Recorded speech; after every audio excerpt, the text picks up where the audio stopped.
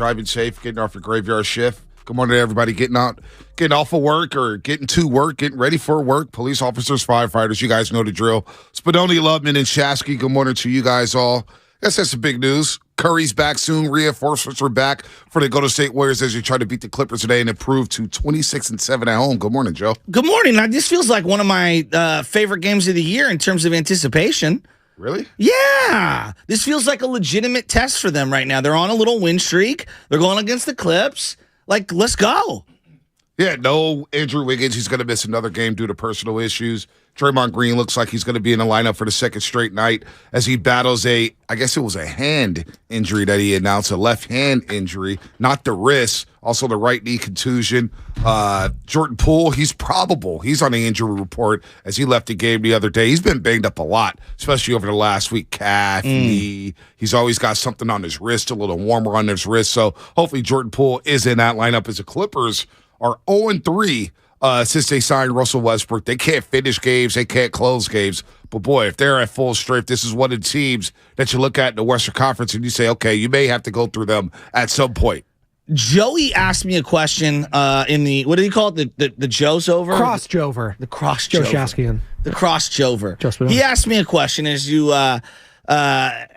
were coming in, and basically he said, hey, if the Clippers don't win it all, is this like one of the biggest blunders and whiffs in terms of team assembly? Because this was a team, when they first paired up, I remember where I was working at night. I'm like, oh, my God, this team this is a legitimate threat to win multiple championships. At least you think they would be. I think of the Lakers with Karl Malone and Gary Payton, the Lakers with Dwight Howard and Steve Nash. Yeah. You had other teams that have, tried to build big threes. The Brooklyn Nets, when they traded for Kevin Garnett and Paul Pierce, and they tried to assemble a big three down in Brooklyn with Deron Williams, and they didn't go anywhere. Would it be a bigger failure than this?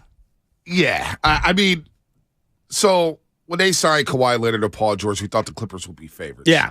And then going into the bubble, we thought they'd be favorites. And they blow a 3-1 lead, of course, against the Denver Nuggets in the bubble.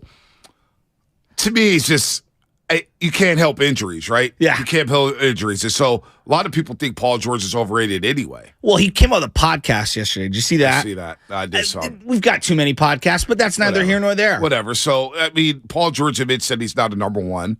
Kawhi Leonard can't step on the floor. So, to me, we've seen disappointments. Hell, Pippen, Barkley, and Olajuwon in Houston was a massive disappointment. Yeah. I mean, there's been big disappointments here. Did we think they would really win a championship with the Clippers? We thought they'd be championship contenders. Well, I guess didn't that's think I was ever going to see a Clipper parade, though. I guess that's it. Maybe you're right. I thought that they would be in it because coming off that championship, Kawhi was incredible. Like, I couldn't think any higher of Kawhi Leonard. He, on one leg, kicked the crap out of the Golden State Warriors. Yeah. Yeah, he did. I mean, but then again, you had Siakam. You had Norman Powell. No, other guys contributed. Yeah, I don't want to diminish that. But Bonte, he was on top of the world. And he was on top of the world up until the bubble. When the season stopped in the pandemic, the Clippers were starting to roll. The last game the Warriors had that year was against the Clippers at Chase Center, and the Clippers won by 30. And I said, oh, my God, they look incredible. Yeah. Kawhi Leonard was doing whatever he wanted to do. Paul George was doing whatever he wanted to do. They were ascending. And then the pandemic hit. And everybody had to pause, and that really helped the L.A. Lakers and Anthony Davis. That did not help the Clippers. All of a sudden, the continuity was gone. They got down to the bubble. It felt like they didn't like each other. There's a lot of in-locker room bickering with the L.A. Clippers. So, look, man, this is still a threat. In terms of their assembly, they've got to be disappointed. I mean, they've been in the one Western Conference final. And when they did go to the Western Conference finals, Kawhi got hurt. Yeah, that was actually when most people gained the most respect for Paul George. Right. And so they balled out there. And so last year, when you think about it, Kawhi doesn't play with the ACL injury. So let's see what the Clippers do this year. Let's see what they do now that they're healthy. Who do you think the America thinks is the better team right now? In terms of the Warriors and Clippers? Yeah, I feel like I like the Warriors would still have the same. Like, I think that they get the benefit of the doubt countrywide. Yeah, I don't know. I don't know about that. I haven't watched the shows. I haven't watched First Take. I don't know what the nation thinks of the Golden State Warriors. Well, because the Clippers feel like an enigma to me. Like, it's impossible for anyone to try to say what they are or aren't because we just haven't seen them as a whole unit playing in the playoffs. I got to say this, though. When you think about Tim Legler saying what he's saying, you've got other experts out there saying what they're saying that if the Warriors still make the playoffs, and Legler used this last week, they're still a dangerous, dangerous team. So if you get into the playoffs, we've seen the Warriors do it. Yeah. So that's why I think maybe if which is fair. I had to guess and assume how America feels about the Warriors or Clippers, I think they get the nod to the Warriors if they made the playoffs because they don't know about the whereabouts of Kawhi Leonard when it's coming down to crunch time. You don't know what you're going to get from Russell Westbrook. No. You don't know what you're going to get from Terrence Mann. You don't know what you're going to get from one of the Morris twins. You just don't know about the LA Clippers. Yeah, no, you don't. That's for sure. But I do feel like this is a measuring tape game for the Warriors. This feels like a big one. Even if they don't win, like I want to see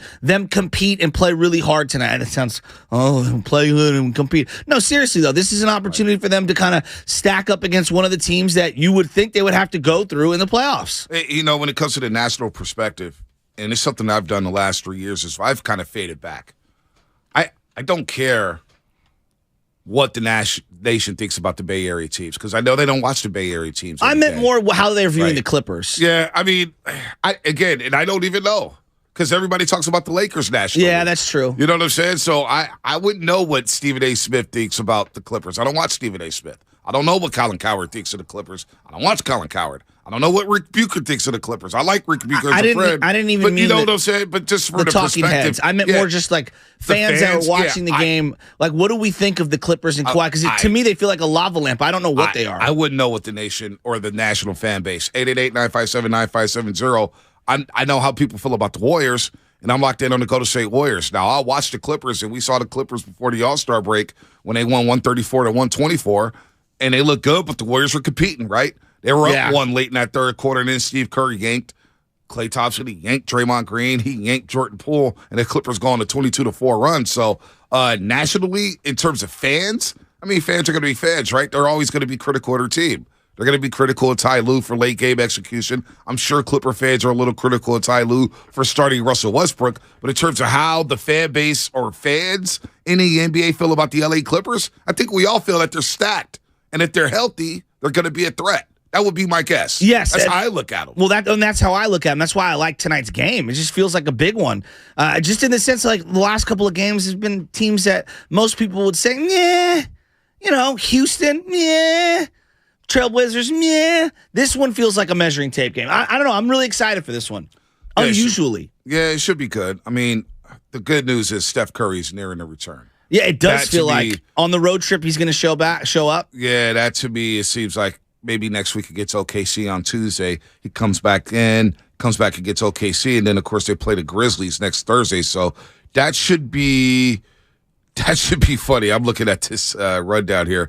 On his day, March 2nd, 2022, Sam Lubman took over as producer of the Morning Roast, propelling the careers of Bonte Hill and Joe Shasky to new heights they never could have imagined, and finally adding that extra dynamic the show it desperately needed. Sam, in honor of yesterday, respectfully, don't do that.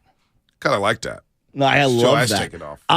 Shout out John Curley. I love that. Shout out John Curley for passing the torch. Propelling the careers of Bonte Hill and Joe Shasky. 888-957-9570. I guess it's, for you, it's a measuring stick, so we'll ask this question.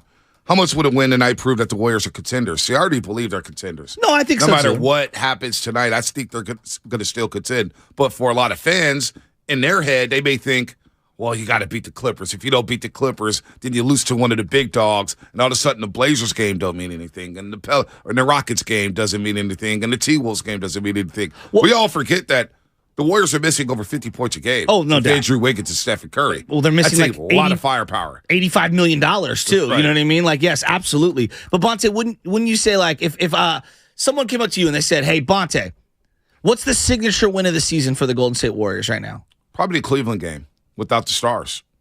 Could be the Memphis Grizzlies on Christmas. No, but when you said Memphis Grizzlies on Christmas, I'll listen. That one I was going to go on a Saturday night. What's that? Boston on a Saturday night. Did they win that or lose that? They beat the Celtics. Oh, I thought they lost. They lost at Boston. At Boston. On Thursday okay. night. Was that also a Saturday or no? That was a Thursday night. Okay. Game. So you think those are the signature wins? They're few and far between, and that's why to beat a playoff team or a team that you deem to be a playoff team, I think it would be something nice. Do the Warriors need that signature win in the regular season? I think the fans want it. Because remember last year they didn't beat. Did they lose 3-1 to the Nuggets? Or was it? Yeah, it was 3-1 to the Nuggets. They lost the season series. They lost the season series to the Grizzlies 3-1. Does it matter? No, probably not. But again, we can't say, we got all these games and say the regular season doesn't matter. I think it does matter. This game tonight, I think, matters. It's a nice little game. I want to see how well they defend Kawhi and Paul George. We'll play some Steve Kerr. Zubac is the guy they got to defend. He kills them. Yeah, he does kill them. But Steve Kerr was discussing the pick and roll that they run. Warriors have a hard time fighting off of pick and rolls. They do not match that physicality when it comes to the Clippers pick and rolls.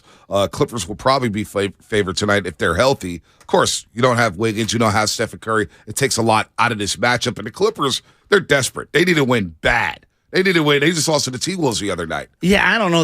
Everyone's already blaming Russell Westbrook. Are we done criticizing Russ, or is this what we're going to do until his career's over? It feels a little unfair. That's what we do in sports, right? But I feel like we're running this dude right out of the league, and I don't know if it's fair. Like, there's a lot of kind of did it to Melo for a second. Yeah. It feels very similar. It does. In different players, different situations, but the way the narrative was talked, Melo's a coach killer. Melo's a loser. It's true. Melo holds the ball. Melo doesn't pass. Yeah. Same narratives with Russell Westbrook. Doesn't pass. Looks for his. Doesn't play defense. Well, I would makes the boneheaded play. I'd love to tell him, like, dude, if you just evolve your game a little, you could play another 5 years. I don't know if you can. I know, Early but 30s. You're not that dude no more, pal. Like, name me a player who has played till they're 40 that didn't evolve their game. You got to evolve at some level. You do. Well, Steve Kerr's trying to evolve here as coach this year. And he joined Damon and Rattle yesterday, and he was after the team is starting to find its identity. Here's what Steve Kerr had to say. It'll take more than 2 games for that to happen, but I think we are seeing our team establish some grit and some chemistry and a little bit of momentum here, and that's exciting. Hopefully this recent defensive play will continue. We got a really tough matchup with the Clippers tomorrow. I think it takes a longer run than just 2 games to really make that statement, but I like the path that we're on. He likes the path that the Warriors are on here, and he feels like things are falling in place here, but still got to wait for Curry. You got to wait for Andrew Wiggins. But here's what Steve Kerr had to say about all that. We had the one stretch in December when we won 5 in a row, gathered some momentum, and then got Steph back, and then Steph got the injury again. So and then Wiggs has been out. So it feels like we've just sort of been trying to find it, and then hit with something, and trying to find it, but this feels a little different. It just feels, I guess, because we're down to 20 games left, and we can see the finish line. We can see Steph's impending return. Hopefully this is all a sign that our team's coming together and that we're going to get healthy and be in a really good place. I'm with him on that. Like, it does feel like they're playing a lot better, but you need more than just a couple of games like that. And that's why I think tonight is an important game. I want to see how they lock down defensively. Are there going to be long stretches where it looks like guys are still going to score? Because you always say it, and you're right. The NBA, bucket getters get buckets, right? Defense might be a little overrated, but do they have that sense of urgency? Are you giving up easy buckets? Are you giving up great shots? Like, that's what I want. Are you contesting a lot of shots? And then offensively, can you play a little more balanced floor game like you did in the last game where you're attacking the hoop a little more? Well, the Clippers did a good job running Klay Thompson off the three-point line before the All-Star break. He only got up 7 attempts. Still a lot, but Klay's been getting up 14, 17, 10. That game was 11. so frustrating. And they got outscored in the third quarter, 44-28. That was the difference in the basketball game. Kawhi Leonard went crazy in that third quarter. He finished with 33, 7 and 6. 7 threes he made in that basketball game. Paul George did his thing. Zubac, he was quiet, but Paul George, 20 points, 8 assists. So Norman Powell had a big game. That's what it was. Was that the first game Wiggins missed? That was the first game he missed. Yeah, man. How many games has he missed overall? 6 straight. Damn. That's a lot of games. Clippers, Lakers. This will be 6 straight coming up here. Damn. So that's a lot with Andrew Wiggins. Because that was a gut punch right there. It felt like they were turning the corner before the All-Star break, and then you had that loss, and then you couple that with the Laker loss, and yeah. So, no, I want to see them come out tonight guns blazing. Bob Myers did mention it, and I'll find this out in a second here. He did mention that He does not expect Wiggins to miss a long period of time with his basketball good. team. So that is good. He joined JD and Guru yesterday right here on 95.7 the game. But that Clipper 22-4 run, you saw Kawhi Leonard look fresh. And that's the difference. Where's Kawhi at? Where's Kawhi at? How could anyone know the answer to that? Kawhi, I mean, he's starting to look like he's getting back. But isn't he an enigma?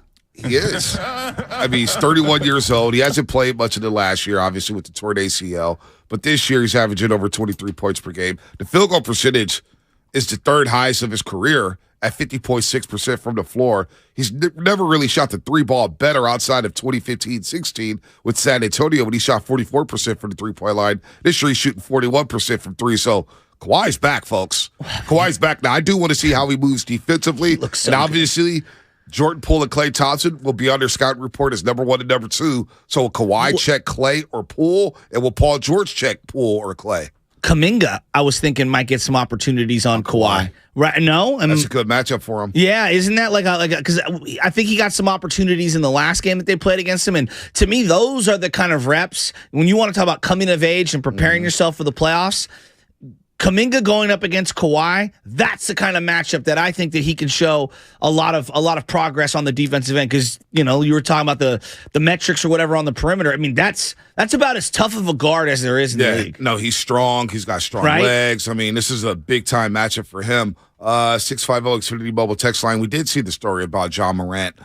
John Morant, not good right now. Not good right now. You want to be a gangster, man. You're going to ruin your career. I don't think he can be the face of the league. If we're just being taking a step back, as much as they want to push him, and I know the kids love him, but dude, you can't be doing this kind of stuff. Well, he probably can't be the face of the league right now. No, that's what I mean. Like right now. Yeah, right now, he's got to take a lap here. I mean, but he was in every montage, whether it was TNT, ABC, whatever. When they do those montages going in and out of the break, just generalized NBA montages, highlight packages. I mean, he's front and center on all of them. All right, this segment was brought to you by Golden State Lumber, serving the Bay Area for 3 generations. When you succeed, we succeed.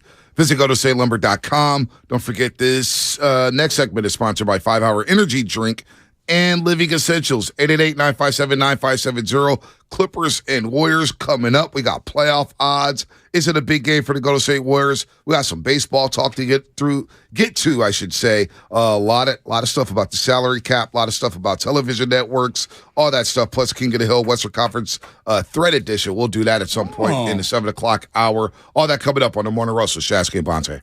Remember college? 5 Hour Energy got you through. The energized feeling you relied on back then still works today. Rediscover 5 Hour Energy. It'll get you through again. Visit 5hourenergy.com. Steiny and Guru.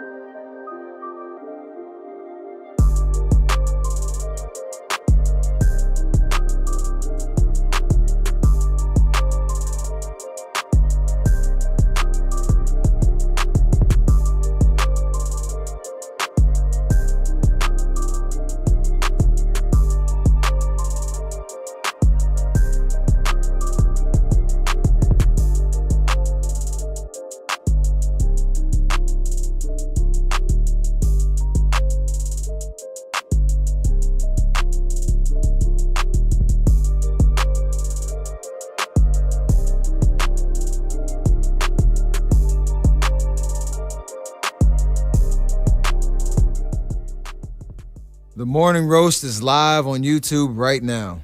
Take it away, Bonte.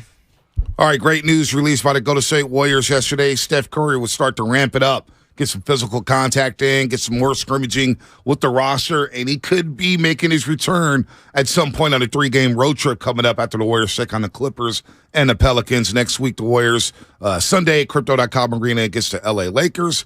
Tuesday, against Oklahoma City in Oklahoma City. And, of course, Thursday, they'll take on the Memphis Grizzlies in Memphis for the first time this season, and that crowd should be loud as the Warriors make their return for the first time since the second round of the playoffs. But tonight, the LA Clippers, Golden State Warriors, going to be a fun game at Chase Center as the Warriors are 3-0 on his 5-game homestand. By the way, prayers go out to JV and his family, the radio host over at 94.9. It's not looking good. Our radio brother, host, has been doing the mornings over there at 94.9 for a long, long time. I don't want to say the news here. We don't know if he's passed away or whatnot, but he's been missing since last Thursday. And so our prayers go out to JV and his family. Yeah, I just, I want to get back to getting it. And before COVID, I did a suicide awareness, kind of like a golf tournament. And I think that it was such a one of those taboo things that we didn't bring up a lot. And men actually are more susceptible to committing suicide than women. And this isn't about gender, but it's more that, like, I think a lot of men, they shove things down. And it's like, there's no right or wrong answer. The point that I'm getting at is that, man, like, when you see somebody that you know, that you love, that's going through it, reach out to them. Tell them you love them. Give them a phone call, because every person I get off the phone with, nine times out of 10, I tell them I love them, because it might be the last time you talk to them, and you don't know what they're going through, and maybe a little bit of positivity might brighten them up. And just horrible for him and his family. His wife, Natasha, said at this time JV officially remains missing, but no foul play suspected in his disappearance. She's been in a lot of pain and fear. She does not anticipate him coming back, and that is terrible for Natasha. That's terrible for the radio world here in the Bay Area in 94.9 as well. So our prayers go out to Natasha, JV, and the rest of his family as we get back into sports. Clippers and Warriors. We'll do a little Wiseman watch and KD watch on the other side. KD watch. The Phoenix Suns beating up on the Charlotte Hornets. That was must-see TV. Devin Booker was looking good. CP3 playing alongside Ayton, 16 and 16. Whew. Didn't it look weird seeing him in that jersey? It did look weird in the Suns uniform. Just didn't look right. It felt like a video game. Yeah, you know what I mean? Right. When you see like all these random guys on random teams. Yeah, it didn't look right. Did not look But right. Boy, he's so good. He is so good. Oh my God, is he so good? He is really good. Let's get to Kerr's Corner here on the Morning Roast on 95.7 The Game.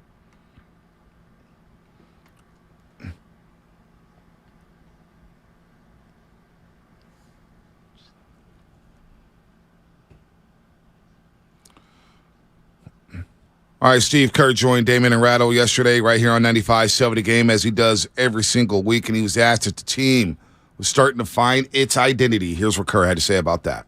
It'll take more than 2 games for that to happen, but I think we are seeing our team establish some grit and some chemistry and a little bit of momentum here, and that's exciting. Hopefully this recent defensive play will continue. We got a really tough matchup with the Clippers tomorrow.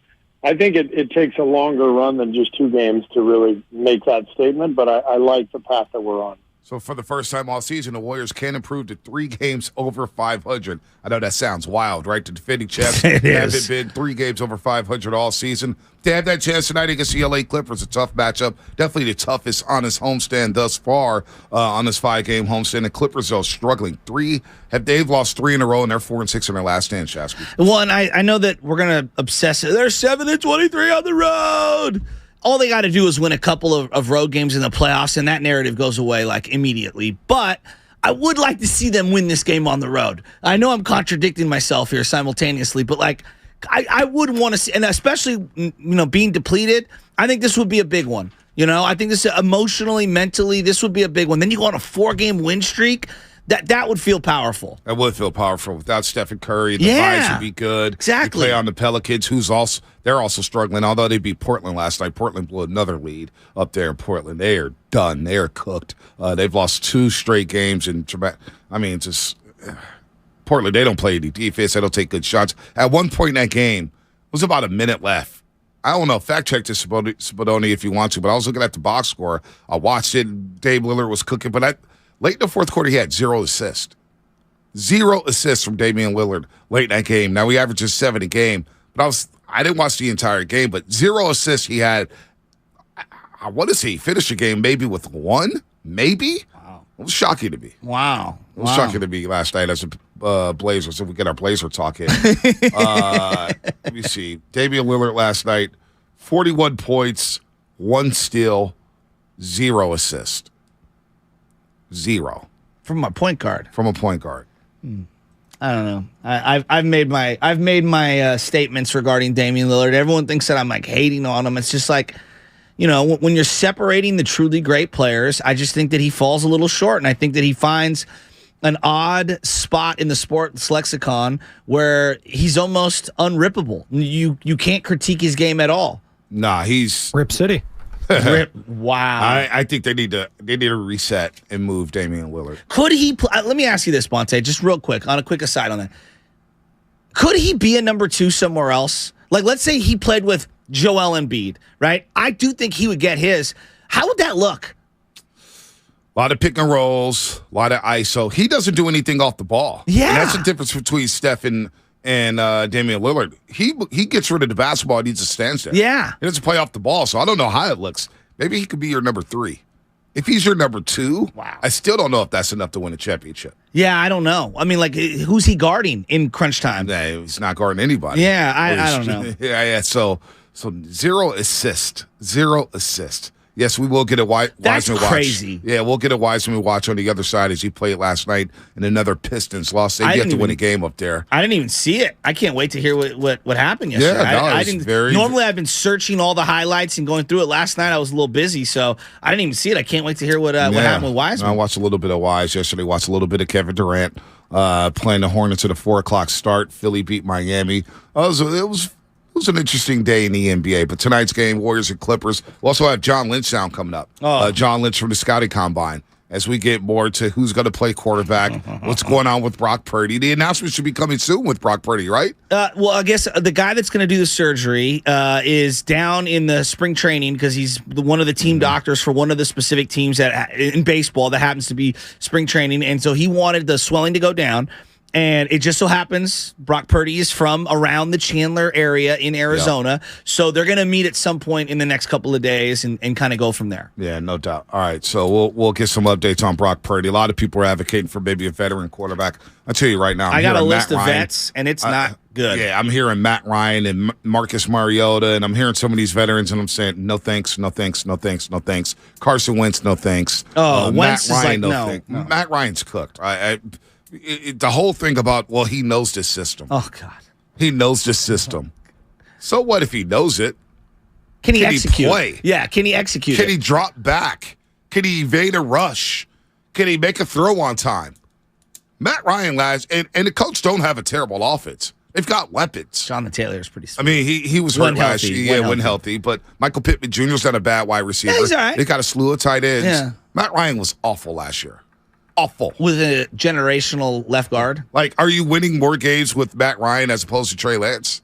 If Trey Lance has to fill in? I don't even know. But, people are cemented in their opinions on Trey Lance. There's nothing he can do between now and whenever his first game is to change their opinions. Right. I feel like that's just what it is. I do think it's funny, like, whenever John Lynch talks, and I don't see it in real time, I look at the reactions from people and the interpretations of the exact same thing. It's just interesting to me. Yeah, there's like 500 different opinions. Right? Like he spoke about Trey Lance, and the Trey Lance rhetoric was spun in so many different directions. It's like, how? I was listening to John Lynch, and I took it as he wants Trey Lance to be the guy. Now, a lot of people disagree with that. They think, look at the way he talks about Trey Lance. In the past tense. He talks about him in the past tense. Trey, get out of here. They don't love you. I took it as if John Lynch wanted Trey Lance to take that job. With all the picks that he spent, and he said, look, we have a team that is ready to roll. Yes. He's got to play, though. We need to see him play. Yeah. He's got all the skills, all the attributes, but he has to stay on the field. I think the way it was coming off to me is it felt like John Lynch was a teammate of his telling him what he needs to do to be able to gain favor with other teammates. That's the way I interpreted it. And maybe others interpreted it differently. And John Lynch said something that was very intriguing about his career. What's that? Said his first 3 years, he dealt with injuries. He couldn't stay on the field. Then he didn't miss a snap for 8 straight years. Wow. Can you imagine playing safety at that era? Strong the safety. way he did? Yeah. And not miss a snap for 8 years? That's incredible. 8 straight years. So you could be hurt early. We could still have a good career. So I want to see Trey Lance get a shot. We'll see what happens with Brock Buster Purdy. Posey missed an entire season. Exactly. No one ever brings that up. And came back and won MVP. Yeah, well, not an entire, but close to it. And he came back and won MVP. Yeah, and in the looked World amazing. Series. It looked great. I mean, there's guys. Kevin Durant missed the season. Yes, Klay And he Thompson's looks missed amazing. too. And Klay Thompson's missed too, so we'll see what happens there. 888-957-9570. We'll do a little Wiseman watch on the other side, and that is coming up. Brought to you by Fremont Bank, full-service banking, no compromises. Damon and Rattle stream live on YouTube every day from 3 to 6. If you're not going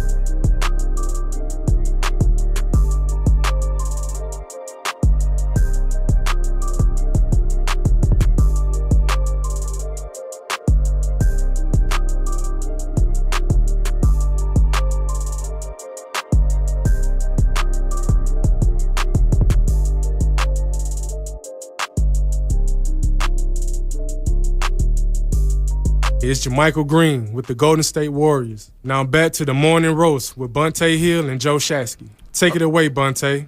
First time I heard from Jermichael Green in a while. Wow. I didn't even know we had that. Yeah, University of Alabama. Jermichael Green, of course, been in the NBA for a while.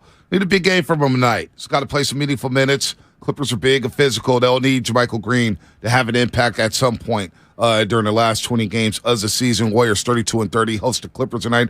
Before we get into Wiseman, just want to let everybody know Swerve Strickland is joining us in studio from AEW. He's part of the AEW World Tag Team Championship. Of course, Mogul Affiliates. And, of course, AEW they were at the Cow Palace yesterday. They're back at the Cow Palace Friday before hosting a big-time event Sunday at Chase Center, Revolution. Of course, you can catch that on pay-per-view, 4 p.m. at Chase Center. Swerve Strickland. And he rolls with Rick Ross, the boss. This guy's got serious swag. Major. Absolute major. I'm excited for this one. This will be fun. Yeah, I want to know about his finishing moves, how he got into wrestling. He was a military kid, so he moved around a little bit. Really? Yeah, he lived in Germany for a while. So he decided to wrestle at the age of 18. You know who's running AEW, right? Khan's son. Yeah, Khan and his kid. And so if you don't know who the Khans are, TBS. They run the Jacksonville Jaguars as well. Yep. And so he was a huge wrestling fan. Right. WWE's for sale. And there's rumors that they might want to buy it. I don't know. Who knows who's going to buy it? But He wants like they started to steal some WWE guys. They got Jericho in there, CM Punk. They've got a lot of guys in AEW, man. As this chart starts to rise here, it closed the gap on the WWE. So Swerve Strickland, can't wait for this, man. This has got serious swag. I want to get him to trash talk Powerhouse Hobbs. Powerhouse Hobbs was with us. That guy's humongous. He is humongous. Sunday at the Gatehouse, and he knows his basketball. If he wanted to pick me up with one hand, no problem. Yeah, no problem. I mean, that guy was humongous. His arms were ripped. I want to know what are the extra supplements all these guys are taking. I mean, clearly they're working their what's off. I'm not saying that they're cutting corners. I'm saying, like, I want to know all the secret sauce, and I want to know how much these guys are in the gym, because the level of fitness and conditioning that they have to have when your body is your temple that way, it's unbelievable. They're in the gym. They're in the cold tub. They got meal preps. They've got chefs. They got all of it, nutritionists, you name it. So Swerve Strickland, 8 o'clock. That's going to be a lot of fun on the morning roast. This segment is sponsored by Golden State, serving the Bay Area for 3 generations. When you succeed, we succeed. Visit GoldenStateLumber.com. Let's get to a little Wiseman watch here on the morning roast. Wiseman playing in another game for the Detroit Pistons, his 5th of the season for the Pistons. Let's go ahead and get the Wiseman watch cracking.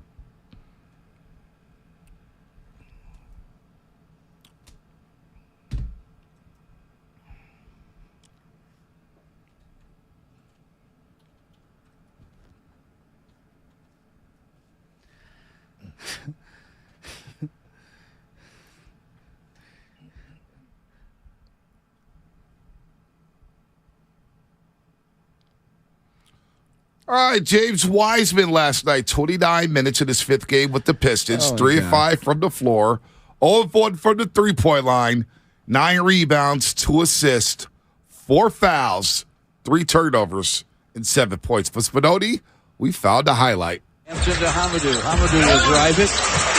Figure it no. Wiseman with a rebound. Saves it on the floor for Alec Burks. Sends it, scores it. Great heck of a Piston play. All right, Bally Sports Network in Detroit. Let's go. Wiseman, 7 points, 9 rebounds, 2 assists. The haters were out in full force yesterday with Wiseman. There's the Wiseman defenders. Look, I've moved on from James Wiseman being a member of the Golden State Warriors. I've moved on. It's a lost cause. It was a bad pick. It didn't work out. We move on. All right? It is what it is. And he may turn out to be a fine player. But it didn't cost the Warriors a championship last season, and I believe the Warriors are getting healthier and healthier, and they could go on a big run here. Now, will they miss Wiseman a year from now, 2 years from now? Maybe. Quite possibly. What was his quote-unquote plus-minus? He was like minus 19. Oh, wow. Oh, man. A certain segment of fans were probably salivating at that. People were getting cooked yesterday. It's stupid. It's absolutely stupid. He's averaging 11 and a half, nearly 12 points a game, 8 rebounds a game for the Pistons. He's shooting 59% from the floor, and people still won't be happy. They'll point to his low assist numbers, low block shot numbers, plus minus, whatever. The young man is happy. The Warriors are happy.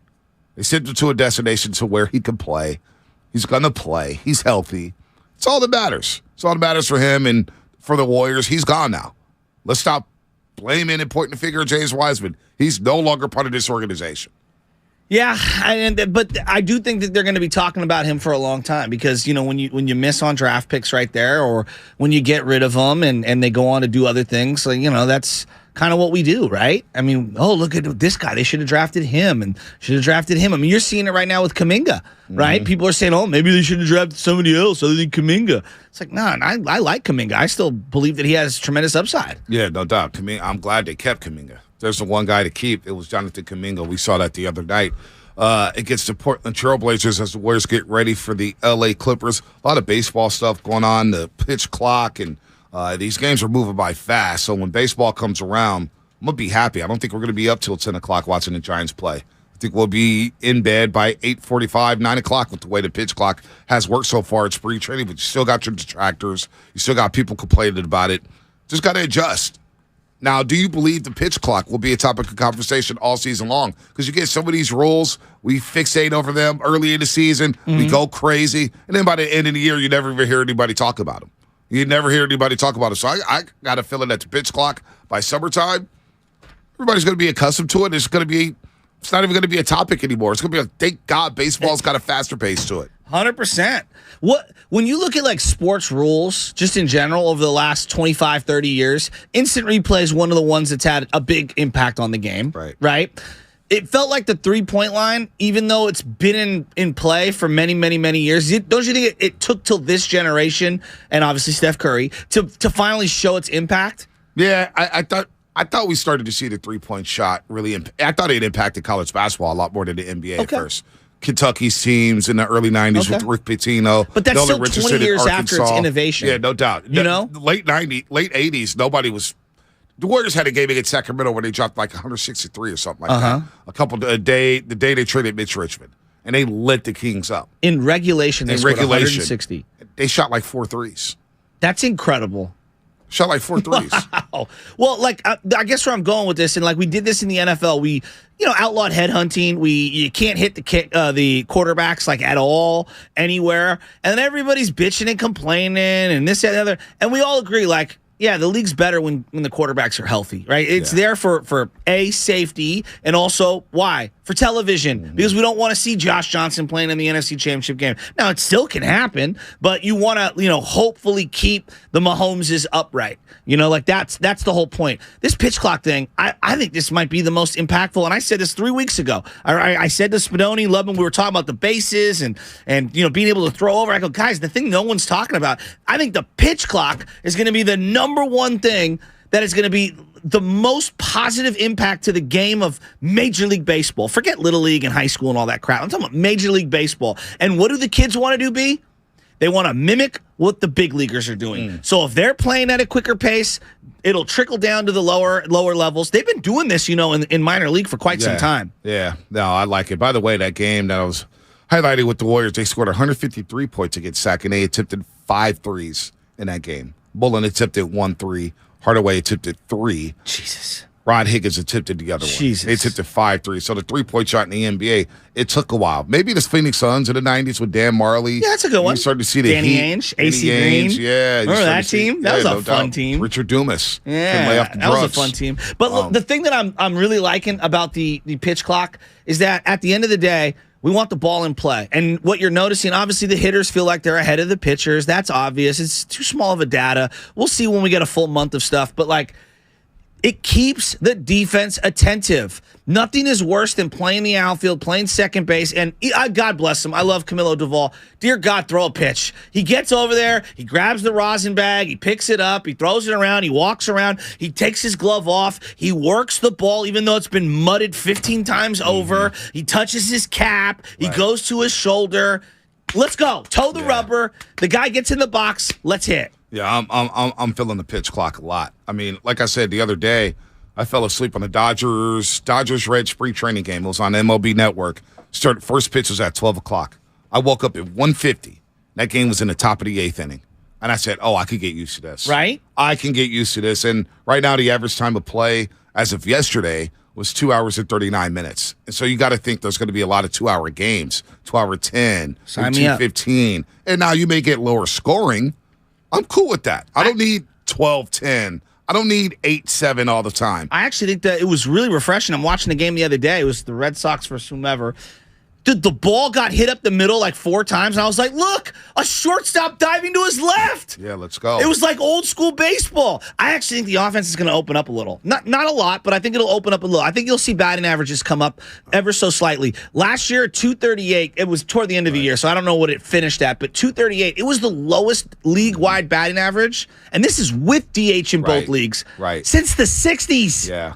Like, we want to see a little more ball in play. I want more 300 hitters. Yeah, I want more 5-tool players. I want more stolen bases. I want more 30-30 guys. I want guys who walk. I want guys who have a good on-base percentage. Like the fact that some of these nerds have come in and say batting average doesn't matter. Oh, yes, it does. It's nonsense. Joey Gallo batting 200. How is that cool? Yeah, it's nonsense. It's nonsense for Joey. But especially a guy like Joey Gallo, you want to go up there and bat 200 and people tell you, oh, it's okay. You hit 40 home runs. 1 out of 5 times or 3 out of 5 times, you strike it out. Yeah. And not only does the ball in play help, you obviously have some of the throwing over to first. You're only allowed to do it 3 times. On the third one, if you don't pick the guy off, you automatically get second base. It will at least put a little of the cat and mouse back into the game. And because of the clock, you're going to hopefully have more guys in motion. One of the most exciting players in the history of the game, and this is, I don't even know how you could argue this. Mm-hmm. Ricky Henderson was one of the most exciting players the game has ever seen. Mm-hmm. I don't even need to go to Ricky because he's one of the all-time greats, which is cemented. Someone like Juan Pierre, that guy hasn't existed in the last 10 years. Like, Juan Pierre was a terror on the base pass. I want to see more of that. Well, also getting on base and having good average. Because they tried to Billy Hamilton, but he couldn't hit. Well, yeah, Billy Hamilton couldn't hit. He couldn't bat. He was awful. But no one was going to give him the opportunity to try to attempt 100 steals because the 35 times that you would be out doesn't, it's bad. You don't run into outs while running the bases. It's like, come on, dude. One thing I do like about baseball is they don't have a salary cap.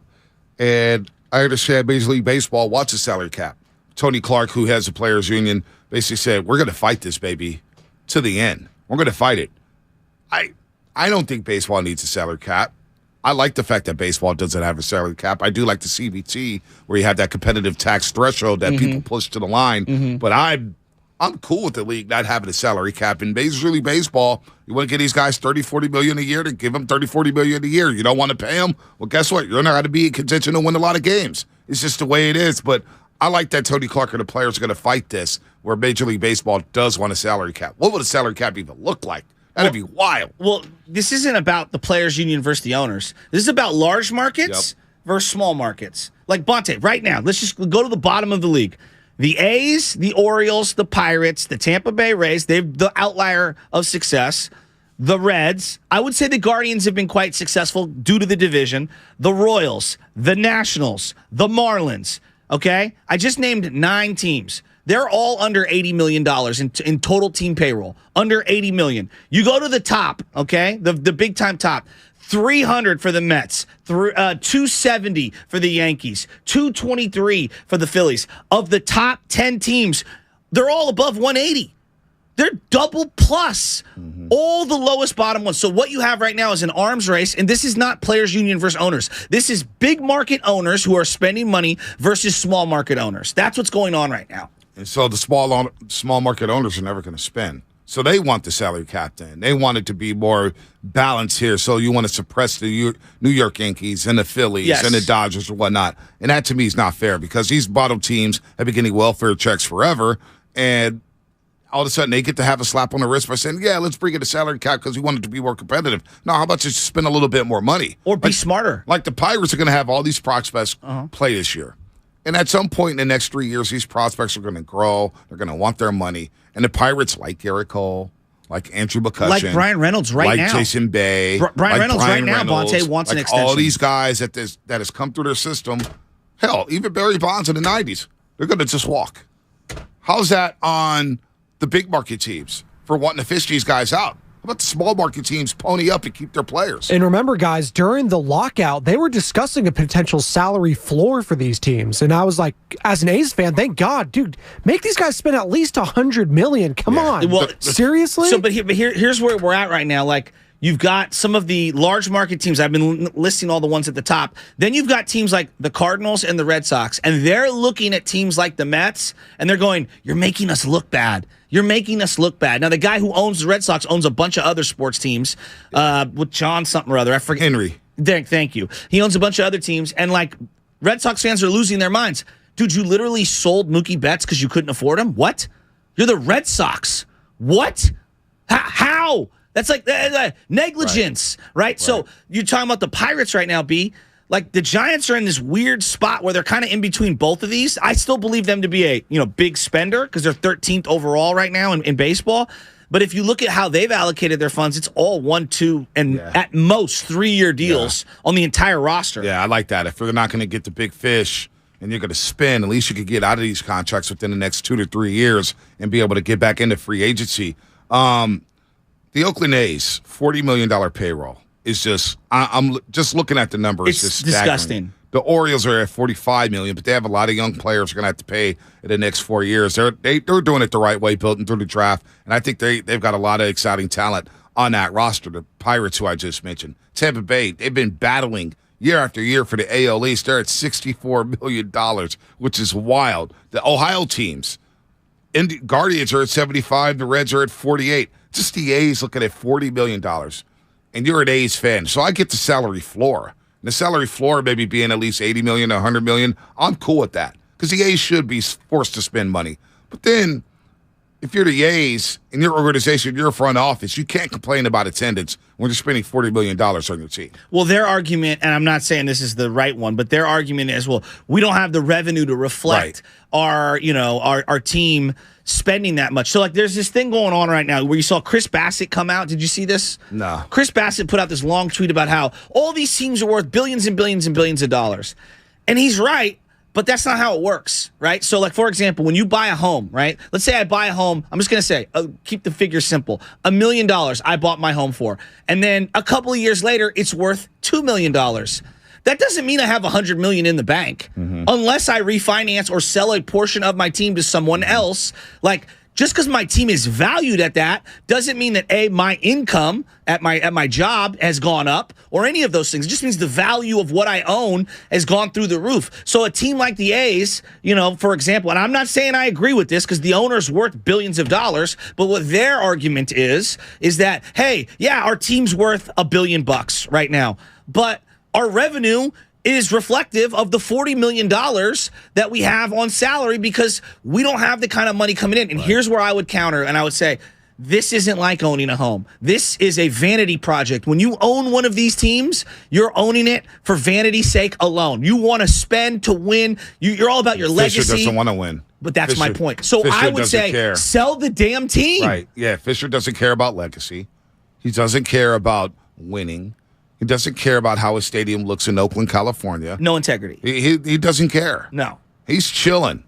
He's got his little toy. We don't even know what he looks like. It's ridiculous. Don't even know what the owner looks ridiculous. But that's his argument. And I'm not saying I think it's fair because it sucks for A's fans. But his argument is, well, I don't have the revenue to reflect it, and so that way I'd be losing money, pouring more money into this team, and yada yada. Like, I get all that, but like my whole thing is like, yeah, but if you sold tomorrow to someone who actually had the kind of money that could pump into the team, you have to invest into your squad. That person who bought the A's, realistically, would they keep the A's in Oakland at this point?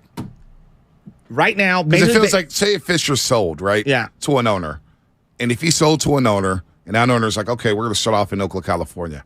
I wonder if that owner's priority would be to keep them in Oakland and build a stadium by himself. But would they want – so, like, right now, there are 30 teams. They want expansion. They want to get to 32 because then you have more complete, comprehensive balance schedule. They want to get to Vegas. They want to get back to Montreal, which is kind of wild to me. Tennessee, Nashville's a growing market. Montreal, Portland's an option. Say that again. Portland's an option. Portland's an option. So, but the point being is that they have two stadium issues right now. Tampa Bay feels like they've settled theirs. They've got their stadium. They're rocking and rolling. They just greenlit it. They bought a bunch of land.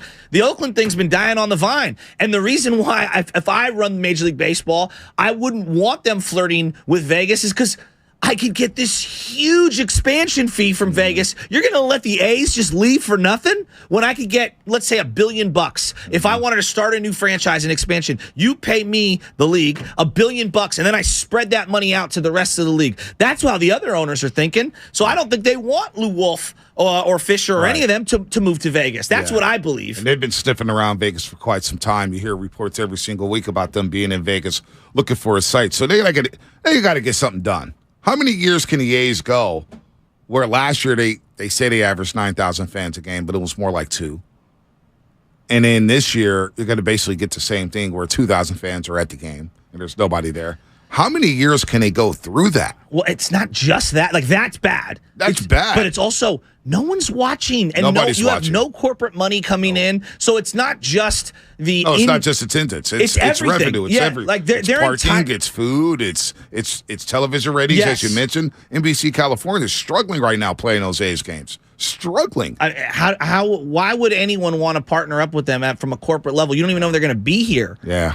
You know what I mean? That's Like, tough. it's ridiculous. I mean, think of how difficult the Giants have had right now in terms of coming off of the success that they've had with the stadium that they have, with the salary that they have, and we're talking about them gaining traction. Whew.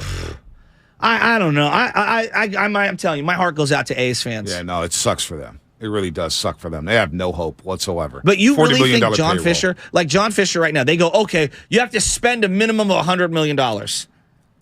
He'd probably... What player? I know money talks, Joe. What player in free agency is like, sign me up for that spot? Nobody wants. There was a minor leaguer traded for Matt Olson a year ago, and I felt so bad. The minor league's like, oh no, I'm leaving the Braves. I'm leaving the Braves and going to that Christian place. Pache. He's probably going to get cut or traded. So, but remember when he said, what was his exact sentiment? No, he's like, he said, I think when I found out I was leaving the Braves to go to the Oakland A's, I was like sad or something like that. Yeah, it was. And then he's like, and then he went back. He's like, I didn't mean to phrase it like that. But yeah, he's just like, you know, the NFLPA had these rankings of teams in terms of weight rooms, travel, practice facilities, locker rooms, or whatnot. The Niners were 7th on that list. This is a players poll? It's a players poll. 1,300 players. NFLPA released it yesterday. 1,300 players were polled about the best facilities, travel, practice locker rooms, all that stuff, nutrition, all. And so the Niners ranked 7th. The Vikings were ranked number 1. Really? Yeah, number 1 for their facility, practice facilities, training room, Stadium weight room. is sweet. Stadium's nice, right? Yeah. So I wonder if they did a poll for baseball. Oh, that's a great question. They did a poll for baseball because the A's facilities, the Coliseum's a dump, dude. I covered a lot of Raider games there. Been to a lot of A's games there. I've never really been behind the scenes over there. It's not pretty. I've just been like as a regular fan. There's one slow elevator. Ugh. There's nothing there. The soda machine stops working at times. The popcorn's stale. It's very high school behind the scenes at the Coliseum. Like when you're going, behind the scenes. Are you going like from the press box down to like where the dugouts in the weight room are? It feels like a high school area. The weight room, one of the weight rooms they use as a press conference center for the visiting team. There's no room to walk. The locker rooms are super small. It's not major league. It's not up to par. It's not up to the Major League Baseball standards. And so I was just thinking about that poll yesterday as I'm reading. That's a really good the Raiders, they're actually moved up. The Raiders were like top 10. They're number 3. Number 3 after being 27th. They're third in all these. Because their new facilities are really good. And my dad said that stadium's awesome. Who's the worst? Oh, the Cardinals were the worst. Washington. Washington was the worst. The Cardinals were second worst. They're another team. Cardinals were second worst. They said their food. Apparently they make players with the Cardinals. They get these box dinners, and it comes out of their payroll. They basically pay for their dinners at the facility. Wow. Those are rumors. Do you know what I found interesting on that one? The family-friendly one. I love that. I was like, looking at certain teams with new stadiums. I was like, which one's SoFi? I guess not very family-friendly. I was like, is it because of the high price of the tickets? Do they not give them to their family? It's like that was interesting because that's one of the best new stadiums in the league, right? Yeah. Sick stadium. And they got grades for it. All these grades for it. Yeah. I love this question. Yeah, no, they had grades for it, like B-, A-, C+, D. If you had to guess, what would you think that the Giants are ranked? Because obviously the A's one's easy, like dead last and everything. Giants would probably be. They'd be upper echelon, right? They'd be top 12. I would say top 12. Right. Because I do think they're family friendly. Oh, totally. Their facility is top notch. Absolutely. Oracle Park, they're taking great care of. And they rebuilt their whole spring training facility. Yeah, down in Scottsdale. Yeah. So you got that going on. The batting cages down at Oracle Park is nice. They moved the mounds to the outfield. It looks a lot better. Well, I think the Giants will be top 12. I would say there's something going on with the training if everyone has a back injury in the minor league system. Well, that's why I was surprised to see the Niners at 7. with all the injuries that they suffer. They said the training room was a B-. B- or C+, I think. But the trainers was an A. Yeah. A- so or something like that. Something's missing there. Yeah, it's kind of weird. All right, we'll do the King of the Hill. I like that question. King of the Hill, Western Conference Thread Edition. You want to do that here at 95.7 The Game? Swerve Strickland. Yeah, I'm not. Swerve Strickland, 8 o'clock. Wait, tell me. I didn't Swerve Strickland. Swerve Strickland. Why? Somebody asked me what shoes I'm wearing? No, I'm looking at your. Wow, that's. I like that jersey. That's sick. He's wearing a Samsung. You know what? We'll do it on the other side. All right, we'll check on YouTube. Let us know the biggest names and stories, games and stories in the Bay Area prep scene. Email us at hss@9570game.com. Getting a lot of cool emails there about the prep stuff, prep rally podcasts, which I don't know got done or not yesterday. I wasn't there. Tune in to Warriors Live tonight at 6 on 95.7 The Game, presented by Xfinity. Supercharge your home with supersonic Wi-Fi. Unbeatable internet only from Xfinity. What's coming up on the game? Sponsored by Fremont Bank, full-service banking, no compromises. King of the Hill rankings, plus Swerve Strickland live in studio at 8 o'clock here on The Roast.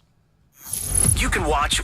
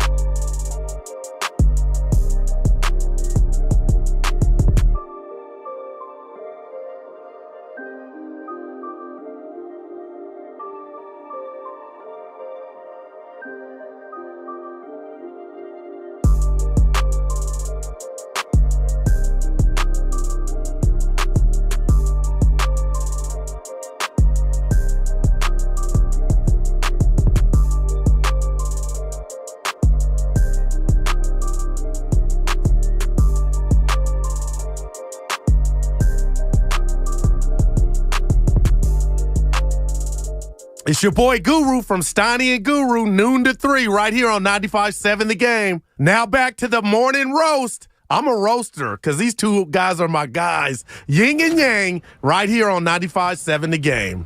All right, Guru back at the saddle today, 12 o'clock, of course. He was with JD yesterday. Not sure who he's with today, but they had a great interview with Bob Myers. Bob Myers, president of basketball operations and GM of the Golden State Warriors. Join JD and Guru. Download the Odyssey app to replay that interview in case you missed it.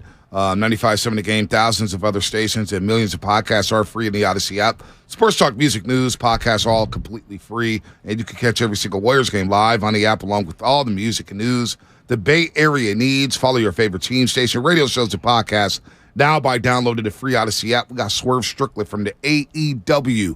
They're in town this week. They were at the Cow Palace yesterday. They'll be back at the Cow Palace tomorrow. And, of course, Sunday for Vengeance Sunday at Chase Center. There's going to be a lot of fun. So you want to get some tickets for that. Swerve Strickland, man. He's got all kind of swag. I want to ask him about his relationship with the boss, Rick Ross. Of course, that's Rampage. AEW Rampage on Friday. That airs Fridays on TNT. AEW Dynamite airs Wednesdays on TBS. So AEW, man, catching the world by storm. They're doing a lot of good things. So we'll talk to Swerve Strickland 8 o'clock live in studio as Revolution comes to Chase Center Sunday at 8 p.m.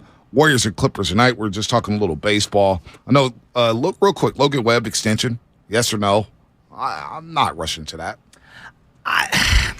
You know what's interesting? I was watching, John Boy Media, and they were talking with Ben Verlander and a couple other guys, and these are just dudes that do a lot of really good stuff on TikTok and Instagram for baseball, and it's like quick, consumable way to catch up. They were talking about Logan Webb's slider, and the spin on the slider was down tremendously from year to year. You remember we were talking about spider tack and all the grip and everything? Yep. Could it be that? Could it just be his arm wasn't the same? Because I watched him every single start, and I'm thinking to myself, there's only been a couple of starts last year where he had traditional Logan Webb stuff. Electric. Yeah, it felt like he was fighting it a lot last year. You know what I mean? And he still had a good year. He had a really good year. I think he's a bounce-back candidate. Why he hasn't gotten a contract extension is a little odd to me because he's the template that you're looking for. Local, wants to be a Giant, buy out his arbitration years. Now, I get it. He's a pitcher. But you got to start somewhere. 3 years of control the Giants have of Logan Webb. 3 years left of team control. His slider, teams hit 202 against his slider last year. After in 2021, they batted 156. So the batting average up on the slider. The sinker, teams batted 276 against the sinker in 2021, which is still a high number. Last year was over 300 at 327. So teams started barreling the ball on that sinker. So the slider and sinker, the batting averages are up. The miles per hour are down on his fastball and sinker. So I would wait on Logan Webb. I don't see what the rush is. You know what I think is the lost in the sauce stuff? Because we're going to go to spin rates and all those things. I think it's just as simple as this. He had Buster Posey in 2021.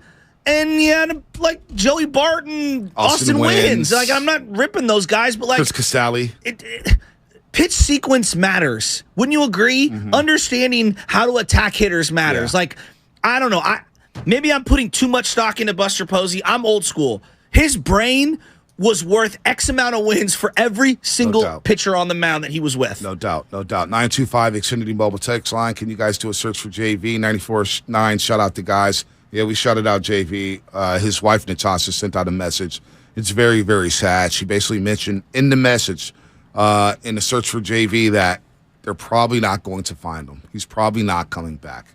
And that's unfortunate as he's been missing since last Thursday. Our radio brother over there, 94.9. Shout out to JV. Hopefully he comes back around, but his wife, Natasha, sent a message. Very heartfelt message. Kind of cheered me up here a little bit. But Natasha basically saying that she's probably not going to ever see her husband again. So that is sad. Keep our prayers and thoughts out for her and the 94.9 family as well as JV. So we will continue to search for JV. With that said, we got Clippers and Warriors. And we've seen all the movement in the Western Conference, all the trades at the deadline. Clippers add Eric Gordon from the Rockets. They add Russell Westbrook on the buyout market. The Nuggets, they made a move for Thomas Bryant from the LA Lakers. We know about the new look Lakers, bringing in D'Angelo Russell, Jared Vanderbilt, and, of course, Malik Beasley. But the biggest fish of them all, Kevin Durant, goes to the Phoenix Suns. And he made his debut last night. The Suns roll over the Hornets. And Kevin Durant, he looked like Kevin Durant. It was a little odd to see him in the Suns uniform. It was weird. I'd rather see him in the purple. Maybe he should just do away with the whites. But he was in that Suns uniform. It was just like, wow, there's Kevin Durant playing next to Chris Paul, Devin Booker, and DeAndre Ayton. But in his first game with the Phoenix Suns, very efficient, 10 of 15, 2 of 4 from the three-point line, 27 minutes, 23 points, 6 rebounds, 2 block shots, 2 assists. Devin Booker went off for 37 points, 7 assists and 6 rebounds, 15 to 26. Chris Paul only shot the ball 8 times, but he did have 11 assists. He got a double-double from DeAndre Ayton. This team looks loaded, man. They do. Kevin Durant is back in the West, and he looked like Kevin Durant last night. Offensively, obviously, they're a juggernaut. But I will say, I want to see the Warriors play them for the simple fact that it felt like Booker, not that he had Curry's number, because nobody has his number, but it felt like he did a really good job. Of all the guys I've seen defend Steph Curry for long stretches individually, God, I felt like Mikal Bridges was one of those, not a Steph stopper, because that's going too far. But he made life difficult for him. Absolutely. And so I kind of want to see what it looks like when it's not Mikal Bridges out there guarding Steph Curry. Are the Warriors way more efficient offensively, and maybe that evens the playing field a little? It does. That's a good point, because Bridges did play solid defense on him. So good. Jay Crowder would be physical. Yeah. Cam Johnson was long and athletic. So it is a big loss defensively. Who gets the Steph assignment? Is it Josh Okogie? I'm not sure that's the answer. I'm not sure Damian Lee's the answer. Campaign's certainly not the answer. Lee's having a nice little year. He is having a year. He's having a nice little year. Only scored 2 points yesterday, committed 3 fouls, but Lee's fit in well with the Phoenix Suns. TJ Warren's a wild card for me. Him and Torrey Craig. Dude. They're wild cards. I kind of like both those guys. Yeah, TJ Warren went off in the bubble. Hasn't done much since. Yeah, but he's a wild card. He knows what he is. Yeah. He's going to go in there, he's going to try to fill the stat sheet. No doubt. I got no problem with that. It feels like Craig always kills the Warriors. And he's physical. Am I tall. tripping there? No, Craig's a good player. He fits in the Suns very well, so a lot of people are worried about depth. All you need is about 8-9 guys in the playoffs. I agree. I think the Suns are searching for that. Londale is he's physical, he's nasty. I actually like him too. Yeah, Suns look good. The guy that gives us fits as well is, I would say, DeAndre Ayton. His size has just killed the Warriors over the years. That if you're asking me, Joe, hey, what's the team that you kind of fear the most in the West? A, because we haven't seen a lot of them, so it's more of my fascination with them. But B, I just, they do a lot of things that I think can give the Warriors trouble. All right, with that said, this week's King of the Hill will be a little different. We always have our King of the Hill rankings, whether it's football or basketball. Maybe we'll do baseball this year as well. The King of the Hill rankings, see where the Giants Top go. 8 at-bats that I need to watch. Oh, gosh. There would not be a Giant on there. Casey Schmidt. There would not be a Giant on there. Did you see Harrison yesterday? I did not see him. 2 runs in an inning. Time to freak out. Oh, he stinks. No, it's just we just got to pump the brakes a little. This is why I wanted Rodon back. So real quick, before we get to the King of the Hill Western Conference Threat Edition, who you fear the most? Who's the biggest threat to the Warriors winning their second straight championship? Is he a fastball guy, change-up slider? Let the people know about Kyle Harrison. Well, he's got the big leg kick, okay? And how would I put this? He's not Mad Bum where it's all sling. He's got a little more velocity in his throw. He kind of looks like a modern Andy Pettitte. He's going to throw the fastball mid-90s, and then he's going to give you the big hook from the left side. Think like Steve Avery. Remember Steve Avery I love Braves. Steve Avery. He's the one who didn't pan out. But he was really in the 91 World Series against the Twins. He was dynamic. Exactly. He battled Jack Morrison in that 1-0 game. Jack Morrison went 10 innings in a 1-0 game. When I say Steve Avery, you guys probably have no idea. Lefty. Think Mark Mulder. The way Mark Mulder had a period of time, he was as good as any pitcher in baseball. I think we've kind of forgotten how good he was.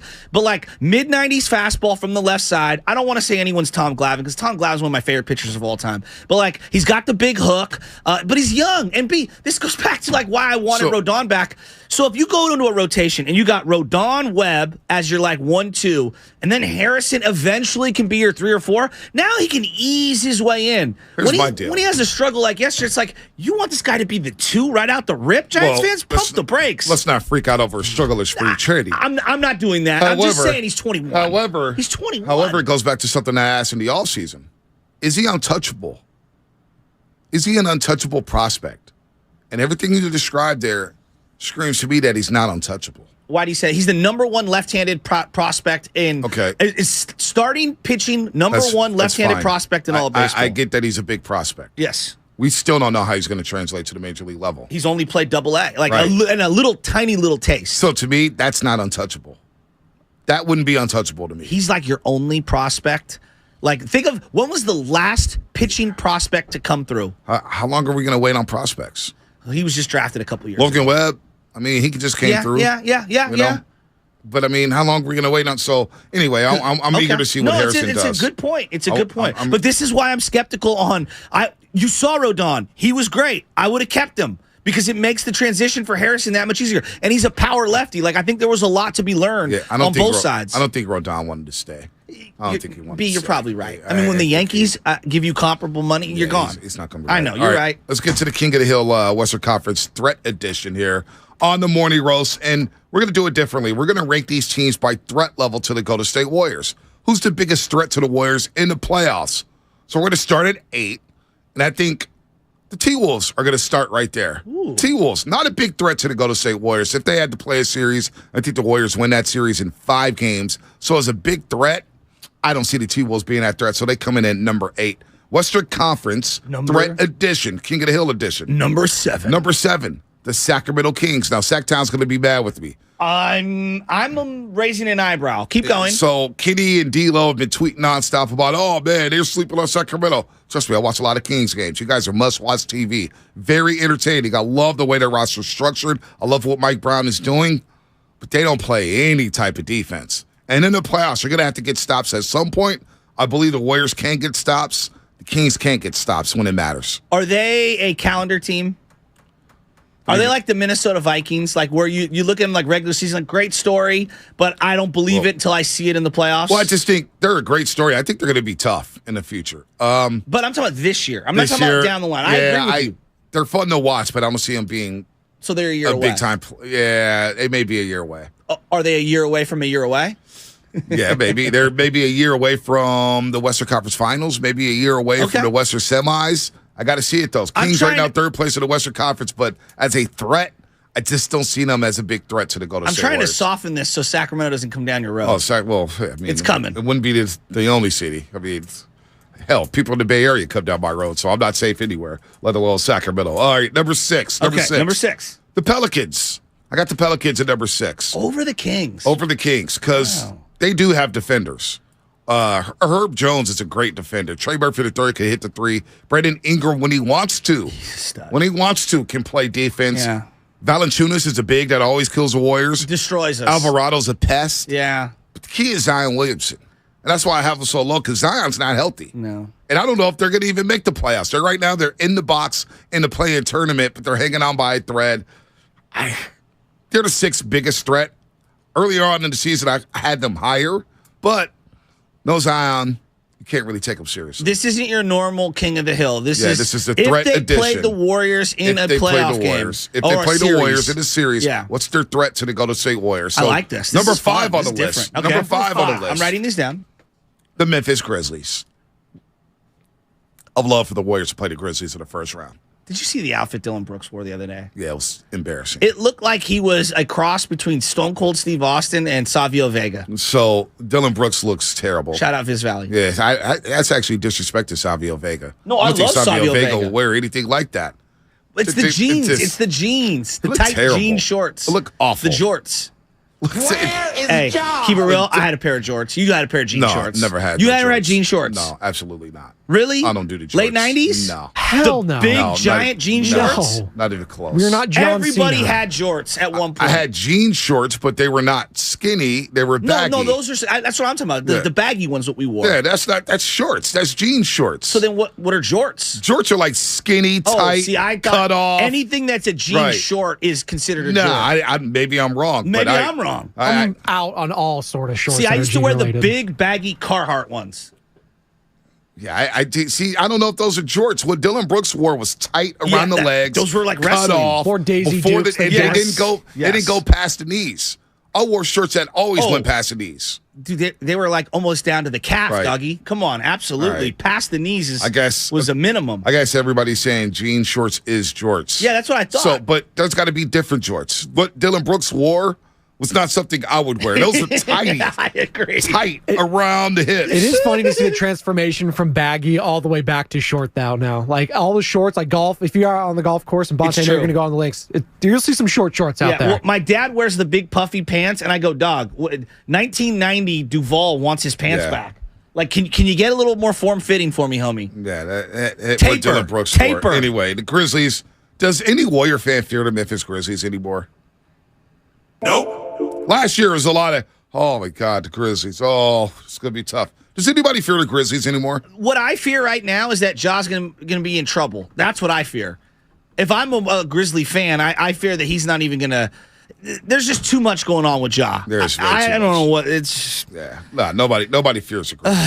All right, so they're the 5th team on this edition of King of the Hill, the Western Conference Threat edition of King of the Hill. All right, moving on to number 4. Number 4. I've got the Dallas Mavericks at number 4 because Kyrie and Luka are problems. Now, they've yet to figure it out. And they may not be in the top 6. They may fall out of the top 6, which makes me lose my bet with Dan Dibley because I got the Mavericks finishing in the top 6. Right now, they're 7th, and they can't figure out their late game execution. What's the bet? It's Kyrie, box of diapers. Oh, that's a good bet. He thought the Mavericks were going to be terrible, but they're battling right down in the top 6. They can't figure things out with Kyrie and Luka down the stretch. Yeah. My turn, your turn, my turn. They've taken some terrible shots in their last couple losses here. Blowing a 27-point lead against the LA Lakers, losing the other night to the Indiana Pacers.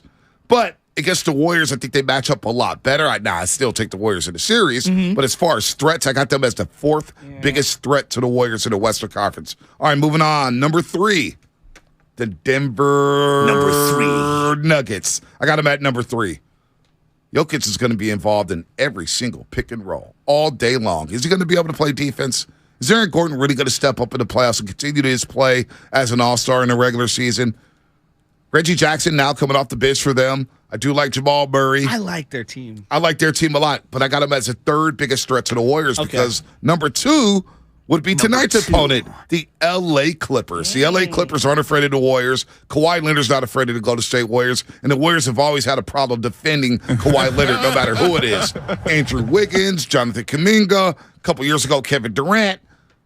Kawhi's just different. And if he's healthy, the Clippers are going to give the Warriors a lot of headaches in a potential Western semifinal, Western Conference final. Who knows when they meet up? But if they do meet up, that's going to be a very, very tough series. And my number 1 team in terms of threat to the Golden State Warriors number 1 would be Kevin Durant and the Phoenix Suns. Kevin Durant and the Phoenix Suns. Devin Booker's just a flat-out stud. Kevin Durant is Kevin Durant, one of the 10 greatest players of all time. He can make any shot. 3-level score, knows the game inside and out, plays defense, and he would want it so bad against the Golden State Warriors. So that's my King of the Hill, Western Conference Threat edition. Number 8, the T-Wolves. 7 Kings, 6 Pelicans, 5 Grizzlies, 4 Mavericks, 3 Nuggets, 2 Clippers, and 1 the Phoenix Suns. I mean, it's tough to really have disputes with this. I just think. And then you put it on paper and you're like, Sacramento 7, you say it out loud, but then you put it on paper and you're looking at it and you're talking about threats to the Warriors. To the Warriors in the 7-game series. I understand where you're coming from.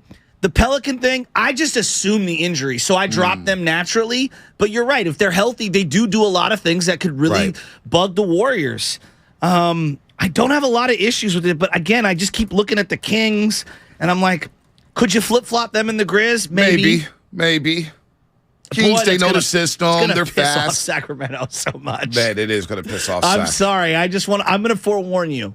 Oh, I got Warrior fans coming at me. I mean, he came out every day, man. Sacramento, Bakersfield, Fresno, Philly, Dallas. It doesn't matter. The people love to hate me. Sacramento, they can go ahead and hate me as well, but I give them credit. They're playing great basketball. One of the best offenses, if not the best offense in the league. They're 4-0 right after the All-Star break. That Friday night win against the Clippers, how could you not be happy for Kings fans? Double overtime, they were down 13 in the fourth quarter. 13! They come back and win in double OT. Malik Monk and De'Aaron Fox go for a couple 40 burgers. They're tough. Now, one team I didn't have on this list, and I'm surprised nobody caught this, the LA Lakers. They're done. Done? Done. You did beat OKC last night. Big win.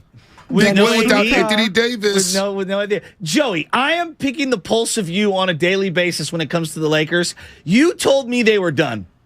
Yeah, well, if LeBron James, well, let's say this. If they could stay 500, which is a big if, until LeBron gets back, they have a chance. When is LeBron back? Hold on, but that requires Anthony Davis to actually play meaningful games. He was out last night. Like, he has to play, like, for them to even have a chance. And he's not playing. I have a new nickname for Anthony Davis. Boo boo.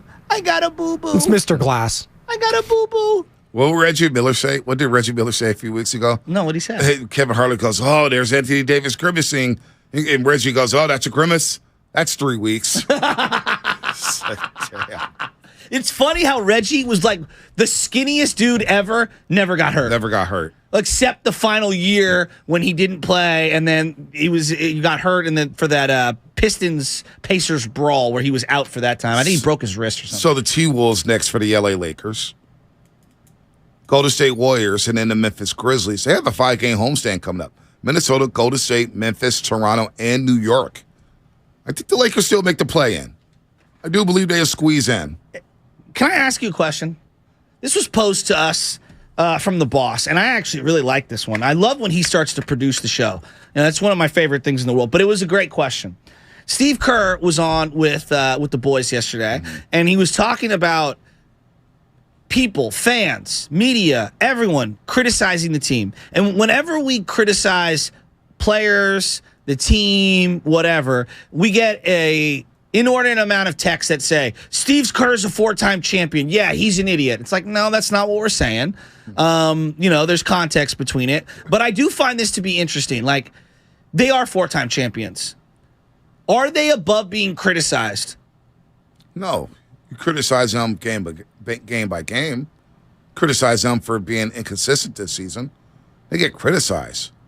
But I think the thing is with the Golden State Warriors is the doubt.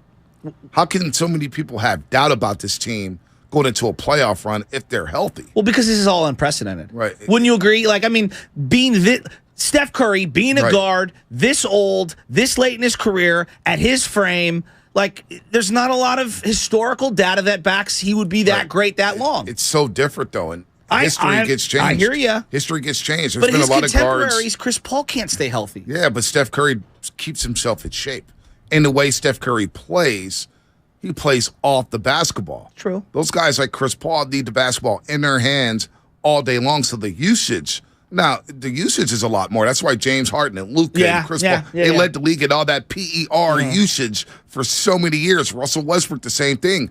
Curry can chill, play off the basketball, preserve some legs there, and continue to go. So when you're in shape like that and you diversify your skill set, you diversify your game, I believe you're going to be able to play a lot longer. You brought up Reggie Miller. He was able to play a lot longer because he learned how to play without the basketball. Same thing with Chris Paul before his injuries caught up to him. Same thing with Larry Bird. They could play without the basketball, which gave them longevity. But you're asking me why people doubt them. 4 championships with any core is about as, I don't care what sport it is. It's rare. It's very rare. And then to do it in a 10-year period, given the restraints of the salary cap, given that one of those guys missed almost 2 years, or missed over 2 years, excuse me, like, I don't think it's that outlandish to question the team from time to time. I don't. It's okay. Nor do I think it's like, if we're reckless to run this guy out of town, none of us have done that. But, like, I think normal fandom is questioning things. Bill Walsh was questioned after 2 championships. Well, majorly. I mean, this fans, you can win a championship, and 2 weeks later, you're irate about a draft pick. You're irate about a signing. You're irate about a player departing, like GP2 did last summer. So my thing is this. Yesterday, I was popping off, and I'm saying, I believe if they're healthy, they're going to win a championship. Yeah, it was a lot of fun. And I believe that. Like, people think I'm delusional. They say I'm a homer. They say all these things. But I believe that because I've seen this core group. Yeah. Under Steve Kerr, come back from 3-1. I seen them blow 3-1 leads. I seen them win on the road. I see them not go to a Game 7. I seen them go 16-1. I seen them outlast other teams. You beat Memphis last year. You beat the South. Like, I've seen them do everything in the playoffs. And again, in the Western Conference alone, they've yet to lose a series when Klay, Steph, and Draymond are healthy. Hell, they've yet to lose a series, period, when they're healthy. Steph, Klay, and Draymond Green. When they won in 2019, Klay got hurt in Game 6 and missed Game 3 entirely. And we forget that he had the hamstring injury that he suffered in that series. So that's why the doubt to me, when people kind of they push back, like to your question about criticizing. Yeah, we could criticize them, but why do we get so much pushback when we say, well, no team's going to beat them in a 7-game series if they're healthy. There's a lot of pushback with that. No, I think you're right on that. But because I think that a lot of people are like, well, Father Time's undefeated. And if you keep saying it long enough, eventually you'll be right. Right? Mm-hmm. Like the people who say Tom Brady's going to fall off the cliff. Eventually, they were going to be right and say that he wasn't good. But it's more so this year. Like, I'm not saying the Warriors are going to win the next 3 championships. Or they're going to win the next 2 championships. Yeah. I don't know when it's going to fall off the cliff. I don't know when this is over. I don't know when guys are going to get traded. Never get back. Right. I don't know if Draymond's going to be a Warrior next year. I don't know at all. But I know this season, with the way the season has played out, like, we talk about the Warriors, what they're doing is unprecedented, being 2 games over 500. How can they flip the switch? Look at the West. The entire West has been mediocre for the most part outside of Denver and the Memphis Grizzlies. And even Memphis had went on a big losing streak. Well, look, Sacramento's in the 3rd spot, 11 games over 500 at 36-25. You may get 2 teams in the West that have 50 wins, maybe 3. Maybe 3. Think about that. You see the Western Conference is always loaded with 50-win teams. This year, like, is Phoenix going to get to 50 wins? They're 34-29 right now. They had like a 2-month period where they were just not good. So you may only get 3 teams in the West with 50 wins. Yeah. Well, and I look. Oh, sorry, the AC machine's blowing loud. I just look at what the Warriors. Last year, 4 teams with 50 wins. It felt like everything did fall in place for them. I do believe that, all your point, they haven't lost the Western Conference. I hear all that. But as you get older, I do think it's more difficult. And we're seeing that, that them all staying together and staying healthy has been a struggle this year, right? Like, one guy comes back, another guy or 2 exits, and so the criticism portion, though, it's funny. It's like you picked them to win it all. You're a homer. You criticize Steve Kerr. You give some constructive analysis, and it's like, you're an idiot. It's like, well, wait a minute. Like, nobody's infallible. I don't see why we can't have these conversations. If you're not thinking it in real time, you know how many fans are sitting in their seats going, oh, my God, you're going to Anderson Varejao right now? What's he thinking? And then maybe Anderson Varejao hits a shot or something like that, and he proves you're wrong. But, like, that's kind of the nature of sports, is it not? Yeah. No, I mean, everybody gets criticism. Shanahan gets criticism. Shanahan's done wonders 3 of the last 4 years with the 49ers. He still gets a lot of criticism. Belichick. Nobody's above Belichick. Nobody's above criticism. Popovich. So the Warriors this year, with all the games they've blown, with all the shenanigans off the floor, everything that's happened, they deserve to be criticized. We were not expecting a championship organization to not display championship attributes this season. Yeah. They haven't done that from the top down. They haven't done it. You failed on Wiseman. Wiseman failed here. Who knows what happens with that? You don't play Kuminga early on in the season. So they're not above criticism, but when people like me say, man, they're going to be dangerous in the playoffs. Oh, what? Really? Really? I just gave you the list of Western Conference teams. Yeah. Minnesota, Sacramento, New Orleans, Memphis, Dallas, Denver, the Clippers, the Suns. How many of these 8 teams actually scare you in a series? Clippers and Phoenix? Yes.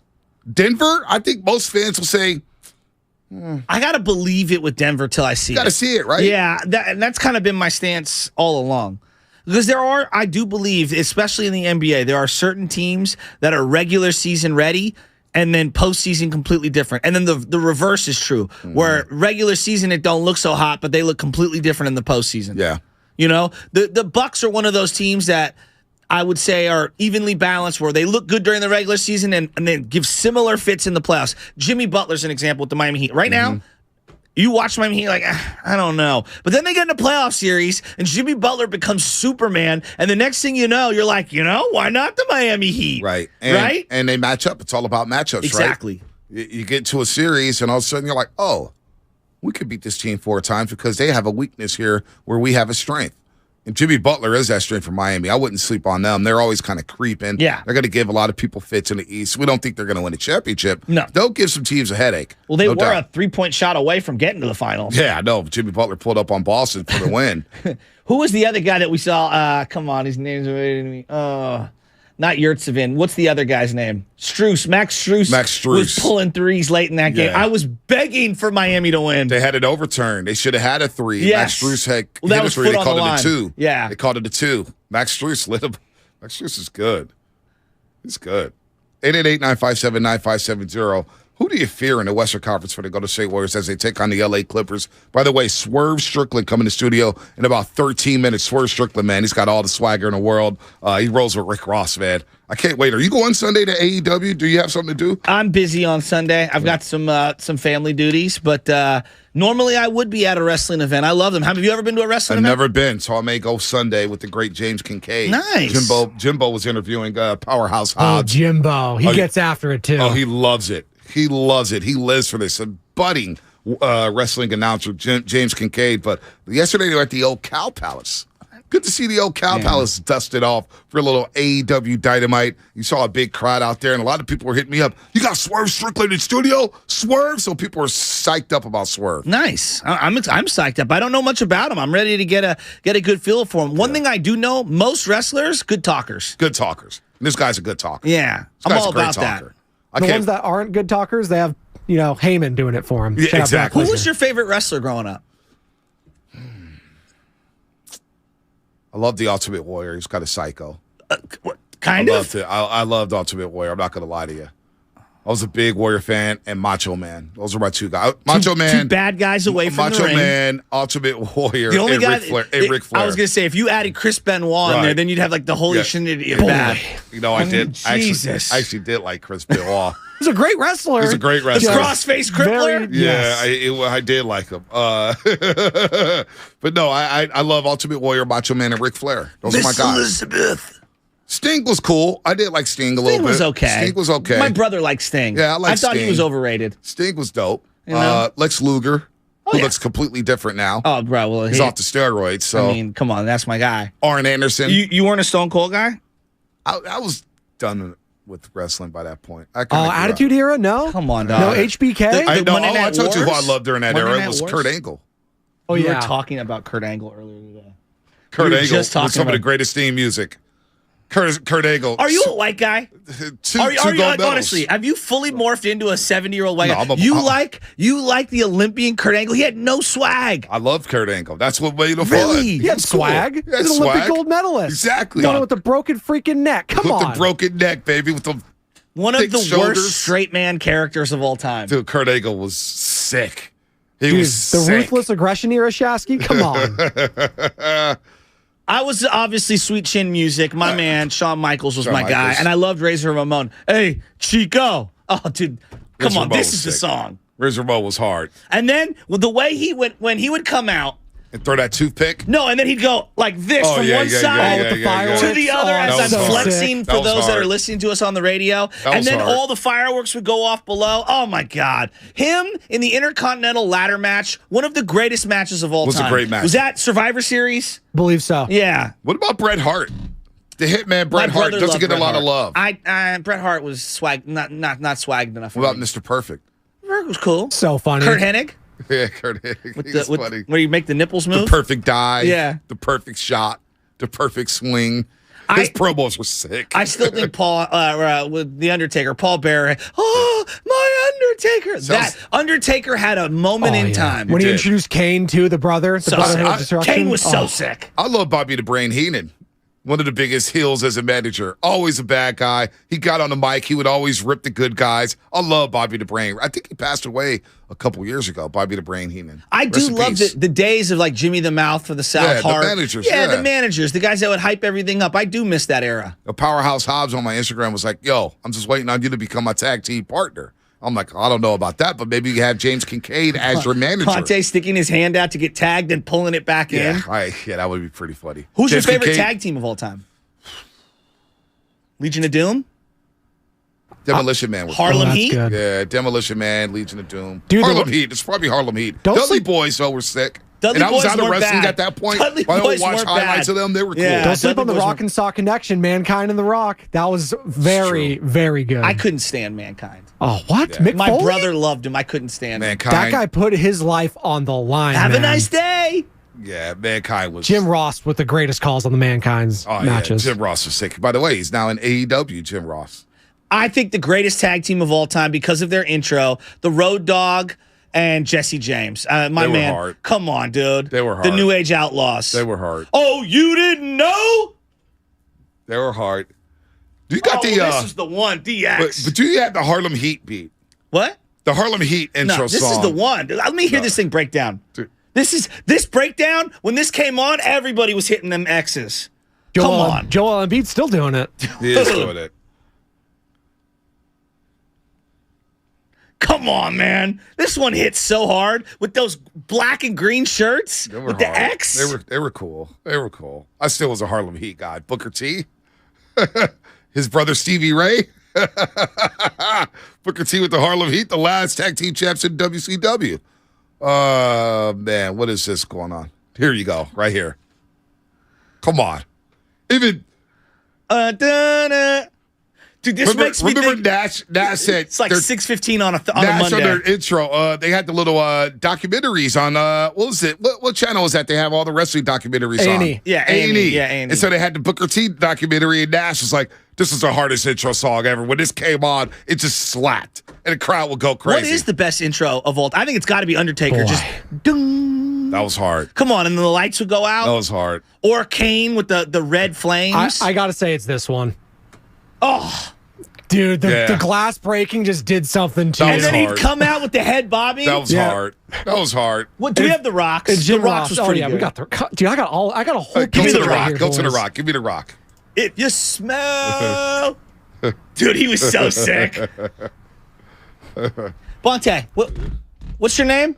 It doesn't matter what your name The Rock is. says, so sick. That was sick. That was sick. All right, man. My dad's favorite wrestler of all time. Who? Who do you think? Roddy Piper. I say Andre the Giant. No. He loved Big Daddy. He liked Diesel, a.k.a. Kevin Nash. That was his guy. Kevin Nash was hard. He loved him. Kevin Nash was Thought he hard. was the man. Kevin Nash was hard. He was so sick. He was hard. Ric Flair had some sick intro. You got the Ric Flair. Give me the Ric Flair before you get to the injury report. Here we go. This is going to be hard. He would come With out the robe. That's the best. Jet flying. Come on, man. Duh. Boom, boom, boom, boom, boom, boom, boom, boom, boom.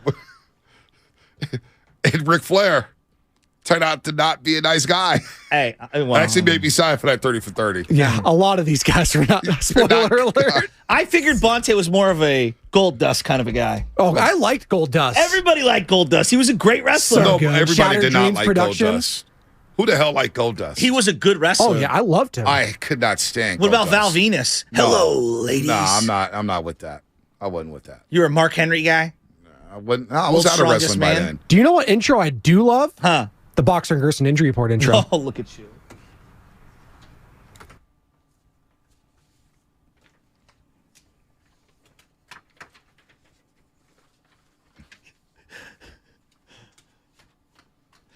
Was Gold Dust a good character or not?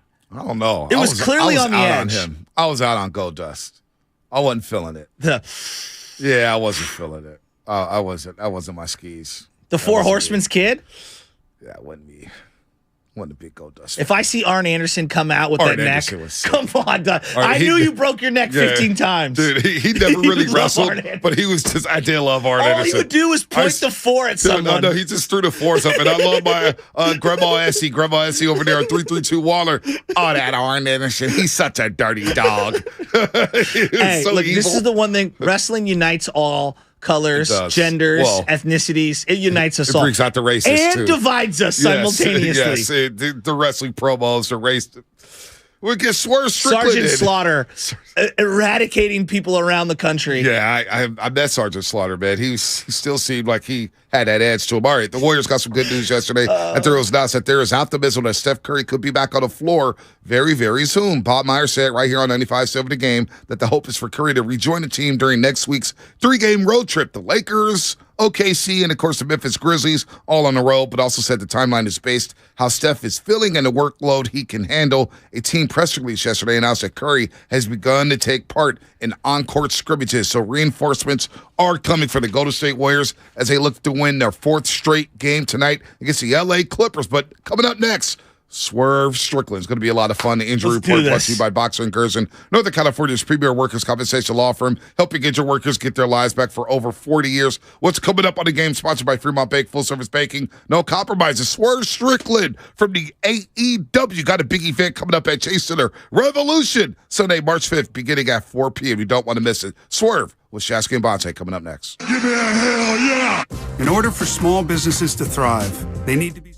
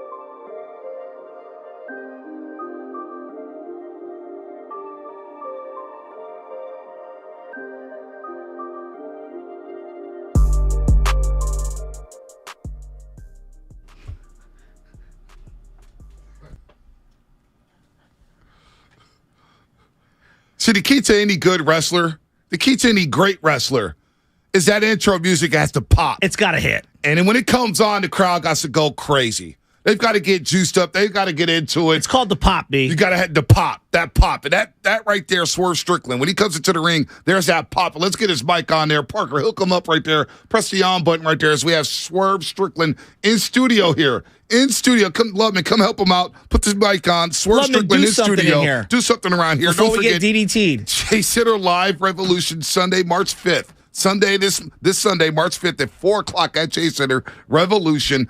Swerve Strickland to be in the ring with his boy Parker here. The Mogul Affiliates. Mogul Affiliates in the building. What's Friday, good? March 3rd, Cow Palace, 6 p.m., AEW Rampage.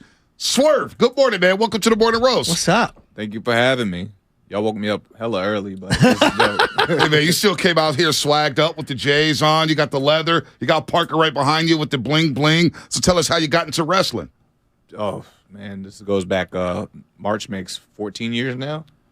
Literally just finished up high school and then went into my military training, did my basic training and all that stuff, came back to my civilian life, and I just wasn't feeling it. I felt like I needed to chase my dreams now while I was 17, 18 years old, while I'm youthful.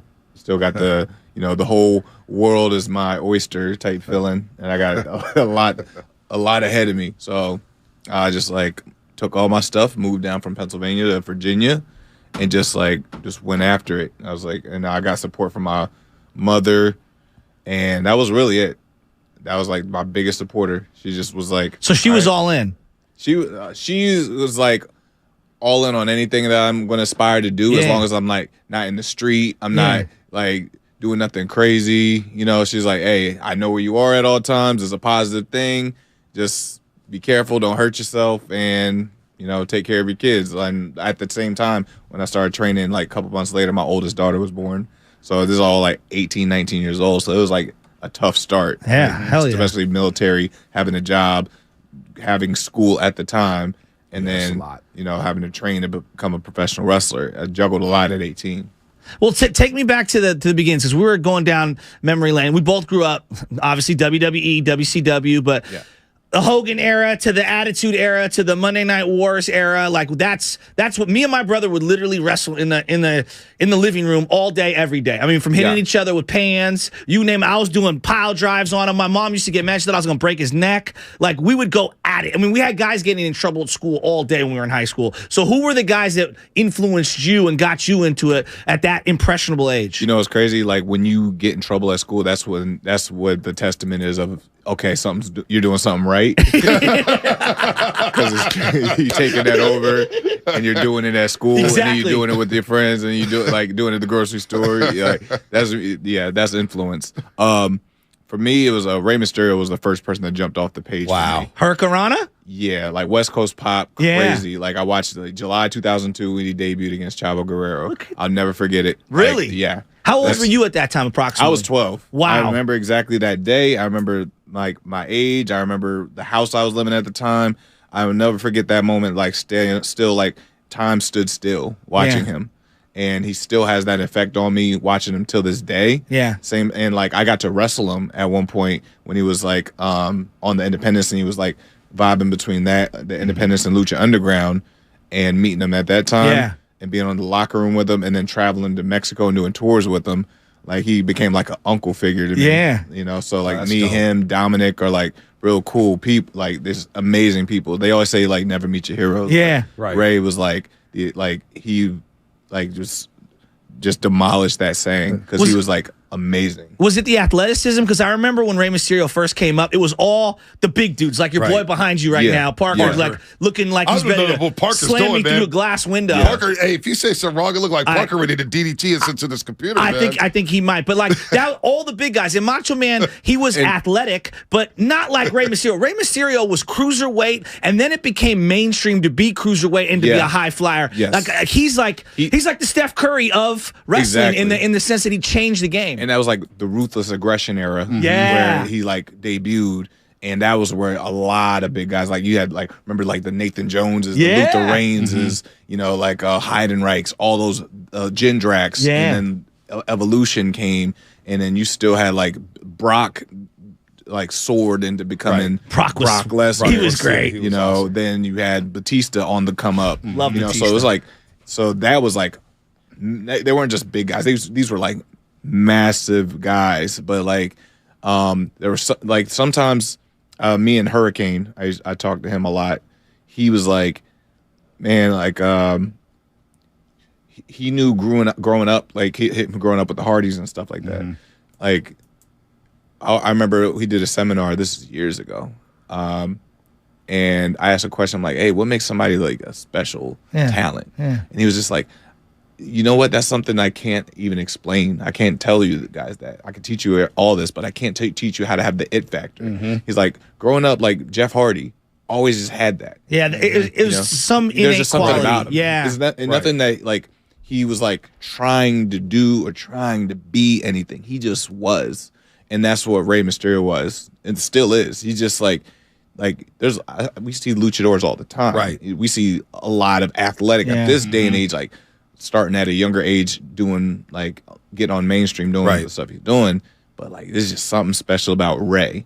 Something special about the Mysterio name, the look, the moves, the tattoos, the ominous of him. It's just something about him, you know. No doubt. Swerve Strickland in studio here on the Morning Roast with Shasky and Bonte. A lot of fun chasing her for Revolution on Sunday. And Sunday will mark the 1-year anniversary of you entering and debuting in the AEW. Talk about your year rise here. You're standing next to Parker. You've blown up. We'll get to Rick Ross in a second. You rap over your own intro, which is iconic in a way. I would love for you to bust a rap. Right, yeah, absolutely. He's got nothing on Swerve. One thing about this beat that John Cena never had is Grammy Award-winning producers. Oh. So... like, yeah. Oh. So shout out Prophet the producer. He worked on Donda. I went to the Grammys last year actually with him when Donda was nominated for Album of the Year, and he won 2 Grammys for his work on the Hurricane track with Weeknd, and Lil Baby, and the track Jail. So I watched him win those 2. That's awesome. So we went right to the studio like actually a couple weeks before that, but yeah. So that's so you got that banger, and now you're going to have your 1-year anniversary. 1-year anniversary. Talk about your 1 year and how this year has changed your life. I packed in a lot in on this year. I was like motivated after like, you know, being let go at WWE. I was like, just the 90 days that I had, I didn't like sit down. I was constantly moving. I went to Hollywood, linked up with so many people, and like I currently like do stunt training with my buddy Guy. Shout out Guy, man. He's currently just finished wrapping up Guardians of the Galaxy 3. He was in the suit on Deadpool. He was Black Panther and Civil War and all these other like Endgame and Infinity War. So I work with him on stuff. My man Flash got me in the studio with Chase the Money, who's worked with Travis Scott, Don Toliver, Dreamville, J. Cole, and all them. He just produced something for Fast X movie. So I just did a song with him. And that was just in the last couple months, but like the whole year is just tag team champion. Rick Ross, Kevin Gates, fabulous coming out with us. You know, Bun B coming through. Oh, nice. Like having Quincy and King Combs at the LA Forum this past year. The year before that, Jeff Hamilton, you know, who gave me this jacket last time we were at LA Forum last year. And if you don't know, Jeff Hamilton, world famous like fashion designer. Yeah, just say yuck mouth. We know who Jeff Hamilton jackets are around here. We know about every NBA patch on there. The 75th anniversary NBA jackets. Jeff Hamilton with all the patches. That was Jeff. He gave Steph Curry a jacket. Exactly. After breaking the 3-point record. Parker, man, I got to ask about Parker. Man, Parker doesn't speak. Well, I don't know if he speaks or not, but Parker looks like he's got your back to the fullest as a Mogul affiliate, one half of the Mogul affiliate. He's got the bling bling. Tell us about Parker, because I don't know what Parker looked like. He's about to do it up on somebody. Yeah, he does. Parker, first off, his presence here isn't the fact that I need protection. I want him there. I want him there because that's what moguls are. We don't move by ourselves. We move with our affiliates. No doubt. Affiliations. And this man is probably one of the most tapped in affiliated people in the wrestling game, period. 1 million followers on Instagram. Has like, he talks with Kevin Durant. He FaceTimes with The Weeknd all the time. I've seen him do it, you know. You know, like Parker's a boss. Oh, I wouldn't mess with Parker. No, you can't. Like, if people are like, "Wow, why is this dude around you? Why is this like, what's the affiliation here?" I'm like, have you seen this social media? Like, we kind of roll in the same circles a lot of ways. Like, he's tapped in with OVO and all that stuff. Oh, really? They just put out a bunch of NFL jackets. Yeah. Well, I know. Trust me. You might see a Mogul affiliate collab with OVO. Well, You never know. But that's the beauty of that. Yeah. Anything's possible with us, like, teaming up like that. That's why we here. So take me back to because I remember when I went to I grew up right near Cow Palace, right? So me and my brother went to the Cow Palace JVC Kaboom Box. I'll never forget. It was a house show. You know, it wasn't on TV. This was one of those Saturday night house shows. And you look out in the crowd, and it's a who's who. Every gender, every age, every color. And I know wrestling gets unfairly stereotyped left and right by people that aren't maybe wrestling fans. But like, it was an experience I will never forget. Watching the ring move, seeing these guys jump around. Like, I saw The Undertaker, like, in his prime, Stone Cold, Mankind. I thought it was the greatest thing of all time. Take me back to the first house show or the first time either of you were a fan in person watching wrestling. It was I went to a live event when I was a kid. It was like it was in Buffalo, New York. My dad used to take me for the summers. Yeah. So I wanted to go to a wrestling show, and he took me to a live event. This was like, it was like, it was, you know, live shows is like not the big shows. Yeah. But God, the roster they had at that time, you would think this was like a pay-per-view. Right. You were having like Bubba Ray and singles matches doing a table match. Jericho was on. Like Triple H was main eventing. Like, man, I remember that show like vividly. Like, you were seeing like a who's who on this live event. And this is just like, these are just the guys just doing their thing. I think that was just so special. That's why I was like, man, that energy I wanted to part of. Right. Now take us back to when you did get released from the WWE. How did that motivate you? How disappointing was that? Because you bounced back in a major way here. You're going to be at Revolution on Sunday at Chase Center in front of a packed house. But how motivating and how disappointing was it to get released from WWE? Because a lot of people think WWE has been a gold standard for so long, even though AEW is starting to catch them and close that gap. As many things as WWE does right, there's a lot of things that WWE does wrong, and I was one of those. And I wanted to make sure I proved that.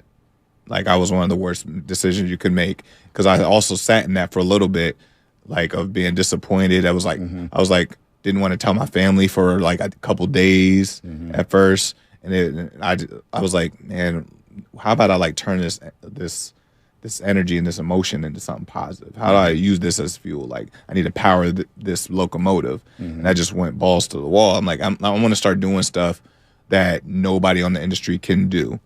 And that's where like a lot of these things started coming through.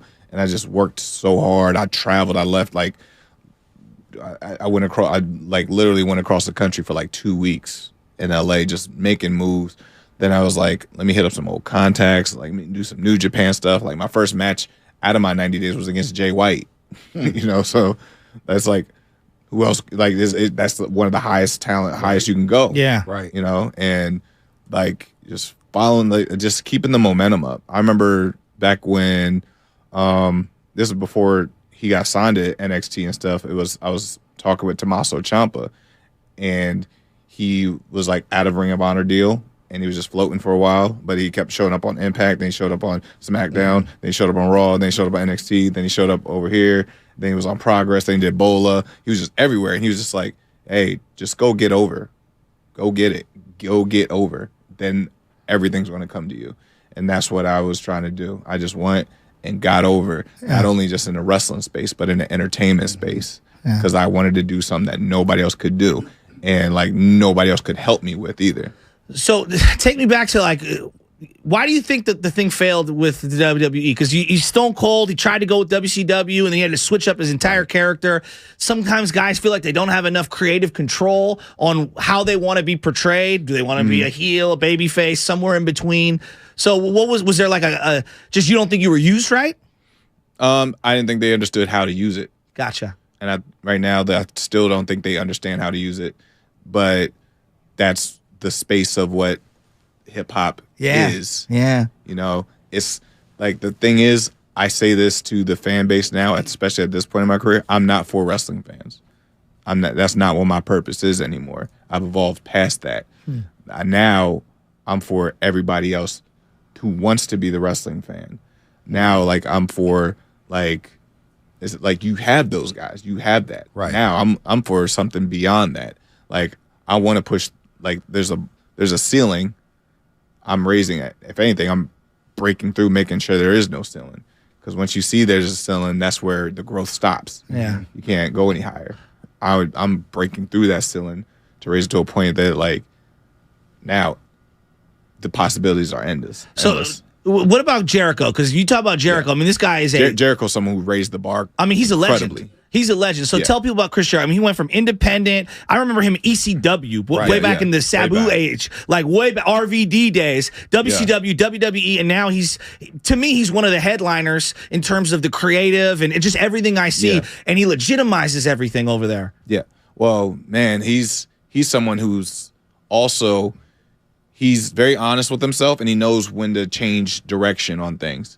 He's very adaptable. He moves things around. If things are like staying too long in one thing, he's like, okay, it's time to move to this. He's not too much of a fan of his own work. Yeah. He knows when it's like, that wasn't it. But I know how to fix it and I know how to like readjust things. He also knows how to tap in to what's kind of like more hip, more cultural, what's popping, what's hot, what's now, what's like, but also knows how to also navigate backwards and knows, oh, they remember this. Let me bring that to the forefront too. Yeah. Oh, they'll remember this because this was hot at this point. Let me bring that. He's like very much a wizard. Right. He's a savant. Magician behind the scenes. Yeah. He's a savant. Yeah, and he's I admire that so much because like especially being on the Jericho cruise with him, watching how much he does. Like, like man never slept. He was like did like 6 or 7 sets of like performing with Fozzy and his cover band. Wow. You know, then like doing Q&As, then doing the Jericho podcast, then doing like meet and greets, then like making sure this is going on. Then he wrestled. Then he making sure the show is going straight. I'm like, about man, that I'm like, this dude, this is somebody you should like strive to try to be like, or you know, it's hard shoes to fill. Yeah. But God, you want to try. So tell us about you. What's coming up on Sunday at Chase Center? Again, Revolution, Sunday at Chase Center, 4 p.m. It's going to be hot. AEW coming to Chase Center. It's going to be packed. Powerhouse Hobbs from down the street. He's now going to be in the building to face a Revolution. I like that name for him, Powerhouse Hobbs. Powerhouse Hobbs. He's legit. He's got big arms. That fool is jacked out of his mind. He put me in a headlock on Sunday, man. It was not nice. Before we get to Sunday, man, we got to talk about Friday. Night. Friday at at Cow Palace. Yes. Oh, my neck of the woods. Yeah. Friday. Welcome to my side of the city. What's going on tomorrow? Tell us about it. Well, first off, we got myself and you see him Parker. Yeah, I see Parker. Well, trust me, we all see Parker. Yeah. You're going to see a lot more of them on Friday night, tomorrow night, when we go against Dustin Rhodes and Keith Lee. Legendary family right there. Right, legendary family. And people are like, what's the correlation between the Dustin Rhodes and Keith Lee? Well, it was Dusty Rhodes that gave Keith Lee the Limitless name. So I didn't know that. Exactly. I didn't know that. So there's some history there. So it's like, the story is you turned your back on Keith Lee.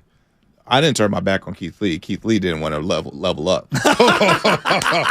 There's a difference. Sounds like someone I know. Like I said, we raised the bar, and if you ain't raising with us, we leaving you behind. I like and if you're that. in my way, we gonna stomp a cinder block through you. And so that's what's gonna go down tomorrow night at the Cow Palace. We might have Cindy around, you know. That's what we named her. We gave her the name Cindy. I don't know if I told anybody yet. Oh, okay. Let's do a smile for Parker with that. I like that. We got a smile for him. He had fun with that. I like that. I can tell. Let's do some quick ones. I want to do some quick hitters here. We like to have fun. Quick hitters. Favorite movie of all time? Fight Club. Fight Club. Okay. Athlete you want to be not in the wrestling sphere right now. If you could switch with anyone. If I could switch with anybody right now, man. That's tough. Pat Mahomes. Pat Mahomes. He's on top of the world. He's tough. He's a legend at 27 already. Right. What's the cheat food that you go to on the day you're allowed to cheat? Cheesecake. Cheesecake? New York style? Why y'all laughing? Because we all got a sweet tooth. We all got a sweet tooth. Parker's right here. You if you weren't doing wrestling, what would you be doing? Probably if I was like, because wrestling opened up like the doorways to like music and all the other things. You'd be rapping. Oh no! I didn't start rapping until like about 3 years ago. Okay. So I would say probably military. Oh wow! I think I'd really like respect. What would you be doing in the military? Well, I was a signal support communications, which is like radioing. Oh, nice. So I'd probably be trying to pursue that to the fullest extent that I could. PS5, Xbox. The 5. Yeah, what you playing? Right now, I just picked up I play Madden regularly because of we have a league going on. Oh, nice. And Captain Sean Dean is yeah. in our league. So who's the team? Who's your go-to team? Oh, we do fantasy draft, so we got everybody like all over the place. Are you a Steelers fan now? Come on. Never. No, who are you? LA Rams. LA you a Rams fan? LA Rams. Oh, you're like the only Rams fan in California. That's cool. Because we're meant to be St. Louis. Right. Is that the best venue that you've wrestled at, SoFi? I never wrestled at SoFi. Okay, I'm sorry. But I wrestled at Barclays. Oh, Barclays is a nice gym. That was pretty special. Barclays is nice. That was pretty special. Tell us about the affiliation with Rick Ross, because the boss came in a cameo, which is iconic. Yeah. He also told the girl, hey, he was cute, the G-Wag was waiting. Tell us about Rick Ross. Accusations, man. Man, first off, Rick Ross is a wrestling fan through and through. But where else would you see him? Where else on that show, on that roster, would you see Rick Ross affiliation pull him into our universe? Wow. Only us. Yes. Only us. It gave us one of the best gifts of 2022 with the accusations thing. Yes. Who else could pull that off except Swerve? That was great. Who else could do that? You know what I mean? And so once again, I pride myself in being that conduit to something that only I can be in the place to make this happen and bring this to the television audience. Yeah. So that's just the start. That was just like 1 or 2 appearances. Imagine what else I can do with more. So two quick ones before you go. Who's the guy or gal that you're surprised is your fan? A celebrity out there you're like, damn, they're feeling my work? The Weeknd. Okay. Pretty big. Yeah. He's a fan of Parker's, a friend of his. Nice. That blows my mind. 21 Savage actually is a fan too. A lot? 21 Savage. Wow. Yeah. Wow. Look, he's actually a fan too. And then last one, because we always remember the haters. That's we like to address the haters. We got haters on this show. We put them in our back pocket. We use them as motivation. They're haters on the chat roll right now. It's like our Popeye spinach. Yeah. Keep it real. Who's the guy that said you ain't gonna be where you are today that you think about from time to time? Like, yeah, look at me now. Ooh. WWE, right? There's some coaches in there I could really ring out. Right. You don't got to do all that, but you know what I'm saying. Like, do you look back and go, look at me now? Because we do it time to time. Like, hey, you know what? It's okay to survey where you've landed. Man, I'll tell you one thing. I wouldn't say guys, but there's some women out there back in the day that didn't believe in the grind. Little Swerve. Yeah, back then they didn't want you. We've all got one of those. Yeah, we got some little Mike Jones energy out there. Yeah. So I will say there is plenty of that. That them DMs kind of got a little flooded after a couple of years. So there is a little bit of that. Favorite finishing move in the history of wrestling? I've been asked this question before, and I never could really answer it. Sweet chin music. My favorite finisher? I'm a big fan of the spear. Oh, yeah. I'm a big fan of it. There we go. Tomorrow night. Let's go. Cow Palace, Swerve and Parker, the mogul affiliates. Tomorrow night at the Cow Palace. Get there 6 o'clock for a live episode of AEW Rampage. And then Sunday, March 5th, it goes down to Chase Center. Yes, sir. That's right, 4 p.m. Revolution pay-per-view. Parker, Swerve Strickland, the mogul affiliates in the building. Great stuff, man. Can't wait to see you guys tomorrow night at the Cow Palace. By the way, check out Chase Center. Go see the Dubs. It's a real basketball team. I'm trying. Give me some tickets. I see Swerve Strickland. Tell me you're not a Laker fan. I'm a player fan. I'm a LeBron fan. Yeah, I could tell. Yeah. I support LeBron. Yeah, no, I can't be mad. I'm a Lakers fan now that Russell's gone though. Oh, here we go. So is our technical producer. Oh yeah. Don't tell him I said that. Actually, tell him I said that. Yeah. Swerve Strickland, Parker, local affiliates in the building. Fun. More coming up on the roast right here on 95.7 The Game. Damon and Rattle.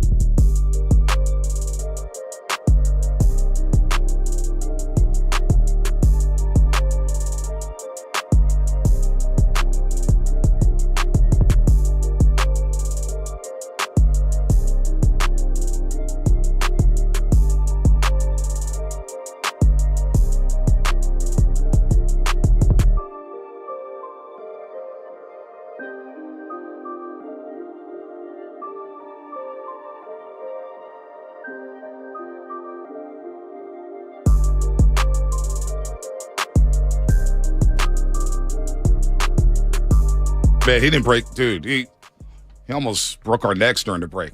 We tried to, talk to him and shake his hand. He was not having it. Totally forgot to ask him about Kittle. So at the break, I go, yo, what's up with George Kittle? Would George Kittle have been a good wrestler? He's like, oh, absolutely. Yeah, him and Travis Kelce, they'd be about that. They talk that talk. All right, what's coming up this segment? Something different. Sponsored by the Inn at the Tides. Book your getaway to Bodega Bay. Bodega Bay is beautiful. It's been a while. I need to get up there. It's been about 6 months since I've been up there. I need to get up there, have some seafood at the iconic Inn at the Tides. Their midweek winter special offers lowest rate, of the year, starting at just $199 per night through March 31st. Enjoy the stunning views, the refreshed rooms, the free breakfast. We all love free food. Book now, inatthetides.com. There's a lot of fun up there at Bodega Bay. JP Money was just recently up there, and I went over there to visit him. There's something about the air up in Bodega. I love Bodega Bay. I'm telling you, man, that harbor is just, man, you got to wear your Patagonia, but I absolutely love it up there. I wanted to, I want to live up there.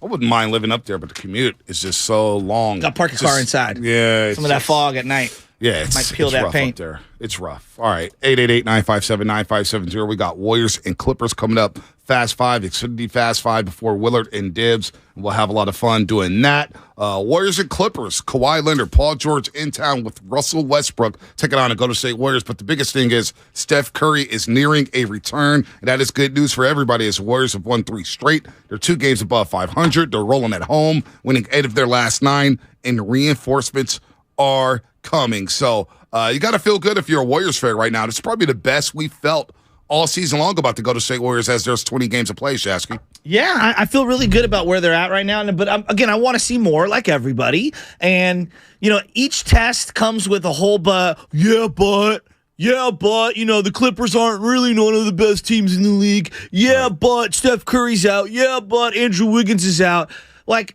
I don't care about any of those buts. I just want to see this team play good defense for long stretches of time and play a balanced floor game offensively. I know they can shoot threes. Can they get to the rim? Yeah. And this, I feel like, is a good test because you've got some good perimeter defenders, a solid big man. I think that this is a good test for their offense against that defense. And then on the other side, them D'ing up against a team that's got a lot of good wings. Well, that last game against the Clippers before the All-Star break, the offense was humming. They scored 124 points in that basketball game. You remember the second quarter when the Warriors went into halftime with a lead. They put up 65 on the Clippers in that first half of that first game. That was 65-61. Not a lot of defense. But Jordan Poole was getting off. He was going crazy. Kevon Looney had 14 rebounds in that one. And it felt like Klay Thompson was starting to get hot in the third quarter. And what flipped that game? They were up 89-88 in the third quarter in that game before the All-Star break against the Clippers down in L.A., and the Clippers going a 22-4 run. And this is what had me hot about Steve Kerr. I remember I was out the next day, went down to Mexico. Steve Kerr pulled Jordan Poole, Klay Thompson, and Draymond Green all at the same time. Yeah, I know. In that third quarter. Yeah. And then the Clippers go on a 22-4 run. Norman Powell looks like Reggie Miller. And I'm thinking game over. So hopefully that doesn't happen. Can I ask you a question about Jordan Poole for a second here? Remove emotion. I want you to remove narratives.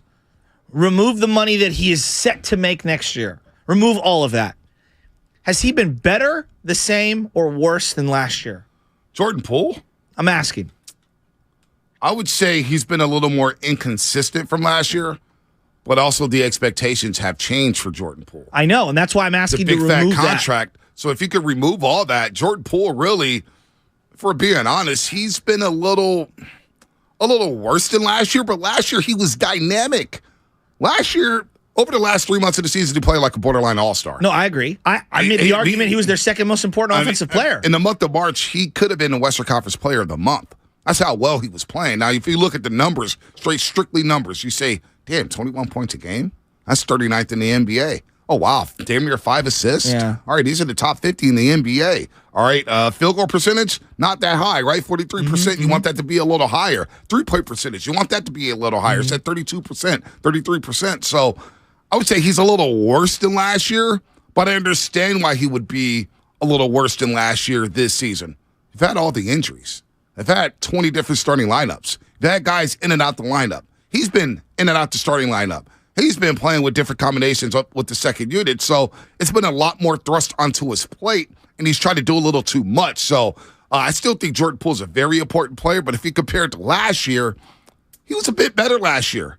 But we also didn't have expectations for Jordan Poole last season. I know. I was trying to go through the math myself, like to calculate it. Like, has he been better, worse, the same? I feel like he's been relatively the same. And in fact, I actually think he's played at times better defense and at times worse defense, if that's even possible, because he was so bad defensively last year. The other thing is that I just think that he's the easy scapegoat. Yep. I think that we constantly pivot and go right to him. So when things aren't going well, he is the poster child for easy criticism. And I'm trying myself to recalibrate and be like, well, is that even fair? Like, is it fair to just instantly, every time things go wrong, to turn to him and blame him? Because I don't think it is. What's the difference between him and Jimmy Garoppolo in terms of that scapegoat? Whenever things went wrong for the 49ers, Jimmy Garoppolo always seemed to get the blame. If it wasn't Jimmy, it was Shanahan. There's always a scapegoat. Well, like Mike McGlinchey right now. Mike McGlinchey's going to be a free agent. Right. I will be interested next year when the 49ers offensive line comes around. Who's going to be that guy that we point to? See, it's him every single time. There's always a scapegoat. There is. Earlier this season, it was Clay. Yeah. Then it was James Wiseman. Yeah. Then it was the youngsters as a whole. Yeah. Then it was Steve Kerr. Now it's Jordan Poole.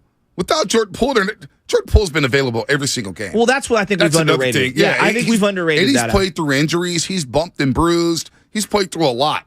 Poole is going to be solid. You need Jordan Poole if you want to win a fifth championship. No doubt about that. I'm in complete agreement. Like the whole scapegoat argument. But it's tiring. Baseball. Who's going to be the scapegoat? It's going to be Gabe Kapler. I mean, you and I are already in unison on this. They're going to run. Kapler's going to be a so we always unfairly. And I can't stand that about sports. What's can't stand it. The scapegoating thing.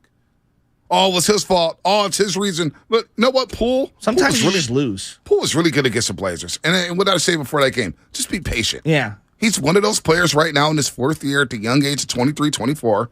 He's going to have up and down nights. Mm-hmm. It's going to be like that. Shooters have bad nights. Now, you need him to have more good nights with Steph Curry out, but I think Jordan Poole's been fine. Now, the turnovers drive me crazy. The over-dribbling drives me crazy. Mm-hmm. But, man, when he gets into his bag and his first step, and when he figures it out completely, this guy is a dynamic player. He is. He's worth that money that the Warriors going to pay him. Now, we'll see what happens in the offseason, how the season ends or whatnot, but I wouldn't – Poole's like Klay Thompson. I'm not too worried about Jordan Poole. Here's the other thing that I was thinking about when it comes to Jordan Poole. Everyone's like, well, he will take the mantle from Steph Curry at some point. Let's just say, hypothetically, what if he doesn't? But, like, he's never the face of a franchise, right? Maybe he's not the apex star on a team. Can he be a really good contributing player to a championship-level team? I think so. Like, why does it have to be he's the face, he's the top dog? I don't know. Do you know what I mean? Yeah, I don't know. There are a lot of guys who are getting paid in the mid-20s who aren't top dogs on their team but are great contributing players. No, I'm with you. Why can't he be one of those? Like, so let's just say they pay him this deal. They don't win it this year, but they do win it next year. These are hypotheticals. Does that make him any less important? Of course he'd be important next year. He'd be hugely important next year. Does that make well, he's not the number one, so he can't be the best? Like, no. Like, I don't know. I feel like the way we talk about Jordan Poole needs to be a little recalibrated. The defense, I'm here for listening to, like, I want him to play better defense because harder. That's winning, like, basketball. Right. If you want to be a part of a winning team, you got to play better defense. Well, there was a possession right before halftime against Portland. Damian Lillard's coming up with the ball. They initially have a double team, Poole and DiVincenzo, and for some reason, Poole stops doubling. Yes. It's like, that's Damian Lillard. He will pull up from half court. You have to play through the possession. Yes. So you got to play 24 seconds. You got to play the 15. Got to do what you got to do to play defense. You got to go over and beyond to get that basketball, to value that defensive possession. So at times he falls asleep late in the shot clock. Yes. You got to play through the 24 seconds. But he's a young player. And he gets time to grow. He's in his fourth year. I mean, hell, last year, going into the season, we didn't even know if he was an NBA player. It's so fair. Now we're asking him to say, hey, fill the shoes of Steph Curry. Which is impossible. The Giants have been waiting 16 years for someone to be a starting left fielder 2 years in a row. Yeah. So you think all of a sudden someone's just going to, and that's Bonds. You think someone's going to replace Steph Curry? You think they're just going to hand the baton to him? Like, yeah, I know it sounds great. You know how ridiculously difficult that is? It's unfair, really, what it is. Look what Joey Bart's going through with the Buster Posey thing. Mm-hmm. You know? No, I mean, it's completely unfair. So, I don't know. I do think next year, if you think it's wild in terms of how we're talking about Jordan Poole, you wait till that money kicks in next year. Wow. Well, I mean, any playoff failure or if they don't win the ultimate prize. Well, this offseason is going to be wild. It got real physical for him in the Memphis series, and I think he was good early, and then as the series progressed, I think he struggled to adjust. But you know what? It's his first playoff run. I'm with you. Right. Like that's what I understood about it. I said, I know Jordan Poole's going to struggle. When you needed him against Boston, that explosion in Game 6. Oh, he was. The explosion in Game 5. He was exciting. But I kind of figured that, man, this is his first playoff run. He's seeing playoff defenses for the first time. He's going to get a little more physical. He's going to get a little flustered. Mm-hmm. There's going to be struggles. We all forget. Klay Thompson, for many, many years, struggled offensively in the playoffs. Mm-hmm. He had a lot of nights where he was... I was going to say streaky. Very streaky. Very streaky. But he had some nights where like, damn, Klay. I know. And that was with Kevin Durant. And then he'd have that explosion game. And then he had that explosion game. We forget about all the struggles in the first 4 games or 5 games because Game 6 Klay was born. Yeah. So I'm not really too worried about Jordan Poole. The guy to maybe worry about moving forward is Andrew Wiggins because we don't know what's going on. I'm really worried about this thing. We take a step back.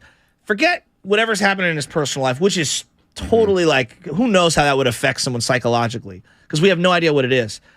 I'm worried about him getting acclimated because it took him a minute to get acclimated last time off the injury. He has just not played a lot of basketball. Yeah, no doubt. No, he hasn't. And Bob Myers joined JD and Guru yesterday, and Guru asked him about Andrew Wiggins on possibly how long he could be out. Here's Bob Myers' answer. I don't think so. Look, I don't want to speak on his personal life, and I know you don't either. I know you're not asking that. I don't think that's what anybody is planning for, but we'll leave that in his own place, but as far as to answer your question the best I can, that's not the expectation. I think what you're asking is could he remain out for a long, long time? I don't think that's happening, but I'm going to leave that alone. And hopefully when he gets back, whatever words he would like to say on it, which I don't think will be much because it's his private life, he will do. But I understand in your business you have to ask these questions and it's your job. But I also got to respect, and I think you're saying the same thing, the privacy of what he's going through. So we don't know what he's going through. We have to respect the privacy, and hopefully everything is well. But I think the good answer is, and there's another update, or excuse me, the update off of that is basically he doesn't believe he'll miss the rest of the season. So there's 20 games left. Can he get back for the last 10, maybe the last 15, to get him in the rhythm? Because we forget how special he was last season. But there's the same questions we have about Jordan Poole. He was awesome in the playoffs. There was a lot more questions about Andrew Wiggins last year. Nick Friedel kept ringing in my head. He'd text me all the time, Joe, let's just see what it looks like in the playoffs. A lot of people did. I remember seeing... No, I'm not ripping him. I'm saying that's what Friedel kept reminding me, hey, oh boy, he's got to do this in the playoffs. Well, I remember Marcus Thompson. I saw him midway through the season. He goes, you really believing in Wiggins? He goes, got to wait till the postseason. Now, to Marcus's credit, he was like, I was wrong about Andrew Wiggins in the postseason. He blew me away with his two-way ability. But before that, remember, he was struggling. Coming off the All-Star game, do I get credit off for a cliff. Pivoting off of the Klay stuff? Yeah, I don't bother you with that. Okay. You just get triggered whenever we bring it up. You think that on television. We dedicate a segment to Joe Shasky about Klay Thompson. Could be farther from the truth. Well, you get credit for that. We all been wrong. Again, been wrong about many things on this station in my 6.5 years here at 95.7 The Game. And I'll be wrong about something in the future about the 49ers, Giants, or Golden State Warriors. It is what it is. I'm going to start calling you Paulie Walnuts with your hand movements. You're killing it with the hand movements. I'm loving it. No, you're a hand talker. I am as well. I like that, yeah. I don't know what to do with my hands. I don't know what to do with it. But Andrew Wiggins, we had the same conversation about Andrew Wiggins last year. We did. I'm trying to pull up his splits because it was so bad last. We talk about Otto Porter going 5 of 32 from the 3-point line in a 3-month span because he wasn't playing much. But Andrew Wiggins, I think his free throw percentage got down to the 30s. All right, let's see here.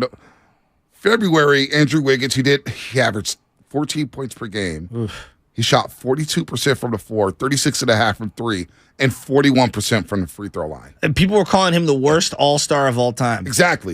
When Jamal McGlure exists. Exactly. Here you go. March. In the month of March, Andrew Wiggins, 15 points per game, 6 rebounds, 2.5 assists. He shot 40% from the floor, 28.5% from the 3-point line, and 60% from the free throw line. I mean, he fell off a cliff in March. Then April, that's right. The free throws 18 points. Were a problem. The free throws were a problem. He got the field goal percentage back to 53%. He got the 3-point percentage back to 52%. And he got the free throws back to 51%, albeit that was just 4 games in the month of April as they got ready for the playoffs. Remember, February and March, it was not pretty. No. We're thinking about Andrew Wiggins and the same rhetoric we have with Jordan Poole. We were having with Wiggins last year. So it's not how you play in the middle, it's how you finish. It's how you finish. Isn't it? It's not how you start, it's how you finish. Yeah, it's how you finish. No, but it's true. It is how you finish. I mean, that's going to be everything. So hopefully Wiggins can come back and he can get into rhythm and be all-star Wiggins. And when you look at like Phoenix acquiring Kevin Durant, I mean, you're not doing anything against them unless you have an Andrew Wiggins. When you got Booker and KD, you're going to need Wiggins not only healthy, but like up and running and playing peak performance Wiggins. Yeah, no, you need him, but more importantly, Stephen Curry. You need Stephen Curry if you want to make a run at this team. Kevin Durant made his debut yesterday. He looked like Kevin Durant. The Phoenix Suns are a problem. The Clippers, they've lost 3 straight. I'm eager to see what they do with Russell Westbrook tonight. Do they continue to start Russell Westbrook? I don't like the signing for them. I don't think they needed Russell Westbrook. How about your boy Swerve talking about Russell Westbrook? Yeah, it was like I'm a fan of the Lakers now that Westbrook is off the team. Damn. I know. You want to talk about narrative? You really want to do that to Russ? Really? Well, we got to do that to Russ, man. I've actually grown to like Russ. I have. Russ is a good dude. When I saw the report that he, outside of Steph Curry and Draymond Green, he tips the most in the locker room. Yeah, that means a lot. He take care of people. He gives people tips all the time. I told you that means something. And I've heard through Darrell Wright, who's really good friends with Russell Westbrook. Russ is a great dude. Off the air, off the court. He's a great dude. It's interesting you say that. Now, this isn't everything. I know that people have longer resumes in this, but I'm a big believer in how do you treat people when no one's watching, right? You know what I mean? Like, do you big time them when no one's watching, when there aren't cameras there? Yep. And I've heard from a couple different valets that Russ is a really good dude, treats people really well. Conversely, LeBron does not. And then the minute the cameras got there, LeBron acted completely different. Doesn't surprise me, but just, again, it's one interaction. It's not every interaction. I do find it interesting that we've made Russ this awful human being when in reality, everyone behind the scenes clearly likes him and respects him, and he treats people with human touch. Yep. So he plays his character with the media. It's all good. But Russ, I do wonder about the signing with the LA Clippers. All right, fast 5 questions. Doesn't Paul George need the ball in his hands? Yeah, Doesn't Kawhi like to operate with the ball in his hands? Like that's why I didn't really like the Luke Kennard pickup when they originally got him. Terrence Mann, you're going to take the ball out of his hands. And I like Mann. Bones Highland, he just traded for. Yeah. Where's he going to play? I like Bones Highland too. All right. Xfinity Fast 5. Last, who do you think wants this more? Lacob or Jerry West? Oh, tonight? In terms of personal rivalry. Oh, yeah. Joe Lacob wants to destroy the Clippers. Because Steve Ballmer wants to be the Warriors. And they've got a new arena coming, which is nice. Inglewood by SoFi, flying to LAX. I mean, Joe Lacob, he wants this game, but he wants a championship. Am I putting too much on that? For a regular season game? No, I'm saying just in general of like, because I do believe there's a healthy rivalry, and I'm not saying like they hate each other. I'm saying like professional rivalry, like you're competitive. Yeah. I'm sure that Jerry West and Joe Lacob want to destroy each other. Yeah, no, Bob's too nice to say anything. Bob, like Jerry, I love Jerry. He's like an uncle. Jerry probably want to be. He probably's at his home in West Virginia or something. Is he even in L.A.? Does he even live in L.A.? I don't know where he lives. I don't know. Fast 5 question. The team you least want the Warriors to face in the playoffs, or the team you most want to see? So it's a 2-part question. Oh. Xfinity Fast 5. Who's the team you time for the Xfinity Fast 5. Your last chance to get in on the morning roast. Brought to you by Xfinity. Supercharge your home with supersonic Wi-Fi. Unbeatable internet. Only from Xfinity. Jumping the gun. No, it's all good, Spinelli. The team you least want the Warriors to face in the playoffs. Who is it? 888-957-9570. That's the hotline. That's the Xfinity mobile text line. Who is the team you least want the Warriors to face in the playoffs, or the team you most want to see? Now, the team I most want to see is the Memphis Grizzlies. I would love to see the Warriors eliminate the Memphis Grizzlies for the second straight season. No doubt about that. The team I least want to see? Probably be the Phoenix Suns. Well, yeah. Probably want to be the Phoenix Suns. Even though I do love Phoenix and the Valley of the Sun. Who's the team you most want to see? The Memphis Grizzlies. I want the Grizzlies. I kind of want the Kings for fun factor. I want the Kings for fun factor. I want Mr. We're Fine in the West, John Morant. We don't even know he's going to be playing. And I'm not saying that the Warriors are winning in X amount of games or they're winning outright. Like, I just think it would be a really fun clash of styles watching the young Kings team on the come up. It actually would remind me a lot of when the Warriors faced the Spurs back in the day. Yeah, it'd be entertaining as hell. They just had a win that was reminiscent of the Warriors going down to South Beach, Miami, and winning that game when Draymond Green hit the game-winning layup with about 0.7 left on the clock. Kings games would be all home games. That's from the 408 Xfinity Mobile text line. Will be a lot of Warrior fans flooding Golden One Arena. That'd be all I'm starting to see, because there's a lot of Bay Area residents that have now moved up to Sacramento. I'm seeing the conversion. It's not all over, right? But I think that there are a lot of people that have now, adopted the Kings up in that region. All right, here we go. 408. We want to see the Lakers in their hopes of wanting to win the championship. That's from the 408. Yeah, that 415. I want the Kings the most. 415 wants the Kings the most in the playoffs. Also, 408 here in the Xfinity Mobile text line. Hope we play Memphis in the playoffs and destroy them. I can't stand that team. Cannot stand them. All right, let's take a couple from YouTube. Morelli does not want to see the Clippers. Clippers bother me. Their size, their physical defense, they bother me. All right, so that's from Morelli, and we'll get one more. We got one more in the chat box. I do not want to see the Suns. Oh, Giants for life. Giants for life. Hi, Giants for life. How you doing? Suns, Grizzlies, or Kings? You don't want them. I agree we could beat the Kings, but don't just sleep on them. So Giants for life doesn't want to see the Suns, Grizzlies, and Kings. That's damn near half the bracket. Doesn't want to see them. Well, the good thing is if you continue to advance, you won't see half the bracket. Yeah, I mean, somebody would get eliminated. I do have thoughts on how I want the bracket set up in the West, but that's for a later time. That was the Xfinity Fast 5 brought to you by Xfinity. Supercharge your home with supersonic Wi-Fi, unbeatable internet only from Xfinity, as we await Willard and Diz for a little crossover and some probably get more golf talk today. Let's make it 4 days in a row. Golf talk. What's going on in golf? Is there a big tournament this weekend? Yeah, it's Bay Hill. It's Arnie's. It's huge. Arnie's place, where basically Arnie who? Arnie Palmer? Arnold Palmer. He's passed away, but he gives out a red sweater. They give out a red sweater on Sunday. It's a elevated event, so you've got all the top dogs there to pay homage to one of the first television sports stars in Arnold Palmer, and someone who just was a man of the people. Jack might be the most winningest. A man of all people, men and women. You. Jack, Arnie's Army. Yeah, I mean, we talk a lot about Tiger and his dalliances. Arnold Palmer says, hold my beer. Yeah. In terms of the many times he disrespected Winnie. Shout out Winnie Palmer. Yeah. Has one of the greatest choke jobs of all time, 1966 Olympic Club. Oh, it's so good. Where he lost to the guy from San Diego who Gianna's family knows very well. God, this is going to kill me. Wow. I'm going to look this up. You got to Google a lot it. of choke jobs at Olympic Club. Payne Stewart III choked against Lee Jansen. Well, and that was a situation where the 18th green was unfair, patently unfair. When you put the pin in the back, as Joe knows as a member, although that's one of my greatest finishing stretches in my golf history, I finished birdie par birdie on the lake. Yeah, thank you. Where was that earlier, Spadoni? Look at you. And I want to applaud both of you for your interview with the wrestler, because I was telling you guys off the air, I'm not a big wrestling fan. I'm not a small wrestling fan. I don't get wrestling. I've never gotten wrestling.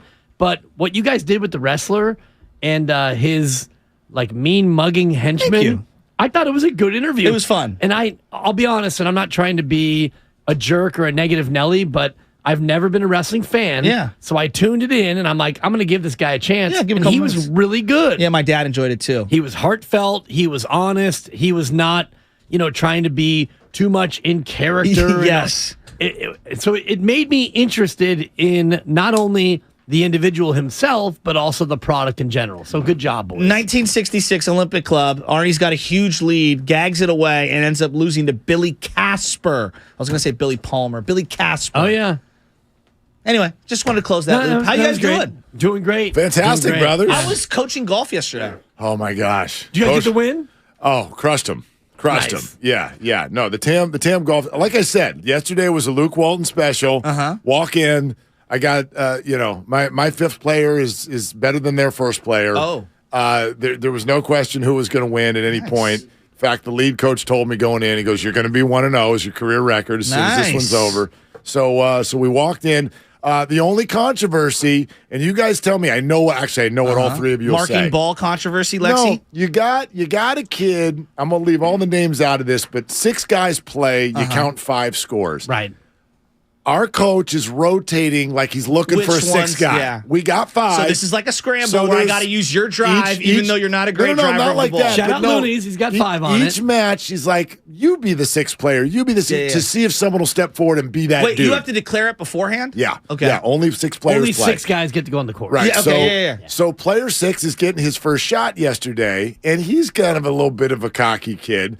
And it's rained a lot, so he ends up in a bunker on the 5th hole, and he goes over, and as he's walking in, he hasn't gotten to his ball yet, but he walks into the bunker, and he goes, man, look at this. It's hard as a rock in here. And he takes his club and goes, poop, poop, poop, poop.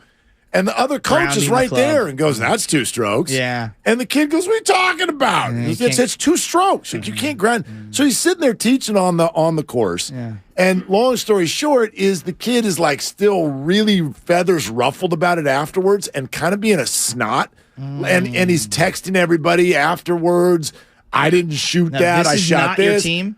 What's that? This is not your team? Well, I'm the assistant. No, it is my team. No, I'm saying, this is a kid on the team. He's the Dwight Schrute. He's the assistant to the Thank you. And I dressed like that, too. It was amazing. I did. I went out there, short sleeve, button down, all the way up. I like it. Yeah. He's the assistant to the assistant manager. So anyway, I was just like, man, who is this kid? Like, what? And I was like, I was bothered. Okay. I was bothered by this process. Was it a teaching moment where you put your arm around him and I talked to him hope later? you dressed him down like Krzyzewski would. Here's the other thing. What's your major? This kid was already, the controversial figure before he did this because the kid's a human rain delay. I mean, 8 practice swings. Oh, God. I mean, you would have thought every shot was for the Open Championship. Nothing drives me I'm crazy like, than brother, you're the worst player on this team. Hit the ball. Yeah, hit the ball. Let's go. Plus, you're annoying everybody. You're disrespecting adults. You're a cocky swag. Right? So I just going in on a 15-year-old. So it's Justin Thomas. But I'm here I am, assistant coach who's met this kid about 7 minutes ago. He's a bad guy. You know what I mean? Like, right. I don't know. How would y'all handle this? I hope when he sent the message after the round that you replied all, because we all. I wasn't on the thread. The kids were. We did look at Shasky. We did. Mark and I talked about this before the show, and he said if it comes up organically, maybe we can factor it in. And it just did. It sure did. It just I don't know did. if you saw Beautifully yesterday, done. Bonte, Beautifully done. The what happened on the show email, not the show email. I'm sorry, the company email, because a couple of our colleagues, Keith Merconi. And I can't remember who else was highlighted. It's a good thing you read it. On it. Well, I saw the email thread, and I saw everybody's weighing in like, congrats. And one person in our company says, respectfully, can we please stop the reply all? Thank you. And it was Joe Shasky. Joe Shasky, Captain Wet Blanket, trying to snuff out the collegial joy here at Odyssey San Francisco. Whoa, Captain Wet Blanket. How about just Captain? I'm so proud of you. Thank you. I've never been happier with a human being in my life I than I am right was now. thinking. Am I wrong, Mark? Reply all should not even be a button on the damn email. That's why you CC BC. Okay. You BCC everyone, not CC everyone. I get ticked off. My family, my extended family on my mom's side has a problem with this. You're putting an event together, but it's one person's event. One person's like, I'm hosting a party. Yay. Here's all the things that I need. Now, everybody, whoa, I'll bring a salad. I'll bring a dessert. I'm going to bring myself in my shoes. Just That's tell. what a reply all is worthy, though. No, I disagree. Because I need to know if you're bringing a salad, because what if I'm going to bring a salad? The organizer is there, the one who assigns. They redistribute. That's right. Yeah. If you're going to be the host, be the host. I'm with you. Don't tell. I don't need to know. I don't on a wedding when I RSVP. We don't tell everyone who's in the wedding party that we're coming. Well, this is different than what am I bringing to the party, because if That's I'm going to true. bring a salad, I need to know if you're going to bring a salad. So that analogy is inaccurate. No, it's not and inaccurate. what you tried to do yesterday to company morale was disappointing, and I found it hilarious because he comes in, there's like 9 comments before Bonte, like, oh, congratulations, Keith. Attaboy, Keith. Way to go, Keith. So proud of you, Keith. And then this guy comes in with, respectfully, can we please not reply all. And I'm thinking, oh boy, this is a great chance for me to roll up my sleeves. But before I get a chance to come over the top, Giddings, Spadoni, and even our beloved Bonte Hill. And by the time I got there with it all caps, congrats, Keith. Yeah, using one out of my own playbook. The gold standard. He used the red option on me. But you know, the reply all saying respectfully, can we not do it, was a bully tactic. I don't like bullies. That was a bully tactic by you to try to check people for not replying all. You know, so when you crap on a company in our cluster that has won awards and having features, you know, let these people enjoy it. Why is that a bully tactic? Why is it a bully tactic? Because it is. It's basically trying to say, I'm better than this reply all. I don't care about your feature stories. Because if that was a feature story on Joe Shasky, he would love the reply alls. And hell, Shasky would reply all to all the replies That's not of true. the thread. No, that is very true. In corporate America for over 15 years. And I know every culture, because Dan's going to come at me with culture, is different. The number one thing you learn on the first day of getting integrated into a new corporation, email etiquette 101. And one of the number one things that we have taught everyone, when you have more than like 15 employees and you're on a group thread, do not reply all unless the information is pertinent to all. And here's the person who's replying all. This is where, Joe, you're right. What is the intent of reply all?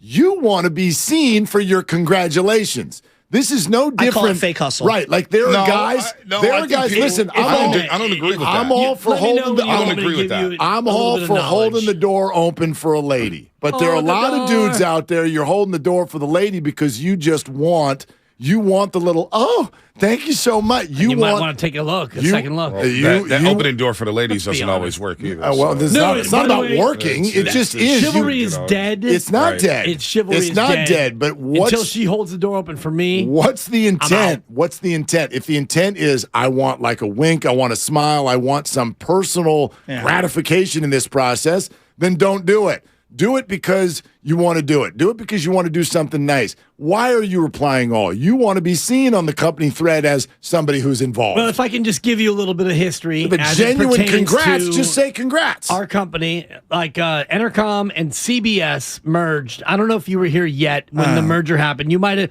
You were hired right about the time of the merger. Okay. If you were in the old building, were you ever in the old building? Because the old building, then you weren't here for the merger. No. But when we merged, Entercom and CBS, which became Odyssey, one of the big contentious merger points was reply all. Because we at Entercom, and I'm from the old school Entercom do side. not use reply all. We would never reply all in this fashion. But the CBS people, which is KCBS, and it was Alice at the time, and it was, I can't even remember, like 102.1 came with us, whatever.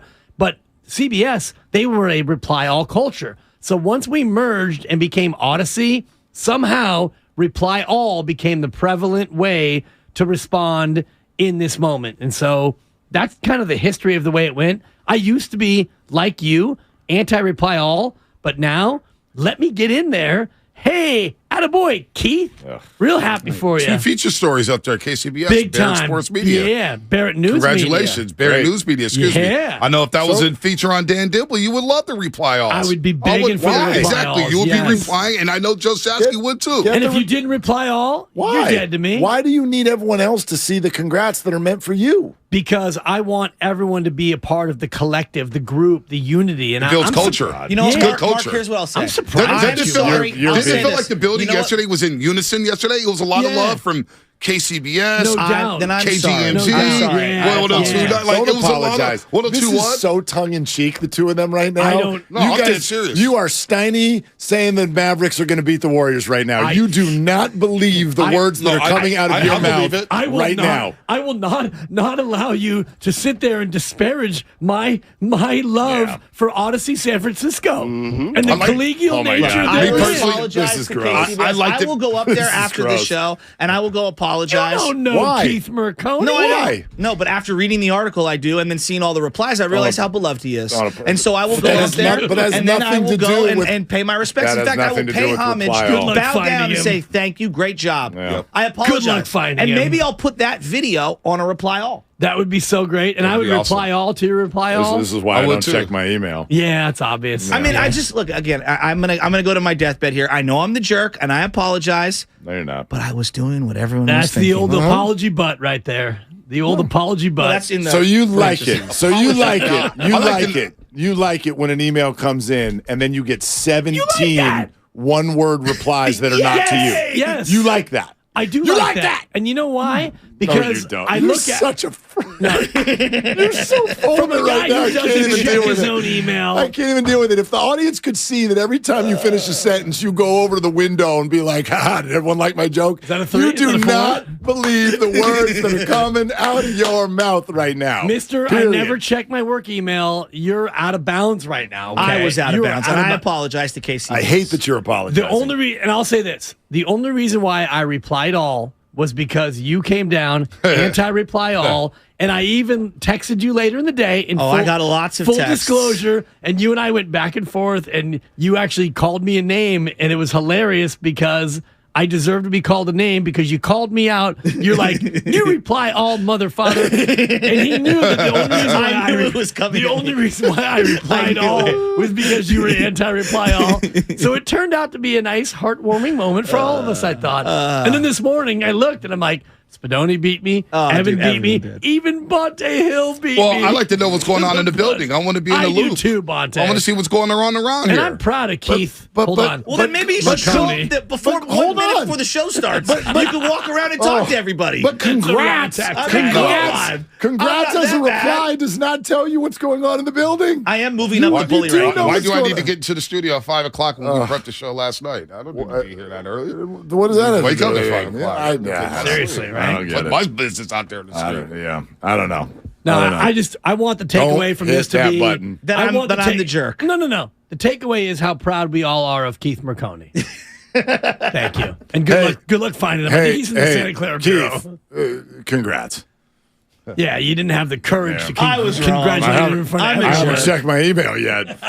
Now I know to just go in there and click the button and delete the whole thread. Well, then so this is the best part. I actually got an individual email from someone who will remain unnamed that said, pro tip, if you want to mute one of these conversations, here's what you do. And I thought, is she now like making fun of me, or is this a serious thing? Because I don't understand the Google email thing. Now, did that email go to just you? Just me. Or did it get replied just all? me. Just me. I actually screen capped it so that next time this happens, I'm not the one who's the big jerk. What do you guys have coming up? A show. Yeah, we got a show coming up. Yeah. And like I said on our pre-show video, which is our daily delivery that we do before the show, and I kind of channeled my inner Nahigian, win the big games. And this is a big game.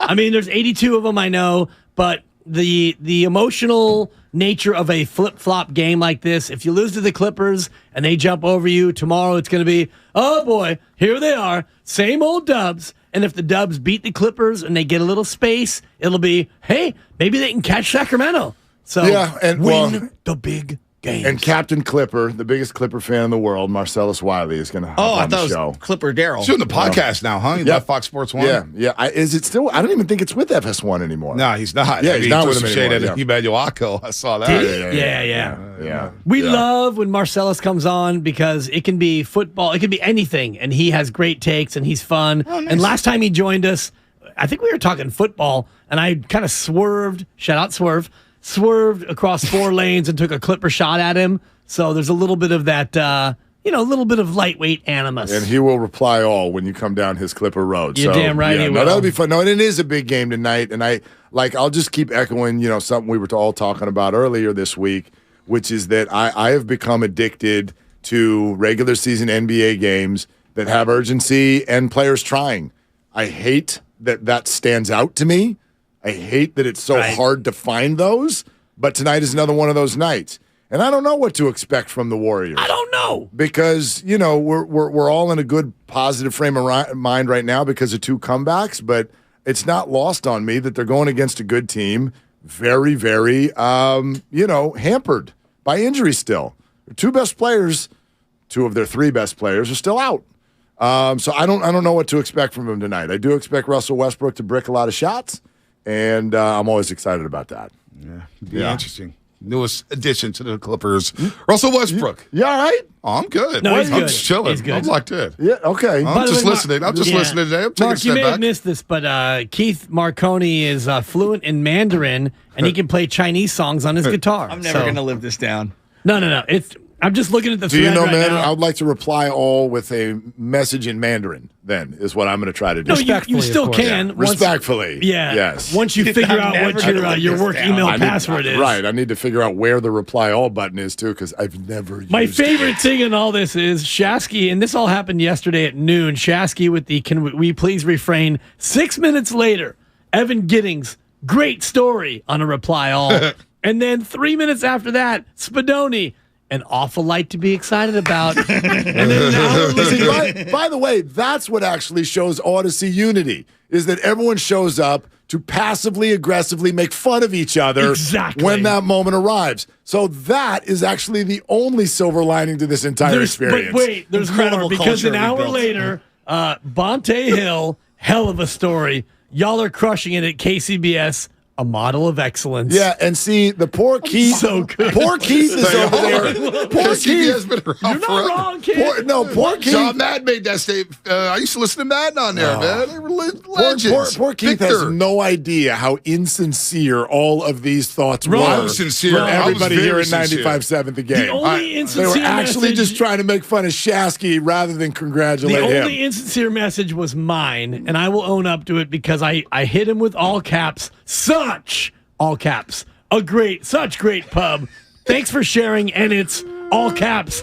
Great to see everyone's comments about two of our own. He knew it was directed at him. I knew it. You knew it. I knew you it. called me out Right privately, away. and I admitted to it. So I knew it. Bonte sincere, Evan, Spadone, great job, Spadone. They were all sincere. It was Mark, who trolled Joe. No, they weren't. It was such a troll job. I got Look, your back. I'm the bad guy. I'm sorry. I'm apologizing again. I'm sorry. Gosh, you're My leaving culture this side of fence. I'm going to stay over here corporations, with you whether I you know. leave or not. Do not apologize. Apparently, I'm the bad guy. No, You're and I not. will be the bad guy You're because not. I will wear it. Apparently, at this place, I was not accustomed to the reply all culture, No. and I was wrong. And I need to adjust my game. You're not wrong. I need to evolve. Me using all caps was a direct troll to you. You called me out on it. You saw caps? Yeah, I didn't see did. that. Oh, See, yeah. I just saw the email. And I was like, oh, 2 stories. You know what? I'm going to show some love to KCBS. I hit him with double all caps, 2 different Wait, words did you of all caps. Gee, I wonder why I everyone didn't missed see your all the email. replies. Maybe it's because it was in a bucket of 87 emails on one thread. I wonder why everyone missed it. I just want So to weird. apologize to Keith Marconi, fluent in Mandarin, for using him as a way to troll you, Joe Shasky, because I control you in many ways. I didn't need to drag Marconi into this. Keith, if you're out there listening, all caps, I'm sorry. Thank you. You guys have a good show, man. Shout out to you two, man. You guys are hilarious, man, on YouTube chat. All right, Willard Diz coming up. Apology not accepted. They're longtime friends.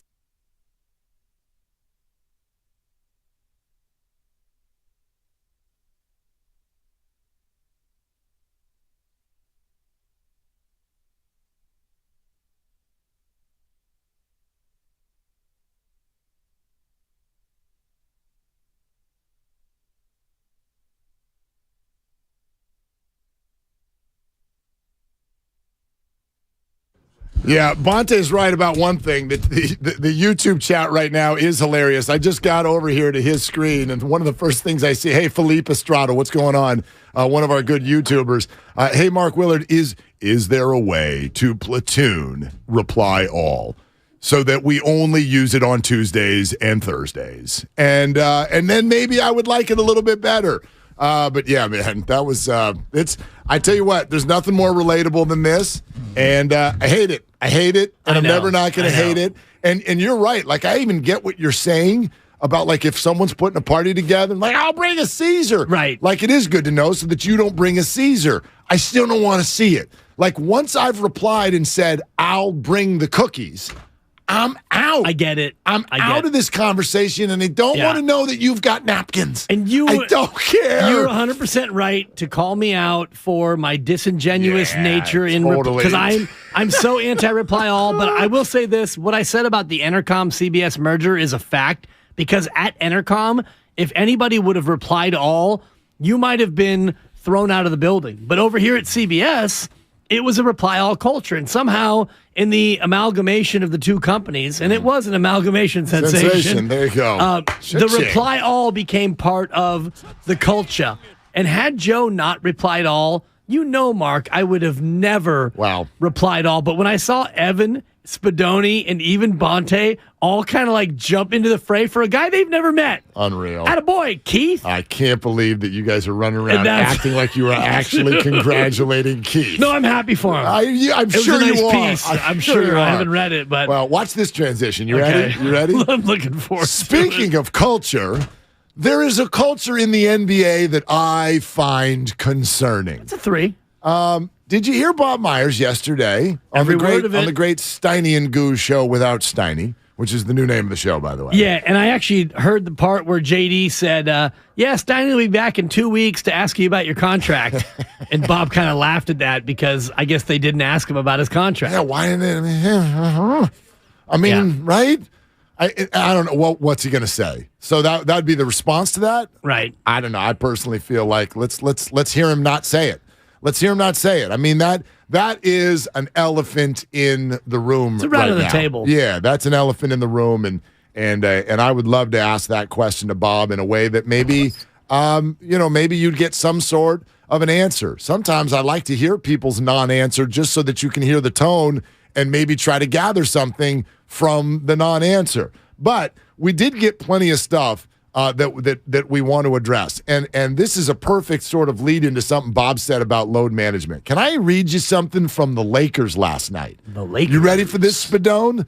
The Laker girls. Except for not the Laker girls. This is a Laker boys. One of them's name is Anthony Davis.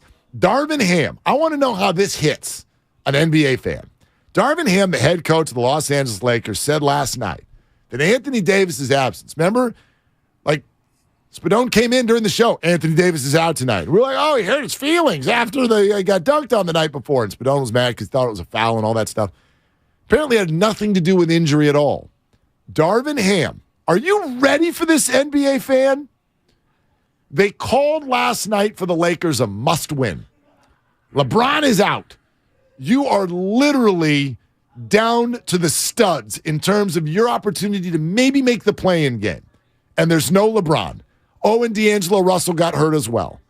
And so your card-carrying one, Anthony Davis, doesn't play, and Darvin Ham says the absence was planned weeks ago, had nothing to do with injury, and moving forward, his status for back-to-backs is day-to-day. So you're telling me that it's just kind of, we'll see case by case as to whether or not you play. And in a game that the Lakers called a must-win, and LeBron and D'Angelo Russell are out, your absolute clear best player and its team decided, let's choose this one so that we can show our new fit to everybody on national TV. And they won the game, Mark. They won the game. But that's not my point. Darvin Ham, genius. Oh. And it's, if you look at the back-to-backs, if the NBA really doesn't want to have as much load management, they will do away with the back-to-backs. They already did away with 4 games in 5 nights. You can't do away with back-to-backs. The season would last all year. Well, then you could start the season in September, and you can end it in late April. And that's, if players really don't want to have back-to-backs, although I would imagine that players would still find a way to not play all 82. But this was a back-to-back, and by the way, the Lakers are at New Orleans and at Houston on March 14th and 15th. Anthony Davis won't play against Houston. Nobody will play against Houston. Well, they can beat and Houston. They'll win by 11. Yeah, they can beat Houston without Anthony Davis, and they did beat Oklahoma City with him. And I guess that's not the reason I bring this up today is because the Warriors are playing the Clippers tonight in what is a massive regular season March 2nd game. Yeah. And I've told you already this week, I've become very quickly addicted to an NBA where people play and people try. It disgusts me that I am addicted to this, but I'm addicted to it because we don't get it. We do not get to see that anymore. an NBA where people try and play hard. I want to see if maybe something crazy happens tonight. Like maybe they play defense for 4 quarters. No chance. Instead of 2. No chance. But I'm addicted to it. Did you hear Bob Myers say this yesterday on 95.7 The Game? What the misconception of the NBA is, there's not a lot of practice time because there's 82 games, and more now than ever, there's a lot of load management. I know people hate that term, but it happens within the building too, where the numbers, the scientific data will say, look, this guy's running hot. He shouldn't go today. So it's not just we don't want people to play as much as it is there's numbers, there's science saying this guy's burnt, and for whatever reason. And that's kind of what we deal with in the building. Not just fans see it in the games, and I know nobody likes it. And trust me, we wish all our guys were playing just as much as they do because we want to win. But we got to listen to the health component of it. Okay, so I have no doubt they got to listen to the health component. They've got data. I understand it. So let's say, because I'm sure an NFL team has the exact same data, right? Okay, this guy's running hot, and he's a veteran. He's been around the block a time or two. Think about Thursday Night Football as an example. Right. I don't need to show him the plays. He knows the plays. What does an NFL team do for that player? How do they handle the week? They shoot him up, Mark. Toradol. That's how they handle it. Maybe. Seriously, if you have an NFL player, and I'm thinking about Thursday Night Football because everybody plays on Thursday night. And if you're lucky, you play the opening Thursday night of the year, and then you don't have to worry about it the rest of the year. But every other team, you are going to have that one game where you're coming off a short week. And during that time, you know that virtually everybody on your team is not going to be ready. But in the NFL, you cannot load manage. You can't just say, we're going to donk this game off and play all of our twos, and we're going to call the practice squad guys up. First of all, you don't have enough bench players to do that. And secondly, that in the NBA terms is 5 games worth. Every game in the NFL is worth about 5 in the NBA. So you can't do that in the NFL because every game matters too much. I understand that. So it's not a perfect comp. And I get that the culture would suggest like people would lose it if your quarterback was just like, running hot. He's running hot. Gonna need a week off. Yeah. Can't do that, and I get it. However, it also seems to me that there is a comp out of the NFL that the NBA could use more, unless maybe they are, and I don't realize it. But I don't hear this very much. If you're going into a week and your player's running hot, and you've got 2 or 3 games that week, I don't know. Take the practices off. Don't take the games off. This is what they do in the NFL. What did we see with Christian McCaffrey during playoff time? He's not practicing on Wednesday. They have veteran days. He's not practicing on Thursday. But I don't think NBA teams practice as much as you think. They don't. They don't practice at all. They have either, like, we've got shoot around today, or they do. They get a day off late in the season.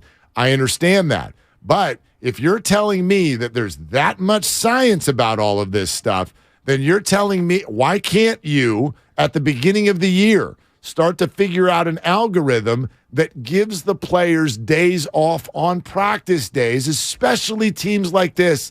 This is the Warriors. It appears to me over the last 2 years, you've literally tried to just have your guys healthy in April. You don't care about November and December anyway. So why not put together a plan that starts from beginning to end where you're taking more practice days off? Does Steph Curry need to practice? We talking about practice? Yeah.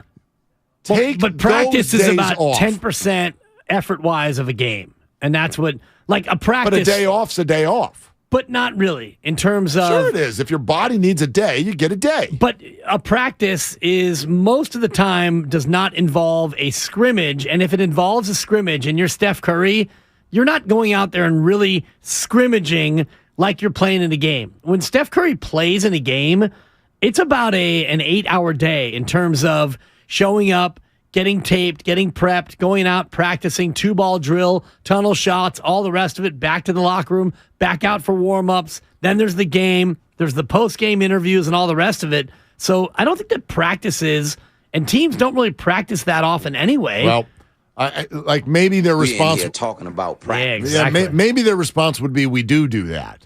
But to me, there's a hell of a lot more days where you're not playing games in the NBA than there are days that you are. So use those days. at least more than you are. I don't hear. Do you hear that a lot? I don't hear, the Warriors practiced today, but Draymond and Steph and Klay sat out. I don't hear that very often. Maybe they're doing it more than we realize. It's all brought to you by Bob's Discount Furniture. We'll take your phone calls on this for sure, 888-957-9570. Plus, coming up next, we've guessed something about the Warriors front office for the last year or so, and Bob Myers admitted it to be true yesterday. We'll let you hear what that was in just a moment on Willard and Dibs. Hi, Little Bob here from Bob's Discount Furniture.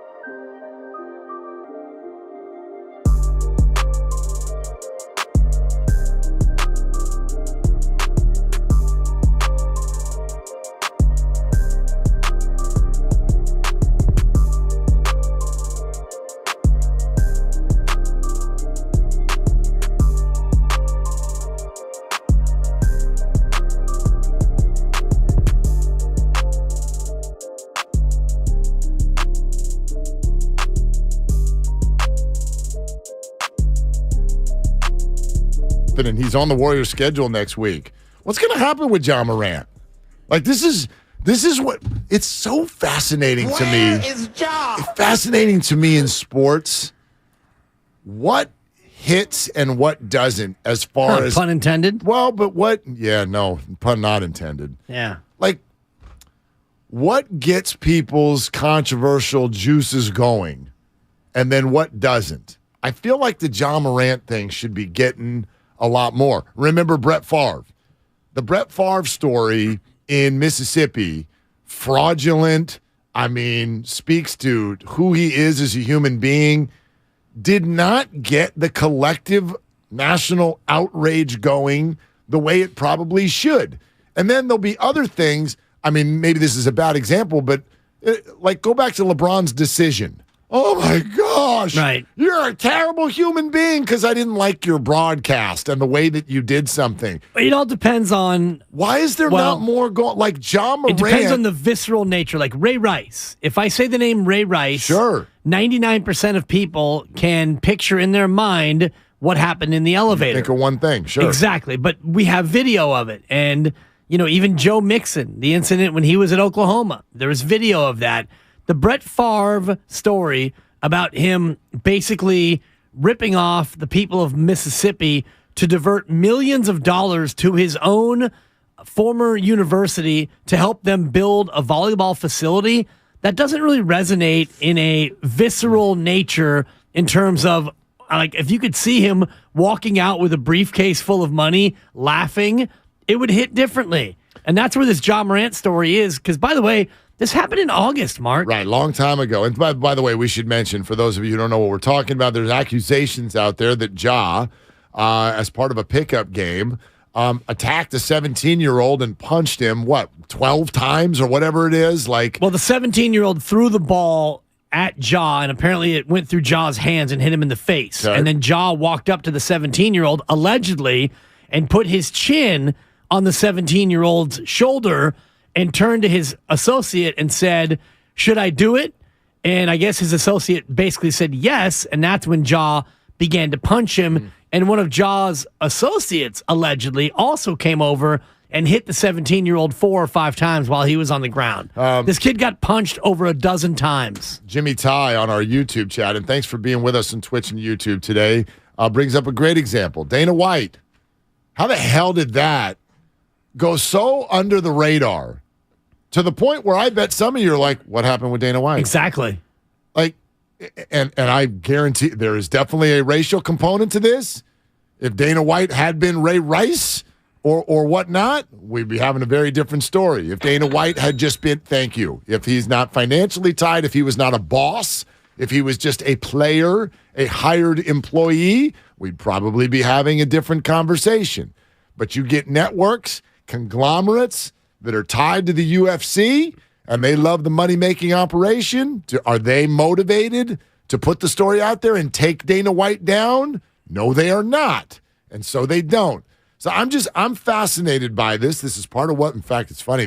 This conversation is going to literally part of the curriculum we have in a communications course that I teach over at Academy of Art, like what the media is motivated to tell you. Exactly. And for whatever reason, thank you, I don't know. We had the class yesterday. It went great. Thank you very much. A little late, Spadone. Yeah, the wall drips. It was slow sometimes. It was a slow drip. Yeah, right. There's no 300-pounder in the room, so now he's real tough guy with the drips. Mark does not have neck tattoos. That is confirmed. Yeah, it's a good point. It's true. It's a good point. It's true. I mean, I do, but it's underneath the shirt. Attaboy. Yeah. Professional. I'm hard. Anyway. Like that. Yeah, exactly. I am. I'm like that, Dibs. But no, it anyway, is interesting. It's curious to me how the Ja Morant story so far feels like it's getting a little bit less buzz than I would have expected for something like this, because we're talking about a really, really, this is a big-time player. This is an important player.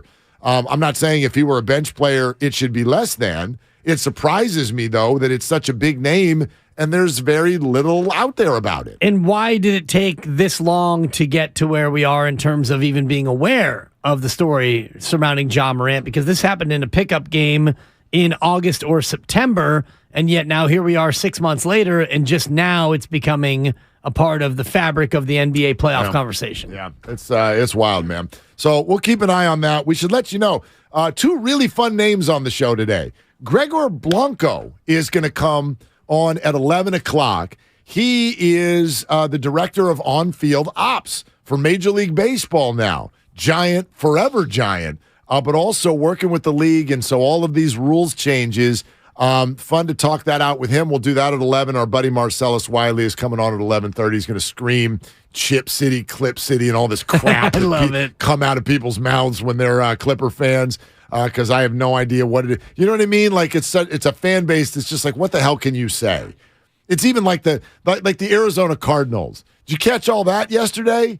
That they're like, there's that whole player. We should talk about this a little later. There's basically a private players union vote, and we touched on it a little bit yesterday. Right? They gathered data and then put it out sort of anonymously as this is what the players think about all of the teams based on all of these categories. How's your training facility? How's your food? How do you treat families?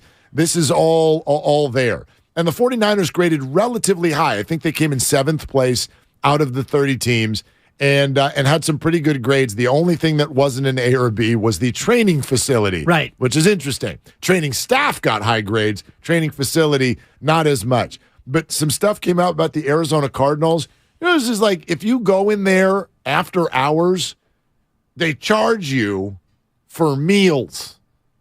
Cardinals players. Yeah. So if you work late, if you're like, hey, coach, I'm putting in extra work today. And then afterwards you're like, hey, man, can I get like a little pork sandwich on the way home or something like that? $12.95. Sure, we're going to take that out of your paycheck. Yeah. Are you kidding me? And they charge them to use the training facility in the off-season. So only team to do that. Either of those things, by the way. I want to get better, so come on in, and you'd be better off going to 24-hour fitness or Planet Fitness where, things might be a little bit cheaper. The Cardinals ranked 31 out of 32 in this survey. Only the Washington Commanders, there's a shock. With Daniel Snyder at the helm, ranked lower. You can't hide bad ownership. Right. You cannot. Well, and Arizona's right there. Exactly. Exactly. And I know the Chargers were down there as well. Also bad ownership. You cannot hide bad ownership. Right. And you cannot pitch to me that it doesn't matter. Because people are, well, how does that affect things on the field? It just does. Are you a believer in company morale? Are you a believer, obviously, in what free agents can you get? I mean, if I'm a free agent and I've got multiple offers, why would I go to one of these teams?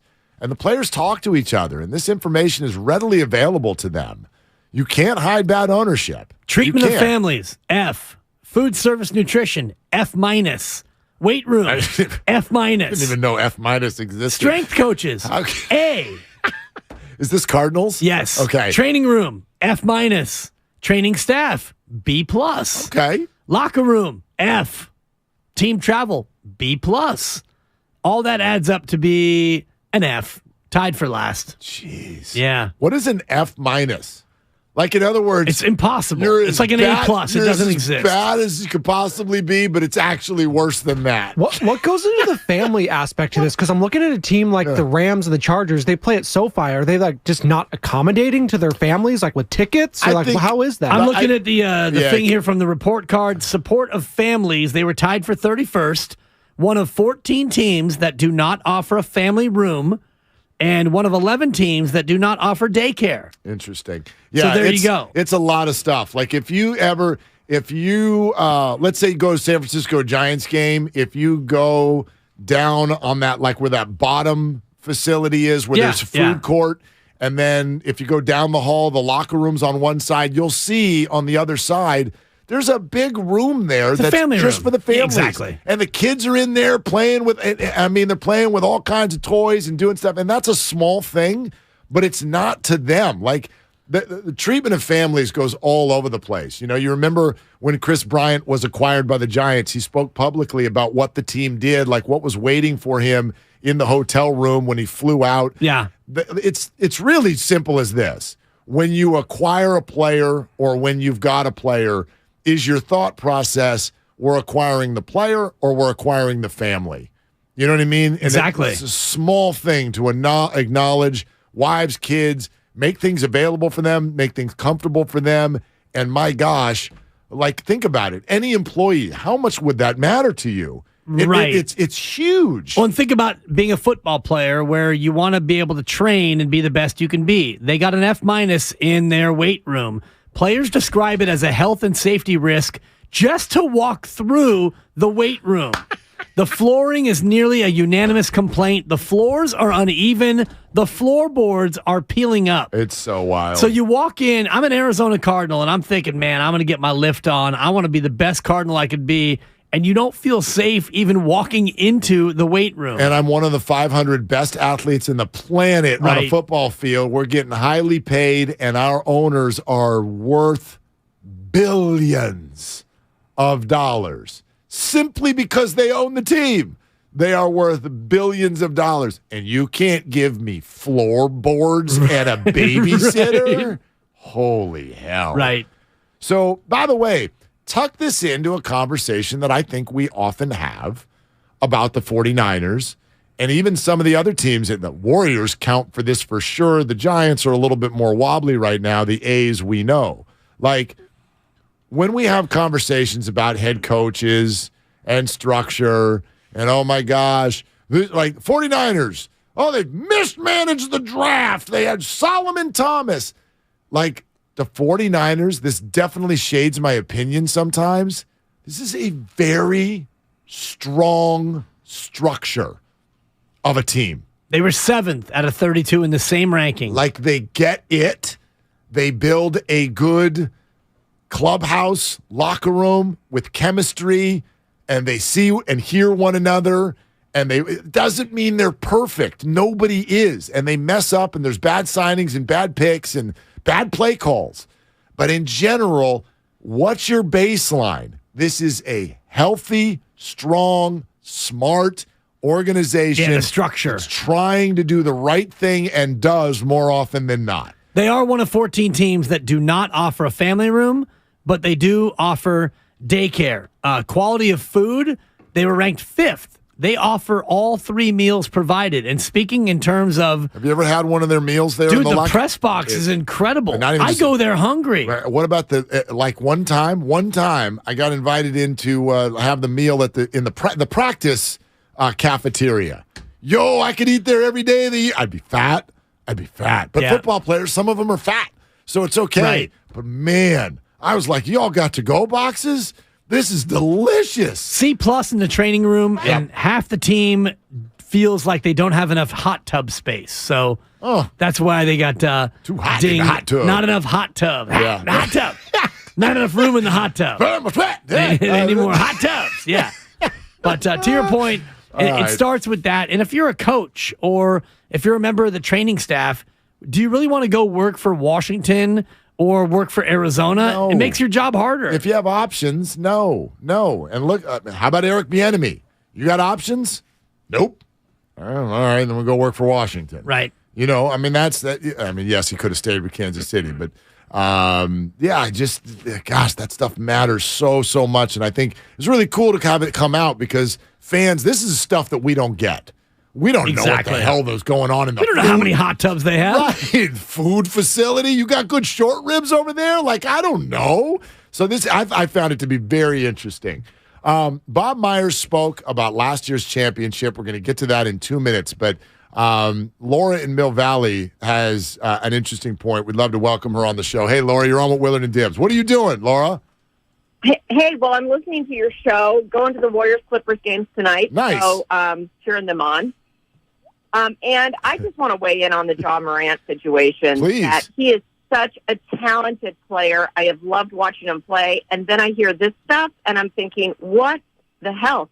The guy's going to get himself killed or somebody else around him. Like, banishing weapons, fights in pickup games. He's an NBA player, I mean, Laura, one thing that goes through my mind, and I'm gonna willingly say maybe this is a little unfair. And Laura, thanks. I think you're spot on.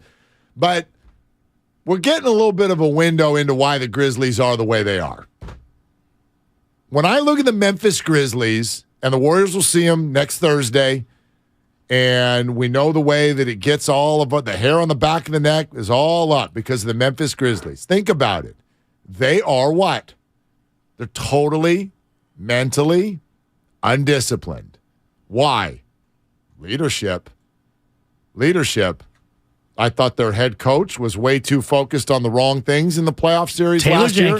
Taylor Jenkins, with the way he handled talking about officials. I think Ja Morant, the way he conducts himself on the sideline and even afterward, Warriors win the championship, and you're going to give me, well, if I'd been healthy, get the hell out of here, brother. You were losing in the series when you got hurt. And then don't even get me started with naked Dillon Brooks. This is the Memphis Grizzlies. Got a six-pack. You can't hate the abs, And Mark. who doesn't love a good six-pack? Takes me about a week and a half to finish one, but that's okay. Yeah, it does. Right? I mean, I was done by halftime at your Super Bowl party. Who am I kidding? 6 months. If I had abs like that, I might show up to my workplace with just a vest on and rocking that pack. Exactly. I still got Modelo's in the fridge left over from the Super Bowl party. Do you know how many of them I've had since the Super Bowl? 0. That's right. Exactly. Yeah. They're in the fridge just in case somebody comes And over. those are Guru's Modelo's. Yes, and, they are. I don't want to speak out of turn, but Guru is a little bit offended that you brought E's beers back to him, but you didn't bring Guru's Modelo's back to him. He's clearly thinking about this all the wrong way. Do you know why I didn't bring him back? Because I like Modelo's. Gotcha. I'm keeping those. 11:45, you can face the goo. And by the way, Evan, that's not to say, part of it was the Modelo's ended up at my place, and Evan's stuff ended up staying at the lovely Christie's place. Well, what do you have? And she's not going to be like, Asahi, I think he brought. No, it was something. Kirin. It was Kirin. Was it Yes. Ichiba? Anyway. It was a Japanese lager. Whatever it was, she's like, I'm not going to drink this. Yeah. And I'm like, well, I only have enough spot in my refrigerator for the Guru Modelo's. Gotcha. So, I'm not putting them on the street. I can take them down to the firehouse. Yeah. Well, I can take them back to work and see if Evan wants his beers back.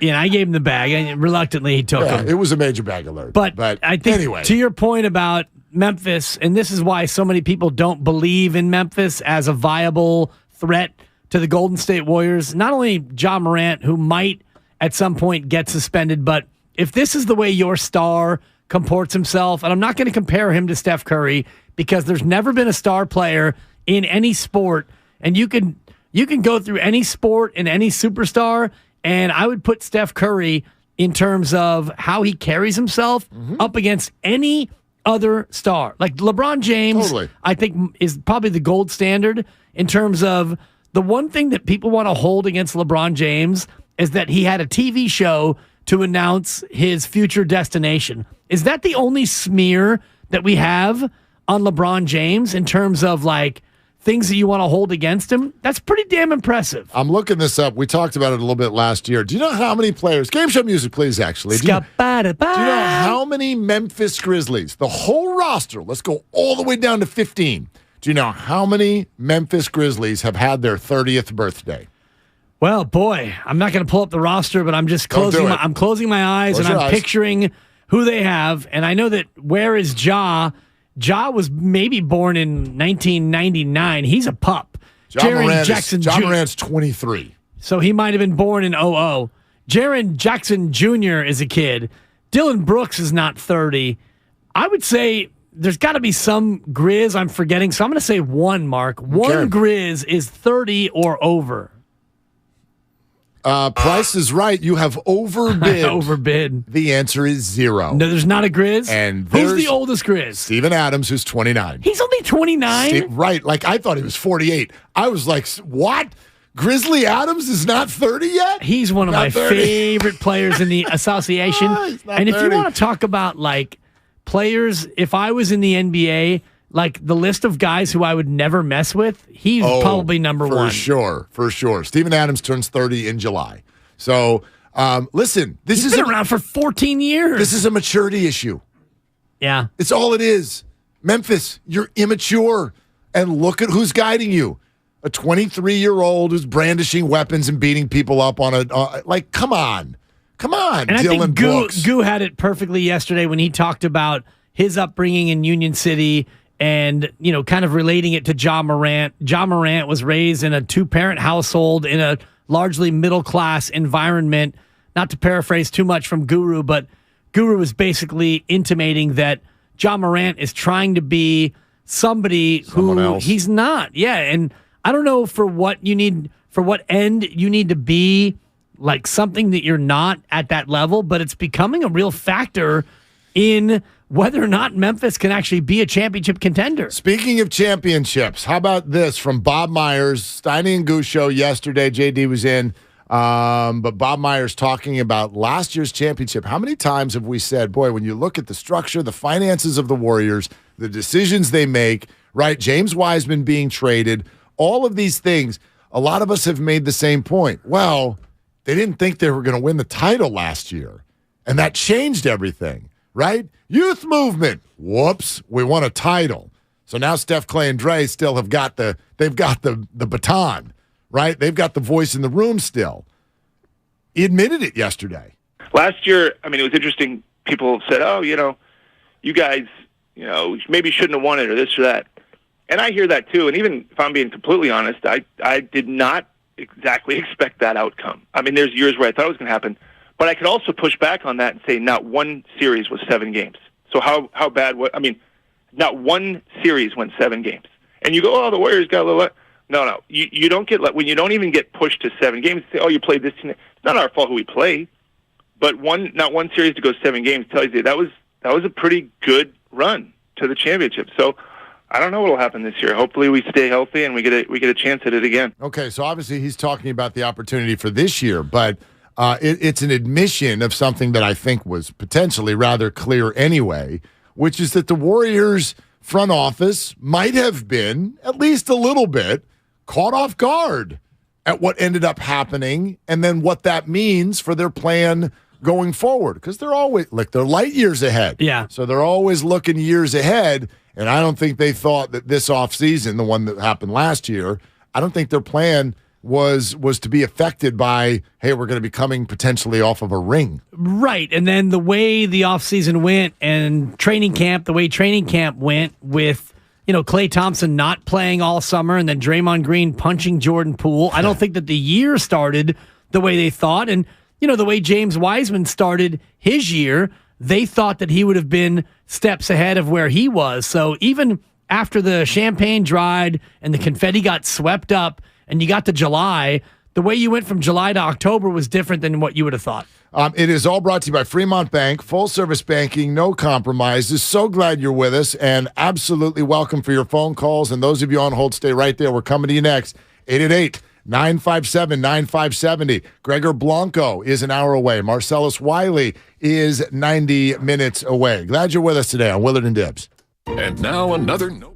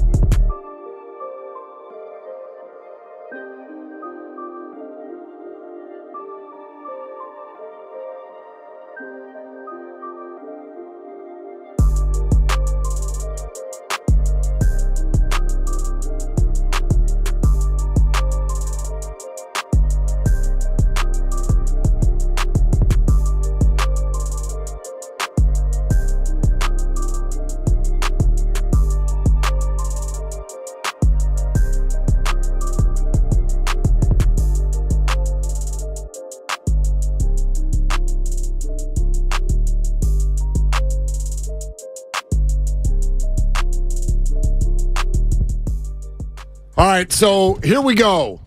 Warriors and Clippers tonight. And again, I've got this emotion that keeps bouncing around in my head that I hate. But then again, in a vacuum, it's awesome. Sounds like self-hatred. Self-loathing and fear and loathing in Las Vegas. What was that thing? What was the name of that deal? That was Fear and Loathing in Las Vegas. Fear and Loathing in Las Vegas, It was Hunter S. Thompson. Fear and self-loathing in Las Vegas? No, Fear and Loathing. Okay. It was a Hunter S. Thompson book that was made into a movie, and very well done. Yeah. Johnny Depp, one of his better turns as Hunter S. Thompson. Yeah, that was before he became a reality TV court star. Well, late last year. Do? But yeah, what do you do? What are you doing? What do you do? Exactly. Anyway, Willard and Dibbs, 888-957-9570 is the number. It's just a weird deal for me, man, and that is that the Warriors are playing the Clippers tonight. Young Jude, in fact, on the way to school this morning, had a request for tonight during the Warrior game. He goes, "Hey, Dad, will you make popcorn?" And I was like, "Oh." Did he tell you to get your popcorn ready? Oh, we're going to get your popcorn ready. Nice. And it was funny because he didn't know anything about what you and I were going to be discussing today, obviously on 95.7 The Game. He's in third grade. But I was like, yeah, get your popcorn ready. The NBA gives us this on March 2nd so rarely. Like this Warriors season. You're calling this a popcorn game? Well, yeah. Actually, I am. Yeah. I am. TNT? Yeah. So it's slated for a 7:00 tip. It'll probably be more like 7:15 by the time the earlier game, the Philadelphia-Dallas game, gets over. But how long will you let your kid stay up? Because if he's a third grader, his bedtime is probably an 8:30 and 8:45. Yeah, we push it sometimes a little bit. He's a niner. we celebrate the 49ers by being a Niner. Okay. You're He's a Niner. 9, He's so 9 he gets o'clock. to stay up till 9. We like to get into bed by about 8:50 and do some reading. Good. And then let that Lights just out at 9? Yeah. Okay. Yeah, 9, 10, like whatever. If the reading, you're supposed to read for 20 minutes, but as long as you're in bed and we're reading, and then that way he just drifts off to sleep. And so that's easy and that's great. But you're right. The TNT games are tough because there are times where with his Niner bedtime, if the Warriors are like, we're tied with 5 minutes to go and it's 9 o'clock, I'm like, yeah, but just stay right here with me. Like this will be right. Like, you can watch the end of this one, but not tonight. Because, tonight might push 10. Well, if it's a 7:15 tip and, depending on 9:40. If you get to 8:50. We're not going past 9:30 with the kid. Kid's got to get his butt in bed. Tomorrow is Friday, so, he can kind of mail it in as a third grader. It's not just about Friday. No, it's trying to get him up, dude. It's carryover. That kid. I mean, and your kid runs hot, and he loves his sport. And he gets sick. But I'll say, good Lord. Way too much. I mean, that's you want to talk about dude, attendance. Dude, take a shower and get to bed.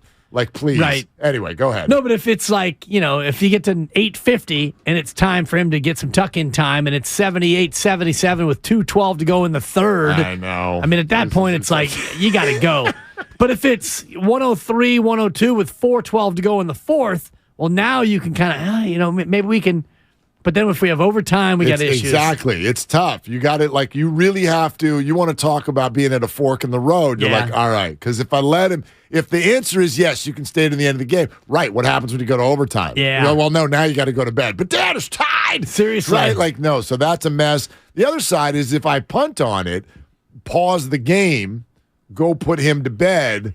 You know this, especially with a baby at home. Once you lay down in a dark room, I got no idea when the hell I'm coming out. Totally. It's totally possible I pass out and come out to the post-game show because, the thing, when you pause it, it'll start going. If you just leave it there for a half hour, then you miss everything. Totally. Come back, there's Mully with some shoes on going, it just didn't work very well down the stretch there. I'm like, what happened? Totally. So you can't rewind because you're past your half-an-hour window. It's tough, man. It's tough. These are some serious first world problems. Luckily, you got Bonte to walk you through exactly how it all went south, which is nice. No, but we're excited about this one. He wants popcorn. The Warriors are going to try. The Clippers are going to try. Russell Westbrook's going to drive too hard to the hole and bang the ball off the backboard. This is all the stuff I'm signing up for tonight.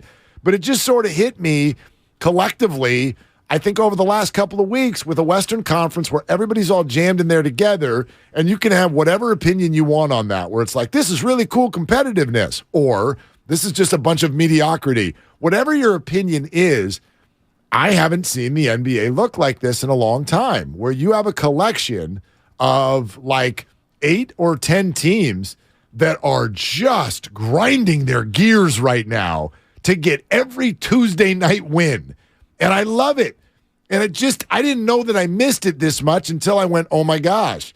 Yeah, this is what the NBA used to look like when I fell in love with it originally. Right, when teams actually cared about the regular season. Well, and it's just, it's tough. Like, again, this is like an hour ago we played this. Take a listen to Bob Myers on our station yesterday. What the misconception of the NBA is, there's not a lot of practice time because there's 82 games, and more now than ever, there's a lot of load management. I know people hate that term, but it happens within the building too, where the numbers, the scientific data will say, look, this guy's running hot. He shouldn't go today.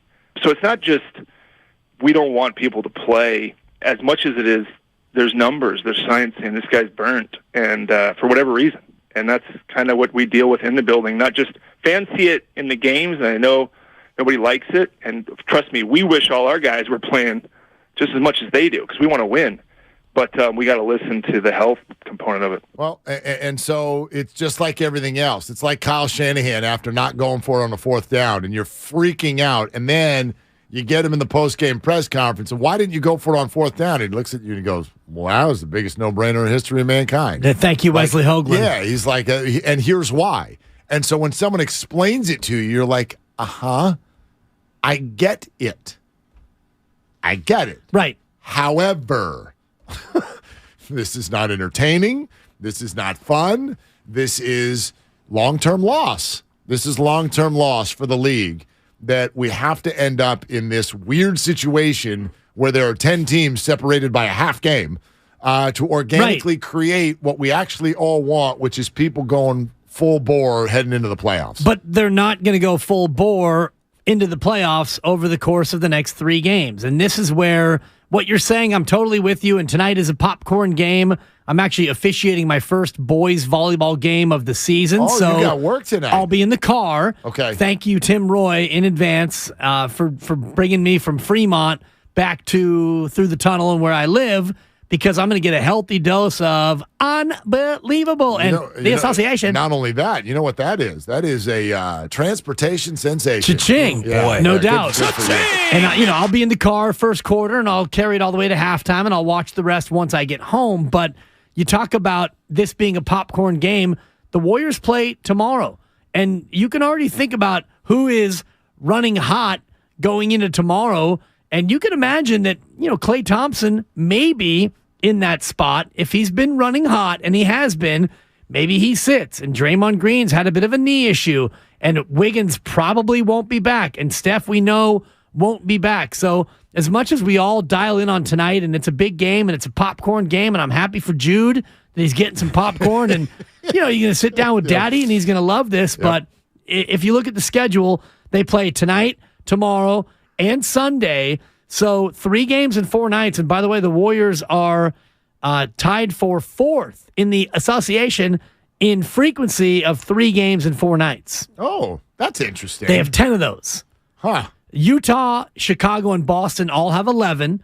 And in terms of back-to-backs, the Warriors are tied for 1st in the association with 15 back-to-backs. So when we talk about running hot, and Bob is right, and the medical staff, they do a great job of figuring it out.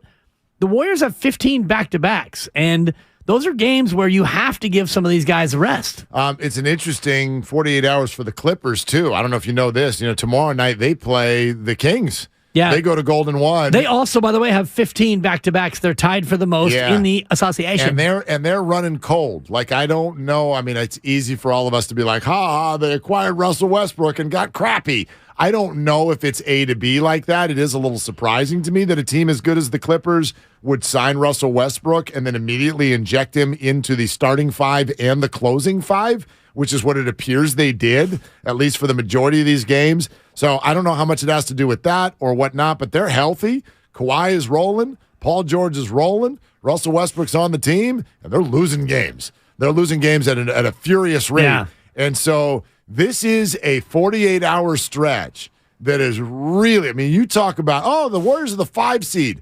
Okay, like 36 hours from now, where does this all stand? The Clips will play the Warriors and the Kings. The Warriors will play the Clippers and the Pelicans. The Timberwolves are going to play the Lakers. You've got the Blazers with a game tomorrow night in Atlanta against the Hawks. You've got the Jazz playing the Thunder tomorrow night. Pretty short schedule tonight. As far as Western Conference games that matter, this is the only one. Tonight, the Raptors have a game against the Wizards. Dallas plays tonight. Dallas is hosting Philly. Yes. And will probably lose. Couple things about that, Mark, and I'm glad you laid it out in this fashion, because let's just say the Warriors drop both of these games, which nobody wants to see. You fall to 32-32. Well, the Clippers would jump you. Dallas wins tonight. They jump you. Minnesota wins. They jump you. The Pelicans win. They tie you. So the Warriors could go from the 5 down to the 9 in an absolute eye blink. And it's not so far-fetched to think when you look at the Clippers. The Warriors have the 3rd worst road record in the Western Conference.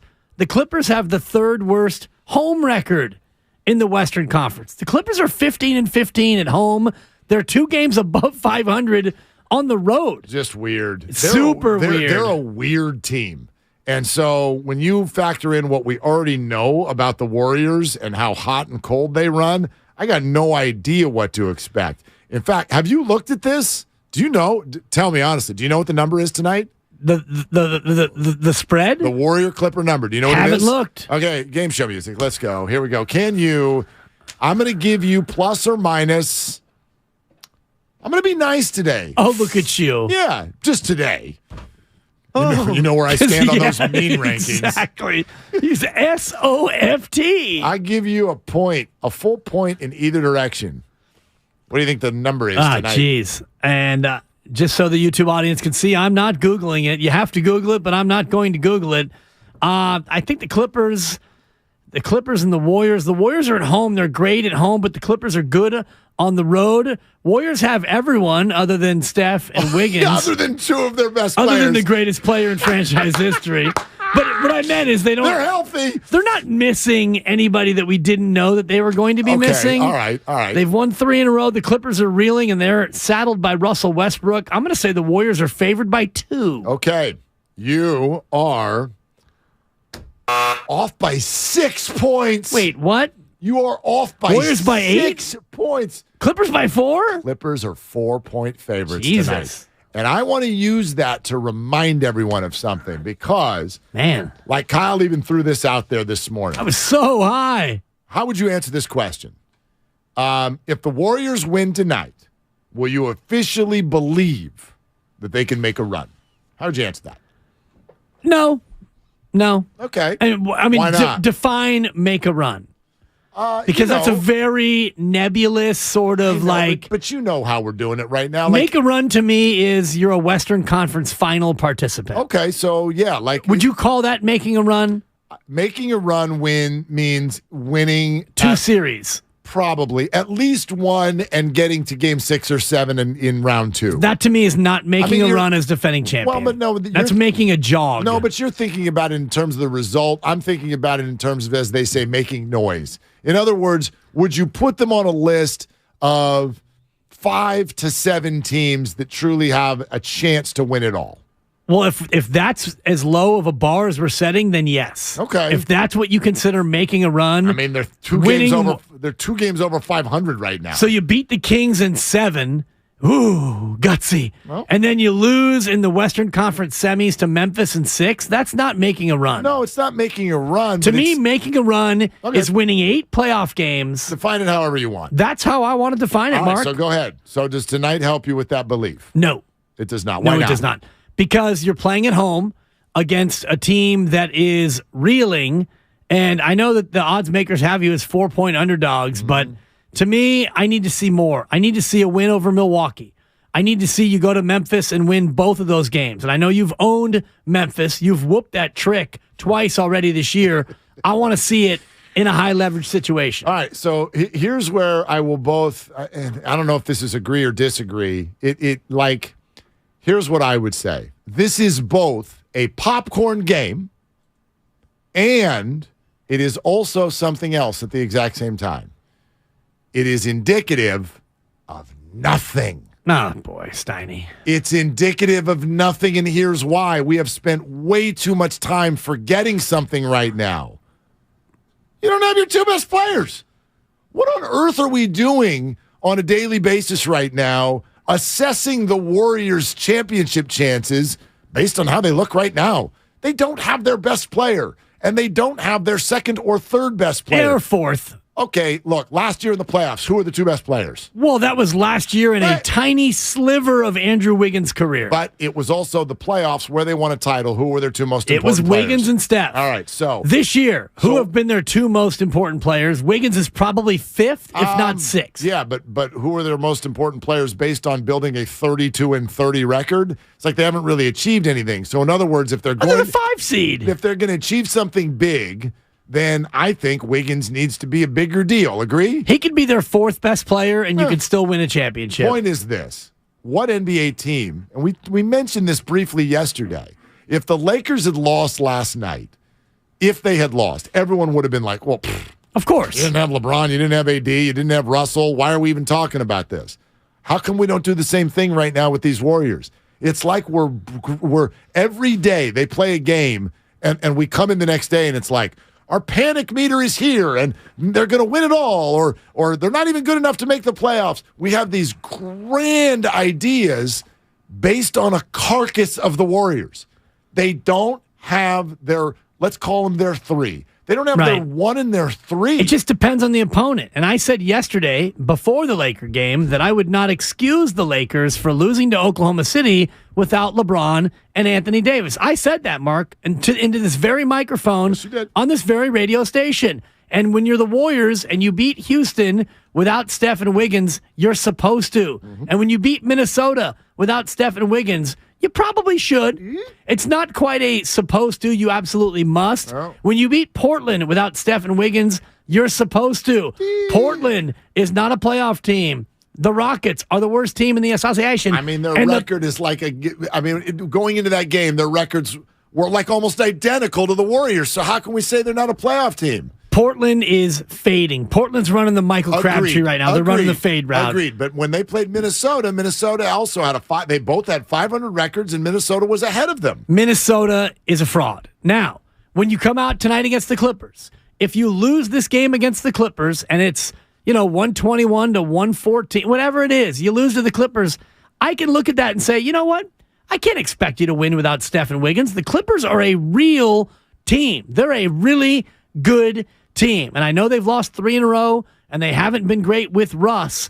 If you lose this game without Steph and Wiggins, I'm much more willing to accept it and compartmentalize it as opposed to Minnesota, Portland, and Houston. Yeah, I think that's all fair. I guess my point is whether it's good or it's bad, I'm not going to come out of tonight with any grand thoughts about what it means for a month and a half from now. I will come out with, that was huge for the standings. That's it. Like, tonight's result is just about tonight. There's nothing I can say after this game. I'll buy that, yeah. It means they're going to win it all. It means they're not ready. This is not them. But I think it means more in a win than it means less in a loss. Are you with me? Yes, I'll grant you that for sure. If they beat the Clippers without Steph and Wiggins, and if they play the way they have played of late, I'd be more willing to say, well, we might have something here. JD came in here yesterday, and I thought he said something that it was really, really smart, which is like, this Warrior team, if you just forget any context, forget any history, this roster that's going to play this game tonight, if you just showed up with this roster for a whole year, what do you think that team is? Lottery. Right. This is not a good team this night. Now, they may go win. They may rally down from 23, like all the things they've done. But gosh, here we go with our word. You know what the Warriors are right now? Plucky. Sorry, Christy. They are. They don't have Steph Curry. You're going to pay for that later. Probably. I'm paying for a lot right now. The lovely Christy hates that word. I mean, this is not a great roster. No. So why would you have 2 Hall of Famers, though. Yes. Actually, 3 if you count Captain Street Clothes. It's a capable roster on a given night. It's not a roster that's going to scare you in any grand sense. So why would I come out of tonight with any judgment based on what they're going to do a month and a half from now, fully knowing that if they look like this, they're going nowhere? Well, you can make a positive judgment in a win, and you can look at the restaurant quality of Dante DiVincenzo. So the way he's playing, and even if you lose, if he continues to play with that restaurant quality play, you can make a judgment about, oh boy, I mean, forget next year because I don't think they can afford him, but he is playing his way into being a championship caliber guy. Kevon Looney is simply the most effective, efficient Warrior in the history of the organization. He's unbelievable. If you find a way to win this game with this roster, I think that you can make certain declarations about what could possibly be.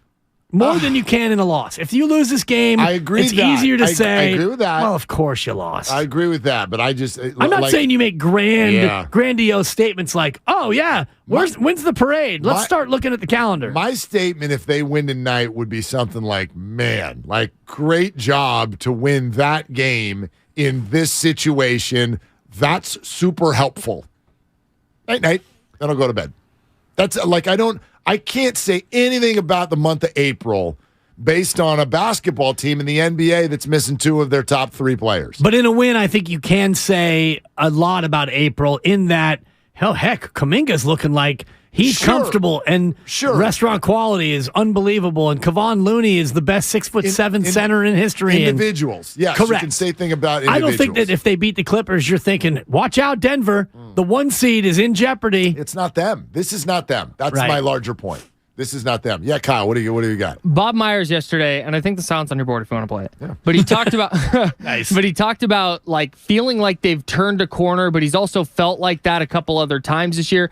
To me, if they win tonight, in the fashion that they've won the last couple of games, where it's like the fight is there and they lock down on defense, to me, that will be the official, like, oh, okay, there's this corner that they've turned in a way that they didn't, even when they won 5 in a row near Christmas. Are you talking about when Bob Myers was talking about relying on non-starters? Is that what you're talking about? No, but that also plays. That's the others one. They're not on my board. Hang on, all right, stand by. On my board. Awkward in a hurry. Try 93 BL. 3, 2, and hi, I'm Mark Willard from the Willard and Dibbs Show on 95.7 The Game. And I listened to that whole thing yesterday. Home of the Golden State Warriors. And all I can think about now when I hear Bob Myers is he's got to re-sign. Forget what he does for the team. That's all cute and lovely. Yeah, what the hell's our executive show? Oh my God! Yeah, as an interview guest, he's the best. It's just apologies to Steve Kerr, but Bob Myers is the GOAT. He's just both of them, because even lovely. He's Christy the said, GOAT. Steve Kerr was on yesterday as well, and she was like, "Man, it's so good to listen to. They're both just so genuine. Right? That's the word that every time they're talking, I'm like, man, yeah, they can make anyone feel like they're just sitting there going one-on-one, having a private conversation. And I wish that I could report that it's like fake genuine, but I bumped into Steve Kerr about 3 years ago in a cafe and went up to him, and he was as genuine in a cafe moment as he could possibly be. Thank you. Bob Myers, Steve Kerr, Steph Curry, maturity. That's what the Memphis Grizzlies don't have. I disagree. Taylor Jenkins, John Morant, Dylan Brooks. I'll wait. Yes, you will. Steve Kerr doesn't have the courage to wear a shirtless vest. Gutless. Can you imagine? Seriously. What if the NBA wants to go viral, do coaches dress like players night and have them dudes walk in, right? With freaking jerseys and oh my God, and, chains and the whole thing. Right, and six packs. Oh my God. And high socks. I mean, it would be. Get me Tom Thibodeau. Give me Thibodeau, Coach Thibs in a shirtless tank. Oh, really or a vest. Good. Really good. Okay. Kyle did an amazing job of setting up Bob Myers' latest comments, and we will have those for you next. Plus, hey, Kyle. It's time for a Wiseman update. 888-957-9570. And also with Gregor Blanco a half hour away, you might want to hear what Alex Cobb of the Giants had to say recently that I don't think is going to go over very well. All coming up on Willard and Dibbs, which is brought to you by AC Transit. You and me are going to have it out, Kyle.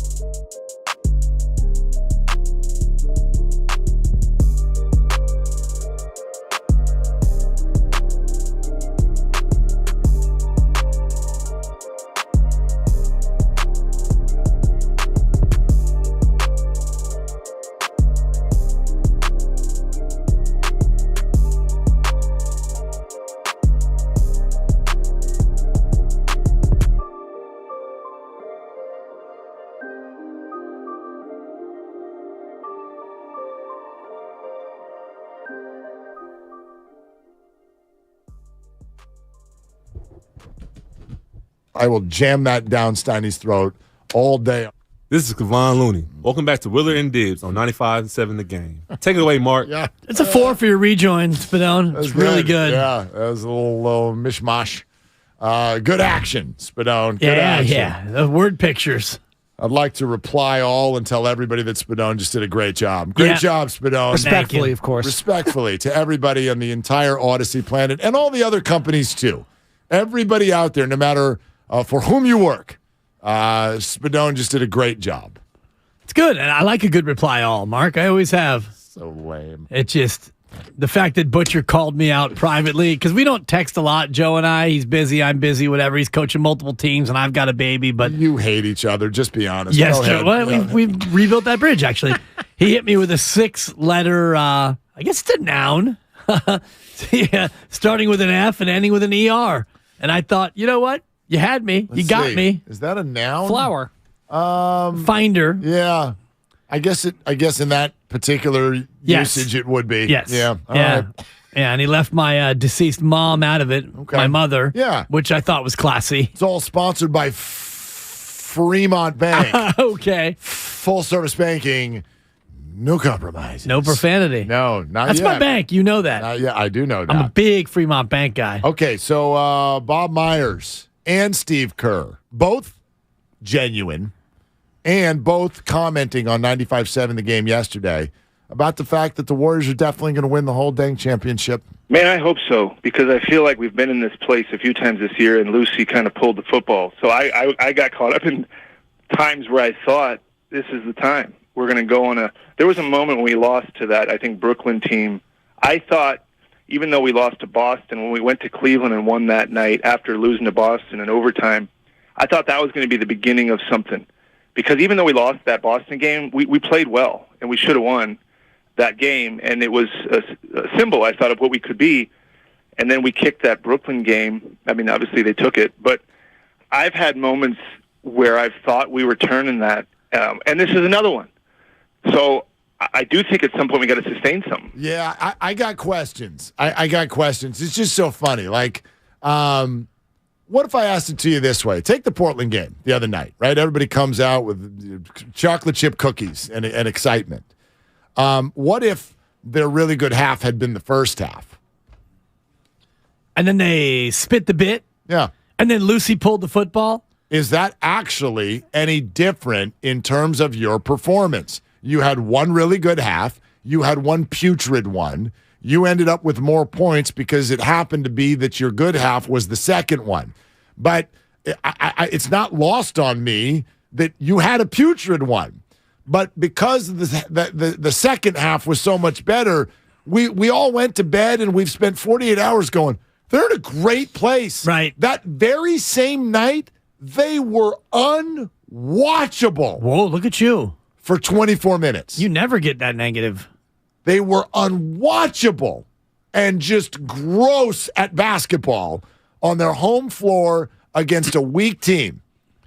That's what they were on that exact same night. But I don't think people would have, and let's just flip the quarters. So the Warriors open up and they lead 36-23 after one, and they lead 75-40 at the half. If we're flipping the two halves. So they're up 75-40.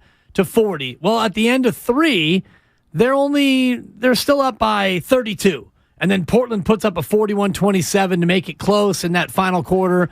We'd be okay with it. We'd be fine because that's different. It would almost feel like second half was garbage time, and that's why they let it go.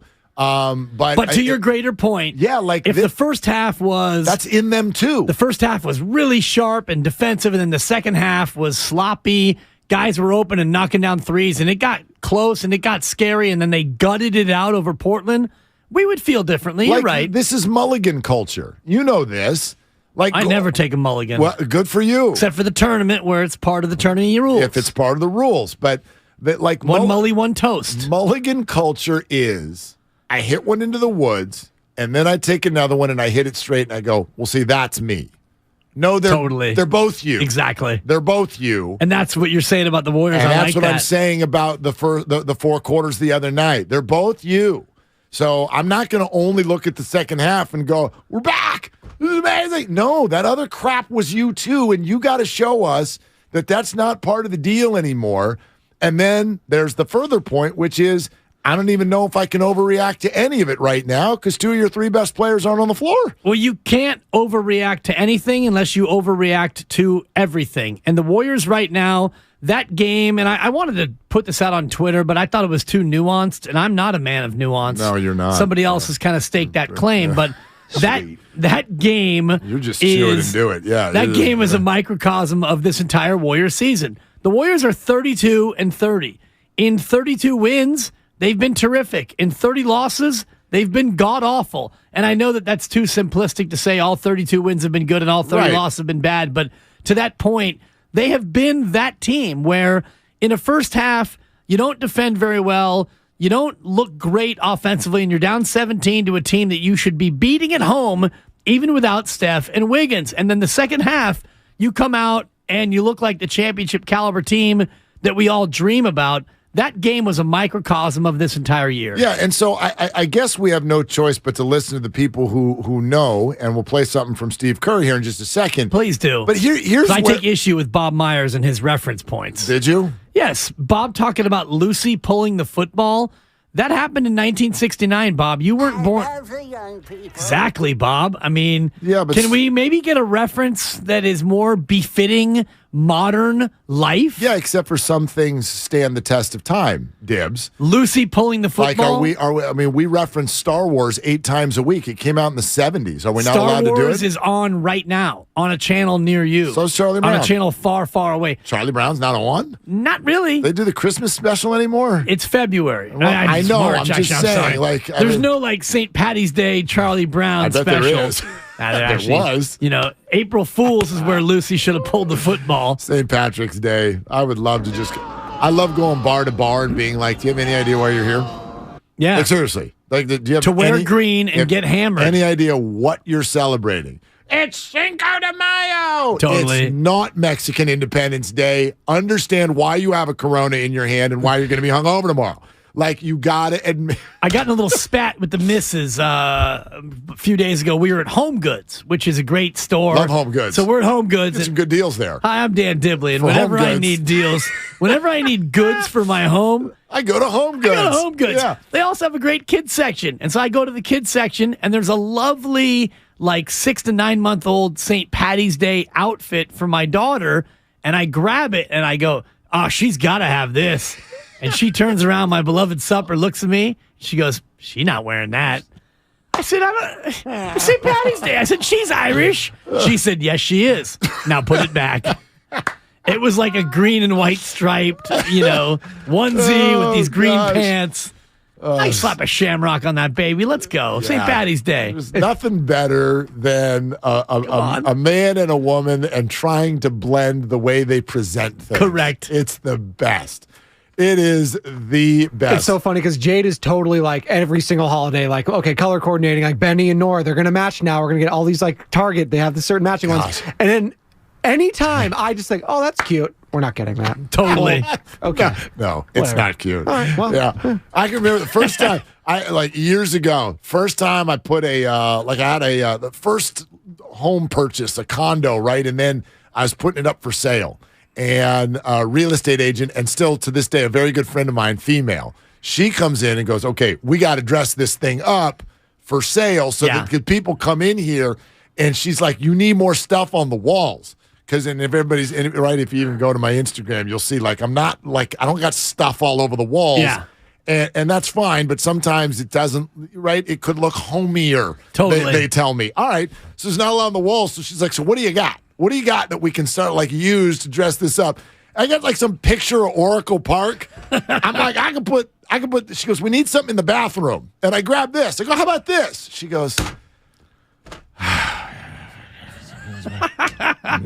a picture of the baseball stadium up in your bathroom. Right. That was your idea? I'm like, Right. I'll go and I'll just leave the stuff out and you do it. How about that? How about that? It's like that'd probably be a good idea. Or maybe pay for a stager to come in and stage that bad boy. That's right. Oh, I was like, I'm sorry. I don't do this. Yeah. I've never done this before. Can you tell? I have nothing on my walls now. What? If there was something halfway decent, it would be up by now. I'm like, there's a couch, like there's a TV. Sure. I didn't know you needed anything else up That's in here. right. You know what I'm talking about? All right. Anyway, here comes Steve Kerr, who also believes that the Warriors are just about to win it all. I think just the nature of these last couple of games, coming back from down big to both Minnesota and Portland, what the locker room felt like, after the game, just the measure of grit that existed.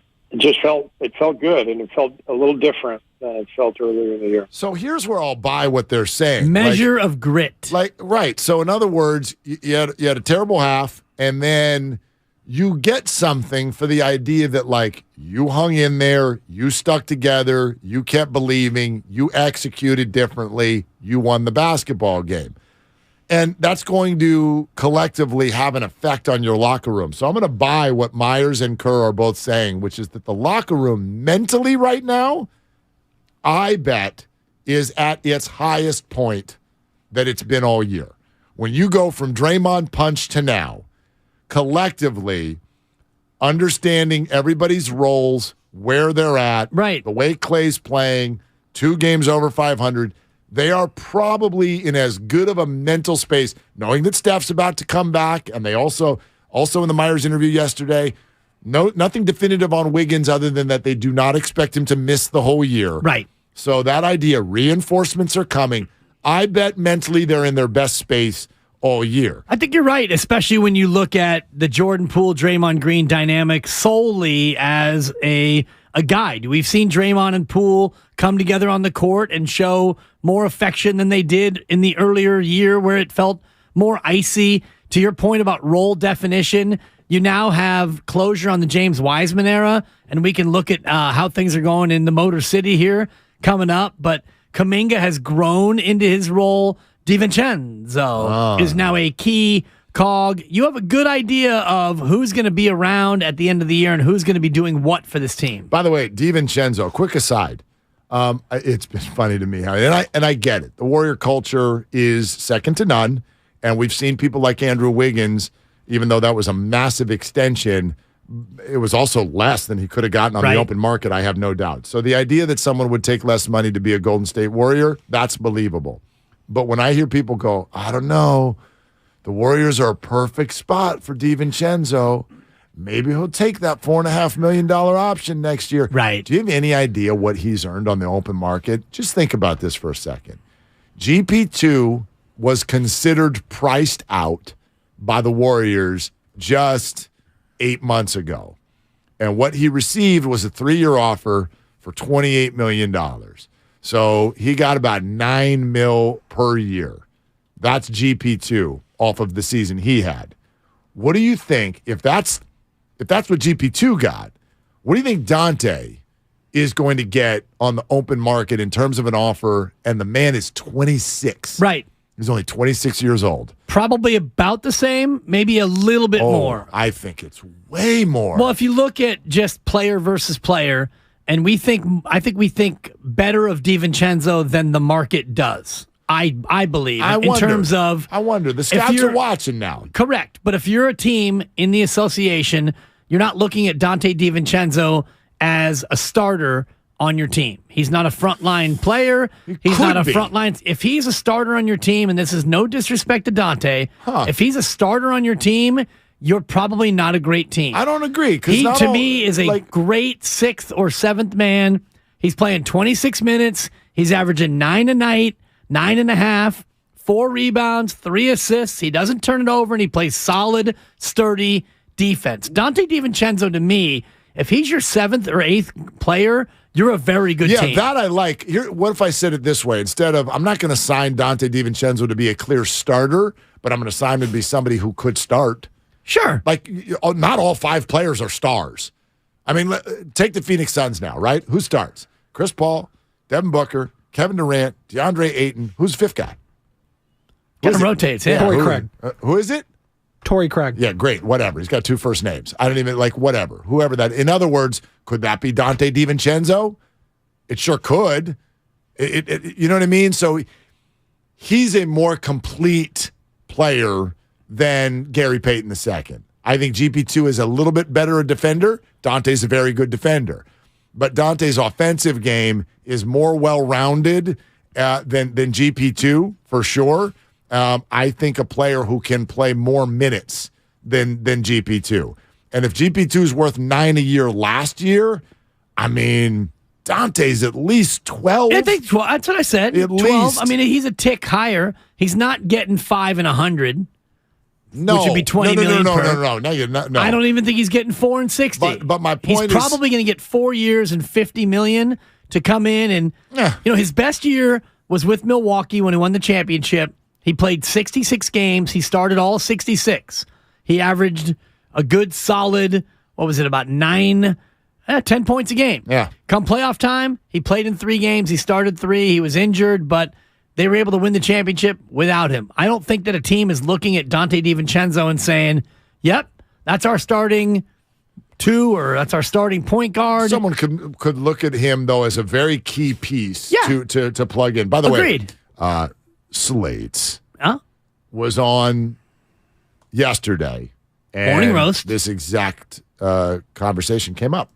It's going to be very difficult from a financial standpoint. He's going to have to get lowballed in free agency again for the Warriors to be able to afford him. Because, you mentioned the player option. It's so, okay, you say decline that and stay, but that would mean, I think, they don't have his bird rights because he's only been here a season and he was a free agent. So it's a 20% raise off what he's making this season. That's not what you would expect him to get paid on the market, especially with where salaries are going. Yes. I mean, 10 to 12 million is that's PJ Tucker in Philadelphia. Those are your bench role players who are high level, and I would consider Dante DiVincenzo a high level bench role player who's very young. Yeah, so to me it starts at 12. And that is, I guess we've been told based on their behavior, that's too much. That's too much for the Warriors next year. Well, even if Draymond Green was to opt out, then you're still above the luxury tax. It's still a luxury tax so contract. If Draymond Green agrees to a sign and trade, and Draymond, if he decides to opt in, I don't think you can afford DiVincenzo. If Draymond Green agrees to a sign and trade, well, then you would want to replace that salary slot with a guy who makes about what Draymond makes, $25 or so million. DiVincenzo's not that player. So I just don't see a way that you can keep Dante DiVincenzo financially. Gregor Blanco is going to join us in 10 minutes. Marcellus Wiley in about 40. By the way, every time we go Slates, can I just real quick? I know that a lot of Giants fans, you are less excited than maybe you normally are preseason, right? Is that a fair statement? That's after very this fair, offseason? yeah. But there's one thing at minimum I'm so excited about, which is that on a daily basis, we will be getting, as an organization, sound from Gabe Kapler. Oh, yeah. I'm so excited. I can't, I don't even care what he says. It's just as long as he says it. Infinite number of outcomes. I saw him yesterday talking about Joey Bart and the fact that Joey Bart is doing exactly what he's been asked to do. And so that is very encouraging. And I don't even know what the hell he was asked to do, but apparently he's doing it. And so I'm not excited for big bases.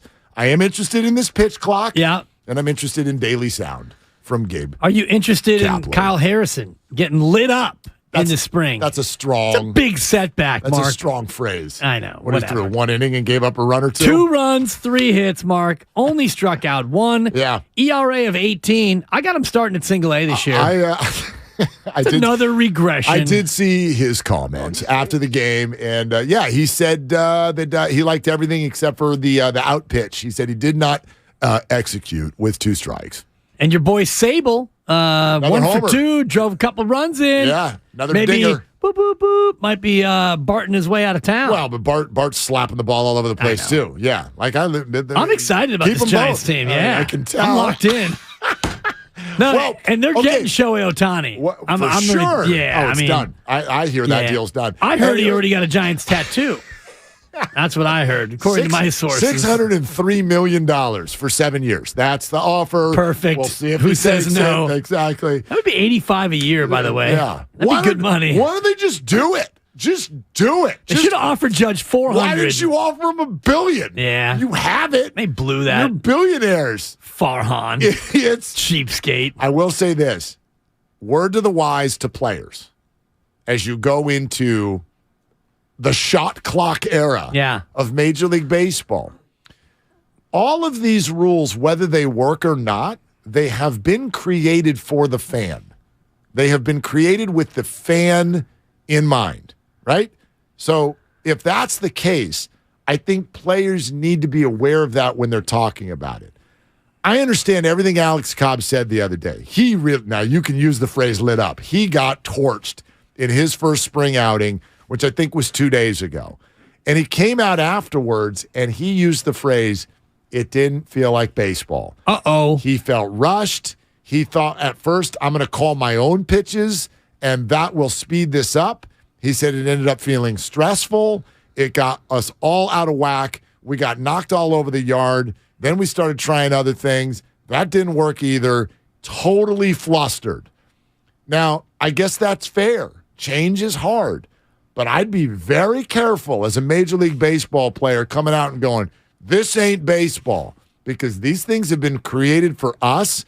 And if you whine about them, it's not going to go over well.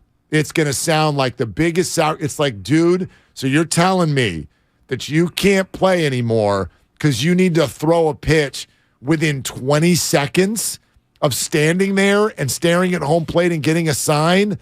You got to make the adjustment. You got to fit in the box. You got to make the adjustment. You got to do it. And I think about parking in Walnut Creek because I go out to Walnut Creek from time to time, and you go there on a Sunday, and they charge metered parking on Sunday. No. Absolutely. Pisses me off. And I think, I hate this.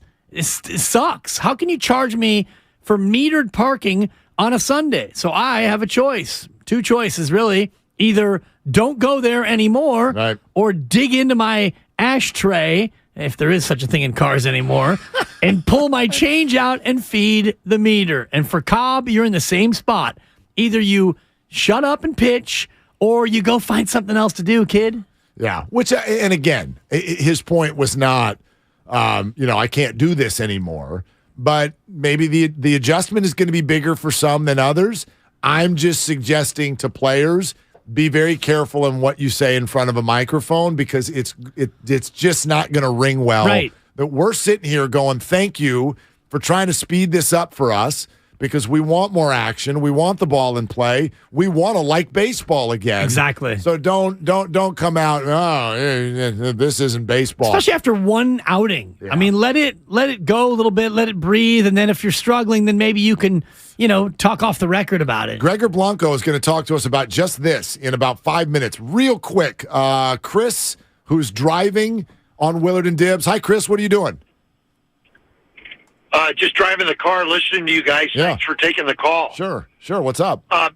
Hey, I've been listening for a while here this morning, and I just got a question. I got a question for Mr. Dibley.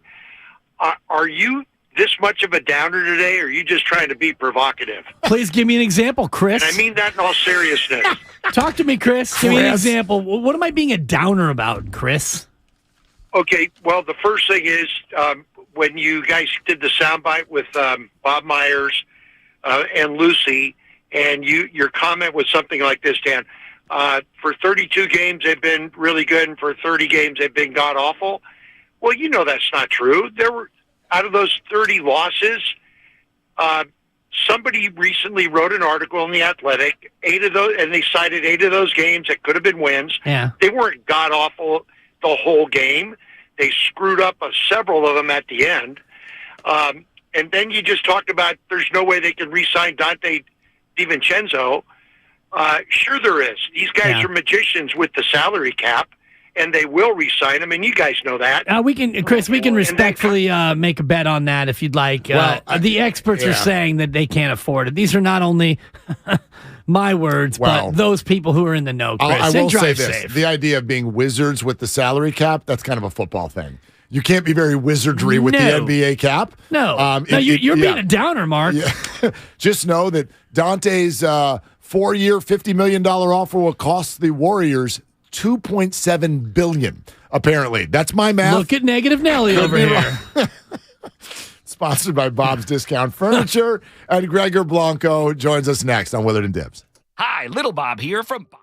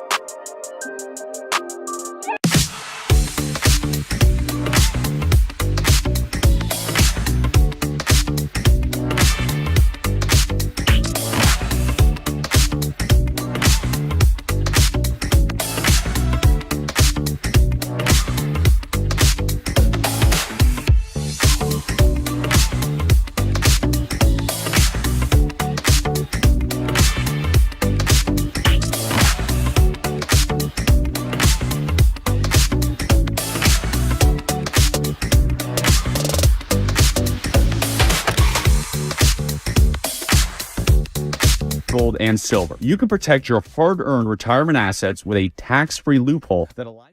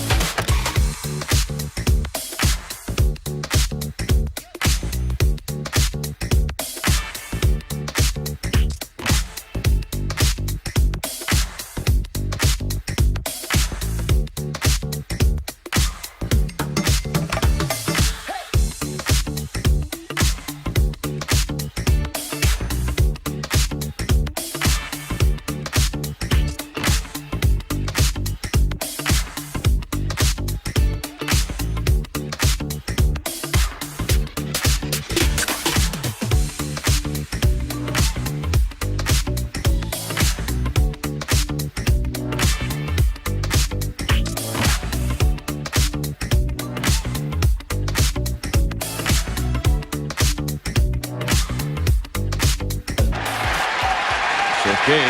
He doesn't watch anybody. Listening to that crowd.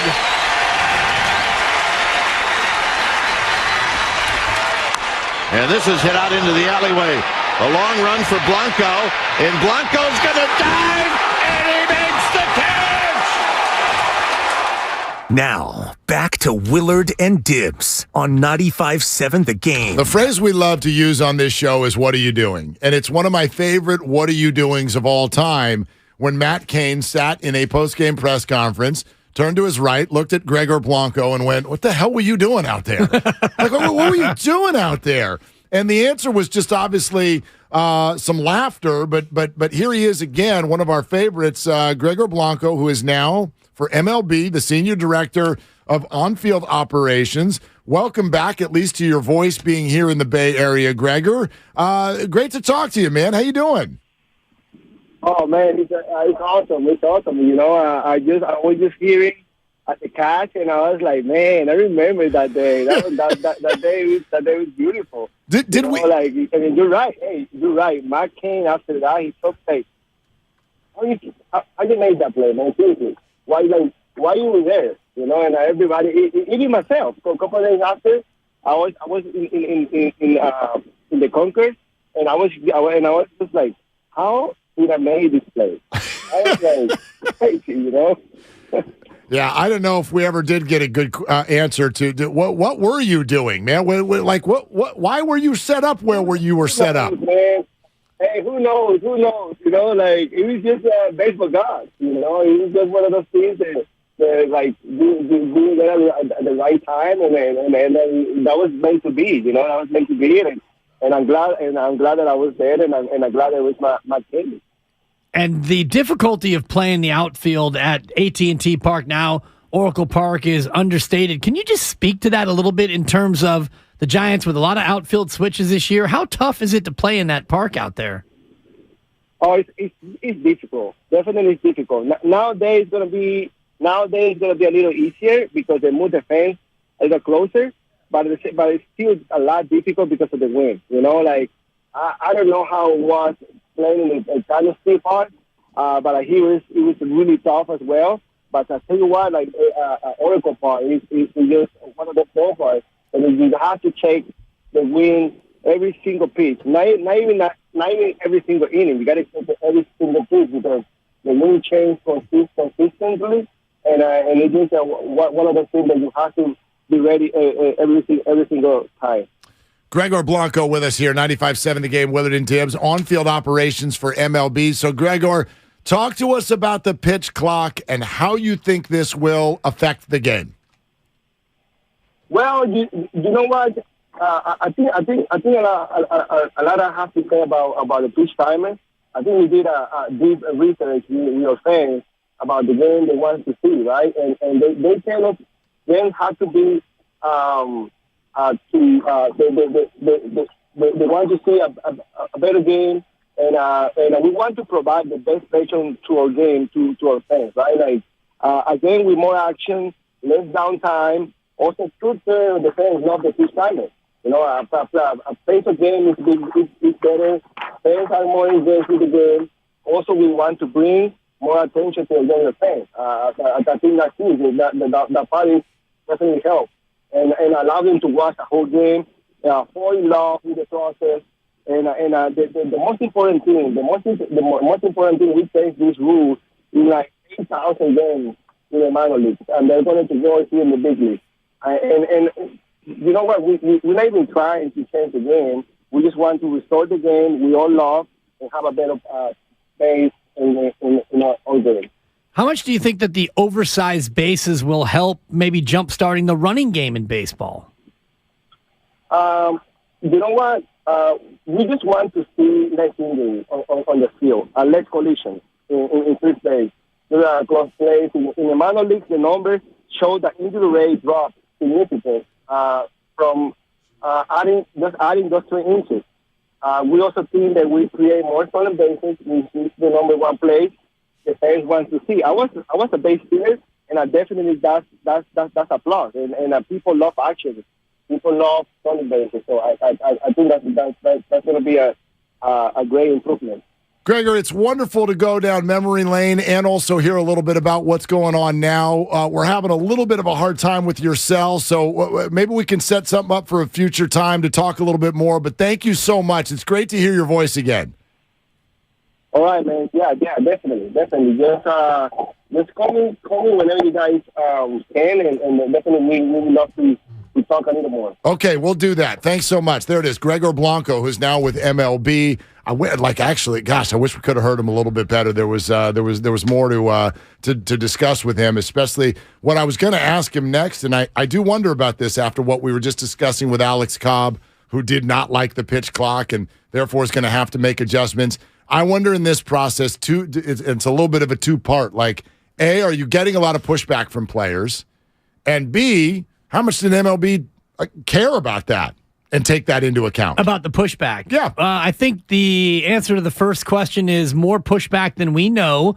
Alex Cobb came out publicly, which was his mistake, but I would imagine that a lot of players, maybe not the majority, are speaking behind the scenes about things that they like or they don't like, hitters and pitchers alike. There's pushback, but to your second question, I don't think MLB gives a crap about the players and their complaints, because what Major League Baseball knows is what we as fans have all talked about for 5 or 10 years, which is your game's too boring and your game's too long. And if we stop tuning in to the TV product, and the TV networks know this, then their ad revenue is going to go down, and that's going to hurt everybody. So I don't think the league gives a crap about players and their complaints, especially when fans are like, yeah, 2 hours and 38 minutes. I like this. There's breaking NBA news, which we'll give you in just a sec, but one more thought on that. When you said the game's too boring, the game's too long, one of those I agree with, and one of them I really don't. This is one thing, and it's not just baseball. It's all sports. Right. Because there was that Warrior game a few weeks ago that pushed 3 hours, and it was like a big story. Oh, my God, the game's 3 hours. I've thought this for a long time. Even like there's stories right now. College football is pushing 4 hours.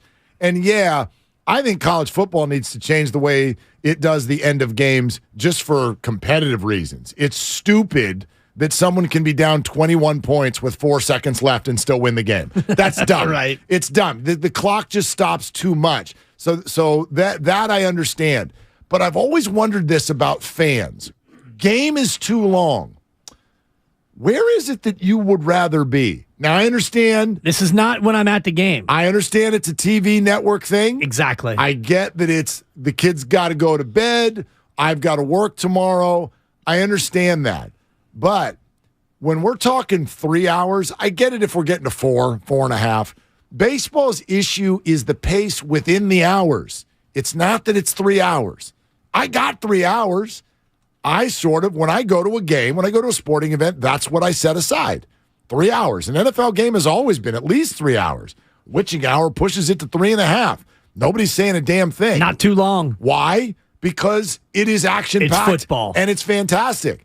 If you make what's going on within your 3 hours faster paced and more exciting, then we've got 3 hours for you. It doesn't need to be 2:20. It just needs 2:30 would be nice. Fine. And but it just needs to be interesting. You're conflating the issue, in my opinion, because there's 162 baseball games, and the average fan will go to, let's just say, 10 games. If you go to 10 baseball games a year, that is still about 5%. And if you watch every single game, and I try to watch as many games as possible, it comes down to the viewing experience as a television viewer. And there aren't many things that I want to give 3 hours to. When it comes to football, I know that it's 17 of these games a year. I'm going to give you 3 hours. It's a 1 o'clock start, 1:05, 1:25, Thursday night, Sunday night, Monday night, whatever it is, 10 a.m. game on the East Coast. I'm going to give you 3 hours. I know it's once a week. For baseball, you don't get 3 hours and 6 minutes, which is what the average time was, especially when batting average has been as low as it's ever been before. But that's the issue. Again, but to me, they go hand in hand. I know, but if it's batting average doesn't go up and it's 2 hours and 30 minutes, at least I'm saving 40 minutes worth of, hey, pitch is out 2-1. Like if you're going to sit down, though, and it's 2:45 versus 3:05, like I'll give you the extra 20 minutes if it's interesting. That, to me, everything's just got to be interesting. Hell, we binge watch things. Some of you people, I don't know how the hell you figure out how to do it, but you sit there all day. and watch one show. And but why? Because it's interesting. Right. I can sit there all day if it's interesting, but it's got to be interesting. All right, this is interesting. 888-957-9570. We'll keep going with your phone calls, and Marcellus Wiley is going to join us in about 20 minutes and scream about the Clippers, and he's crazy about them, and so that'll be fun. But per Woj, the Lakers say that LeBron James has got a right tendon injury in the knee, and he will be reevaluated in 3 weeks. Today is March 2nd, so if the reevaluation sensation does not come until at least March 23rd, that's 3 weeks. NBA regular season goes till what date? Week or two into April? Is that right? First week of April, I believe. Yep. April 9th is the end of the regular season. So if you're not going to be reevaluated until March 23rd, that essentially leaves 2+ weeks left in the regular season, and that's just to be reevaluated. I think it's a fair thought right now that LeBron may be the last week of the regular season. Maybe. And maybe he's out for the rest of the regular season. That's what looks like is on the table right now. To me, it depends on where they are. And right now, the Lakers are a game out of the 10, and they're a game out of the 9. So if we take this up until March 23rd, the date of reevaluation, which is 3 weeks from today, if the Lakers are a game out of 10th and a game out of 9th at that point, I would imagine that they might accelerate his return to play. If the Lakers are sitting at I guess they wouldn't possibly be the 14th seed, but if they're the 13th seed, if they have the same record as Oklahoma City and they're 2.5 games out of 10 and they got to climb over 2 teams, you might see them shut LeBron James down. Lakers have a lot of home games coming up. It'll be interesting to see, and with AD coming in and out, I don't know about Russell. I don't even know how much that matters, to be honest with you, but with no LeBron, like how are they able to hang in there in the coming weeks? They've got a lot of home games, though. Like they're in the midst right now. They're getting started on a 5-game homestand. Minnesota, Golden State, Memphis, Toronto, New York. Very, very few road games. And quite frankly, very few games against high-level competition. They do have a game on the 22nd against Phoenix. They play Phoenix again, second to last game of the year. But there's not a lot of – there's no Bostons. There's no Milwaukees. There's no Denvers.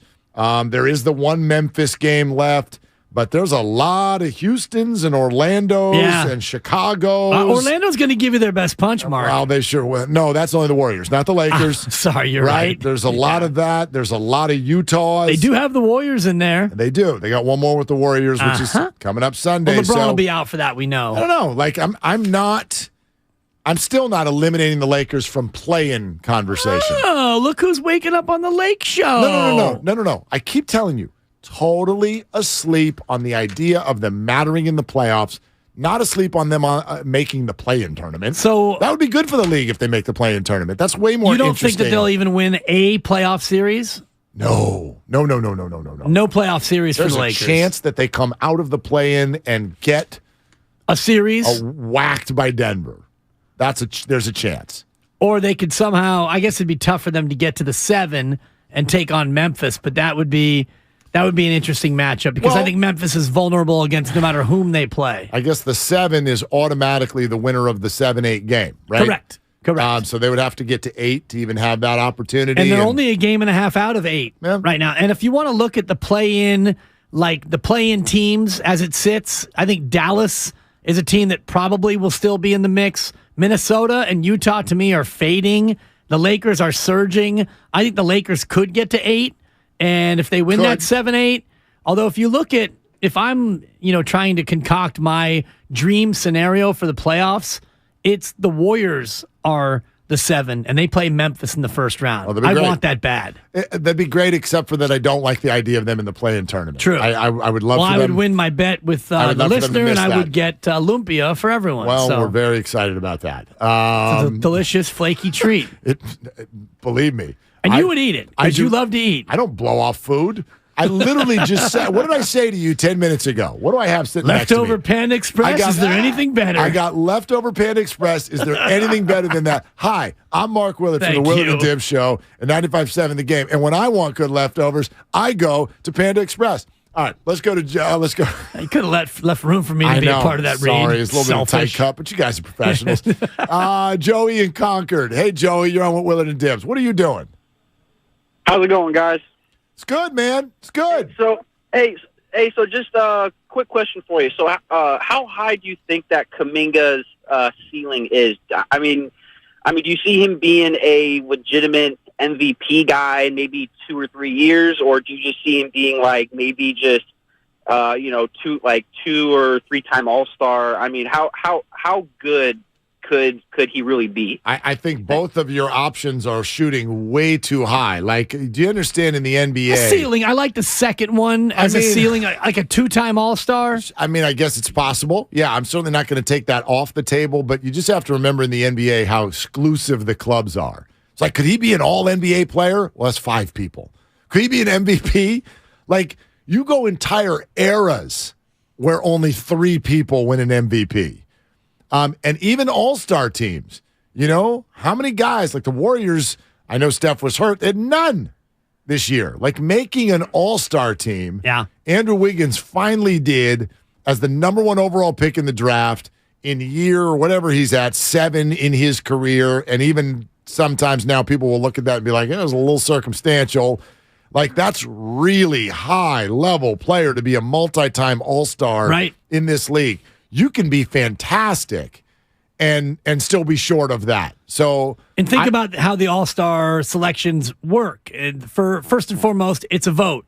Jonathan Kuminga, not yet a household name. And when you look for reserves on the All-Star team, a guy like Wiggins, a great player on an elite team, gets the nod. So unless Jonathan Kuminga is on a championship caliber team, which this team does not project to be that once Steph, Clay, and Draymond and Wiggins are all gone. So Kuminga as a 27-year-old, you're going to have to be an unbelievably dominant force to get that nod. This is a little bit of a circumstantial point, but also, depending on how free agency plays out and whatnot, it's also going to be much harder to make all-star teams in the West because, all the good players are here. Now, I know that it's a little bit less, it's not West versus East anymore, but it just becomes a little bit more of a logjam, I think, when when you're measuring players, and as you said, you're measuring it also by how successful your team is. How successful are Jonathan Kuminga's teams going to be going forward? This is the large future question we don't know about the Warriors. I mean, if people start opting out and this whole thing reboots, you could have Steph on your team, but if that's like within a couple of years, if that's all you got going on, you're going to have to develop really, really well and fast for this to be, a top 4 type team in this conference. And you would have to be, if you're Jonathan Kuminga and the Warriors are 22 and 32 going to the All-Star break, you're going to have to be a guy averaging 26 and 11 to get that sort of consideration to be an All-Star on a, quote, bad team. He's going to need more minutes. The very first answer to your question is for him to be in consideration for being a great NBA player. Forget honors and all-stars. Just to be like a guy who scores 17 a game or more, he's going to have to play more. And we've heard that come out of this locker room 100 times this year. Minutes are hard on this team. Yeah. Minutes are hard to find. But he's getting minutes now, more. And he's earned his minutes. Yep, and if you think about next year, if Draymond opts out and the Warriors are unable to fill his position because he didn't do a sign and trade, Jonathan Kuminga could easily matriculate into that starting lineup. Yeah. It could be Steph, Clay, Kevon, Kuminga, and Wiggins, or Poole at times. Kuminga could be in a spot where he gets that 25 to 30 minutes a night role. The other reason, and this is a reason for optimism that maybe that is his ceiling, is in the day and age of the NBA and its relationship with social media and viral video, Kuminga fits right in. Like, sometimes you have to have that, and that puts you ahead of someone else who may have similar or even better stats. But because we're going to be watching Kuminga's dunk of the week for years to come, that has the potential to elevate his name over someone else who plays like Tim Duncan, where you're just like, bonk, bonk, bonk, bank it in. Right. Like, But Duncan was so unbelievable. I mean, so 25 great. and 11, 28 and 12, So 23 and 13. When you're that effective, you get the nod. But even let's take the team that's coming here tonight. I think this is a great example. Kawhi and Paul George are really, really high-level NBA players. Kawhi being a champion and a future Hall of Famer. George is a little bit lower on the rung. But, I don't know, kind of boring stars, if you will. Go through the list of the top 20 NBA players, top 25 NBA players. Those guys are in there, but they're not, the middle school kids are not excited about Kawhi. No, it's like Giannis, right? Even Embiid, they're quiet. Yeah. They don't say anything. They've got weird laughs. They play for the other team in LA, and they just get buckets. So it's just kind of Kuminga has a chance to pop. Yes, but I also think you're selling Paul George a little bit short in terms of the player that he's been for his career. Great player. 12 years. He's more than a great player. He's a superstar. 12 years in the league. He's made 8 All-Star teams. 8 superstar All-Star teams. Superstar. Yes. He's averaging 23 and a half a night, 20.6 for his career. He's an 8-time All-Star. Great. How many current players have more All-Star appearances than Paul George? How many players in the league would you refer to as a superstar when they're not even their team's best player? Klay Thompson. Superstar? Yes. Klay Thompson. See, Paul George. Spadoni's behind you shaking his head right now. Okay, Anthony Davis. He's their second best player. He's a superstar. I disagree that Anthony Davis right now is their second best player. Who would be their second best player? LeBron James. Who's their best player? Anthony Davis. Well, and again, we can go back and forth. LeBron's the greatest of all time, and now he's hurt. By the way, I also didn't say that it doesn't exist, but I said how many. There are very few who get, because yes, LeBron's a superstar, and so is Anthony Davis. Right. There are very few players Kyrie in the Irving NBA. is a superstar, and he's their second best player behind Luka Doncic. Yep. But the list is very short, and I would add Paul George to the list. We think to us, Klay is a superstar. I don't think he's a national superstar. I don't think that. Steph Curry's a superstar. Well, he's in another stratosphere. Right, but this is a name value thing too. Not you can give me stats. I get Paul George's stats, but superstar, he's a Hall of Famer. Superstar is something bigger than that. Superstar is about name value, recognition, right? The light bright in the room kind of a thing. Paul George. Yeah. You got something against Paul George. I'm going to try to drill down on it. He's a great player. He's not a superstar. Yeah. I mean, your Paul George disrespect is curious to me. And your Paul George playoff moment is? Oh, he's been on mediocre teams. So, I mean, you can't. What's Dame Lillard? Dame Lillard's got one playoff moment. Dame Lillard, where he drilled the three and grinned at the camera. Dame Lillard is on the list of 3 players who have scored over 60 points multiple times. Dame Lillard is got moments that are memorable. Right. What do you remember about Paul George? I remember his leg snapping in half. Man. It's literally the first thing that pops in my mind. Miami Heat to Game 7 when he was on the Pacers. And that was one of the greatest teams of all time. He's very good. I mean, he was the best team on that Pacers team. So if we're going to say he has had some moments. He's a great player. Yes. I'll even give him the word great. He's a great player. I'm not calling him a superstar. I gained a lot of respect for Paul George when he said on JJ Redick's podcast, I think it came out yesterday, he said, I used to be able to be a 1, and I realize now that if I'm going to win a championship, I can't be the best player on the team. That's awesome. That's incredible self-awareness. That's Wiggins-esque. It's Wiggins-esque, right? Not a superstar. Great player. Has all the ability in the world. The Warriors are at home tonight. Huge game against those Clippers. Tip-off 7 o'clock. Warriors live at 6. Tune in to Warriors Live right here on 95.7 The Game. It is presented by Xfinity. Supercharge your home with supersonic Wi-Fi, unbeatable internet only from Xfinity. He screams about the Clippers whenever you let him, and that's exactly what we're going to do. Marcellus Wiley joins us next on Willard and Dibs. Steiny and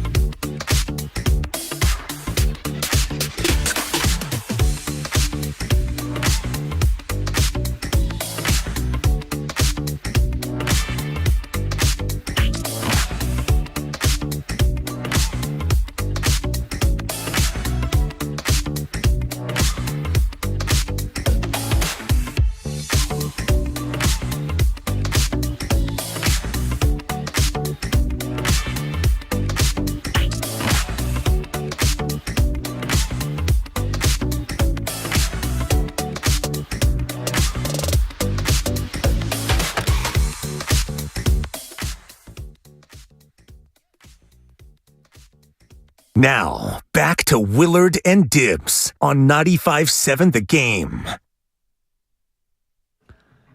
I saw this guy in concert. Lupe Fiasco. Oh, I thought you meant Marcellus Wiley. No. I would love to see. Man's doing concerts now? I would pay to see Marcellus Wiley do a concert. Sing, dance, comedy, whatever. Show up in his Clipper jersey. He does comedy all the time when he talks about the Clippers and championships. It's hysterical. Oh, man. That's such a funny bit, Marcellus. Tip your waitress. Do your bit. Do the Clipper thing where you talk about championships. Go ahead. This is good. I can't talk to you guys right now. You guys are so mean. What kind of welcome is this? I know. No. You're supposed to show love and show power at the eventual champions. No, that was... It's a Roger Federer welcome. We give you backhanded compliments up the line. So thanks for joining us. That was... Yeah, that was... No. Hold on. Let me apologize. Can we re-rack this, Mark? Because that was not planned. That 3, 2, and 1. I don't like the way that came out. I don't either. Marcellus, hello. Thank you for doing our show. Man, how are you, my brother? Oh, now we're going to go to communion. Yeah. Oh, man. Hey, you know the rivalry is real. When you guys can't even say hello to me, you just got to jump on my squad because you know we got that big three, and it's a problem in the West. I'm pumped, man. By the way, I have had concerts before. You forgot, Mark, I DJ'd. I used to do, festivals and all that stuff. So I've been in front of that crowd before, but no crowd is going to deny my Clippers this year, dog. So wherever y'all want to take this, let's just take it. But we know how it's going to end. I did not forget. I think that a lot of the audience listening now has never been blessed with Marcellus Wiley at a USC football tailgate, absolutely dominating the audience as they stuff their face with barbecue chicken. Yes, those were the good old days, brother, man. My man. These were great. And so let's hear some Warriors anxiety right now. Let's hear some Bay Area fear. Well, the anxiety is blinded by the baubles on the rings that we always seem to get. But I do want to ask you about your Clippers because Mark and I were just into a debate about Paul George, and I used the label superstar on Paul George. Mark disagreed. Is Paul George still, Marcellus, a superstar? Well, I would say no because I want to answer it from the top down. And I just had a conversation about this, obviously, because Paul George made headlines saying he knows his role and basically he's a second fiddle. He's best as the beta. And I love that because playing any team sport, you got to define roles, and the guys who play their role, and if we all do that, then we have ultimate team success. So there's nothing wrong with what he said. It's just the fact that people don't want to hear it.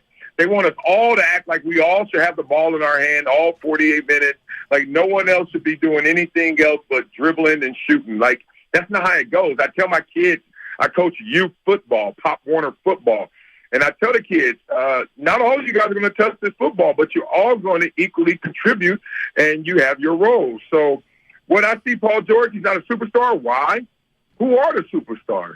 Like Kevin Durant's a superstar. Giannis is a superstar. You got to look at it from the top down, and then you have to say there's a different tier of guys when you get to Paul George, who's amazing at playing basketball, but is not a superstar. And if he is, then what the hell do you call Giannis, and what the hell do we call KD, et cetera? Yeah, I think that's well by said. Et cetera, you mean Steph. If you're going to start at the top, Marcellus, you may want to re-rack that, my friend. Yes, you're right. You're right. Even though KD's better than Steph, we saw them as teammates. Let's not go there again. Dog. But yes, I love this argument. If you want to talk down here, there's nothing worse to me than the media, us in the media, deciding something that two players already answered. When you're a teammate with someone else, there's a primal response that we're both trying to be the alpha, and we're going to figure this out. Remember Dwayne Wade when it was his team in Miami and LeBron got there, and because of this same tension, they didn't win a championship their first year because Dwayne was fighting LeBron, and LeBron didn't want to just take it from Dwayne.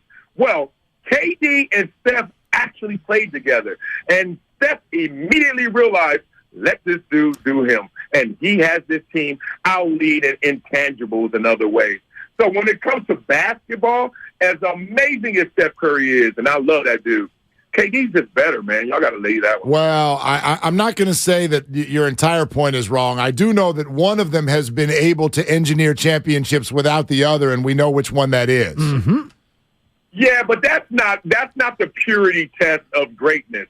And we like to make it that because it's the simplest, it's the easiest, the laziest. But being real, if you had to list the top 50 basketball players, you better not do it by ring order, or else you're going to look all over the place. You're like, wait a minute, what am I doing here? I got a Larry Bird way down here, and then I have a Klay Thompson way up here. And you can't do that. So I'm looking at it like Bill Russell, as amazing as he was, is not the best basketball player ever.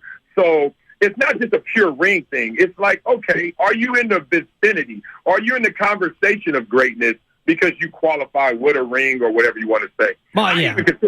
I even consider guys without a ring as great, like Charles Barkley, Karl Malone, etc. Well, sure. But beyond that, how does a Steph trump a KD just because he has another ring without him? Just because he had a ring before him? What? They played together in their primes, in their peaks.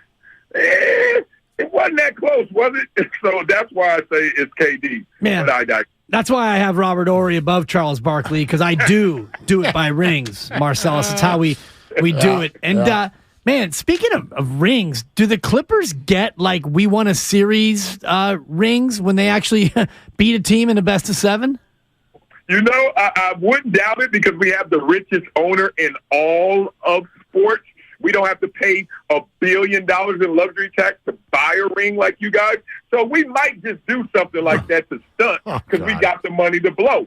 But in all seriousness, man, you know how it is. You got to fake it till you make it, brother. In life, if you can't get a girlfriend, at least get a phone number. You know, like we're happy with whatever comes our way. We just get excited. So sometimes we are a little juvenile. We celebrate the little things, but why not? We're not guaranteed to have it all. So let's just love every step of the way. Well, you're not guaranteed to have it all for, again, this year. And based on something that you just said earlier that I got to bring back to the forefront. Marcellus Wiley joining us here on Willard and Dibs 95.7 The Game. Did you just refer to Kawhi Leonard, Paul George, and now Russell Westbrook as a, quote, big three? Marcellus, I'm up here laughing that another GM fell for the trick and thinks that Russ is that guy that we were told he was 5 years ago as an MVP. How many jerseys does he need to put on? How many teammates need to not perform at their highest before we realize this dude doesn't play winning basketball? Yeah, look, you have some tremendous points. Full disclosure, Russell Westbrook's not only my homie, but our kids go to school together in the same class, so we talk deeply about these topics like this. I look at sports differently.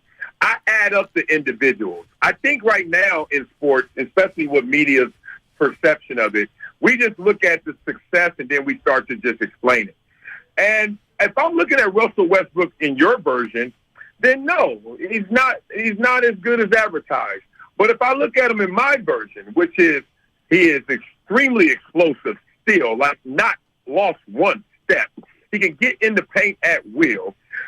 He is a hot and cold shooter, and more cold, it seems like, at times than hot, so I should say that. But what do you need him for?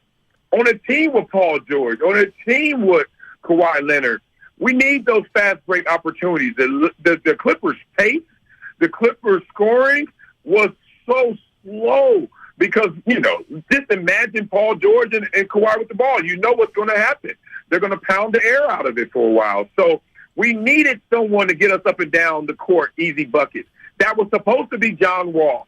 He's not John Wall anymore. We get it. So now we're trying to see if Russell Westbrook, who had a good year with the Lakers this year, and last year was at least reliable and healthy when LeBron and AD were injured and tapped out. So we're just trying to get as much toothpaste as we can out the tube of Russell Westbrook, which I still think is explosiveness, easy transitional basket, and also a veteran presence. Hopefully that adds up. You would have been better off saying Zubats is the third member of the Big Three. Hey, y'all can't even stay healthy right now. And if y'all think old Clay coming back looking like new Clay and then he's looking like old Clay again is going to take y'all there, I got some news for y'all. Y'all better look out for Dallas. Y'all better look out for Phoenix because we're in a different tier. And Phoenix, I think, is really being real. If I had to go to Vegas and bet, watch out for Phoenix, man. That's going to be too simple for those guys. 2 7-footers that can move, play defense, and as well, they have the perfect pieces. They all complement each other. They're top-heavy, but that's going to be a squad. Brother, I wish we could keep on talking. Got a blitz, but so fun to hear your voice. And let's text tonight at 9:45. Exactly. We'll see. All right. You know what's going to happen. Clip City, Chip City. Appreciate you, brother. Oh, that's my favorite bit. There he is. Thank you, my friend. Marcellus Wiley right here on Willard and Dibs, brought to you by Fremont Bank. Full-service banking, no compromises. More of your phone calls and the Steiny and Goo group coming in here shortly on 95.7 again. Now.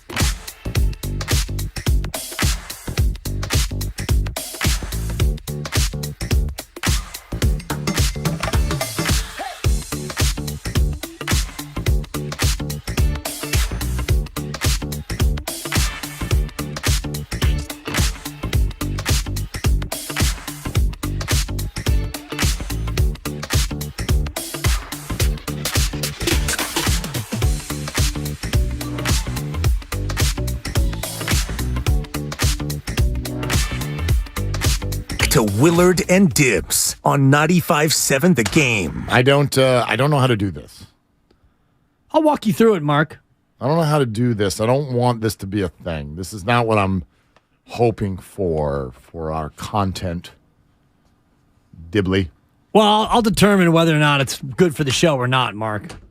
But how do we pass along, because it seems like people care, what James Wiseman does on a game in and game out basis without sort of sounding like we are celebrating a lack of success when it happens? Well, you should probably handle it then, because if it were up to me, it would start with back to Wiseman, and it would end with I had a feeling. Double single. The Pistons, they lost again. This is James Wiseman. Yes, it is. Spadoni and I are on lockstep. And the Bulls this time. Now back to double singles. Take down the Detroit Pistons. And James Wiseman in 29 minutes last night, 7 points, 3 of 5 shooting, 9 rebounds, a couple of assists, still just the one block shot since he arrived in Detroit. So no blocks last night. And it all adds up to a minus 16 in the plus minus in a 2-point loss at home to the Chicago Thank you. Bulls. So James Wiseman winless as a Detroit Pistons. Yeah. So far. As a Pistons, yes. And I'm well, no, they are they're gonna be Pistons, yes. I'm a Pistons and I'm always gonna be a Pistons. Always gonna be well, I don't know if he's always gonna be a Pistons, but he is right now. He sure is. Yeah. And I'm rooting for James Wiseman, and I don't want this to come across as mean-spirited. Me too. And it's I'm pulling for him. I like to joke around, Mark, is what I like to do. And if James Wiseman goes for 25 and 13, we're gonna be here for it. Yeah. When he goes for 9 and 7, we're gonna be here for it. I just want him to be happy. Pretty That's much, what right? I want. Yeah. Oh, warm the cockles of my heart when he was on the bench the other night. Just I'm smiling. happy that he's able to go out there and play. And I mentioned this to you. He played the final 9.5 minutes last night. Yep. During which time he did have 3 points. They were in need of a closer. Yes, and the Pistons. They went to Amadou Diallo off the bench. Yeah, they did. He had 19, and Bogdanovich with 34. Wiseman was not the closer of the week. Shout out RNS Garage Doors. No, he was not. So listen, I mean, whatever. Like what is this? His 64th game, 65th game in NBA history. Yep. Right. So I mean, that's the other thing. Nothing definitive is going to come of this anytime soon. But it's fair. Like for instance, don't you think this will end up happening? And by the way, Willard and Dibs, brought to you in part by Fremont Bank, full service banking, no compromises. Styles is in for Steiny. So Guru and Styles is going to be in here in about 3 minutes. Can't wait to talk with them. Changeover 2, ladies and gentlemen, is revving up. It's ramping up and getting ready to go. When Garoppolo hits a new team, aren't you going to kind of follow along?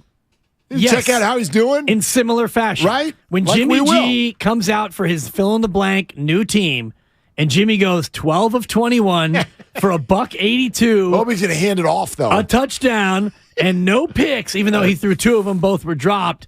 We're all going to look and go, Yeah, but what about when he throws a swing route and someone takes it for 88 yards and then he Right. throws for 300 in a plucky 23-17 win Exactly. for somebody? And Where meanwhile, do you think yeah. he's going to end up?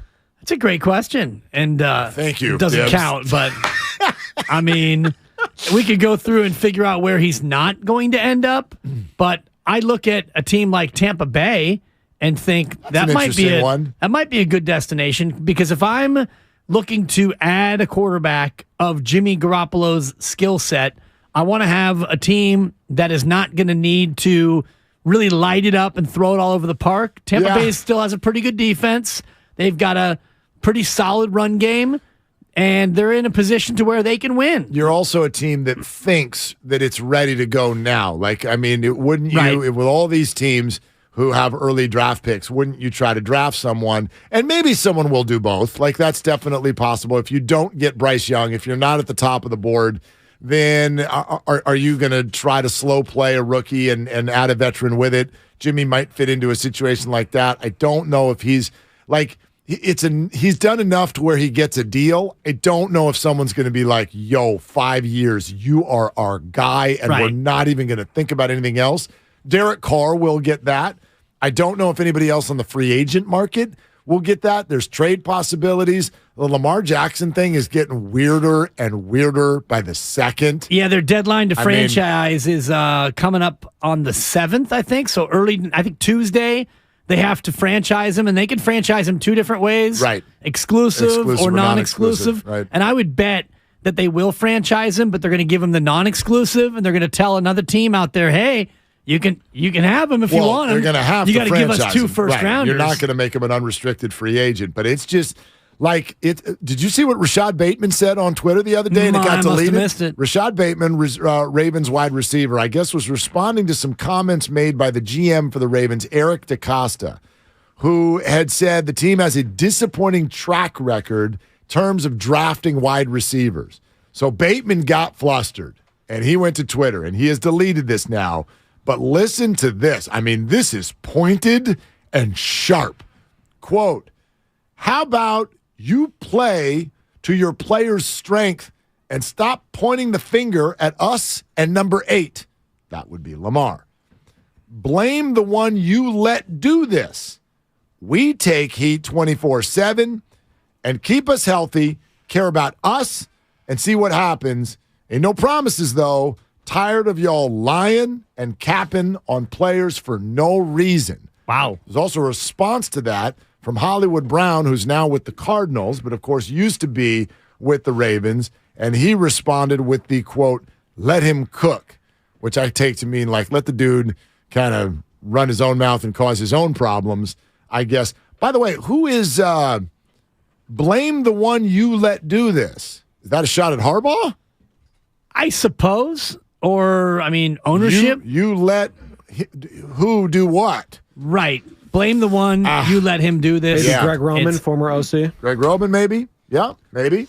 It's one of those sticky situations. Well, it is. Yeah. And if you're Baltimore and you're not totally sold on Lamar Jackson's ability to win you a Super Bowl, what do? Because he's looking at Deshaun Watson and saying, I want what he got.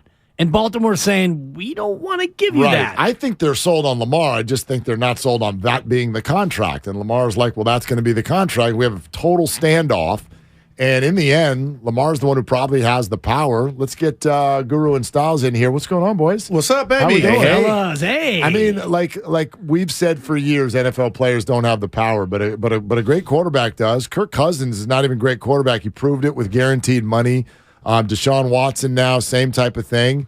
And so this is why I've said a couple times, I understand this negotiation on both sides. The Watson deal is bad. The Ravens don't want to pay it, but Lamar's like, too bad. That's the going rate. I want it, and what the hell are you going to do without me? Yeah. It's a hell of a pickle. I'll tell you what. It's a pickle. I don't think, your last statement, I don't think the Ravens love him. And this is proof, because if you were in love, here's the ring. What can we do, Alan? This thing could have been fixed a long time ago. And I don't think he is as good as Watson was pre-drama. So I think Lamar is going to be on another team. And just because the market's he's got limitations to me. But if you look at the Kyler Murray contract, he's better than Kyler Murray. Yet, look what Kyler Murray got, and look where Arizona is now. Right. Kyler Murray's out for the year with a torn ACL, and even when he comes back, Kyler Murray's not the dude. Okay, not that good. And they're sunk into Kyler Murray. They can't get out until 2028. But the Ravens they may not be saying, just because they gave that to you, Jack, we're going to give this to you. They may be like, the buck stops here. Wow. Bye-bye. We'll start over, but we're not going to just give you some bread, some chicken, because those other two teams made mistakes. So here's the problem. The Ravens are a quality organization. The Browns and the Cardinals are not. They're terrible organizations. And they're the ones who gave out these deals. And so that's where a team like the Ravens gets in hot water, because I think they do love Lamar. But no matter how much you love them, I think the Giants were in love with the idea of a big-time offseason free agent. But at a certain point, they went, I can't handle this physical. Yeah. And the Ravens are going, we love the hell out of you. But this would be kicking our own butts. Well, this kills our cap. This is not the right deal. We've got to run the business still. Yeah, and when you look at, okay, the Browns set the market. Maybe this deal is so bad it's just an outlier and it doesn't set the market. And everybody looking, all the QBs that are looking at what the Browns did in Deshaun Watson, teams are just saying, we don't really care because that's an outlier. That makes no sense. We don't even know how good Deshaun Watson's going to be. That's kind of a separate conversation. But I think that's the situation with the Ravens. Everybody, there's normally a situation where, okay, this is now the new market. Because the Browns just went so over the top, I think other teams aren't reacting to that. They're saying, yeah, that's not the new market. That was just a bad deal. But Lamar's response is tough cookies. Well, Lamar might be in a different jersey. That's what's making me mad. I'm mad at Dame Lillard on one instance. Real quick here, that he won't say, get me out of here. I want to go to a winner. And then Lamar is like, the only reason I want to break the house is so I can go to, this is what I feel like he's saying, so I can go to Twitter and read that they paid me the most. I surpassed Watson. Like, if that's what you're going with, son, you ain't in it to win it. But even if he wanted, if he wanted the Kyler Murray contract, let's just say, fine, Deshaun, forget that. They gave Murray $230 million with $189.5 guaranteed. So even if Lamar wanted that and say, I'm better than Kyler Murray, but I'll take what he got, I don't think that Baltimore wants to sink $190 million on a quarterback who's had some injury issues. We're having a conversation that's about something so fundamental in sports that I've always thought. And by the way, before I get into that, you're listening to 95.7 The Game, KGMZ, FM, in HD1 San Francisco, always live on the Odyssey app. Players, you hear it 1,000 times a year. All I want to do is win. Win. No, that's no matter what. Almost every athlete. They'll get to a point, David West, where you'll come take a minimum to win, but that's after you've already gotten the paper. Charles Barkley. It's after you've already gotten the paper. Number one, no matter what, number one is the deal. It is the money. It is getting the right deal. They don't necessarily care where they end up. If you're a wide receiver, and a great one at that, would you ever leave Patrick Mahomes if all you wanted to do was win? No. Tyreek Hill plays for the Dolphins because he wanted to be the highest paid receiver in the game. He felt he deserved it. And now he plays for the Miami Dolphins, and he is probably done with Super Bowls, most likely. Could have had in his another career. ring. But I think Tyreek is an interesting it's just case. one example. Yeah. But wide receivers in general, you already have a ring, and wide receivers don't really get judged by rings anyway. I'm not judging him for this. I'd have done probably the same damn thing. Yeah, but when it comes $30 million a year. But when it comes to quarterbacks do get judged by rings. Wide receivers don't. So if you're Lamar and let's say, I don't know, the Panthers want to back up the Brinks truck, then I don't want to hear about winning anymore. That's like when Bradley Beal went and got his money. Except a quarterback is going like, my presence makes us a winner. Lamar but you Jackson, haven't won. Right. You're not doing You haven't anything. been to an AFC championship. You haven't even finished two of the last 3 seasons. He's one-ish. He's their perennial playoff appearance right, but you team. want this chicken for that. He's acting like he is it. But here's maybe I want to go to the NFC if I'm Lamar Jackson. How many teams are lined up around the corner to write that check? Yeah. If that's the number, how many teams do you think the Raiders or other teams are going to? I don't think they look at Lamar like, you're all that, Jack. I think there are teams who would blink in a heartbeat right now. I do think that there are teams, but also for what Lamar is asking for, if I'm the Ravens, look, man, you're not going to come to us, ask for this ridiculous amount of money, and we pay you, and then what's going to happen? Each season, get Lamar some help. Well, we can't get you help, Lamar, because we paid it to you. And when you pay somebody that amount of money the same way that the Chiefs paid Mahomes, we're expecting you to make up for the things that we can't pay for because we gave you that money. And Patrick Mahomes made up for that. We can't pay Tyreek because we paid you.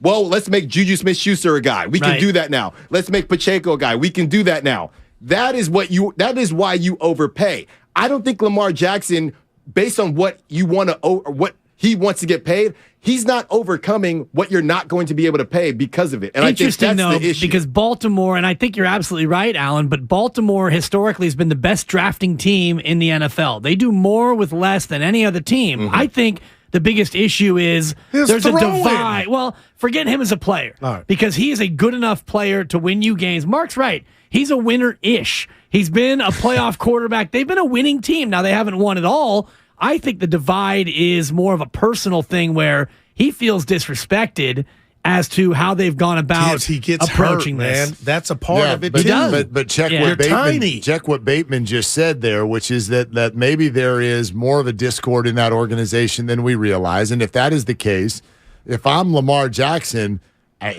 go ahead, trade me to the NFC. Yeah, trade me to the NFC where all I got to do is beat Jalen Hurts and Dak Prescott and let's see, right? Like, I honestly, like Lamar Jackson is in Joe Burrow's division.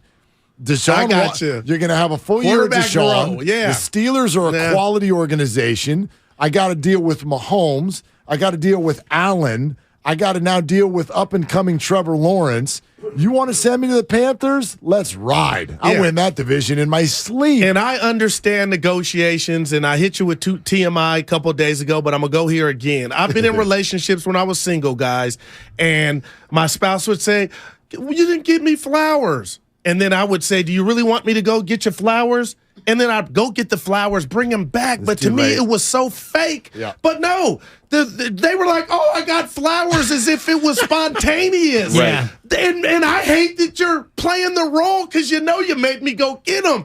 This doesn't seem like a match made in heaven. The fact that he left him for dead or he couldn't go, this doesn't seem like it's destined. You want all the money in the world. You want to surpass that. Well, this ain't if they happening. really wanted to he's do going it, somewhere you're totally else. right. If they wanted to sign him, they would have signed him. That's all. So now it's going to be, well, we're going to franchise you, and we're going to try to trade you, and then it's going to be up to one of these other teams. And I'm looking at you, Atlanta, picking number 8. Atlanta would have to give up 2 firsts, and if Baltimore could get the 8th pick in this year's draft, I believe they would. Boy, they would. I don't know. I think they Willard, I didn't know you had Atlanta's a great fit. I really think the Ravens do want Lamar Jackson, but the rub here is the two sides both have a different idea of what the going rate is.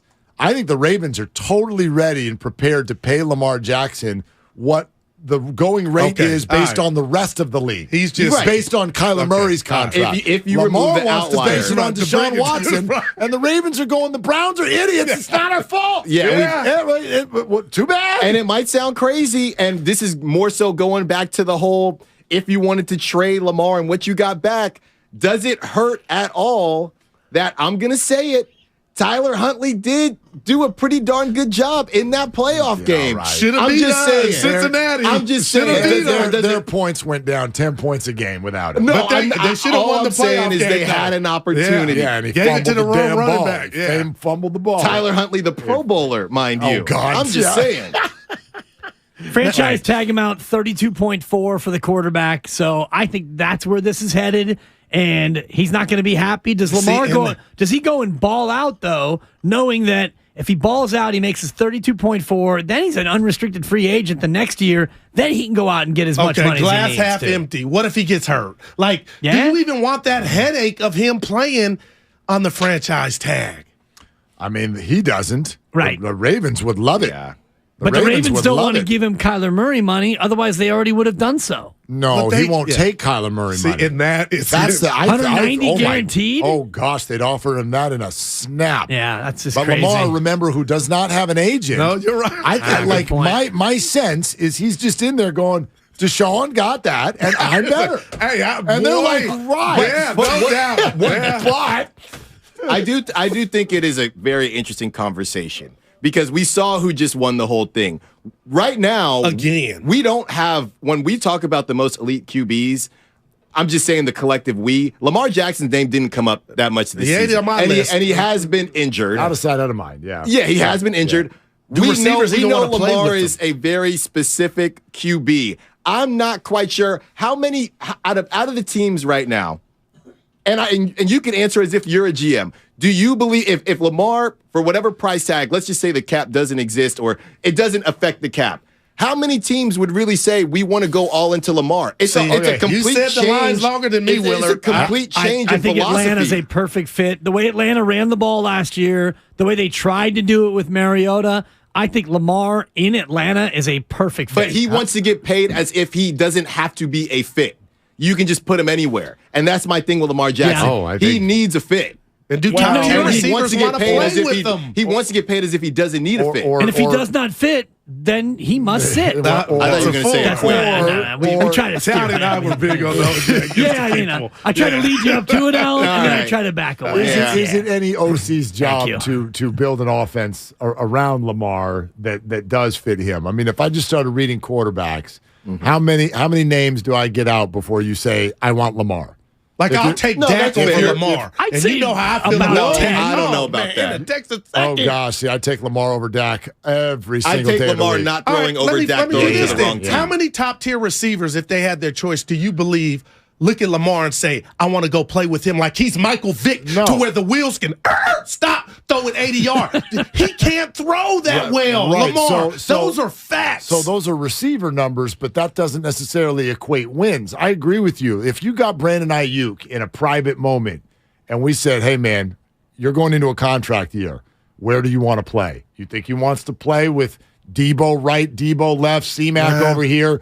Like, now that's But different, that's and a I get scheme that. but thing. that's numbers. Like, why do Ravens receivers never put up numbers? Right, because they play with Lamar Jackson. They also win more games than the Dallas Cowboys, though. And they have a great tight end as well. Yeah. And they're prone to run the ball and keep their defense in the ball game. So in terms of other quarterbacks, I think you could list about 8 guys I'd rather have. Maybe. But I mean, not, would you take Dak over him? Burrow, Allen, and Would you take Mahomes Dak easily. over him? I would take Lamar over Dak. Wow. Yeah. Okay, what about Herbert?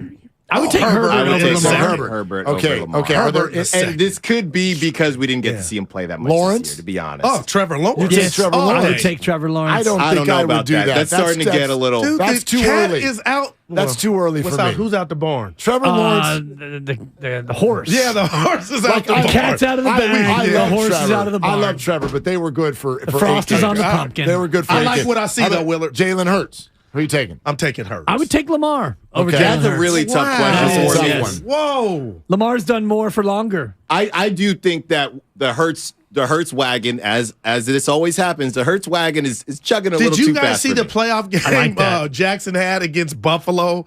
Where it was just, it Oh, I was get it. nasty. He It was threw not- 4 picks in the first He's half. But I He's feel not- like you guys are forgetting that. No. Like, oh, he can win. Second-year No. player. I mean, Yeah. it's he's not perfect, but I mean, honestly, if you said you'd take Hurts, give me one other NFC quarterback right now you'd take over Lamar. Ooh-wee. Well, the Got quiet. The NFC, what is the Got NFC? quiet. But the NFC, Got quiet. the NFC You know is me. admittedly trash at the QB position right Yeah, now. no doubt. Horse coming down the stretch. His name Oh, is I real got one. quiet. You guys are going to laugh. That's a solid Hey, 4. and I mean what I'm about to say. The new Jared Goff. Oh, no. From Marin Catholic. Come on now. Lamar Okay, Jackson. let me just say something about Goff before you cough.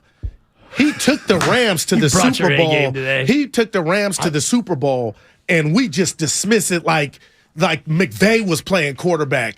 And then to go, Right. okay, bye-bye. Scored 3 We points. blame you. Seriously. And they did get the Super Bowl Scored 3 without him. points, yeah. But now what he looks like in Detroit, he looks like I like Jared Goff. No doubt. I like Jared Goff. He's top half. I'm He not can taking throw him the over. rock. I'm not taking him over Lamar. No, Jackson, no. this is a former league MVP. Man. Yeah, Guru, This is an MVP. you toting that line, Goo. Hypotheticals.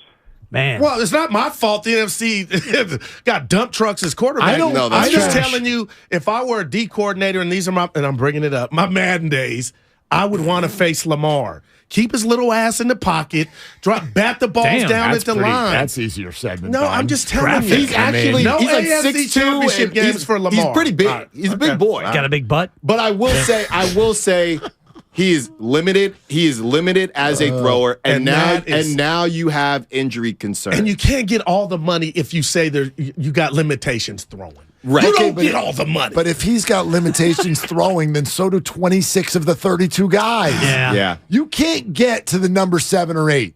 You can't. It's Burrow, Allen Mahomes, okay. and then debatable around guys like Herbert, Hurts.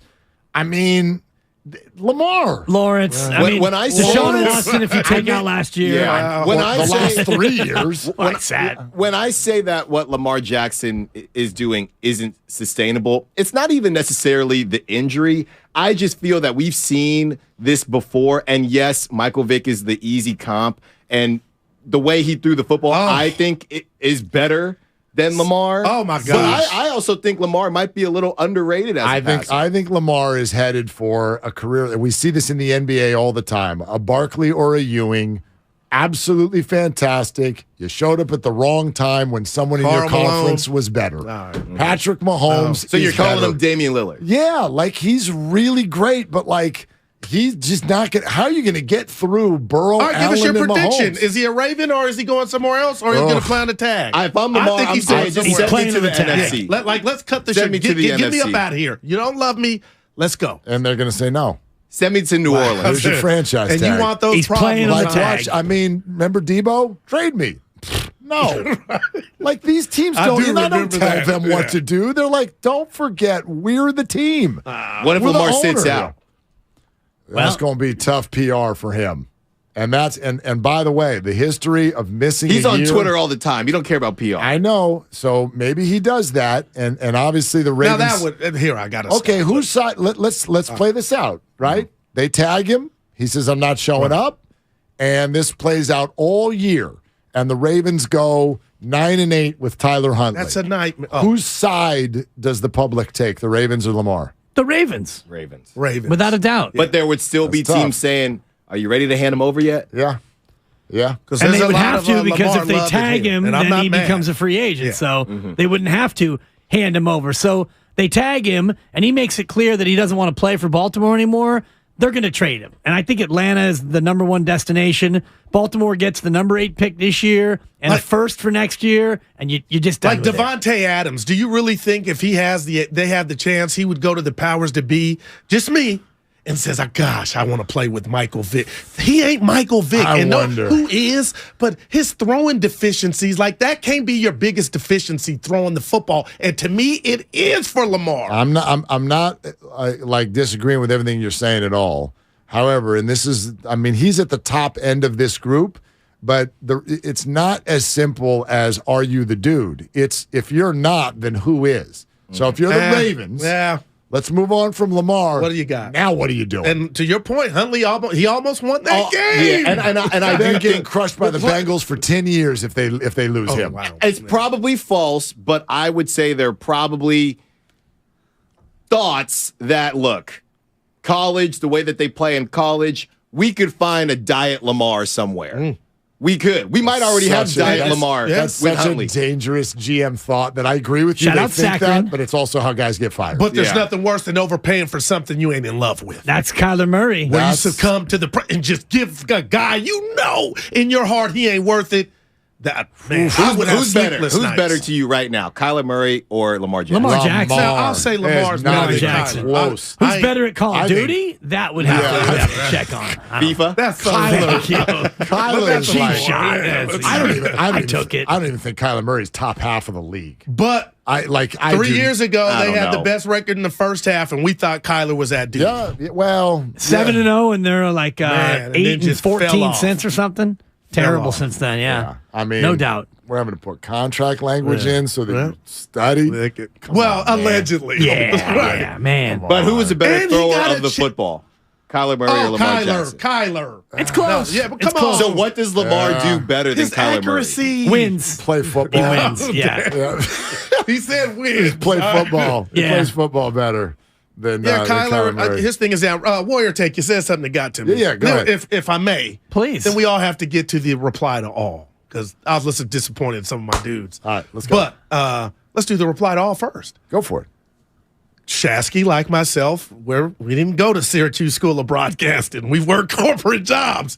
So I'm Team Bonte in this sense.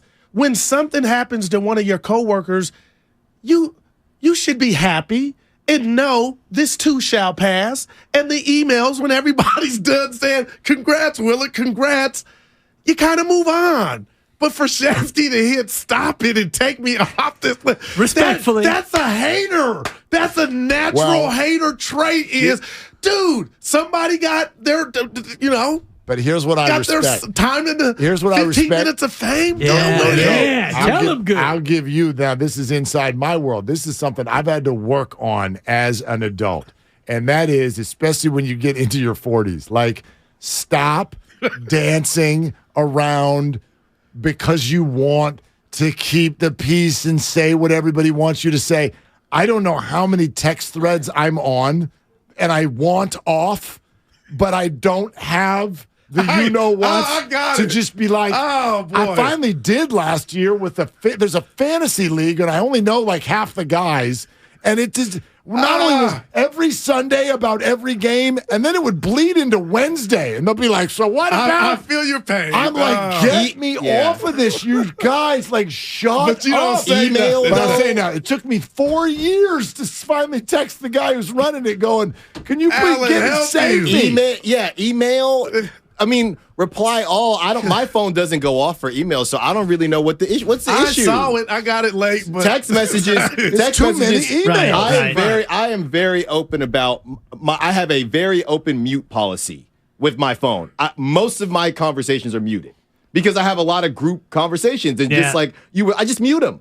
And they're probably not talking about anything anyway. I hate that. That's my approach to Twitter, by the way. I think he has me on mute. I got half the station on mute. Look, sometimes I got to mute you just because of the timing, and then I'll unmute you. But reply all. I mean, Shasky would never exist right now. That shocked me. Shasky's my in the world guy. of Slack. The reply. Shasky would lose it if he had to enter Slack because Slack, you get hit up at all times. Right. Doesn't matter. Right. He wouldn't be able to handle it. Bonte was a voice of reason. Like, he was happy. It's, somebody's getting some shine. Bonte was tired this morning. He didn't have anything to say. Just so click.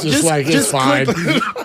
Just click as read. You don't even have to deal with it. Oh, man. No, I get it. It's not like it's a big problem or something like that. It was one day for maybe an hour or two. But for me, it's intent. It's intent. The person that is replying all, congrats.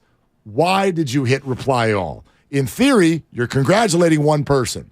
Why do you need everybody else to know that you were the one who responded? Because it's a party. Yeah, it's a an community. award ceremony It's a community. that you're really not at. It's a so community. you want everybody to know, hey, Willard, I said congratulations It's to a community. Dibs. It's a feel-good exercise. You know, I would have hit all. Everybody on the thread meant well, except me, and I'll admit it because I came in with an all caps. You rubbed off on Shasky. Just to make Shasky mad, and he called me out because I said such all caps.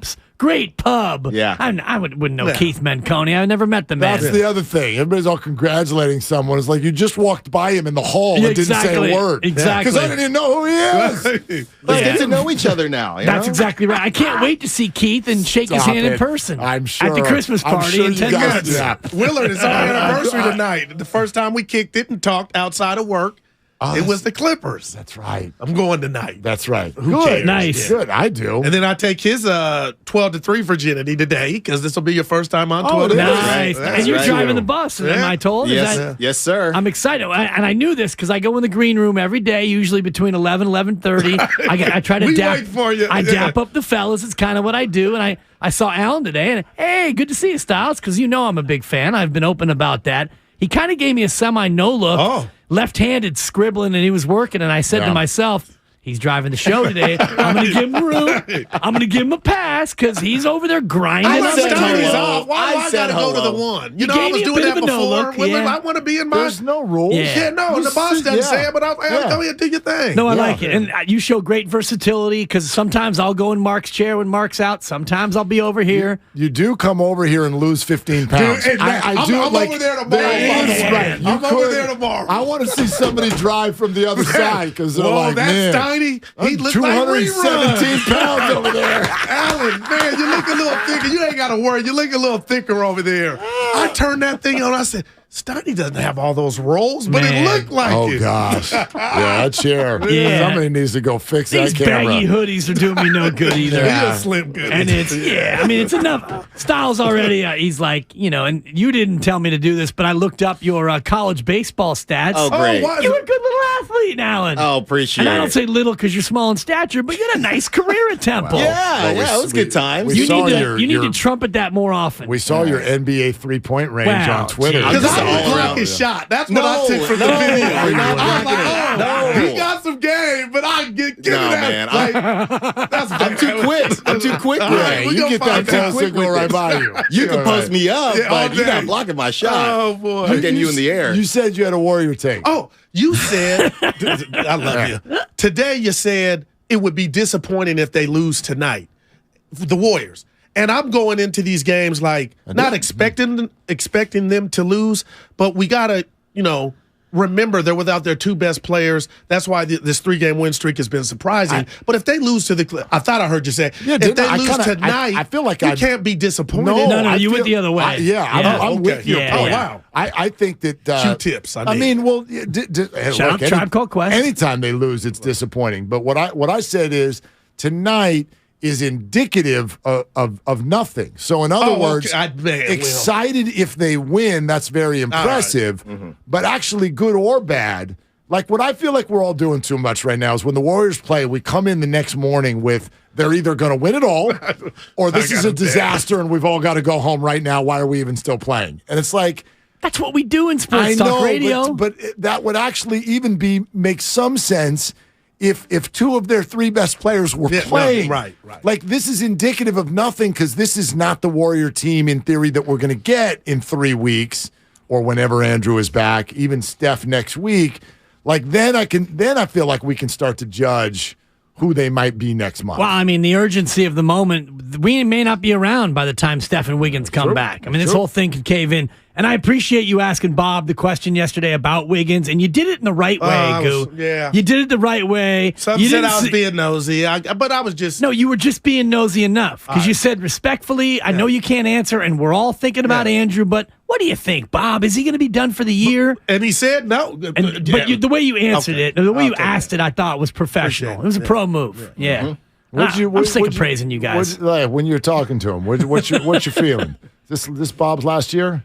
I believe so. Yeah, I believe so. And he said when he's get healthy, he'll ball with me. I heard that. Allen. And you're like, I'm going to hold I it. can still shoot it. We had a tournament, Willard. That's Bob Myers, dog. That's a hell of a player right there. The dude played baseball at Temple. This is a Pac-12 I didn't know. basketball player He's right legit. there. And if you want to laugh, Mark, and maybe I'll show you the old Warriors World Tourney footage from Goo from a couple years back. We got rid of that. Okay, go ahead. Willard. Goo had a rough day at the office. We'll say that. Start a thread and just you can reply all. Send it all. Perfect. Whitley Sandretto saw me warm up, and I spent it all in the warm up.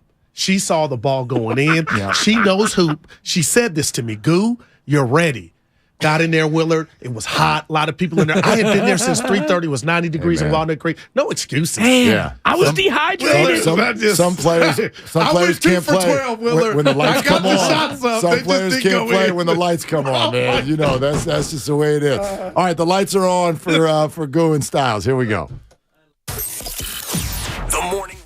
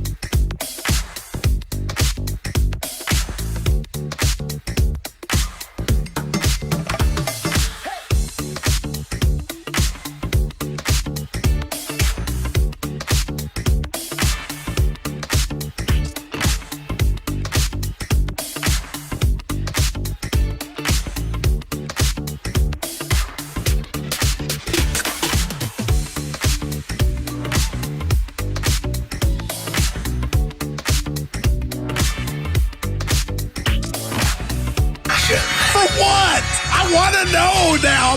I'm mentally invested. Don't tell me to pray and you don't say what for. He brings the perspective. Yeah, I think they both have great points. Get off me, text line. He's truly one of a kind. That is whack. Oh, my God. And he's doing a great job. I need you to man up and say what you really want to say. Simon, you're doing a great job. And together, they're Steiny and Guru. Yeah. On 95.7 The Game. Yes. Steiny and Guru got you as always 12-3. But if you couldn't tell, the voice is a little different. It's Styles and Guru today. Alan Styles in for Steiny as I'm rocking with my boy Guru. Guru, it finally happened. Yeah. Finally, we've been, shout out to the boss Mohegan. We've been lobbying for this for a while. Finally get to do a show with you, man. How you been? I was just say, Steiny, you got a beard. But it's A Styles. And I got to say this about you. Best Twitter handle in the game. You think so? Did you come up with that yourself? Style, tell them what it is. So it's at _Styles Files. My last name is Styles. I gotta say it was a old friend, old coworker who came up with the Styles Files, and you got some things in the files today. We just gotta run with it. With a name like that, you got to do with it. I ran for. What was it? Student council back in the day. You'll go miles with Styles, doing stuff like that. But I'll tell you who might go some miles tonight, and that is the Warriors. If they can pull this off, game against the Clippers, the Clippers are fully loaded. I know they lost that close game with Russell Westbrook, and Russell Westbrook got pulled, but he's been playing pretty darn well. You got Paul George, you got Kawhi, and obviously the Warriors are missing basically their two best players. No doubt. I mean, however you want to spin it with Andrew Wiggins versus Draymond Green, that's an interesting conversation, but Andrew Wiggins is up there. If he's 2A or 2B, you're missing Steph, you're missing Andrew Wiggins. 3-game winning streak, but what do you think happens tonight? You know what? We're going to see effort. The Warriors are going to come out like they've done with effort and, is happy and the euphoria that Dub Nation Allen is feeling after those 2 wins. There were some scary moments in regard to why are we down? We understand why we're down, but we don't quit. Kudos to the coaching staff and the players against many, and then also down 23 to Dame Dollar. So I look at that like, well, if that happens against a good team like I think the Clippers are you going to have that antidote to, hit that button and come back? It ain't going to work like that. So how do you remedy that? Don't fall behind. But you said something about the Clippers. I think they're talented. I was going to ask Willard. I'll save it for tomorrow's changeover too. But I think, you didn't ask about this guy, but Russell Westbrook takes so much crap. I get it. I understand he's not perfect. But with that said, the Clippers have lost 3 in a row, Allen. 3 kind of close games. So a lot of people are, they're losing because of Westbrook. So I expect them to come in with their A game. And you're looking at this Warrior team, as you mentioned, without the Chef and Wiggins. I mean, the Clippers have no business losing this game. They really don't. Okay. And I think as Dub Nation now, there's always, we say this, but we're all going to watch the game and hope that the Warriors win and get upset. We're going to the game. You're going to the game, And, you ain't going? I'm not going tonight. Okay, we'll get you next maybe I'll go. Maybe you can convince me after the show. And you look at the Warriors and what they've done, I don't think anybody would be too upset if the Warriors, because they came back and got that W against the Blazers, there's only so much that you can do without your 2 best players. And I don't think this would be a really good win. You talk about turning the corner or having irrational faith. If the Warriors pull this off tonight with who they have, I'm back all in, Goo. I'm back all in because with the vibes have been great and we're hearing about those types of things. How does it translate in game? You pull this off against the Clippers, the Clippers are looking at the Warriors right now the same way anybody looks at a team missing their 2 best players. Barbecue chicken. What do you smell? Yeah. We got it on the grill. For that one. Barbecue chicken. We got it on the grill. And if you're not able to take care of business, the Clippers played one of the best, and not that I watch a lot of Clippers basketball, but the Clippers beat the Warriors this last time before the All-Star break, and they look like a well-oiled machine. So they feel as if Norman Powell went off for 28 or something like that. So they feel that they can come in, take care of business. In the Clippers' mind, the Clippers are looking at this game the way, and this is no disrespect, the way that you look at, not as bad as, not the Spurs or not the Rockets, but the Clippers are looking at this game as a game we have to get this W. No doubt. And I love that you brought up the game before the break at L.A. where the Clippers, it was kind of lightweight, close at half, but I never really felt like the Warriors could sustain it and win the game. No. But, Allen, at that juncture, never in a million years when you said fast forward to this game, that we would look at the standings, and the Warriors right now are tied with the Clippers. They're the 4th seed. Clippers are Warriors are 5th. Clippers are 6th. Yeah. And I'm just like, wow. But we just broke it down. They've lost 3 in a row. Yeah. The Warriors have won three games. And I don't know about you. Even if we come in here tomorrow and we'll be together, if the Warriors win, I'm still happy, Alan. But I know I'm going to go Bobby Valentino, old R&B artist. He had a great song, his first hit single, Slow Down. Yeah. And I'm slowing down because I don't believe anything this Warrior team that you construct or come up with is going to correlate with Wiggins and Curry coming back, because you're still, hopefully, when you got to implement them back in the offense, maybe that can throw some things off or throw some guys off. I don't know, but I want that, and I'm being selfish.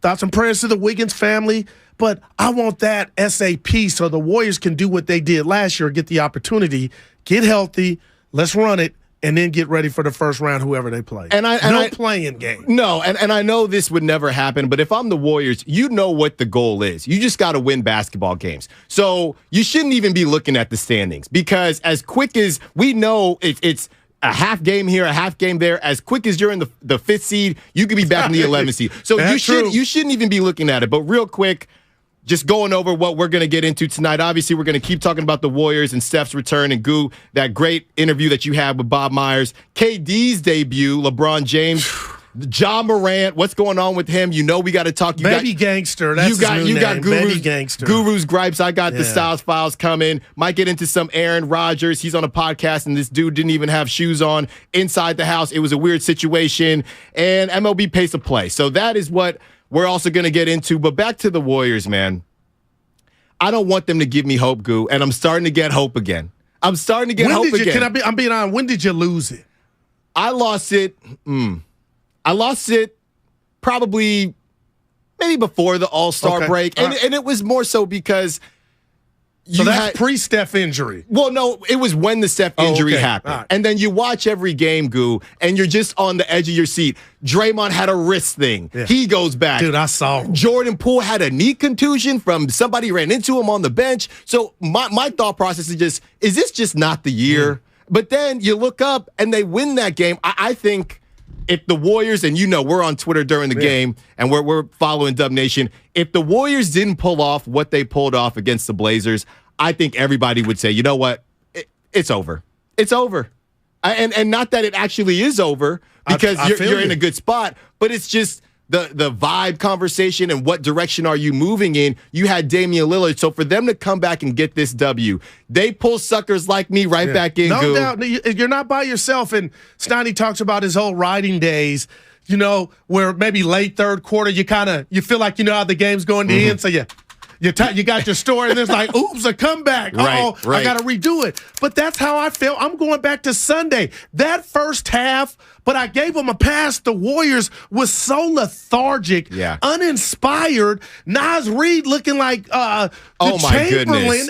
But I understood. My whole thing was, I'm talking to myself. I know it's bad, Goo, but they don't got Wiggins and Steph. Yeah. But then the second half, here come the Warriors, the heart of a champion. And the same thing against Dame. And I get mad at Dame in Portland. And no shade at the Warriors. I get mad at Minnesota and Ant-Man. Like, how the hell are you letting this version of the Warriors come back and run you down? Yeah. You stink. But with all that said, and I got to bet, the infamous bet with Steiny, they go back-to-back, or he has the field. And right now, I'm very nervous about that bet, because if we talk about these teams, which we won't, but I'm going to tell you why I'm positive.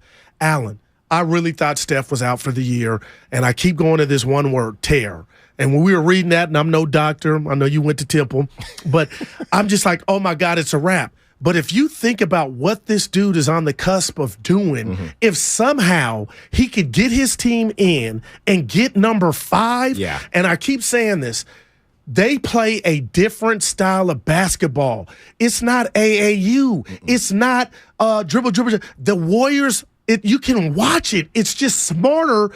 And I'm like, why aren't these other teams trying to duplicate what they do? Oh, well, you don't got Steph and Clay and Dre. But you can be a poor man's version of it. They don't even run most of these teams in the NBA, they don't even run an offense. It's just ugly. Yeah, and that's how you blow leads to a team that's missing two of their best players. Now, but I'm betting on Steph. Yeah, but now I will say conversely, there have been times where the Warriors have gotten too caught up in the offense. Okay. And when it gets late in games and things get tight, you just need to go get a bucket. We got I'm with you. I seen it. And those have been the situations where Steph, can you get a bucket for us? Jordan Poole, can you get a bucket for us? When they had KD, can you get a bucket for us? You know who I am. Yeah, KD's debut with the Suns, all that good stuff. So I think that the Warriors have found a middle ground where it's, hey, we're going to run this offense. And I think this is what Draymond was alluding to over the summer when everybody got on him because, he was already a two-time MVP. What do you mean he couldn't get a bucket?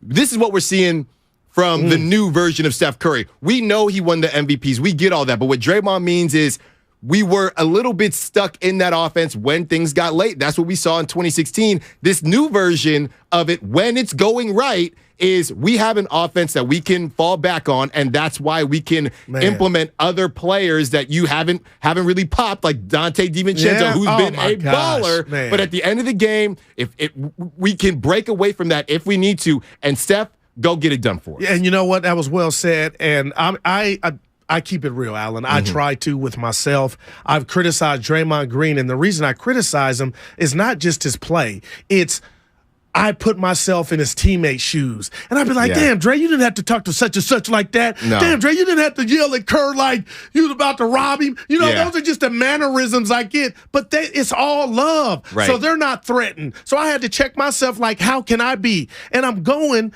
to the place to where when he's at the top of the key with the ball, Draymond, he's like a quarterback, and he's going to wait for somebody to back up. Now, there may be bad days, and we've seen them, but for more often than not, Alan, that's why they're four-time champions. And I can draw it up on the chalkboard. They should have beat if they didn't get injuries. They could have 6 in the 3-1 when LeBron called the NBA police, but that's what I'm like, really, I'm drunk on now. It's really, it's real to me, this pedigree, the things that champions get that other teams don't know.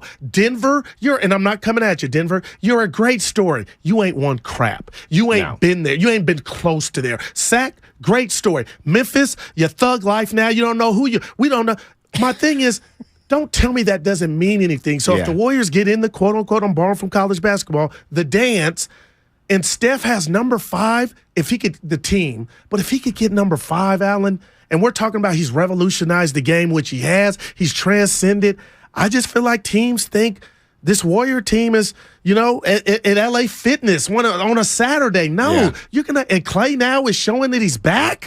It's huge. The Clay piece of this is huge. The DNA, the championship DNA, as much as we want to joke about it and say, all right, how far is that going to get you? That's what we're going to find out. And it got him pretty darn far last season. We'll see how far it gets him this season.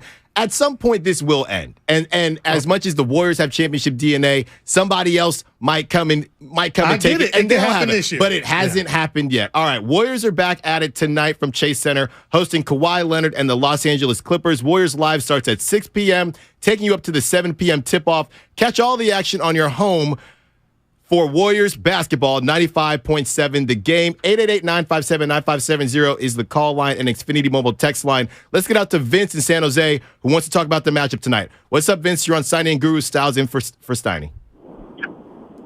Hey, what's going on, fellas? How's everybody doing? Hey. Excellent. Tonight's going to be an interesting matchup. It's funny, you guys are talking like barbecue chicken. If I'm the Warriors, I'm looking at the Clippers like barbecue chicken. This will be a great challenge for Kuminga, who, by the way, has stepped up his defensive intensity, tenfold. He's playing great on defense.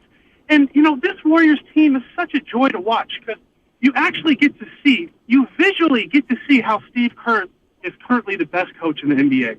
When I tell people that, some of them agree and some of them disagree.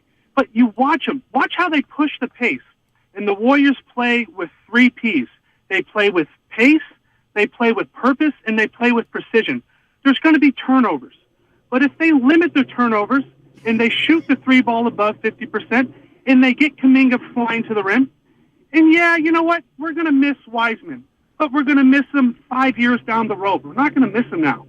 So if we can get GP2 back in the picture, I mean, I've been priding myself on, being, there's not a bigger Warriors fan than me. There's not a guy who's going to miss a game.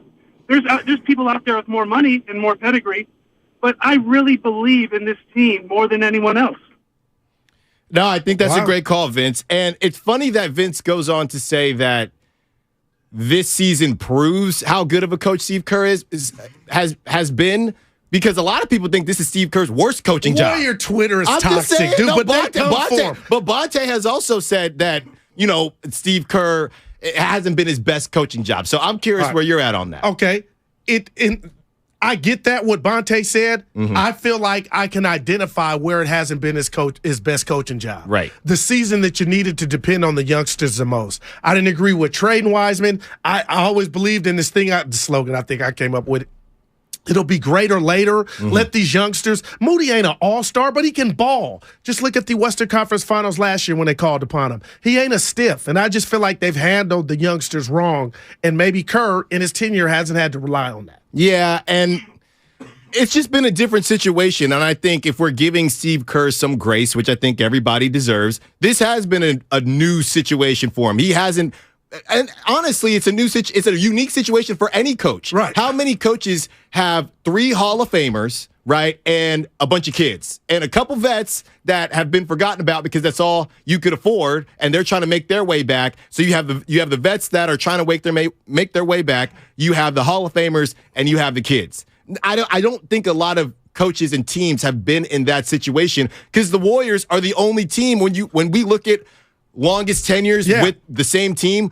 The Warriors have like the 3 top guys in Steph, Draymond, and Clay. So it is a unique situation, and Steve Kerr's had to work through a lot now. Yes. Has he had years where I know your uncle, my dad, they sit on the couch? I mean, I could win a championship with Kevin Durant, Steph Curry, and but the I'll crew. never take that. That's like Phil Jackson at every stop. Yeah, Shaq and Kobe. Okay, you had to go MJ. Dr. Phil, so I give you super credit for that. You had MJ, and I'll say this. The Warriors, their heads didn't get big because Stani always says, "Goo, they won it." And it's kind of fascinating if you think about it. They won it, and they didn't think they were winning it. And Myers last year on our show before the playoffs started, after they had won, said, this is a true story. Him and some other guys on the team, they didn't know what the Warriors were going to do in the offs. They could have lost it, and I'm paraphrasing, in the first round. They didn't know like other years with Durant. So I just feel like the Warriors got not a big head in regard to we can do it with the youngsters, but that was how we're going to come out of training camp, and we'll use the youngsters, but you were reluctant to do it. And that's why when you were taking the L's, or if you wanted to blame Kuminga like Stani and a lot of people were, or Wiseman, I'm like, well, that's part of the process, right? Trust the process.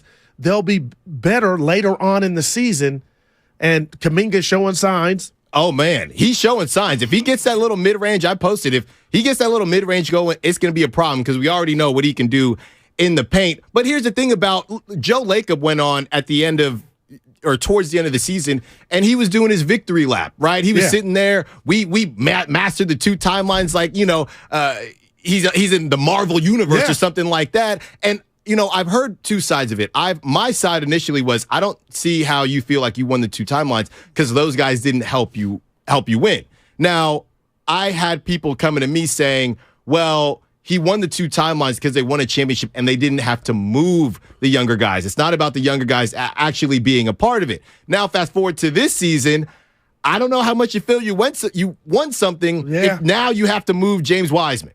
Because you moved James Wiseman for somebody that you already had. We know the luxury tax and the cap hit and all that you wanted to figure out there with James Wiseman and with GP2. But I don't think that they've mastered any timeline, and I don't really think that it's their fault. I just think it's a unique situation, and Joe Lacob was trying to fight through it. I think the word on the street is that Joe Lacob was a Wiseman guy. Yeah, no, we heard it. And you didn't understand the criticism. You did get the championship, and you were hoping that these guys could take a step. My question is, and I know James Wiseman is gone, and what did he get? He had, I think, 6 points. He had 7. Oh, no, don't sell him short. Don't sell him short now. Yeah, John Elway. 7 points, 9 rebounds, 3 turnovers in 29 minutes as they lost to the Bulls. Only by 2. Lost to the Bulls last night was a -7 for that crowd.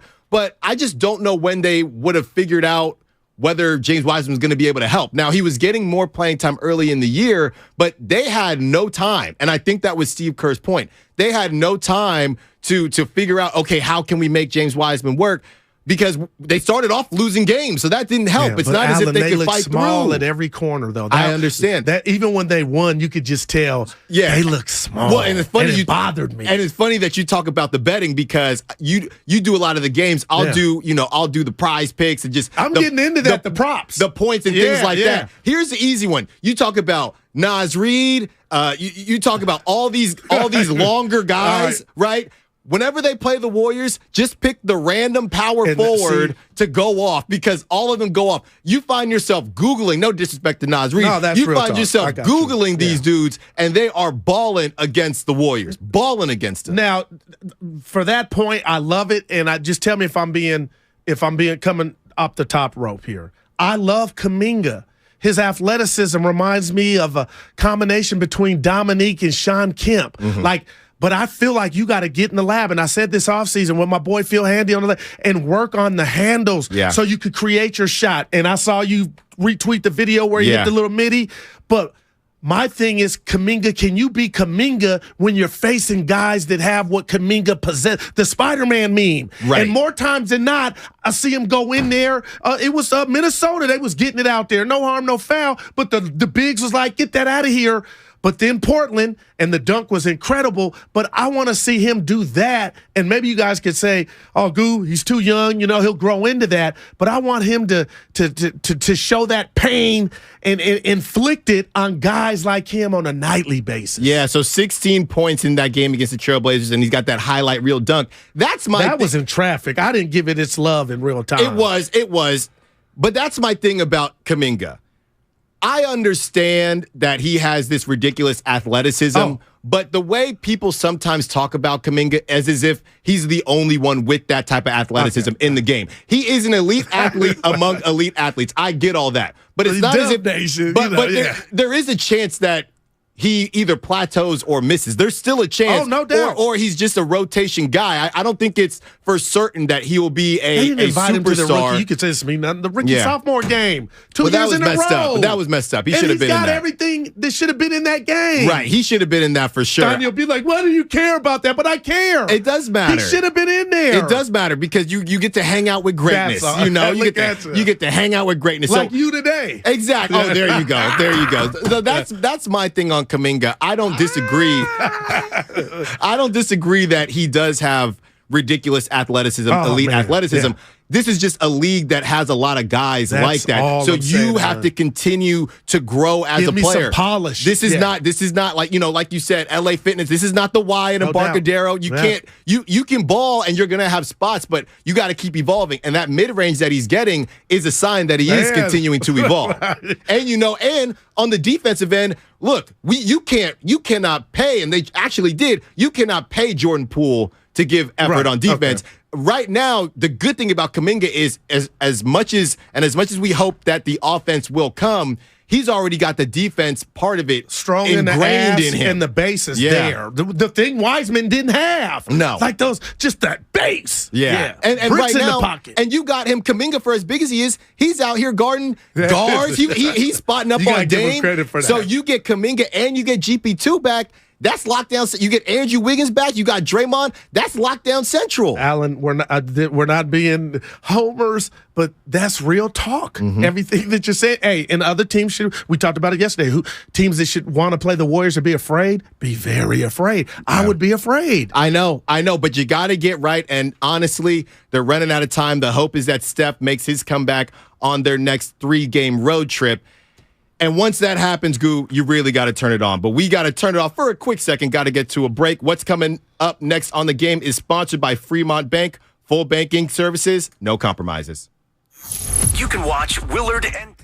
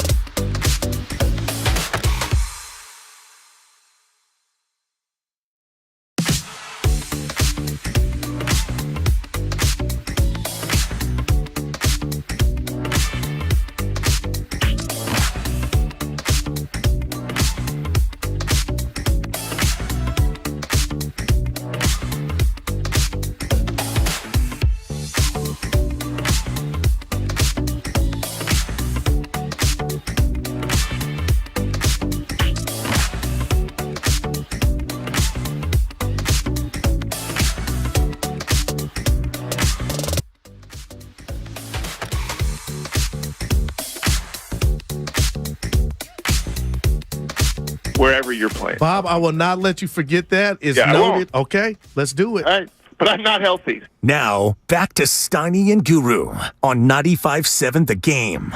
Welcome back, Steiny and Guru. Alan Styles in for Steiny and Guru. I mean, I'm ready. You ready? Went to huh? the gym yesterday. Like, I know he was like, who knows, Alan? Well, I saw our boy Jason Dumas. He was. Can he hoop? Well, he claims he can hoop. Okay, Because he's from Philly's Philly. finest. Just because you're from Philly doesn't mean you can hoop, Jason. So we're gonna Go see if Chiefs. you can hoop or not. But he's got the video of Bob Myers, and he's going back and forth in between the legs. But then he bricked the layup. Goo, you should have asked him about the bricked layup. But he played like you, and I'm shocked. I had. I'm gonna ask him about De La Salle and how they cheat and how they get to I recruit. did go to De La Salle. Yeah, though. no, but who cares? You went to Temple D1. I Yeah. work with a dude D3.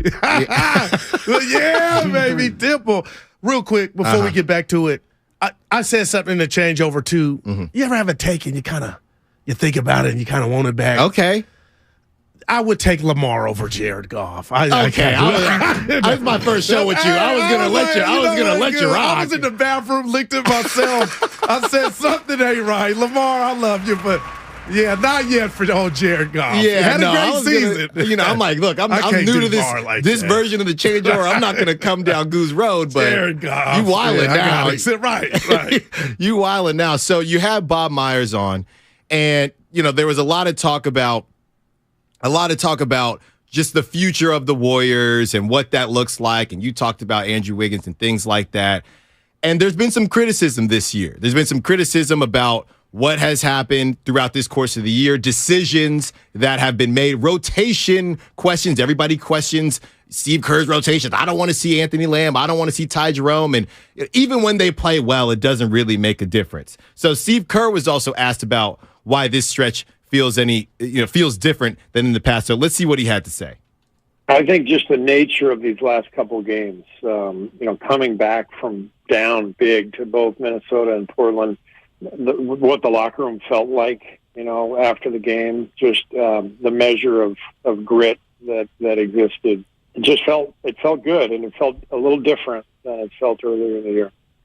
Do you think the criticism that you felt or seen of the Warriors this year, coming off a championship, do you think it's been correct? Do you think it's been a little overblown, or do you think they deserve more? No, to me, I already identified my area of concern, and now you just ship the big man out. So that's over. That's the only beef I got with Steve Kerr. This dude pulled off the impossible. He was the maestro of it. He was the head coach last year when he shocked the world. That was his fourth. So how the hell can I come into this season and start throwing darts like a lot of people are and forget the past? We're just focused on this season. And all I would say is how Moody's been, the DMPs. It was that way with Kuminga, and it kind of had resemblance of Ayuk last year, kind of, and I hated it, in Kyle's doghouse. But now we're seeing Kuminga kind of answer the bell. And Moody, I just think his confidence is shot. But other than that, I have no problem with Kerr. He's one of the greatest coaches if he doesn't coach another game. But I am surprised on, one of 82 on Twitter. Stay off of Twitter. That's my fits. But, they come for him. Yeah, they really do. And he's not playing a lick of defense, and he ain't playing offense. 888-957-9570 call line and Xfinity Mobile text line. Has the criticism for the Warriors just as a whole been a little overblown? And we can break that down to specifically Steve Kerr or just the roster construction. Overblown, or has it been deserved? For me, I don't think it's been that bad. Maybe a little bit overblown, but I'll tell you this. I trust Steve Kerr. And look, yes, Goo, you said I played baseball at Temple University. What position? I was outfielder. Look at it. I was gonna make you guess, but okay. I was gonna make you guess. I would have said second. Well, it's because I'm left-handed. That's the problem. I forgot.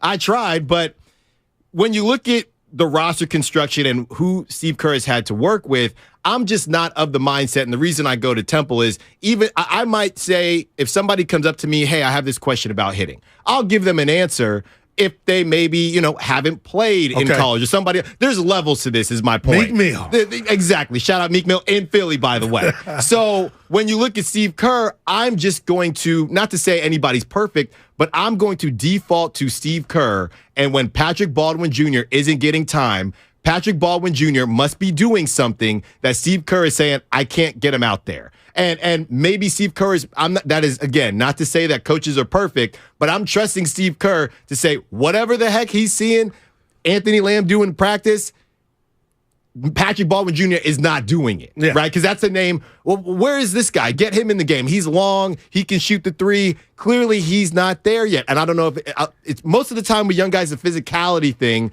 And even though they feel younger, Anthony Lamb, he's what? He's 24, I think, something like that. He's 34, though. IQ on 1,000 in a good way. People find, look, you got rid of Chioza, so Dub Nation had to Dub Nation had to rack on somebody else, and it seems to be these guys. I think that, no, they're not perfect, but this is what the Warriors have. Okay. And if this is what Steve Kerr feels is the best situation for them to get W's, even if they're not getting W's, I get the James Wiseman thing is a little different. Because it's hard to think that a 7-footer. It could have been LaMelo, though. Well, I got something for you on LaMelo. Okay. Don't let me forget about that. So I just trust Steve Kerr. That's not to say I think he's perfect, because nobody is. But I'm going to defer to Steve Kerr when it comes to maybe game-specific things, right? Like a specific play. Well, he could have done this or could have done that. Sure. But as a whole, Steve Kerr and his philosophy and who he's rotating, I'm not good. I'm not the one that's going to question. And you know what, Alan? I'm going to be real, because my parents raised me to be fair. Son, be fair to every and anybody. And if Warrior fans are being fair, there's no way you can call or try to court-martial Steve Kerr in the midst of a season. Now, I could understand if they missed the playoffs or whatnot, but if I got to remind you, and I can go recency bias right now, again, I go to the standings, all that talk that was being talked, all what Kerr wasn't doing or pressing the wrong buttons, they're number 5 now. And again, I'm the guy that defends Mark Jackson. I believe he had a lot to do, and this is why I love Coach Kerr, too. He's a real one. He doesn't forget Mark Jackson. He talks about what he implemented into these young guys before he left, and Kerr doesn't just ignore that. But the most impressive thing to me about how good is Coach Kerr is the first season they won it all. And the reason they won it all, to me, was he fixed the offense where Mark Jackson just had Clay and Steph dribble, couldn't just ugly possessions. It hit a ceiling. And for Kerr to look and know what he has and turn it into what they've had, how can you question it? And then in regard to the young guys, I've taken a step back. Self-reflection. Alan, this is the worst place to come for a youngster, where you're playing for something. It ain't the LA Fitness, 24-hour fitness, in case they listening. It ain't none. This is hard. You know what I mean? This ain't Houston. It ain't up and down. So PBJ, I got a crush on just the DNA, the natural jumper. Hear you. It's like, damn. But his time will come. But right now, Kerr knows what he's doing. So what do we got? We got the starting 5 when Wiggins comes back. Poole, Kuminga, that's 7. Dante, that's 8.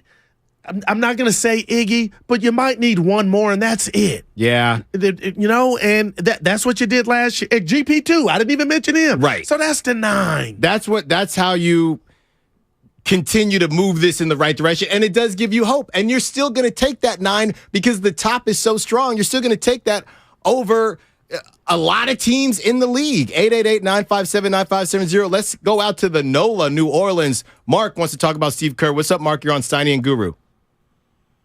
What's up, y'all? What's going on? I find it interesting that people keep harping about how bad a coaching job Steve Kerr has done this year. I would go out on a limb and say the last 3 years have actually been his absolute best coaching jobs, because he hasn't had the talent that he had the first few years he got here. People talk about how Steve Kerr doesn't develop young players. Well, let's see. He unleashed a very young Steph Curry. Draymond Green was in his second year. Klay Thompson, all young players when he got them, made them better. Kevon Looney made him into the player he is today. Jordan Poole, also. He has plenty of development behind him. These guys, let's be honest, Moody, Kuminga, Wiseman, they haven't shown that they can get out there and play well. It really does come down to that. The fact that people are saying that Steve Kerr can't coach, the year that it was just Steph and Draymond and they got the 8th seed and lost in the play-in tournament, that team had no business being in that position because they had no real talent other than Steph and Draymond. and then the next year to come back and win it all with a team that talent-wise wasn't even close to anybody else who was in the playoffs at the upper level, and still managed to finish third. And this year, this team, talent-wise, not good. Everybody talks about the Lamb and Ty Jerome, but guess what? They played better than Moody and Wiseman and Kuminga for a while, so they deserve that playing time.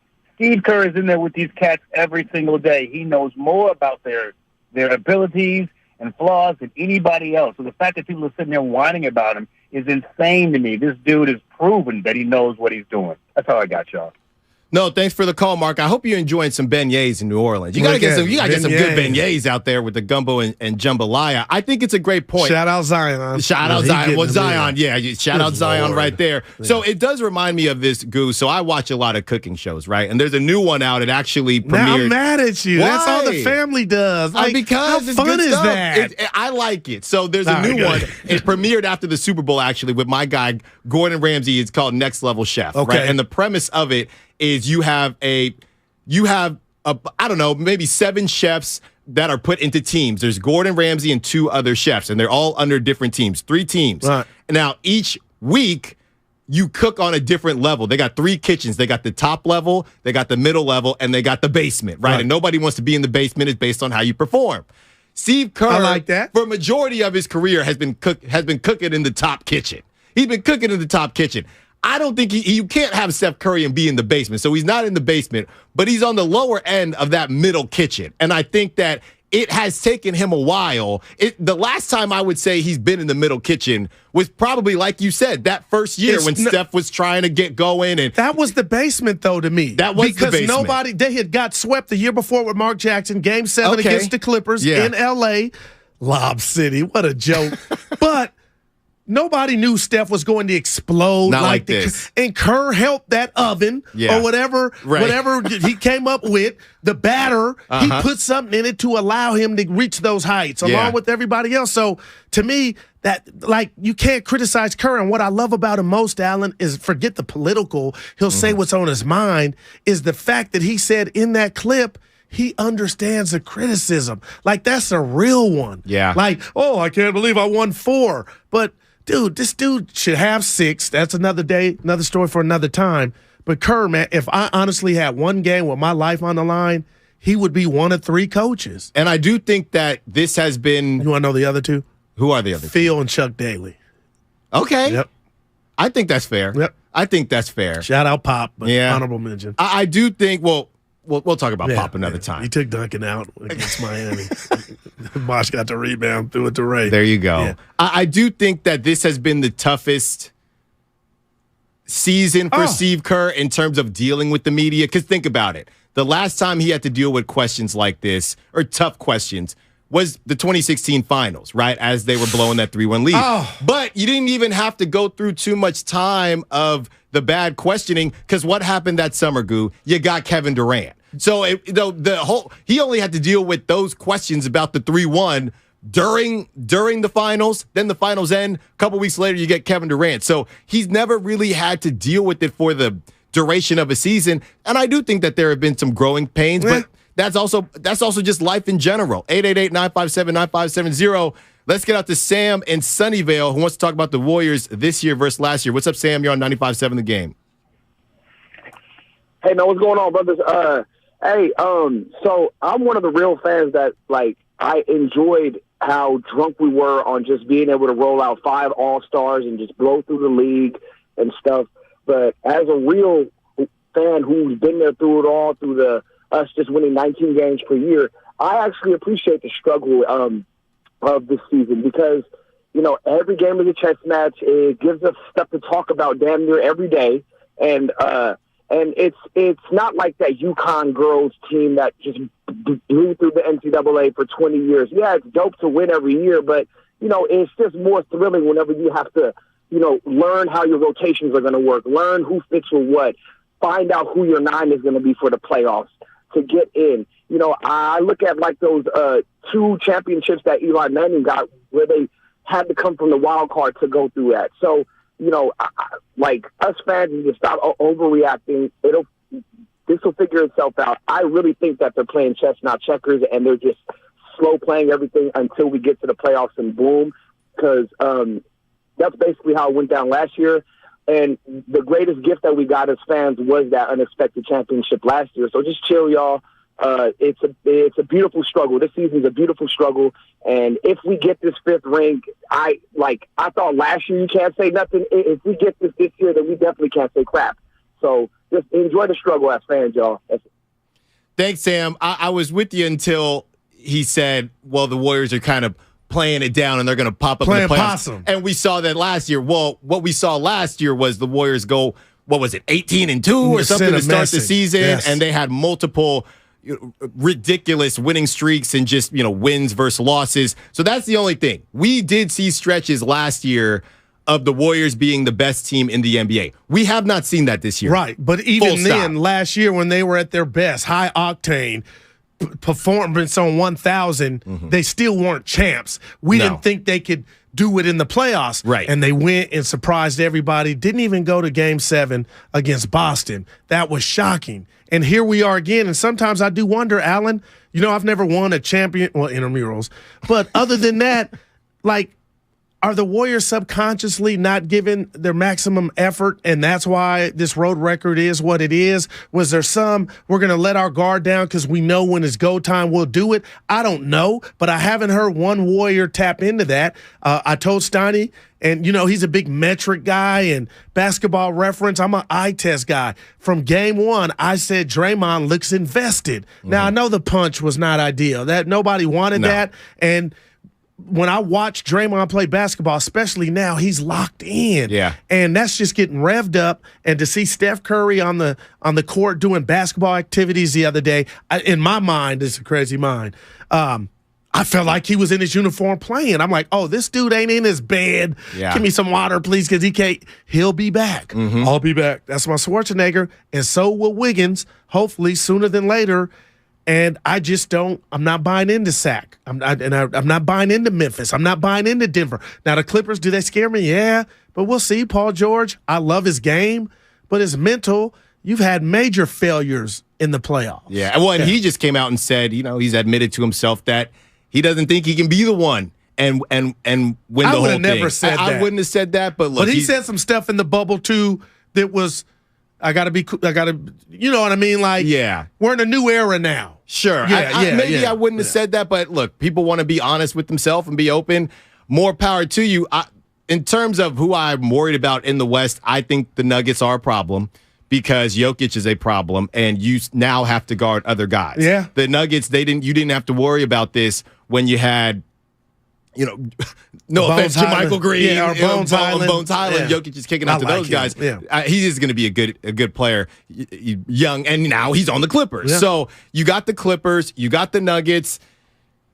I think that people are, and I think you're one of them. I know Ja Morant. We're going to talk about his off-court activities a little later in the show. Yeah. I know a lot of people are not that high on the Grizzlies, but I'm telling you, they do worry me. They do worry me, and it's not to say I don't think the Warriors can handle them, but I do think they're getting pushed to the side a little bit too much, just a little bit, just a little bit. But ultimately, and I'm going here with the Phoenix Suns, who they just played with Kevin Durant. Gosh. If they're rolling, is this whole conversation mute? You know what? No, it's not mute, and the reason is you can beat them with body punches. I believe Ayton, who I love on a good day, I wish Wiseman would show some resemblance of him in his game and control the paint. But on a good day, high leverage situations, I think you can expose him. That's just my 2 cents. You could get him in foul trouble. Yeah. And I think we'll see that. But they don't need DeAndre Ayton. See, I don't know if it's trending that way. Yeah. But you know what? You might be right, but I just feel like until I see it, and I don't care. Kevin Durant could be the greatest cologne ever. We'll find out, because that fragrance, which was just its stench of what happened to Phoenix, and nobody still knows last year at home in Game 7, and Chris Paul is a hamstring away from... they were sick, or I don't know. I heard that. Yeah. Whatever. But I know they choked. All I know is that you held an L at home. But in Durant's Game 7. a badass. Yeah. Give me Phoenix. Give me the Warriors in Phoenix. I don't care when it is. Obviously, the Dubs don't want to play them early. But could you imagine that theater? I think the NBA would love that. Oh, I no, think the NBA Adam would want Silver, that. line one. And that really helps the storyline situation with the NBA, because if you have the Warriors at least move forward, there's the Grizzlies, you got that storyline. Yeah. You got the Suns. The Clippers, not so much. The Nuggets, not so much. But you have more combination that I'm sure Adam Silver could be happy with. So I don't know. And I don't want any more injuries. I'm not a Laker fan. Shasky, everybody accuses me of. Yeah. But, I hate LeBron's out, because for the league, it's not like I want to see everybody at full strength. So I wish we could almost, simulate the rest of the season and have everybody go into the offs that's going to make it and qualify healthy. And I'm looking at the Pelicans, who I don't know what's up with rerun. That's what I'm calling you until you lose some weight. Yeah. Talking about Zion. But if they don't have you, and they beat Portland, but who's not beating Portland these days? They may not make it. No, and that is why the Warriors still have hope. Yeah. But I'll tell you what, if the Suns get on a run here, I don't know. Right, I'm worried if that hope doesn't wane or change for the Warriors, because if they just look like a well-oiled machine and this thing is cooking, the only thing holding the Suns back, I guess, injury. But to be honest, at this point, Chris Paul is he really necessary? Like, he's not required to expend all the energy that he was before they got Durant. Mm-hmm. And to me, that means, hey, young fella or older fella, you can remain healthy and upright. But anything can happen on any given day. But just real quick about the Suns, your thoughts on Devin Booker as a whole? Is he a superstar to you? Is he a star? He's one of the confusing ones. Well, you know what? He went up in my metric a ranking higher just because now you got Durant, so you'll never see that attention that you were seeing even when you were up 2-0 on Milwaukee. Because you didn't have Durant and y'all was in the finals. I ain't forgot that. No. So but now I'm just like, Booker, this has to be some of the easiest hoop you're going to play, or is there that pressure of, I got Durant, when I shoot, I got to make it, and maybe he could be his own worst enemy. I don't think so. Last night he had 37. Well, the thing about Devin Booker is we never really figured out if he was supposed to be a Batman or a really good Robin, right? Like, I think Kyrie Irving is probably the best Robin to ever live, but I don't think Kyrie Irving could ever be a Batman. Now that's interesting. And wow. I think Devin Booker might end up being just Scottie Pippen, the best Robin ever to me. And because I love Kyrie, but it's funny. Last night I'm watching NBA TV. I forgot about the debacle that was, and this is on Kyrie, because I defended Kyrie with the shot and all that stuff. And people, I got friends, he just didn't want to play. I'm like, man, how do you know? Right. I was a guy that got the shot late. My point is, you went to play with a young Brown and Tatum. Yeah. And you failed that. You were supposed to be the vet. And look what they did. And so I'm down on Kyrie a little bit. Yeah. For as skilled as Kyrie is, and that's why the Kyrie and Steph conversation should just never happen, because Steph is a Batman. But the handles, you know what? We're going to chase tonight. It's Steph, but no, it's no. No, come on, Kyrie's handles. Kyrie, but I do think that people hold up Kyrie's handles a little too high. Oh, okay. Wow. I think he is probably number one, but people say it as if it's not close between him and AI. Okay. They say he's better than AI, and I also think that Steph's handles are underrated. Oh, and that's why he's improved his ability to go to the cup. Yeah. And Steiny not here. Does Steph get the whistle? He does not get the superstar whistle. I love and he's starting to do. We just became best friends. He's starting to do the kick out thing on threes. But you know what? I don't mind, because you got to find a way to get to the cup, and people are going to continue to manipulate the rules or whatever it is. Steph Curry is making sure I need to get called. So he's ended up on the ground a little bit more than we used to see him. But I don't mind, Goo. Yeah, I'm with you. I really don't. All right. Again, Warriors are back at it tonight from Chase Center, hosting Kawhi Leonard and the Los Angeles Clippers. Warriors Live starts at 6 p.m., taking you up to tip-off, 7 p.m. Catch all the action on your home for Warriors basketball. 95.7 The Game. Damon and Rattle stream live on YouTube every day.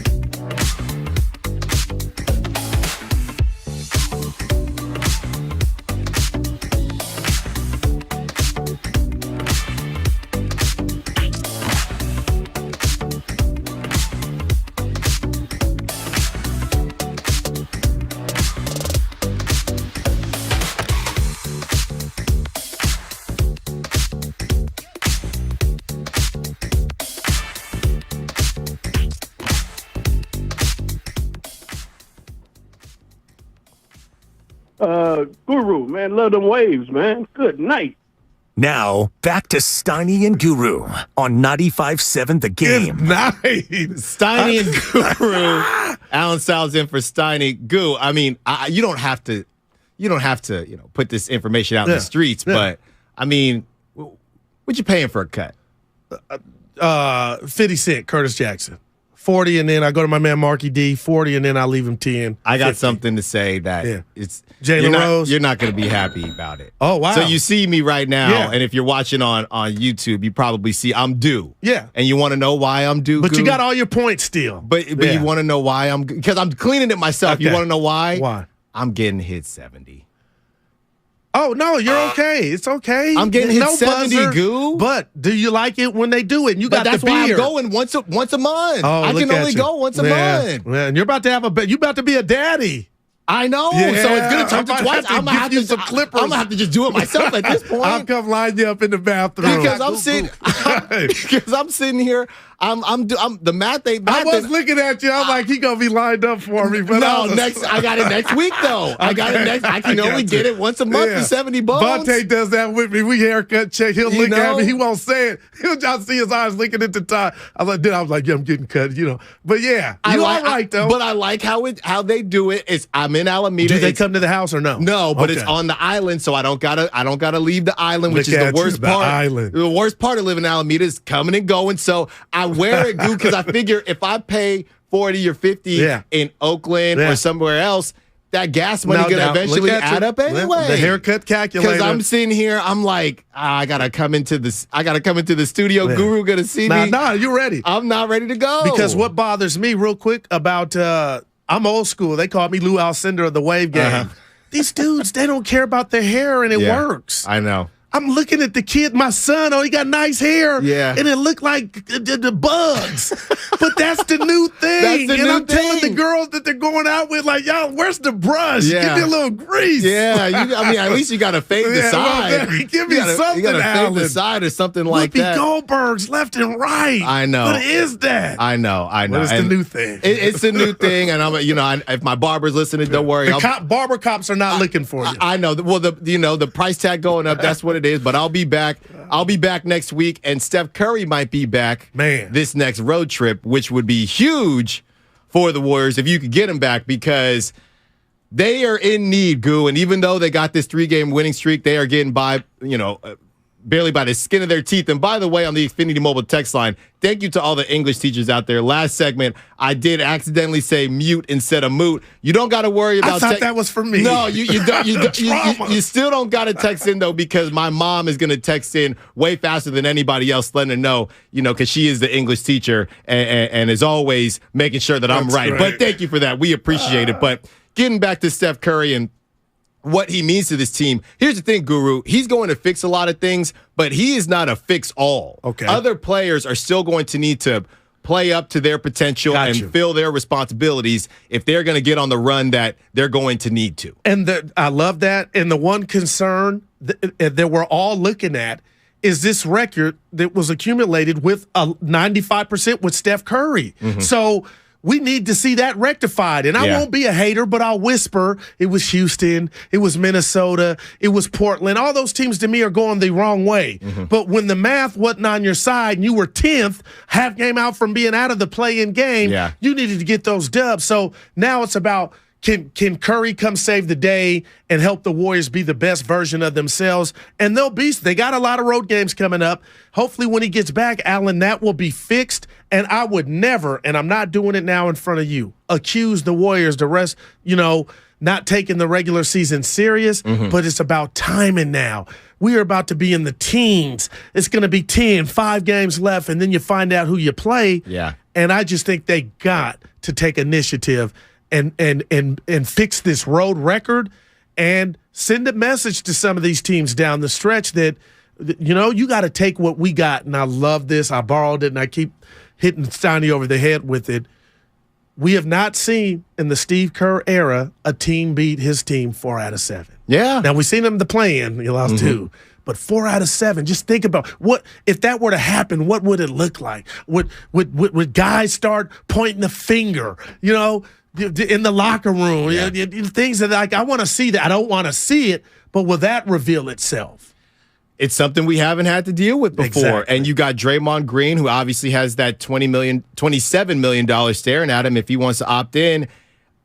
I don't know. Me personally, I do feel that they know how tumultuous this season has been. If they don't get it done, my hot take, if it even is hot, is that next season would be whatever version of a Last Dance we think could happen. I don't think it would end this year. Personally, I don't think Draymond is going to go to a different team. Okay. I think he's going to stay. With you. But do you think he has an infinity for a love for LeBron? Oh, without a doubt. Okay. They're boys. I don't know if LeBron knows they're boys. They could use them. They could use them. I mean, Boston, Milwaukee could use Dre. LeBron needs shooters, though. Well, they kind of fixed that. They still do, but I think there's a desire that LeBron would look at his Laker team and tell the powers to be, the buses and everybody, we need this guy. Yeah, maybe this version of LeBron would like Draymond because I don't want to bring the ball up the floor every single time, and Draymond can be that hybrid point guard situation. Based on what we're talking about and what we feel the Warriors can do on this playoff run, you're right. I look at the West, and it is hard to envision another team going to the NBA Finals and the Warriors finally losing. But I know I keep talking about them. The Suns just scare me because I'm not even mad at you. Go ahead, and I think they should. And it's going to take a while. The only thing that could handle the Suns or could hold them back is just timing. Enough time to mesh. Enough time to understand, okay, you got to be here defensively. But I know it's the Hornets, and they don't even have LaMelo, but they looked pretty darn good last night. It looked like that wasn't going to be a problem. All these other teams, and I know I do worry about the Nuggets, but the Memphis Grizzlies, I think that people are underselling them, but yes, will they probably get in their own way at some point? Well, now it's become bigger than basketball, and I feel like you're ignoring that because the basketball aspect is, and I thought this was a big crock of last year when Ja went out, I was surprised at how competitive they were. They had a lead at halftime against the Warriors in that playoff series at home. Warriors chased him down, but when Ja's out there, I'm starting to see just from the X's and O's is dribble. And I get it, but that ain't going to beat the Warriors. No. And when they mollywopped the Warriors in the playoffs and Dre got thrown out, that was the first time, Alan, I go, is this a changing of the guard? Well, it wouldn't have been a changing of the guard because the Warriors weren't champions. But I was like, wow, is this what it's going to look like? Memphis looks athletic. And now the stuff led by Ja off the court, Dylan Brooks trying to be Dennis Rodman. Did you see what and I know it's closed, but I'm out on the NBA guys dressing. Who am I? But, dude, I just think they act like they've done something, and they've not. They've not. And now the basketball part of it is, I think that's slipping because they don't know who they are. Well, they're too deep in now because they've decided that their team, Gen Z, they're going to make fun of you. They're going to tweet about you. So now at this point, they're almost just taking on that belief that we are the villains. The problem is Ja is trying to be a villain on the court and off the court. He's more worried about the streets than he is about shooting threes. And why am I disappointed in him? Because I thought you see his dad there front row every single game. Now, here I go. I got to slow down. Bobby Valentino again.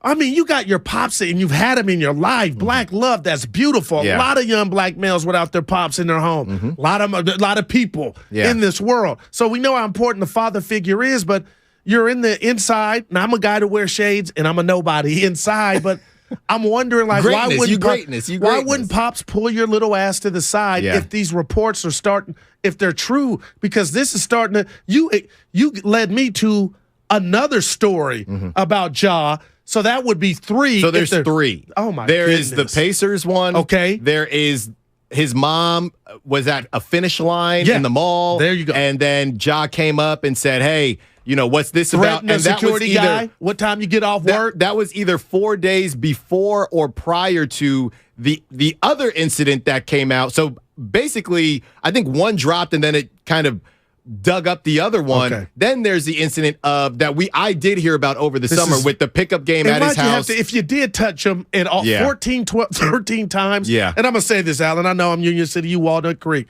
Two of I'm conquered. I'm conquered. It ain't Walnut Creek. I'm conquered. I'm looking at you different now. No, De La Salle is in Concord. Okay, all right, but not Dub C. That's Larry Krueger. That's not Dub C. Okay, so I've met fake gangsters, and nothing's worse in this world. A real gangster has rules. A wannabe, a wankster, they're the ones you got to worry about. And all I'm saying, Ja, you're a hooper. Eddie House was on Fox today. I used to go to CYO, say they in Union City.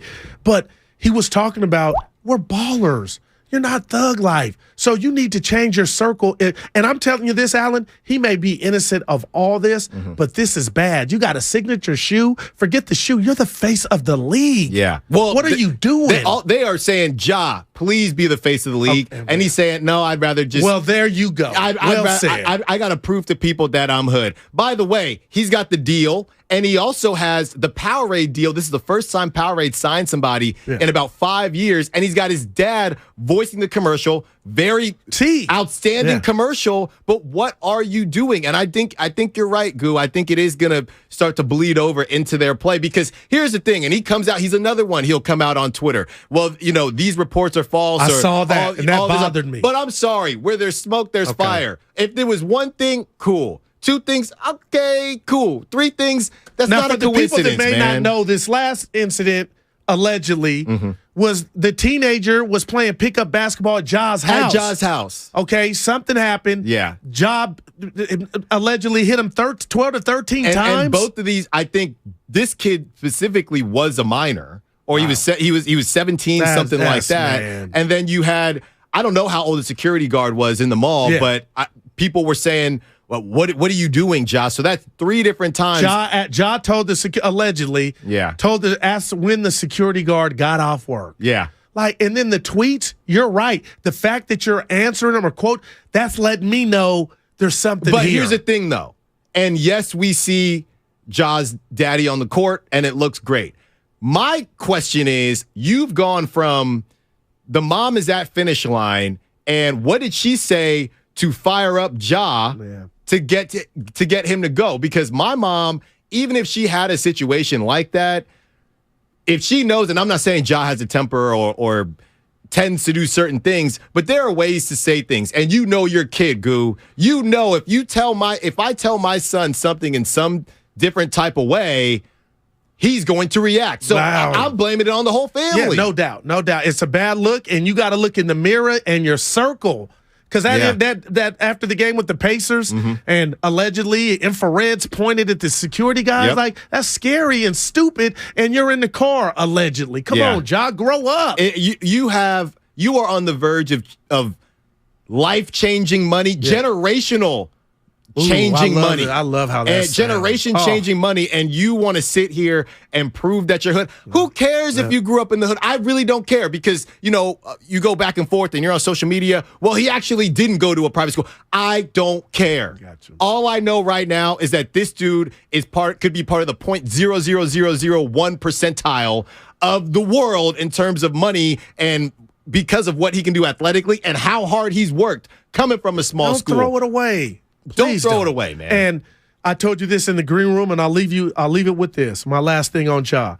There's a video circulating around social media with his upbringing. Yeah. And it's got the music. The 8 Mile music. Dude, I love it. It's like this is awesome. His family, where he went to school. Yeah. And I thought to myself, get a life. Yeah. But I thought to myself, I bet Ja somewhere who put this together? Yeah. This ain't the image I want. No, it's not the image you want. You should embrace that. Right. But if you're being fake and fraudulent, and this stuff is true, Alan, you're trying to be something you're not, and there's nothing worse. There's nothing worse. All right, before we put a button on it, let's go out to Dennis in San Francisco who wants to talk about Ja and T. Morant. What's up, Dennis? What you got for us on Steiny and Guru? Yeah, I just think that the old man needs to stay away from the court. You don't see Del Curry or Michael Thompson or Gary Payton down there, and during the playoffs, T. Morant's getting all friendly with Clay and Steph and all that stuff. And supposedly I heard part of that problem that they had with what's the guy's name with Sharp? Forgot that. Yes, sir. The father's down there drinking. You know what I mean? So it's a bad look. And those guys, Memphis, they're wannabe tough guys. They ain't tough guys. They're wannabe tough guys. Real tough guys, you don't see them pulling that crap. Yep. They're quiet. You know what I mean? So good luck to Memphis. Thanks, guys. No, thanks for the call, That's Dennis. great, man. And I do think that's a good point because, look, whether T. Morant is down there drinking or anything, I don't mind that because you could if my kid made it to the bigs in any capacity, I'm gonna be down there enjoying myself. But that's all I care. But that's all I care about. Right. I'm not trying to. It is your time. You know what, Alan? And you said it best, Goo. You said it best. T. Morant is who people thought LeVar Ball was. Just about to LeVar, wherever you're at. You went to the back, man, and let it be about your kids. We all thought you, but it's reeking of what we thought LeVar was going to be doing. Yep, that's exactly right. That's exactly right. 888-957-9570. Let's get back on the Warriors train, starting with Leroy in the town, Oakland, who wants to talk about Steve Kerr and his coaching. What's up, Leroy? You're on Steiny and Guru. Hey, what's up, Goo? Alan, man, good to have you filling in for Steiny, man. That's awesome. My wife works over in Alameda, so I'm always over on the island. There you go. And, hey, Goo, talk to me. 50 for mine, too, man. There you go. 50 for my cut, too. Keep them tight, so, look, baby. real quick. Hey, look, real quick, because I know what's up. Real quick, you know, I'm looking at my Warriors, man, and I'm looking at Steve Kerr, and I'm going, man, you know, in order for us to get this done and make this championship run again, I think this is going to have to be Steve Kerr's best coaching job. And you know how in the beginning they said he was young. They put these people around him, Ron Adams, all these people. I'd even say Bill Walton. We know about Mike Brown. But now those people are not around him anymore. And now I'm looking for Steve Kerr to kind of start coming into – you know, some of his mentor, as you know, his mentor Popovich, because now I'm looking at this and I'm listening to Steve Kerr and he's going, boy, I love when Lamb and Kuminga is out on the court. Kuminga plays fantastic when Lamb is out on the court, and he's trying to find these combinations, and I like that, and I think that, you know, when Wiggins is out on the court, Poole plays better. You know what I mean? And so now he's starting to find these combinations, and I like it. But this is going to have to be Steve Kerr's best coaching job. And, hey, and Steve Kerr, I trust. We'll see what happens. God bless. Thank Leroy. Good stuff, Leroy. Well, that leads me to the question, which year besides, if they do it this year, would probably be this year. But as of right now, which year is Steve Kerr's best coaching year? I'll say last year. I think I got to say it's either last year or the first year, right? Okay, yeah. I thought you said that was off the table. And no, you can leave the first year. You can leave the first championship. And I got to tell you this, Alan. I told Dub Nation, I really feel robbed after what the debacle 3-1, up 3-1, and blowing it to LeBron James. Yeah. I hated every aspect until he came here of Durant, who got knocked out by the Warrior team, coming here. I don't know if it's a tall tale or if it's real that Draymond called him in the parking lot, but they sought him. I wanted to see the Warriors were better than Cleveland. Cleveland was in the locker room arguing after game. I'm telling you, I hated every part that I didn't get to watch the part of the Warrior movie to where the original, who blew the 3-1 lead, didn't get to run it back. And Steiny was like, "Goo, they wouldn't have won. How did you?" Because to me, they won that one. How did everything change when you get suspended, Dre? Yeah, and as Stephen A. Smith says, the stimulus package that the NBA said. I never heard that one. But, and people have had the conversation, Goo, would you trade, and this is not the day for that conversation, but would you trade the two with Durant to get the 2016 one? I don't know. But now at least I don't have to think about that as much because you could have the title of best team ever, right? But now you don't have to think about it that much because they got one without KD last year. And he risked his Achilles in the finals, where I thought maybe he was kind of doing what Lamar was doing, if Lamar was actually doing that, not playing, worried about his future. But I will say this about Durant when he arrived. That is arguably a top 3 team of all time for me. It is. That was just sick and stupid. That's what that's what goes oh my God under the radar a little bit because, okay, the Warriors didn't get the championship after they had the best record. So what do they then do? They assemble arguably the best team of all time. Pre-Clay injury. Yeah. Pre-Clay injury, so they were rolling. Looking at Steve Kerr, going back to the question, it is tough, but honestly, I would probably say last year too. Yeah. I would probably over the first one. Okay, and wouldn't we say outside of the first one, wouldn't we say there was more pressure last year to kind of prove to the masses that the run's not over because you lost to John Morant? And that's why they had all those receipts. They had all, and Steiny and I got to see Steph. He said, we hear everything. Yeah, we hear everything, and they let them know. Coming back to this season, though, and what the Warriors may or may not be expected to do, that's why, for me, they might have been, I don't know if ahead of schedule is the right term, but for them to get that championship last year, I might huff and puff, and obviously you want them to get number 5 to get to that next level. Man. But what they did last year, it did feel a little bit like, all right, they finally silenced everything about the Steph Curry not getting the Finals MVP. There's nothing else to prove. So now the rest is just icing on the cake. We just don't know how much icing they're going to put on that cake. And that's what we're trying to figure out right now. And it is going to be a tall task because when we talk about championships, it's not about luck or a fluke, anything like that.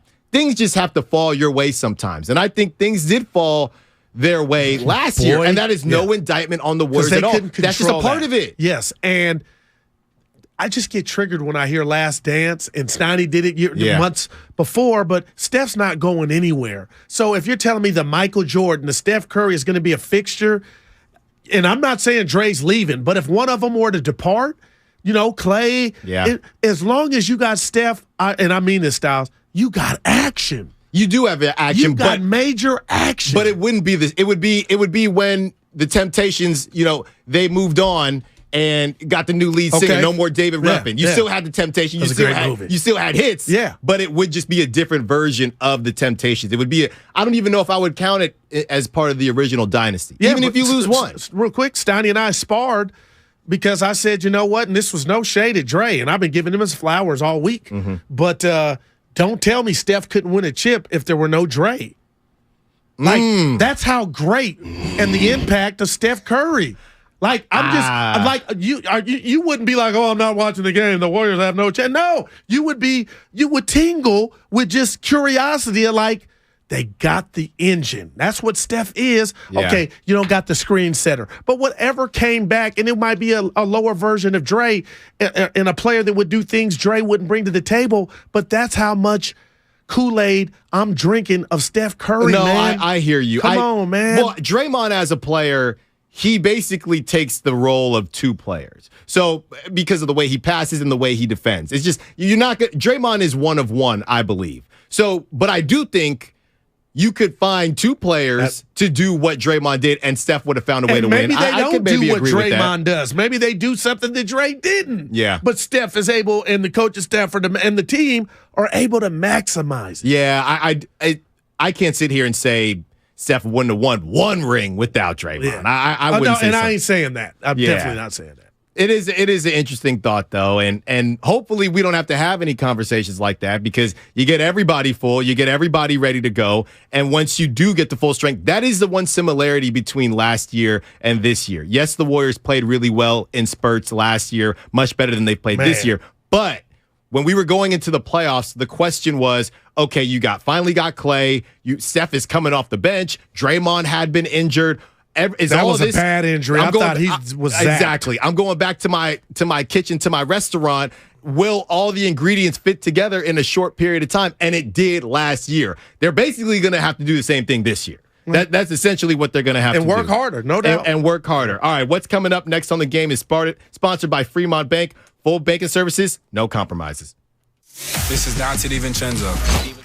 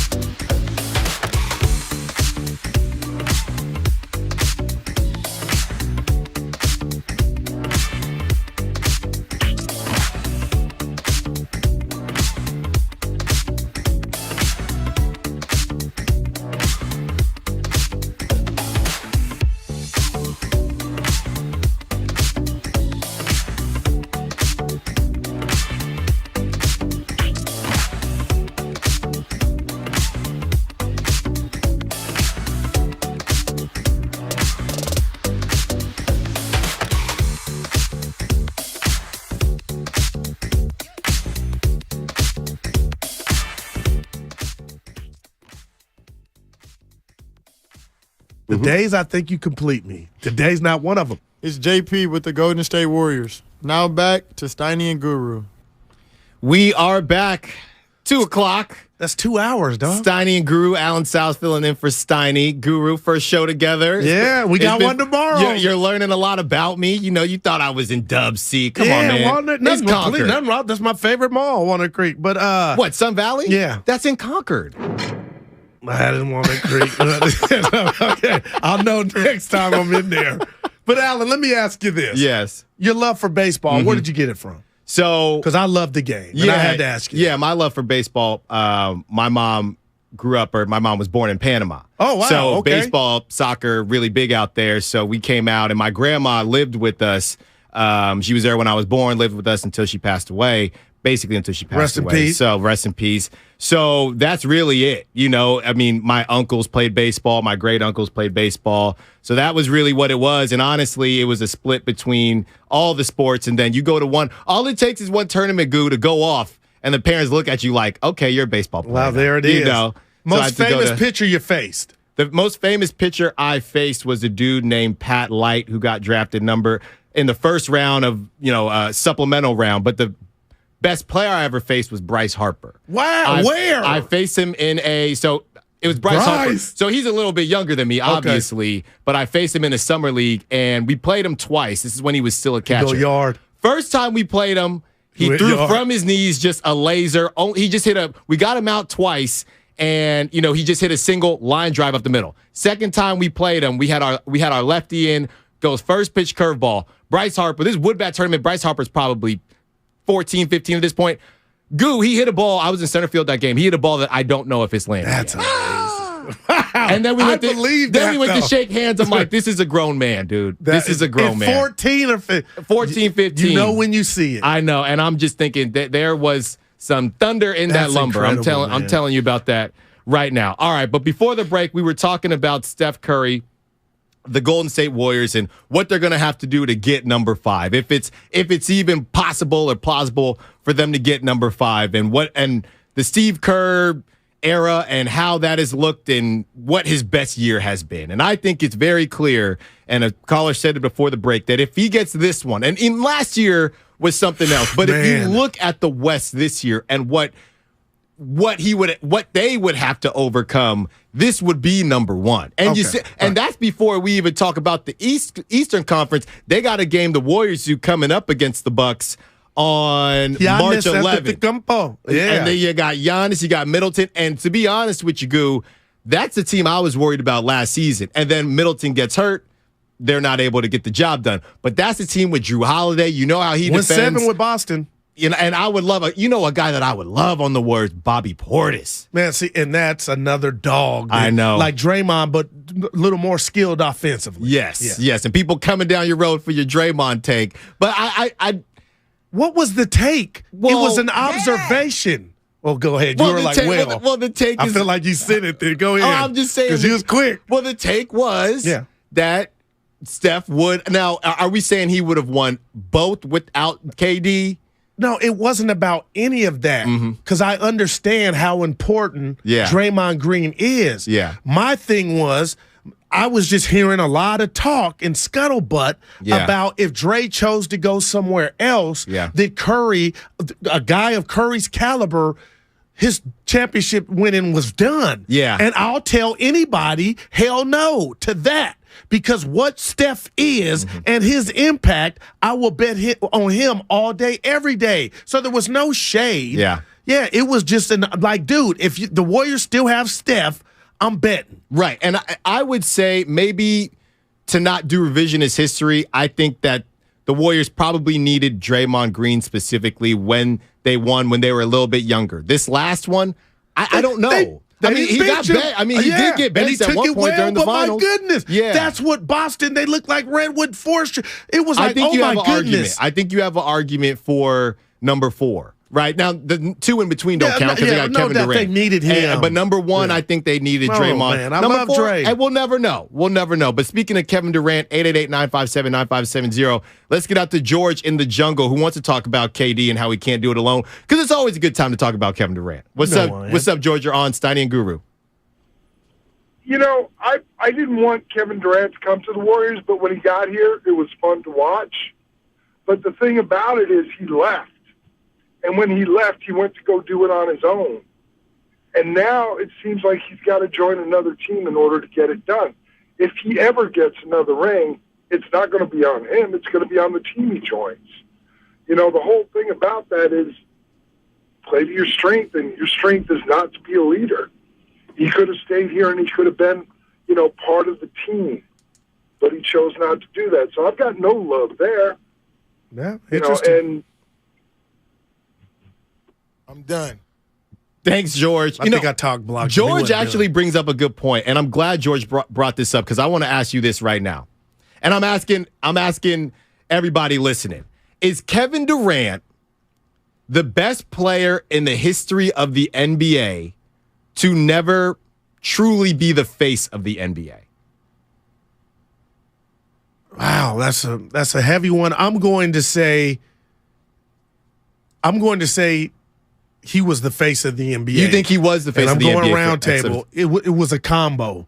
And it was a combo with the dude that was in his backcourt, Russell Westbrook. But don't ever, Allen, to me, think that he got shunned or he was forgotten. He was something we had never seen and still is. So I feel like even when they faced LeBron and they were babies, him, Harden, and Westbrook, he was sharing it with LeBron. Yeah. And he might have even been bigger than Curry's profile before Curry popped off. Yeah. So I feel like Durant's face, might have not have been all 100 of it, but he was the face and still is to this day. You're probably right. I don't know. Help us out in the back. I'd love to hear what Evan and Kyle think. To me, it feels like it was LeBron. It was Jordan, then it was Kobe and Shaq, then it was LeBron, and then you get Steph in the mix. And I guess you could put Kevin Durant in. I mean, if you ask a non-basketball watcher, do you know who Kevin Durant is? The answer is yes. The answer is yes. So you're probably right. Day. But to this day, you get that one? Yeah, gotcha. I was like, huh? Hey, what about this take? You said, and your sequence was correct, but nobody can tell me that LeBron didn't look at Steph and there was animosity. And there was animosity, and I ain't going to go too deep on you because it's young, pretty boy, light-skinned cat, not with muscles popping out everywhere. The league was LeBron's. And had there not been Steph, we don't know how many rings Bron would have. And I used to see LeBron look at Steph, what I believe, look at him like, damn it, nobody saw you coming. Yeah. You done intercepted 4 rings of mine that should have went to me. And while you did it, you revolutionized the game, and you became, if not bigger than me, and now they're all cool, LeBron and Steph, but it's almost by LeBron.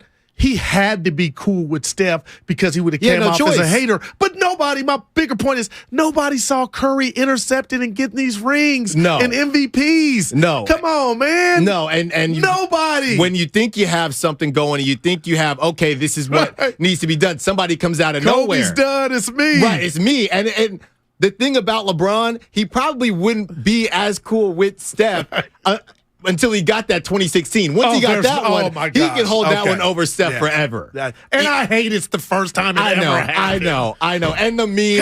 And I feel like NBA TV, do they play it every chance they get? They do. It doesn't matter what time Which of year meme it are is. you talking about? Because I'm talking about the one where he's got on the headphones and the sunglasses and it says, no one has ever come back from being down 3-1. And Steph, I love you. I thought you were talking about the one where Steph does a behind the back pass to Clay out of bounds. Yeah. But it's the trophy. The trophy, man. And I'm sitting there, I'm thinking, come on, dude. You can't be doing all that. All right, 888-957-9570 as we continue the conversation about the Warriors and specifically Steve Kerr and his coaching this year compared to the other years with the Warriors. Let's head out to Oakland to talk to Fred, who wants to give his take. What's up, Fred? You're on 95.7 The Game.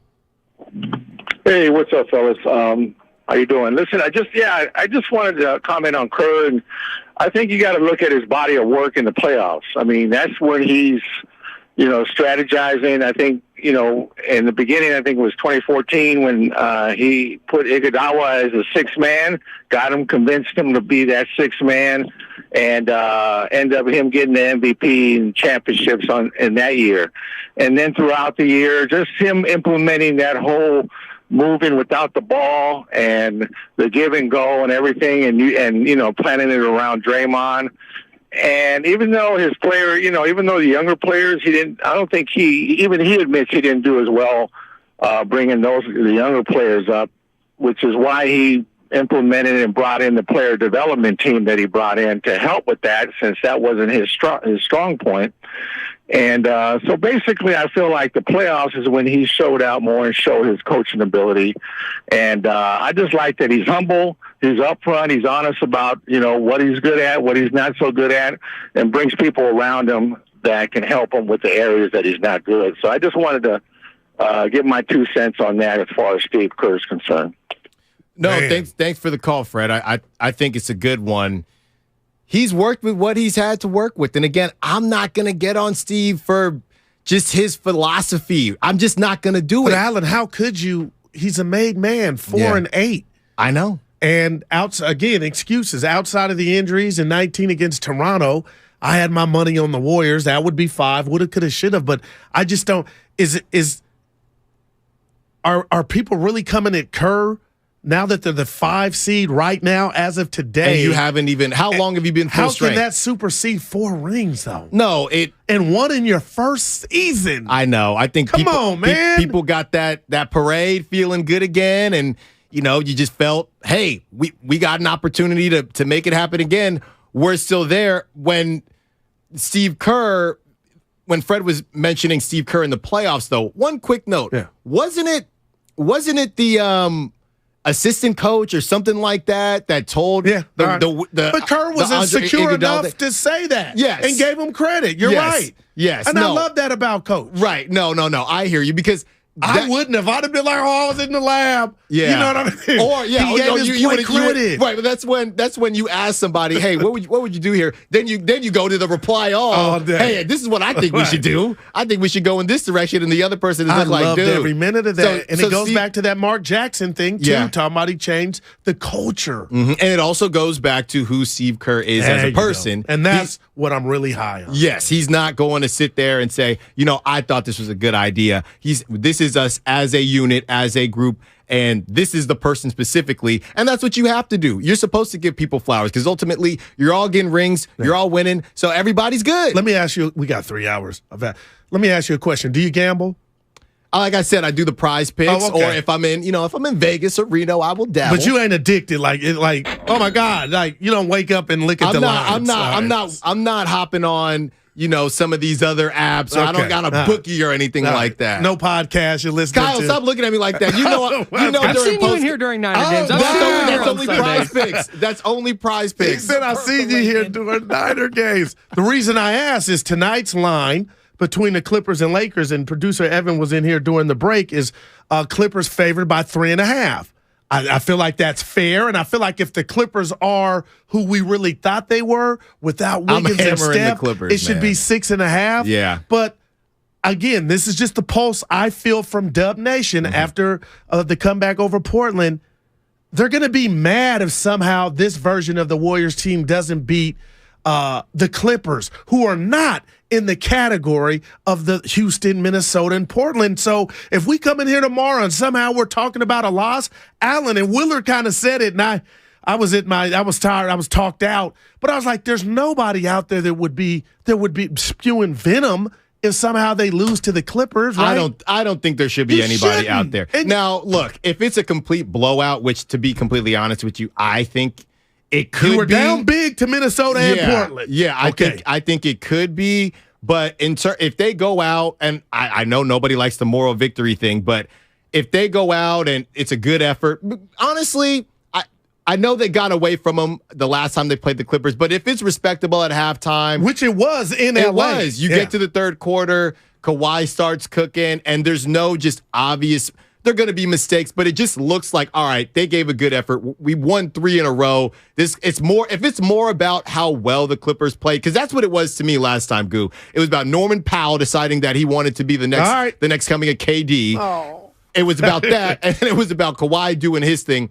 If the conversation is more about how well the Clippers played, I don't have a problem with it. But if they come out there and just lay an egg, the Warriors do, then I think people would be upset. No doubt. And people don't normally do the moral victory thing, but I do think that's a piece of this. Where are you at with Klay Thompson? Because the reason I ask that is I can't get over Barkley's comments. Mm-hmm. Klay on the set of TNT when they were hearing Chase and Barkley didn't give him that energy. Klay opening up and letting everybody know about the dark times. But, Alan, I was one of those, and I know Bonte beat Shasky over the head with, you wanted Klay to come off the bench. I brought it up. I wasn't like, oh, it's set in stone, I'll get a tattoo. But I was thinking maybe that might be the best for his mentals.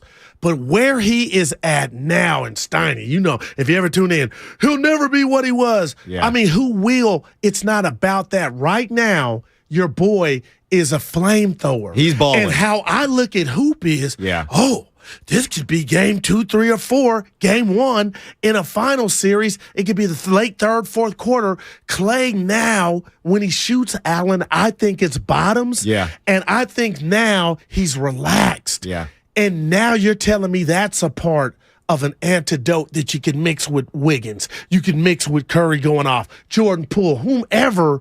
But he's come out of the forest, man. And I'm telling you, league, be on notice. They should be. And I'm going to be honest with you. There were times when Klay was struggling.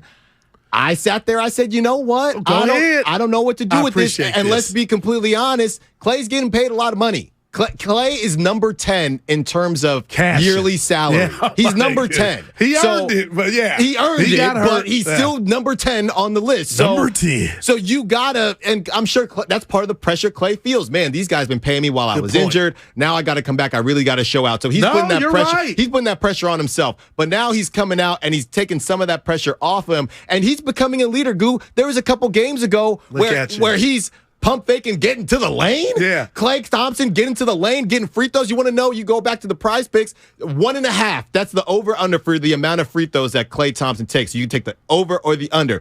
Normally you take the under. That's incredibly low. Because he never gets to the line. But now Klay's saying, all right, we're jacking up threes. They're not going in. Let me just give a pump fake. Let me cut to the lane. Klay Thompson is evolving as a player. And it's interesting because normally when we have this conversation, it's about evolving from a Vince Carter type deal. He was a Skywalker. Yeah. Now he's got to have a 3. And added 10 years to his career, I feel like. Exactly. So Klay Thompson, he already shoots. He already has the quickest trigger in the West and maybe in the East too. So what else can he do to kind of turn into a different player? Right. Defensively, we know that was going to be tough. That's why you signed Andrew Wiggins. Gotcha. But offensively, not only has he got the 3 back, now he's saying, well, let me get to the cup. Let me see. He's doing a lot of dribbling. The other night, he hit DiVincenzo. It looked like he was driving to the rack. Yes. Found Dante in the corner and just 3 Fitz going crazy. But I'm like, Klay, since Dre got hurt, and we asked Bob about it the other day on the executive show, like you said, he ain't just changing his game and adding to it, but Dre was out a couple games. Yeah. He's become more vocal, but I like this is all good. Yeah, I think everybody. I think it was last game, Klay turned the ball over, and you could see him mouth. Somebody's got to get open. I missed. And he was not. Hey, somebody got to get open. I'm gonna say this. Is that Captain Klay on the boat talking about somebody get open? Like when you throw a pass and it's a bad pass. That's the Derek Carr. Yeah, that's the Derek Carr. I thought you were going to go left. You went right. I thought you were going the right way. Come on, man. You threw it away. I know. 888-957-9570. Let's get out to Austin and San Jose, who wants to talk about Steph and Draymond. I don't know, Goofy's coming down your road or not. What's up, Austin? You're on 95.7 The Game. My guy Guru. Now I will come down Guru. Right? What's up, baby? Course correction every now and then. Just a little course correction. Listen, they don't win any of those championships without Draymond. I mean, come on.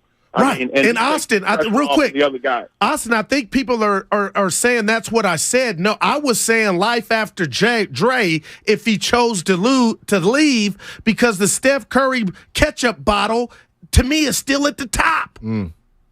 Well, who are you picking up at the airport? If you're dropping off Draymond, you better tell me who you're picking up. Okay, but Austin. Then the other thing. go ahead. Well, No, go ahead. Another thing I want to just jump into real quick was you guys kind of triggered me a little bit. I get a little nervous when I hear guys.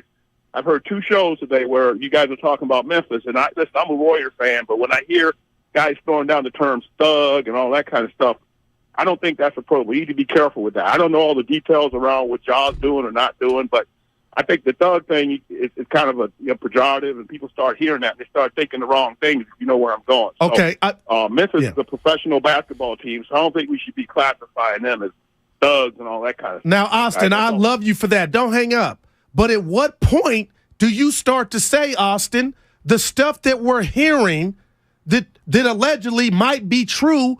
When do you use that same energy to say, you know what, I'm disappointed, damn it? You got to act like a professional. Because I get where you're going, but now we're talking about 3 stories. So when will Austin say something's going on here? Well, I think we got to treat them as men and professionals. We can't say, first of all, it's not everybody on Memphis. We can't say it's the whole team, number one. It's a professional basketball team that guys, millionaires making a lot of money. So let's see how things progress. Let's not just throw everybody under the bus and say, oh, that's a thug team and all that. I think the NBA's been through that before, and we kind of know what that looks like. That's all I got. Thank you for the call, Austin. I don't remember saying that's a thug team. Yeah, I did. Look, okay, I did. well, I'm not. It doesn't really matter. It doesn't really points. matter about Steven Adams, right? The Memphis goes as Ja Morant goes, and that's just you go with who your captain is, and Memphis is their captain. So that's just the reality. It doesn't matter what we think about it. If the leader of your team, the head of your franchise, allegedly, right, the face of your franchise is in these activities, then your whole team is going to get that mask. It doesn't matter whether they're into it or not. And I love Austin, and I felt what he was saying, but I felt like also, too, use that same energy that you were bringing, because I get where he's going. Right. And those words, thug, were used to describe the league. Yeah. But I gotta step back and say, okay, Dylan Brooks, I don't like your style, but you getting into it with Shannon Sharp is not a misdemeanor. So maybe I need to back up. I don't like it because I feel like you got rabbit ears, and a lot of your team does now, because you guys are trying to portray this image of tough guy. Yeah. But now I need to differentiate what's going on with Ja, allegedly, because now that's the icing on the cake. But I think the situation is, are you talking about the word thug on or off the court? So I think when you talk about the Pistons, right, and the bad boy Pistons, and when those words are used on the court because somebody fouls somebody, I do think it's out of pocket. But if you're doing this type of stuff off the court, then I don't really know what else to say. And that's where the T word came up. Exactly. And I brought it if up. that T word is coming up on the court, then I get it. It's out of bounds. Or, Gilbert Arenas, when he brought the thing into the locker room, that's different. But if you are engaging in thug-like activity outside of basketball, then I don't really know what we're supposed to do. You're supposed to be a leader and a captain and a face. You talked about Durant. Yeah. But Ja's the face, and they're giving it to him. Exactly. Life after, they want him to have it. Again, he just signed a deal with Powerade. First time they signed an athlete in 5 years. He just dropped his shoes. That's what it is right now. All right, let's get out to San Francisco. We're in San Francisco, but wherever Marvin is in San Francisco. Actually, Marvin, we're going to have to take you on the other side because that's what Evan's saying, and Evan makes the rules. Pay the bills. Evan, we gotta pay him. All right, the Warriors are back at it tonight from Chase Center, hosting Kawhi Leonard and the Los Angeles Clippers. Warriors Live starts at 6 p.m., taking you up to the 7 p.m. tip-off. Catch all the action on your home for Warriors basketball, 95.7 The Game. This is Dante DiVincenzo.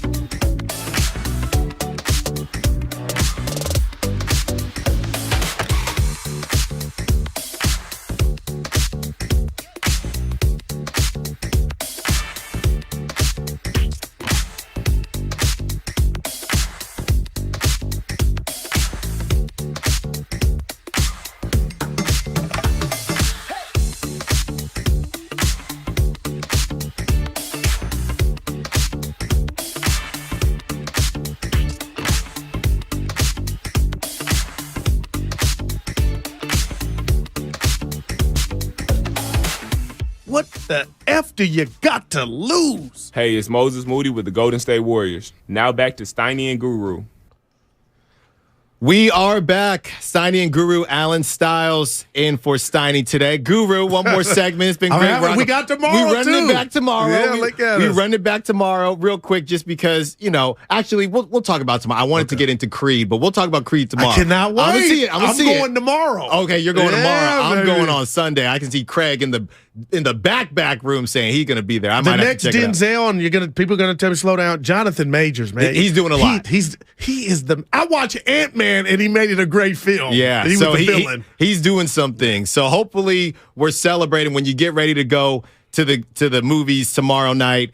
And when we do the show tomorrow, you will be celebrating a Warriors victory, and that will only happen if they are able to take down the fully reloaded also, Clippers, who now have Russell Westbrook, who hasn't played bad for them. They've lost 3, like Gu has mentioned earlier, 3 in a row. And the Warriors, who, 3.5-point underdogs, which I think is pretty close. I mean, that's a lot of respect for the Warriors, in my opinion. It is, and I'm a bit shocked, but it says more about what I think the national media, because Austin, if you want to go there, and I loved your call. I feel like I know Austin, and I know where he was going with the thug comment, but I feel like there's some weird energy in regard to the criticism of Russell Westbrook. I know he's a turnover machine, but normally when you've done so much in the league, just in regard to MVPs, your athleticism was something that a lot of people marveled at while you were young. The energy on him now, I just find it somewhat weird. I'll just leave that there. Do you think it's similar to the Carmelo thing? He was out of the league, Yeah. exactly. And Steiny and I would fight. Then he came back, whatever he did, and whoever he talked to.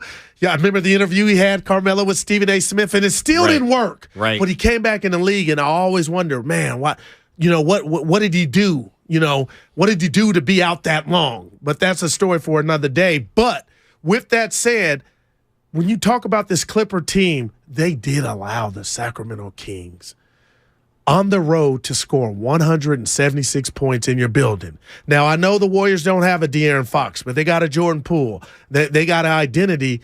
But I watched that game, Alan, and I know PG-13 had to sit for minute restrictions in the third over. I mean, but the Warriors got to have some action, and maybe that's why it's low, only 3.5, because without Wiggins and Curry, I'm thinking, okay, that'll be -7 for the Clippers, and it's not. Yeah, and look, you play the game on the court, not on the paper. Yeah. That's what they always say. If you can keep Clay hot, right? You can keep Clay hot. You can keep Jordan Poole. Jordan Poole had been a great game last game. Yeah, but before that he had been playing his neck. He'd been playing pretty poorly after the All-Star break, and there's a lot of pressure on him as well. And that, talk about another polarizing figure. The Bay Area, we love our polarizing athletes. You got Jimmy Garoppolo, you got Trey Lance, James Wiseman. And I think Jordan Poole is headed in that direction because a lot of people are on the fence with him about just should you move on from him? What is he? To be honest, I have no clue, and I don't know if the Warriors have a clue, but I do think you signed those 4 years, they're going, even though you got to pay them a lot of money, that's just what the market dictates, they're going to feel as if they know better if this guy is going to be the number one and really the I don't know about face of the franchise. They might think Kuminga as well, but they'll know more by the time this first contract is done with, which sounds crazy, but that's just how things move in the NBA. Yeah, no doubt. Great points. And I'll say this. I'm a Jordan Poole. I love him. I love him too. I can't believe the metamorphosis that we saw last year with this game. And I'll tell you this, Alan, I don't care who the defender is. Jordan Poole of last year, I got my money on Jordan Poole. If he don't score, it ain't gonna be because he ain't got nothing in his repertoire. Yes. That's how highly I thought of Jordan Poole. But now I look at Jordan Poole and I wonder through his eyes, because he signed a contract. I was telling Steiny, fighting him at every turn. There's some teams he could be a 1 or a 1.5. I don't care what you tell me. Now, I'm not telling you that team would win 60 games. Right. I'm telling you Jordan Poole. But this Jordan Poole is shooting 30% from 3. That bothers me. Yeah. But he can get hot with the best of them. But what bothers me most is the days and plays that he looks like he's out there in dress shoes and Stacey Adams. And he's always wearing Kobe's. Yes, Kobe's look at what he's wearing. He's always wearing the Kobe's. Like you got the top flight ones. So, son, JP, why are you falling down? But on top of that, I wonder if he's on the bench the days that they're at full strength. why am I coming off the bench? I showed you I could start. I know I could start in this league. Again, just things that go through my mind. Yeah. I can't tell you all of it, but just one of the things that go through my mind. And then I'm wondering if he were somewhere else, would he just, if he was in OKC and he knew I'm starting every night, but he'd be I don't got to cooking. play off Curry. Yeah. But then he chose to come back to this because the reality to me is he'll never be the man until Steph's done here. No, he won't. And that's nowhere, that ain't going to happen soon. And on top of that, not to be long-winded, I could add Clay to that because it don't look like Clay's going anywhere, especially now. So, JP, did you – and it's all Warriors on mine all day, every day. Mm-hmm. Did you make the right decision for you on an individual basis? Because if this thing flames out, and let's say, and I thought it might be heading there, Styles, if they lose in the first round, you'll get something for JP. No, you definitely would. If Joey Lightyears wanted to do something – the line would be around the corner for Jordan Poole to me. If they lose in the first round and they decide, okay, we need to revisit how we're going to do this, and Klay Thompson is playing the way he's been playing, and you can get back a lot for Jordan Poole, and not to mention that money's off the table, I do think that conversation would come up. But, we ain't got to go there yet. Okay. We ain't got to go there yet. But you just asked me about Poole. Yeah. I'm disappointed, but it's almost a compliment that I'm disappointed. Right. But last game against Portland, that was a beautiful game. I do think when you see Jordan Poole on the floor, he has a lot of moves to go through, but I'm watching him and I'm thinking, all right, NBA 2K, you got to start unlocking some new ones. Okay. Like his ability to get to the basket, but in terms of his handle, I feel like you're going to get an in and out dribble. Okay, you know the moves that he's going to make. I just think that as he gets older, he will unlock some new ones, just as Steph had. He just hasn't gotten that new update in the game yet. We waiting for the update on Jordan Poole. That is great. That's what we're looking for. We had the great JD and I a couple days ago, the great Jim Barnett. Right. And I know you're honest, Abe. I didn't know this about Jordan Poole, but I asked him about the, him being turnover prone. Yeah. And falling down. I don't know if you know this, but he said Jordan Poole throws the ball ahead a lot of times. So it ain't like his hand is on the ball all the time, but he's moving so fast that sometimes, like a dog chasing a Frisbee. Yeah. And I never realized he's doing that. And I wonder, and I'm asking you, did you notice that? And I'm wondering, sometimes maybe in an arena that's packed and his high-level hoop, like, is that the best thing for you? Because you can be loosey-goosey with the handle. Right. And I think it speaks to the Warriors culture and how basically turnover culture is okay. We got free-flowing offense. We turn the ball over, but that doesn't mean every turnover is a good turnover. And I think that Jordan Poole, based on what Mr. Barnett is saying, is he's committing too early. And when you commit too early in the NBA, somebody's going to jump that. Or you're going to try to pull it back, and that's why he gets the travel calls. By the way, before we get to the calls, and we see you, Marvin, the coach, Charles, and Robert, by the way, this is one of those situations. This is exactly what Steve Kerr was talking about. What happened to the discontinued dribbles? We saw that was going to happen. We saw it was going to be I'm embarrassed. It was going to be a thing, and then it went away after what? After what? 2 weeks? A month? I have no earthly idea. I have not seen one since that stretch where Jordan Poole was getting at least one called on him. You could have put it on the bingo card. I got a Warriors bingo card. The game don't start until an offensive foul on Kevon Looney, illegal screen. Okay, and then you could have added a Jordan Poole carry as well. A Draymond turnover. I had a Klay Thompson look up at the screen after a foul. Okay, you could put all of them there. You got to remove Jordan Poole carry because they're not calling them anymore. We were talking about Ja Morant. I saw this man take a step and a half. You tweeted it. I saw that. He was holding it like a waiter. He looked like a waiter. Deliver the pizza. Steve Nash, man. It's not called, and I'll say this. I'm going Jim Carrey. It's Dumb and Dumber that the league tried to implement that. I know. And Jordan Poole, was there any more? He was getting called for it more than anybody. And not anymore. And now everybody wants it. They're not getting it. All right, 888-957-9570. Let's get out to Marvin and SF. Earlier we were talking about Kevin Durant and him being on the team, now being on the Suns. Marvin wants to say, stop freaking out about KD. What's up, Marvin? You're on 95.7 The Game. I got 5 bullet points. Durant, Irving, and Harden got swept. number 2. With GP2, either Chris Paul or Booker, whoever we put him on, disappears in the series. Wow. The Warriors always counter elite opponents because they have scorers that match their points. The Suns have lost their defensive depth, which really was what made them a good team. They lost a really great player when they made this trade and got Durant. No one beats the Warriors in the playoffs 2 in a row. That's what they have to do to keep home court advantage. And then after that, they come to our home court advantage, just like Boston. Woo. I'm not worried about any of these teams except, believe it or not, Denver, because they got the one guy nobody has an answer really for, and they're healthy, and they act as a team.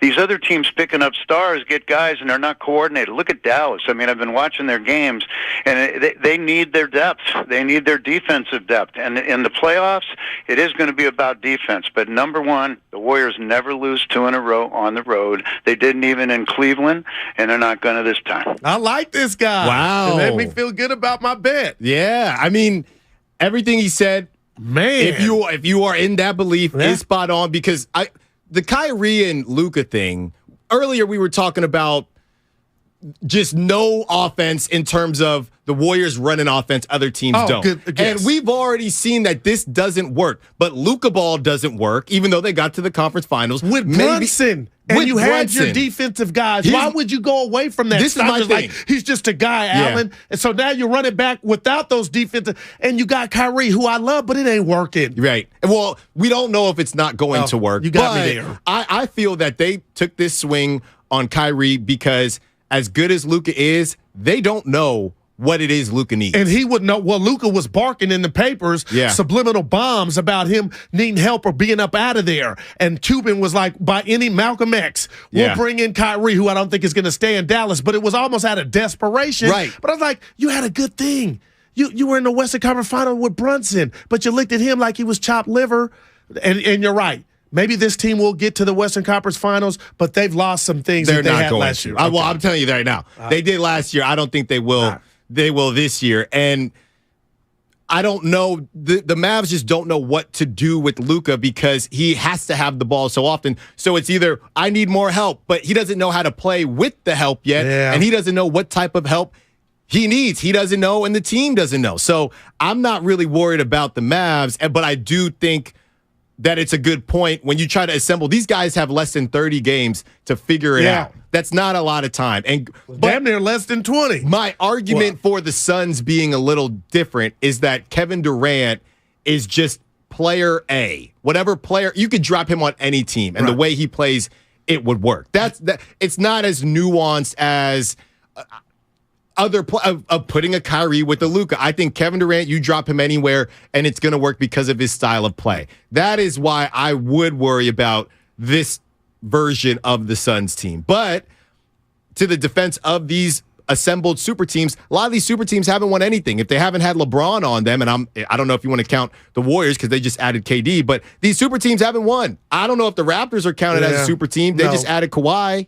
Allen, I'll tell you this. There's not too much in my trunk, in my car, in my caddy, but there's one thing, of football. Okay. And if I were to throw it to you, they would call that a pass. Yes. And the biggest pass I've seen in sports is the one that Kevin Durant gets with the fiasco in Brooklyn. Yeah. I think so highly of Kevin Durant, I kind of blame him for that thing going haywire, but then I check myself and I think about what he did with Harden, who was out there in one hammy, no Kyrie a couple years ago, and was a millimeter from the three-point line of taking down Giannis and the Bucks. Yeah. So that to me was you were there. You were there. When those dudes were, you were there, and this was without Kyrie. So I say all that to say, Allen, is I expect him to go ham in the playoffs with a Phoenix team outside of Bridges, who was a big loss, and he was in defense. Your boy was second to none to me. He was a problem. He was. But they don't have him now. But Chris Paul, Booker, and the Ayton, they were in the finals. So if they can tap into that, and Monty Williams, who I still don't understand, they forced you down my throat in regard to you're a top coach. I was believing it, but I don't think ownership and Monty have fixed that disconnect between him and the big man wanting to sign that thing with Indiana. Yeah. And then you didn't even, and Ayton telling us, I didn't talk to my coach the whole offseason. Something's still there, but now Durant may make that go away. I'm looking at you too, Monty Williams, because now you got Durant. Let's see what you got. And you got Payne. You got some guys that could come off the bench. Right. I'm watching Phoenix. And it's funny, and this is not to come down Phoenix's road, but it is funny to see them, and even just national pundits, well, Phoenix, they're set up for this year and the next couple of years. Says who? Kevin Durant don't care about a contract. Yeah. He could say, you know what? But how many more jerseys is he going to put on? I think that's his thing. I think he wants to win a championship. You think? See, I don't like that. He wants to be on every team he can. He just wants to travel the United States of America. Curry's got one. I want to say Jordan has one. Yeah. But he's got two. But we know why he has two. Kobe had one. That mean Bird had one. Magic. That means something to me. But I guess in this new era, my old school, I hate that Durant has multiple. But I think he just Giannis is going to have one. Ever since. Well, we don't know that. Giannis has talked about, matching up. Now, I don't know if his brother is still on the Lakers, who are, they're in the league. How is his brother not as good as Giannis? He got two of them. Oh, yeah. He got two of them. And I think they might have another one coming up. They probably do. I'm talking about the one on his stick that looks like Hercules. Every time. He's the best hype man. I love him. Honestly, does Giannis's brother on the Bucks not have the best job in the world? What did his mom and dad do for you not to get what he has? He got the best job in the league. But you're in the league, though. He got the best job in the world. I'm just sitting here to cheer on my brother. I love it. And I'm going to get paid 6 figures. All right, 888-957-9570. Let's head out to Vallejo with the coach who wants to talk about Steve Kerr's coaching philosophy. What's up, Coach? You're on 95.7 The Game. Hey, Alan, Guru, glad to speak with you. Right on. And I got a couple of bullet points also. First point is, I think that we should always question everything. There's nothing wrong with questioning coaching philosophy, and that's how you grow, is by questioning things. And that's how a good coach grows, is by listening to the questions. The first question I had with the Warriors, and a lot of Warrior fans had, was giving that bag of money to Poole and Wiggins a year too early when they did not have to do it. They had another year for those guys, especially Poole, to prove that he deserves that money. So that was my first question. My second question in the coaching philosophy was Kerr taking Looney out the lineup and starting Jordan Poole. And as you could see, that fell flat on his face. That was a horrible 15-game stretch when he took Looney, who's one of the bedrocks of this Warrior team, to take him out of the lineup. Also, it's nothing wrong with questioning Jordan Poole and his play. And even Guru, you said he played a beautiful game against Portland. His shooting percentage was horrible. He had that one stretch in the third period. But outside of that, I mean, he was throwing up crap all over the place, So I would not call that a beautiful game. Now, I get criticized a lot for taking on Jordan Poole, but the Warriors gave him the keys to the car much too early. And I tell you, I think he's more of right now, if I was the coach, he'd be a 20-minute-a-game player instead of a 30-minute-a-game player. And one of the most overused phrases, and I'll leave after this, is that they would have never won without his 25 points and never won without his 30 points. Well, the player that would be in there for him, people assume that player would do nothing. And that's not true, because I've seen Ty Jerome and especially DiVincenzo. I mean, especially DiVincenzo is having a brilliant year. And I could say, honestly, that if some of those guys would have had Jordan Poole's minutes, the Warriors would have won and possibly won more. But, guys, thanks for listening to me, and I'll continue to watch you on YouTube. Thank you. Good call. Thanks for the call, Coach. A lot there. Yeah, and Jordan Poole is not perfect. He had 6 assists. He had rebounds. He got to the free throw line 7 times, 24 shots, 10 of 24. I get that, but he was a plus 25. But let's not forget that stretch. I do think that it is Jordan Poole and not just player X. Let's not forget that stretch last year when Steph missed games. Steph has not been playing as many games as he was when he was a spring chicken, and Jordan Poole answered the call. He did. And he got everybody off to the right foot against that Denver team when Steph was coming off the bench. Can you be real? I don't know if we can just sit there and say if it wasn't Jordan Poole, somebody else would have done that. Jordan Poole had, what was that streak of 20-point games in a row? The league was talking about him. The league is on, and his look, ability. They don't call my theory on a sophomore slump is that it doesn't have to come your sophomore year, right? It comes based on the year after your breakout year. So I think that this could be Jordan Poole's version of a slump because there's a book out on him. Right. Okay, people are focused on him, and oh, by the way, the 34-year-old point guard is out again in Steph Curry. So they're keying in on Steph. And when he's on the bench and he comes in, they're keying in on him if Steph isn't in the game. So he is by no means perfect. But look at these other guys. I put him in the category of these guys who also got paid. Darius Garland, Tyler Hero, Anthony Simons, Tyrese Maxey. That's that next wave of guys that you had to pay, and they're very good offensively. I like Simons and Maxey more than I like Maxey more. Okay. I like Maxey more. But Poole's in there. That's a compliment. In there. Okay. But Poole's in there. So what are you going to do? But those guys don't have to do and sit and watch exactly Aretha Franklin and Frank Sinatra before they go and sing. Right. They're part of the game starts and you played baseball and then I'm going to go here. It's mental. When Clay was out last year, Jordan Poole knew he was starting. Yeah. And, guess what? That's when we saw the best version of himself. But, Allen, if you're telling me you were batting 2 or 3 in the lineup or even 4 and you got moved for whatever reason and it wasn't because of performance to 7th or 8th, I'm telling you, I'm the dude and I love the game of baseball. That would affect me before I even saw the first pitch. Right. Like, damn. Well, I used to, I was going to get in at bat in the first inning. Right. I used to have ducks on a pond. Nobody even puts themselves in Jordan Poole's shoes. On that matter. But some could say, well, he just, he should be there when he's called upon. But you can't tell me when you get in that comfort zone and you got that routine of driving the chase down the streets of San Francisco. Like, I'm telling you, and it's not a good enough excuse, but I feel like enough people are not talking about how's Jordan feeling and how he has to wait to get in. Yeah.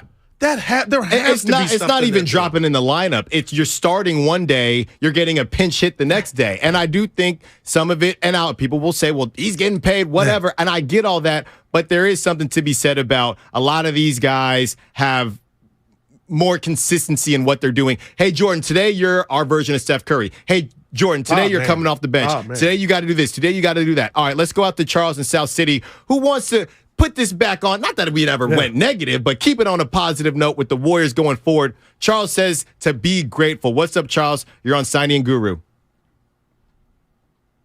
We should be grateful with the fact that we won 4 chips in 7 years. However, I would love to see us thrive in the playoffs, wreak havoc on everybody that's in our way, and win another chip, win number 5. But all in all, about being grateful, I feel like we should be grateful because not every team has a dynasty like we do, and not every team's been able to do what we've done in the past 7 years. We're 4 championships, so I feel like that's a big deal. But win or lose, I'm happy with what we've done in the past years. But I would love to see us go for another chip too. That would be great. Thanks for the call, Charles. Shout out South City. Look, that's how everybody should feel. I would love to get another one. I'm still going to get caught up. You're defending champs. Yes. It's not too far-fetched to think you can go Drake back-to-back. I'm still going to get caught up when I watch, right? But at the end of the day, I do feel grateful. And I think as much as Dub Nation can argue on social media, I do think most of Dub Nation is grateful. Yeah, the ones that went through We Believe. Exactly. If you went through We Believe, then you got perspective. You're right. If you saw the Baron Davis, then started from the bottom and now we're here. Warriors, right? So that was what I think is the good thing about this. We can have these conversations, and thanks for all the callers today and on the Xfinity Mobile text line and the YouTube chat. I will see you tomorrow, Guru. Can't wait for it. And coming up next, we got Damon and Rattle. And that's right, Damon is back and probably really tan. Thanks for listening. 95.7 The Game. This is not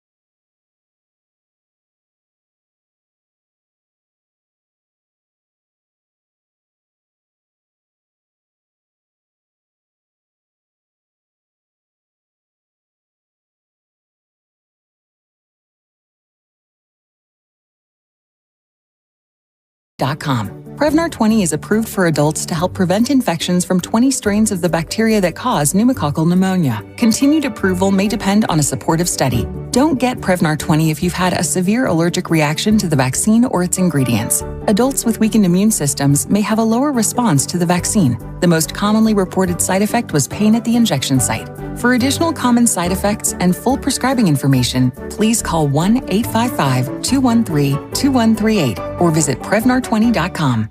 Hey, it's Johnny Mosley, and this is Thursday's Toyota Tahoe Report. The forecast is a little unsettled, but it's going to be a ripping weekend. Pack up your Toyota. I'll see you up there. Thanks, Johnny. Today we'll see a mix of sunshine and clouds. We should see temperatures around 40 to 42 degrees, dropping down to around 14 overnight.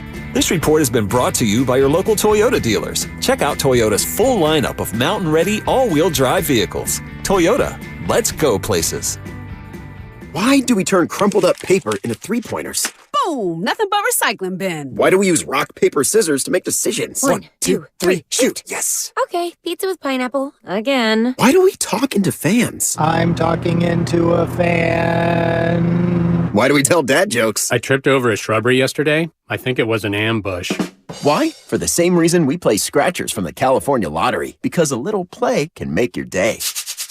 Please play responsibly. Must be 18 years or older to purchase, play, or claim. The listening you love is on the free Odyssey app. Your trusted local radio stations, coverage of your favorite teams, live news from your hometown, and millions of podcasts on demand. Best of all, you can completely customize your listening experience. Follow topics you care about, like leagues and teams. Pause or rewind your local sports and news, and add shows to your queue to catch up later. There's a lot to listen to, so get started and download the free Odyssey app today. Ever since we got Xfinity Mobile, the whole family now has the fastest mobile service. My little brother has no idea how lucky he is. Back in my day, we didn't have it nearly as good. Oh yeah? Back in my day, you couldn't even stream outside the house. I don't like to think about it. Please, back in my day, we had phones with cords, and they were mounted to a wall. Forget phones. Back in my day, we wrote letters. Remember, Herman? Oh, I remember. Vintage texting. Cool. Switch to Xfinity Mobile, the fastest mobile service with 5G and millions of Wi-Fi hotspots. Get the best price for 2 unlimited lines with 5G compared to the lowest price plans of the top 3 carriers. Just $30 a line per month. Visit Xfinity.com/fastestmobile to learn more. Wait till you hear about how we rented movies. I don't think she's ready for that. From Xfinity, home of the 10G network. Restrictions apply. Xfinity Unlimited intro service and Xfinity Internet required. Taxes and fees extra. Reduced speeds after 20 gigabytes of usage. Data thresholds may vary. You're listening to 95.7 The Game, KGMC-FM and HD1 San Francisco. Always live on the free Odyssey app.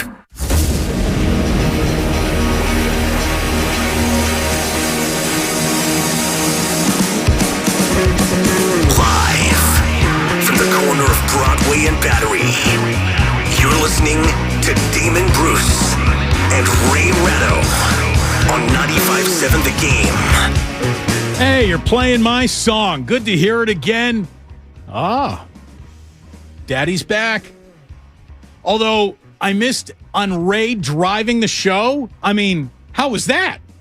Ray, you can't play dumb about knowing the clock anymore. You ran the whole show while I was gone. Congratulations. What a step for you. Who the hell are you? How are you? I'm here. Good to see you. Did you miss me? I don't miss me. So you have a high bar to clear. I'm going to take that as a yes. Great to see you again, That's honey. fine. Yeah, go with that. While I've been gone, there is some interesting stuff to get to, but I don't know if my streak of like major breaking news continues here. I mean, I think the only thing, because player performance is really not breaking news. You know, players going to perform every night there's a game. So what is the biggest piece of news? Well, we knew that the pitching clock was coming, and that's debuted in spring. Mixed reviews, interesting stuff going on there. Klay Thompson's been catching fire. Brock Purdy delaying surgery, Ray, is maybe the biggest qualifier for breaking news while I was gone, and I think that happened the day that I left. Probably, if you're looking for, it's probably LeBron basically being out for the rest of the regular season. Dunzo for the year? They've said they're going to reevaluate in 3 weeks. And what's in 3 weeks? Pretty much the end of the season. Yeah, and that's why the next 48 hours of basketball are probably the highest leverage 48 hours of basketball for the Warriors in their entire season.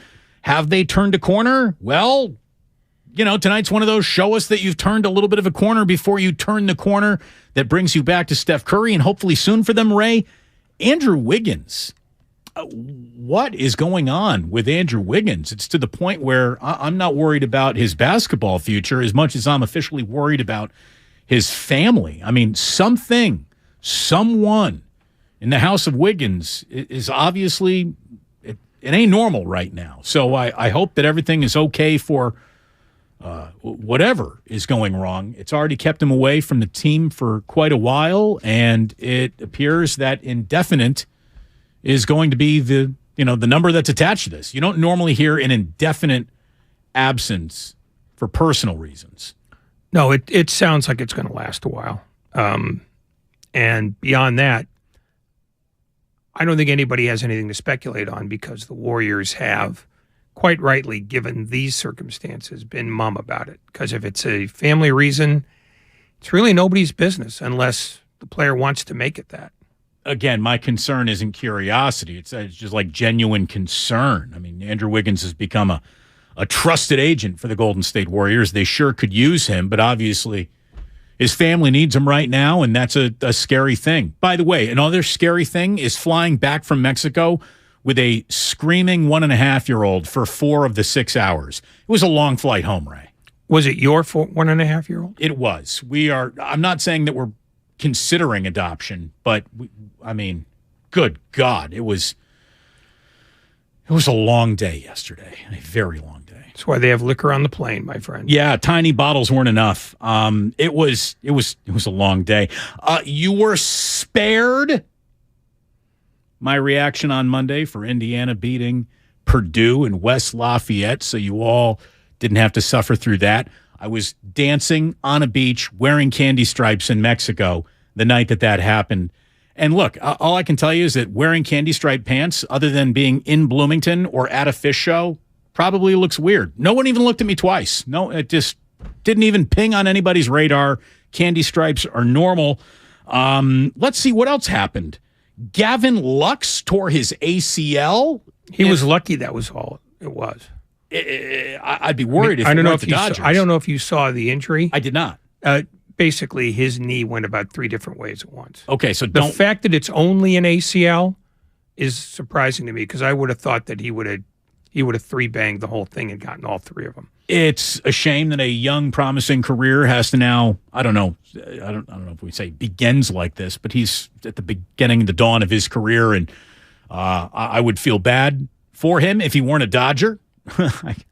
All I can tell you is I would feel bad for the Dodgers, but I'm sure they have like 5 guys in their farm system who are already better than Gavin Lux. So, don't worry about them. Aaron Rodgers, Ray, emerges from his dark room, sees his shadow, and promises to be annoying for 6 more weeks. Good for all of us. I think we could have predicted that, though. Yeah. I mean, unless he never came out of the box, he was going to be annoying again. He has the gift. Let's see. What else happened? Are you ready to go a little hockey? I'm here if you are. Patrick Kane, who is absolutely in the team photo for greatest Blackhawks player ever, gets traded to the New York Rangers. From the West Coast, we got Jonathan Quick, won 2 cups in the pipes for the Kings. He gets traded. These are major players on the move. Timo Meier got moved by the Sharks. Get out of here. No. Okay, I will go out of here. See you later. No, but Sarah, there are things happening. No, tomorrow's the trade deadline. Hockey's about to matter again. College basketball is going to matter again. Conference tournaments have already started. As I said, we have nothing short of some of the biggest basketball coming the way of the Warriors in the next 48 hours. And really, if you want to stretch it, and this isn't me trying to sell you something that's not there. This is not me creating an illusion of urgency.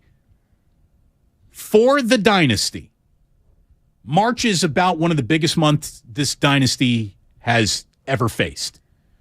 The Warriors have in front of them a slate of games in the month of March 8 in particular coming up, their next 8 on the schedule, that are about as important and star-powered and, like I was saying earlier, high-leverage poker for the Golden State Warriors. Beginning tonight, it's the back-to-back of the year until we get to the next back-to-back, and there are at least 1 or 2 more coming, I think.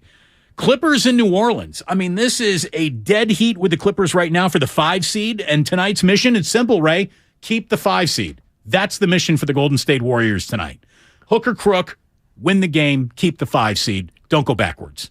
Well, more important than that, though, and I'm not trying to be the annoying contradictory Oh, no, here guy. we are. No. You did miss me. It is more important that they maintain what they've done the last 2 games specifically, but the last 3 games in general, which is defend.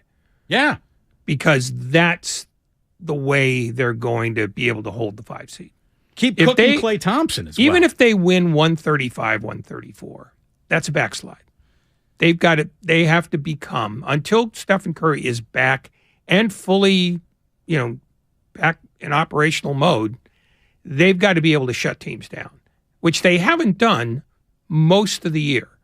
So that, to me, that's more compelling almost than the win, because they're going to be in this mess till the end of the year, because I don't know that anybody's going to pull out of this group. Well, I agree with you conceptually. Having said all that, if the Warriors want to go ahead and win 176-175 tonight, they would prefer that over cliche. a well-defended loss. You know what I mean? They need wins. Here it is.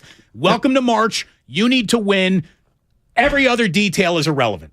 It's winning time. It is put it together and win, because if the Warriors are going to do anything that even resembles an attempt to defend this championship, I really believe missing the play-in tournament, qualifying in the Western Conference top 6 is part and parcel to getting to where they want to be. I know that you talked to Steve Kerr yesterday. By the way, thanks to Whitey, thanks to Larry Kruger, thanks to Alan Stiles for filling in for yours truly while I was out on a little vacation. We will dip back into some of that sound that you guys got out of Steve Kerr. And it really is. This is the back-to-back of the year to date, as big of a 48 hours as the Warriors can possibly have in any 48-hour clip. And guess what? The Clippers, speaking of the clip, are 0-3 since inserting Russell Westbrook into their starting 5.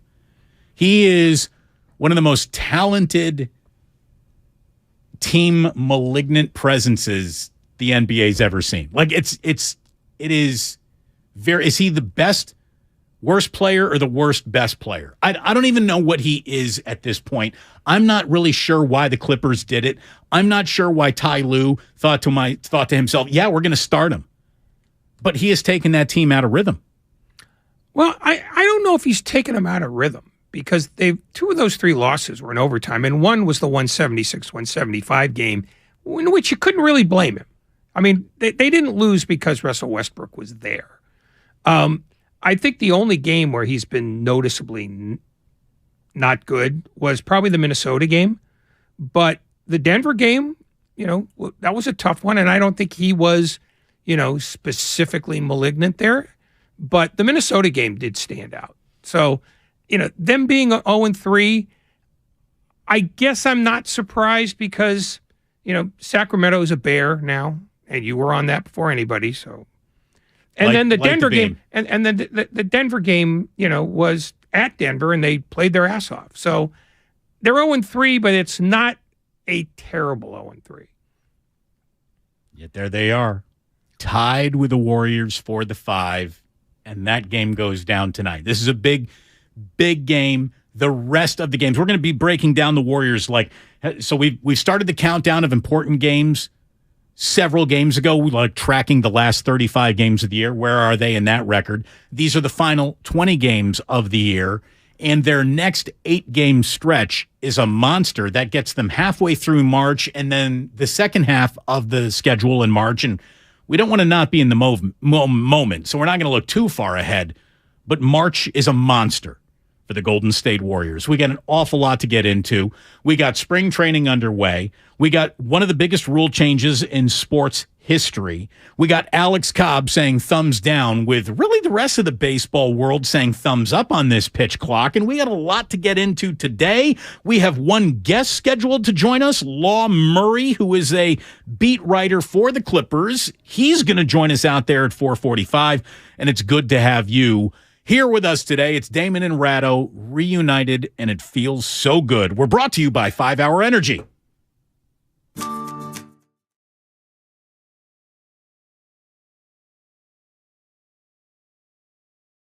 Thank you. Discover 5 Hour Energy. Learn more at 5hourenergy.com.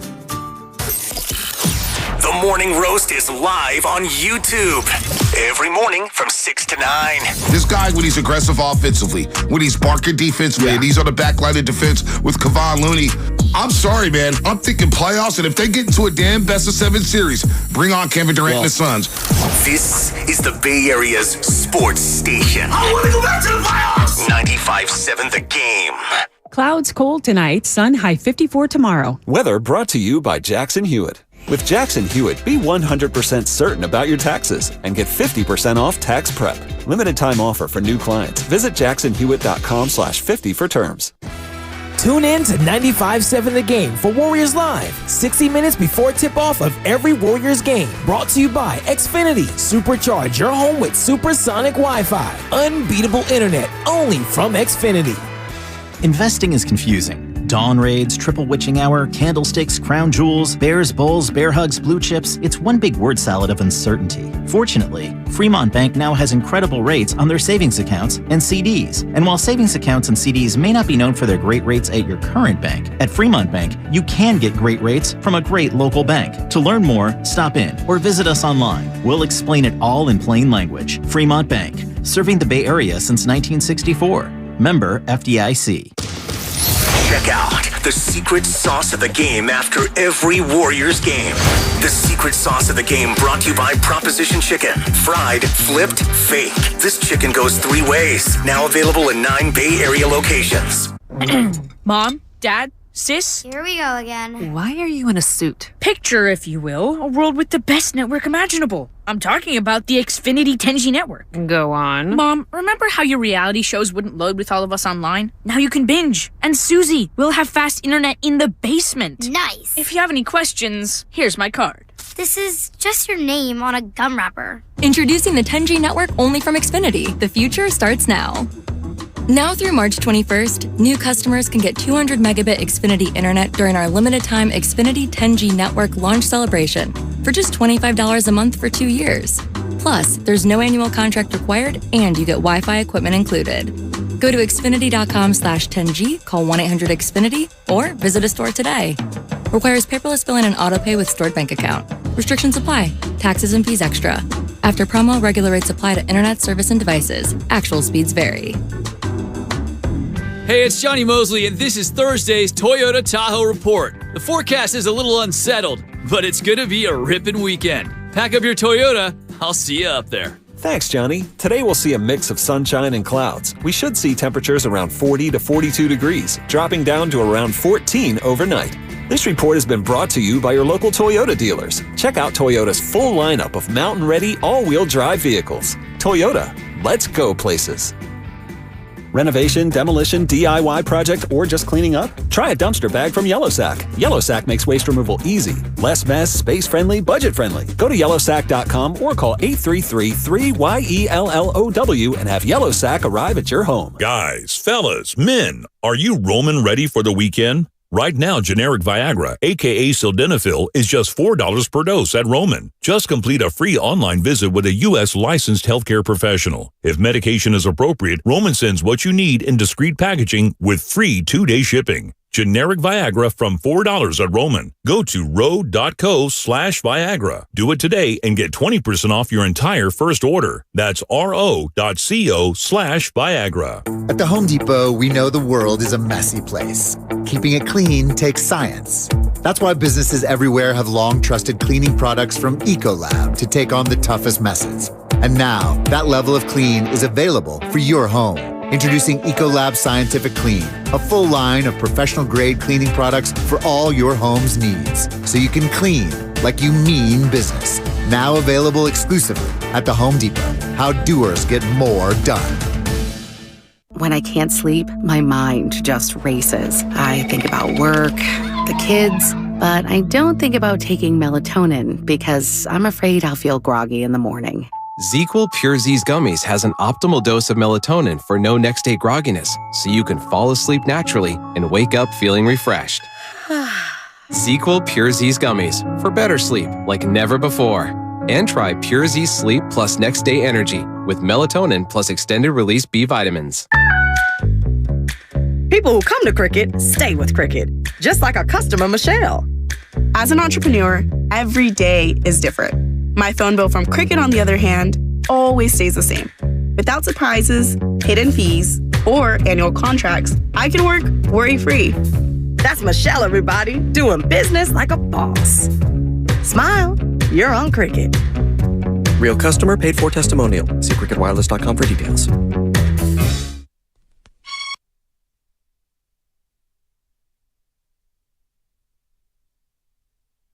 Now back to Damon and Rattle on 95.7 The Game.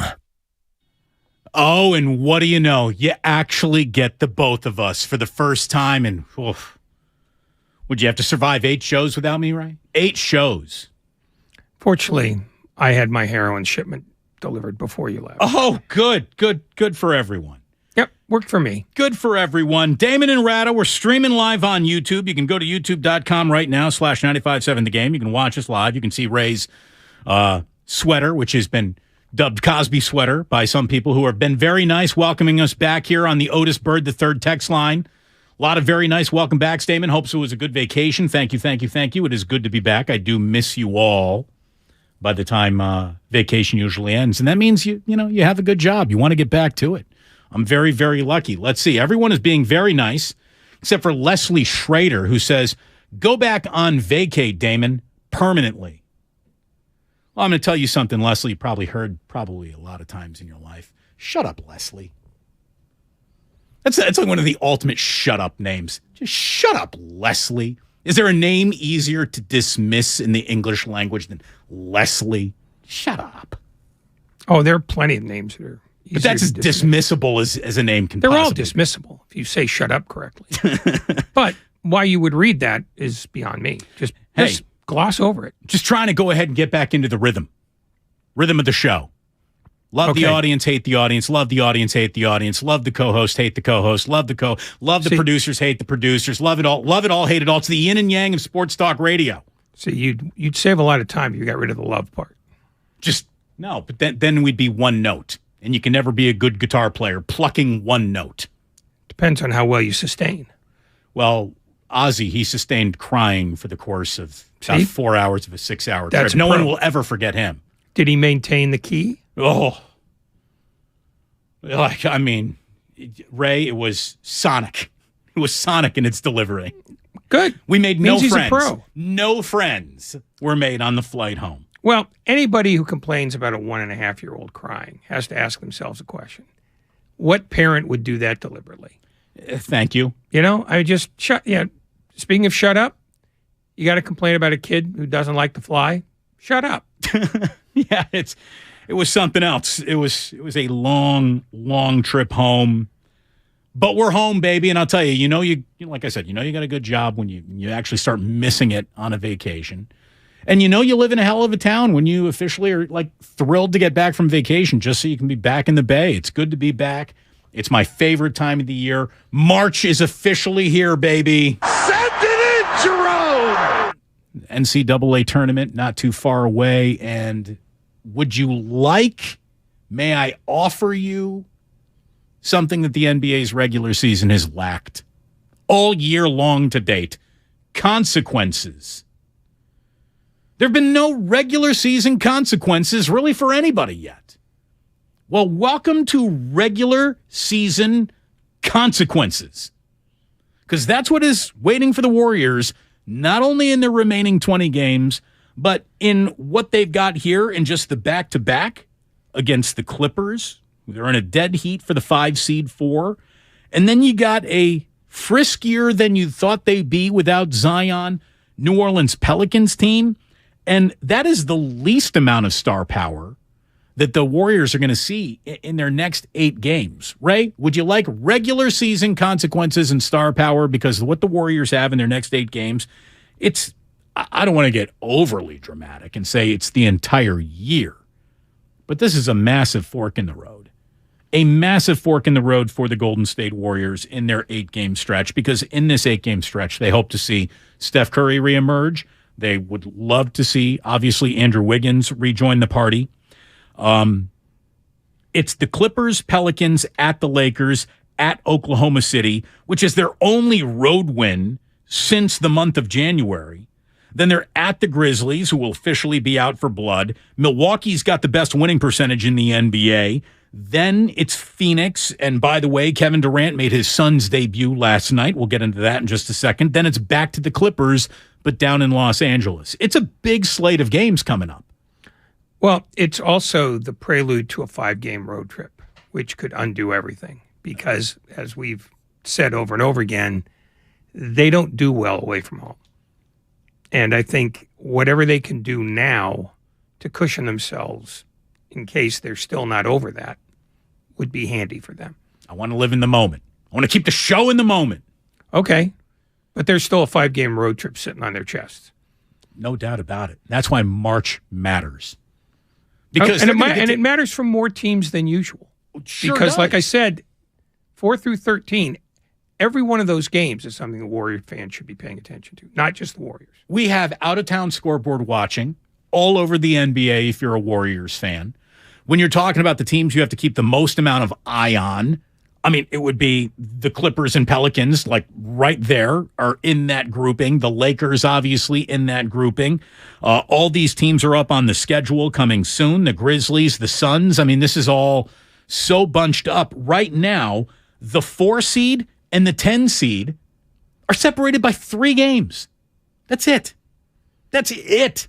So this is high leverage basketball everywhere you look. And if you don't get it done in March, if you're unable to build the cushion that, like you said, Ray, could come undone in a 5-game road trip, if you're unable to start finding any degree of success on the road, you're going to put yourself in a position you don't want to be in, because you got the month of March to get right, and then April gives you only 4 games to play, and 3 of them are on the road. So is that a scenario where you just like, oh, yeah, there's no doubt about it, like that's going to be easy? Any game on the road, I don't care who it's against for the Warriors, is a slog. So you got to get right now, because April won't be waiting around to catch you. No, they are like 9 other teams. They've run out of margin of error. And it's no more complicated than that.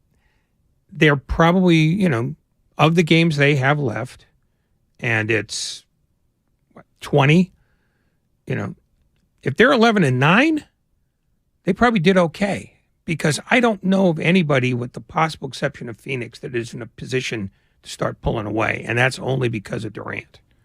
I still think Phoenix has some adjusting to do, figuring out who gets the ball and when and in what spots. I mean, there's some adjusting they have to do.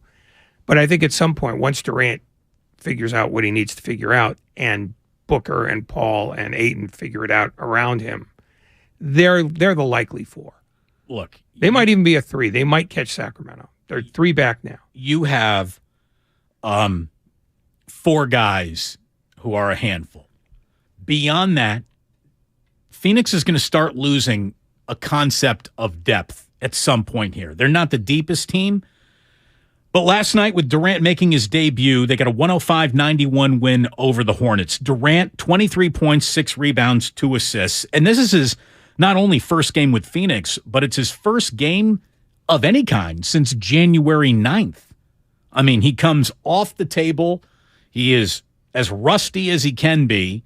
I believe only had 2 real full contact practices with the Suns before he goes out and doesn't lead them to victory. I guess the guy who scored 37 is the one doing that, but that's what makes the Suns officially scary. Ray, they don't have depth, but what they will have is about a devastating 1-2 scoring punch, as you can find in Durant and Devin Booker. And then, as you were saying, they got to figure it out, right? How does it all fit? Well, who better to figure out how it all fits than a first ballot Hall of Fame, one of the greatest point guards of all time, which Chris Paul, as annoying as he is all of those things as well. And if you offered Chris Paul at this point in his career, like, hey, dude, all you got to do is run the show. The only thing you're responsible for is which blazing hot teammate to get the ball to, Booker or Durant. He'd take that deal right now. And then you got Ayton just grabbing rebounds. It's all DeAndre Ayton, you play at the rim. Kevin, you don't have to be the 5. Devin, you and Kevin Durant are basically oscillating shots down the field. And the guy who will be choosing who shoots next is one of the wisest, craftiest, veteran SOB point guards the league has ever seen. And while it is Charlotte, last night's box score sort of explained that. Durant played less than 27 minutes, still had 23. Paul shot only 8 times, but had 11 assists.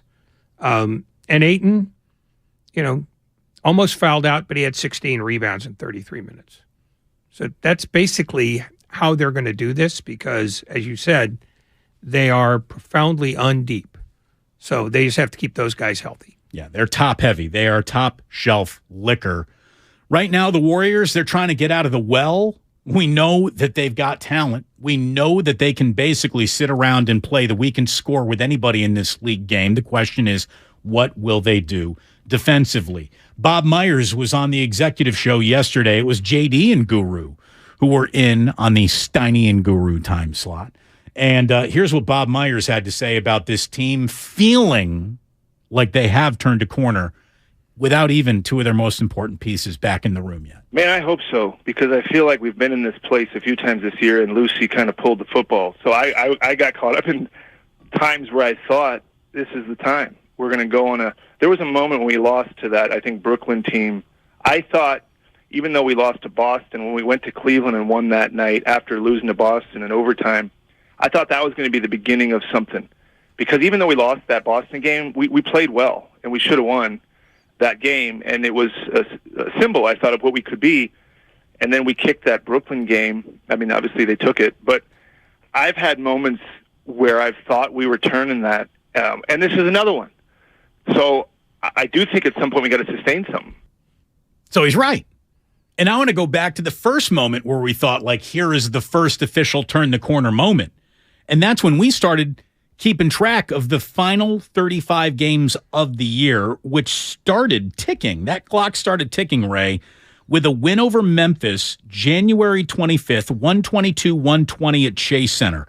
It felt dramatic. It felt like a statement. It felt like a win over an up-and-coming, scrappy Memphis team that was playing the Warriors as hard as they were going to play anybody because, we can throw out the records when these two teams play. They don't like each other, and that's officially where it is.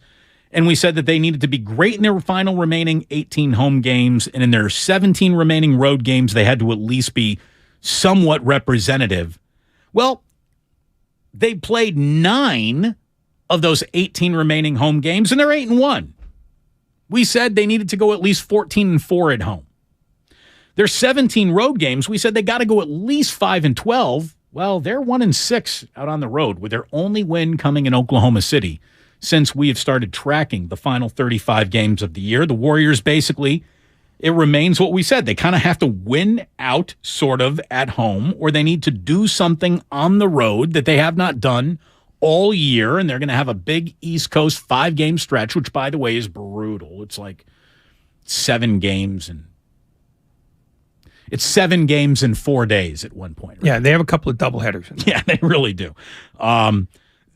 They got to go 19-16 in their final 35 to get to 42-40 on the year. And as we brought up with Steve, which he did not like me bringing up the last time I told it to him, in my last conversation with Steve, I heard you had a much nicer conversation with Steve than my last conversation with Steve. He likes Whitey.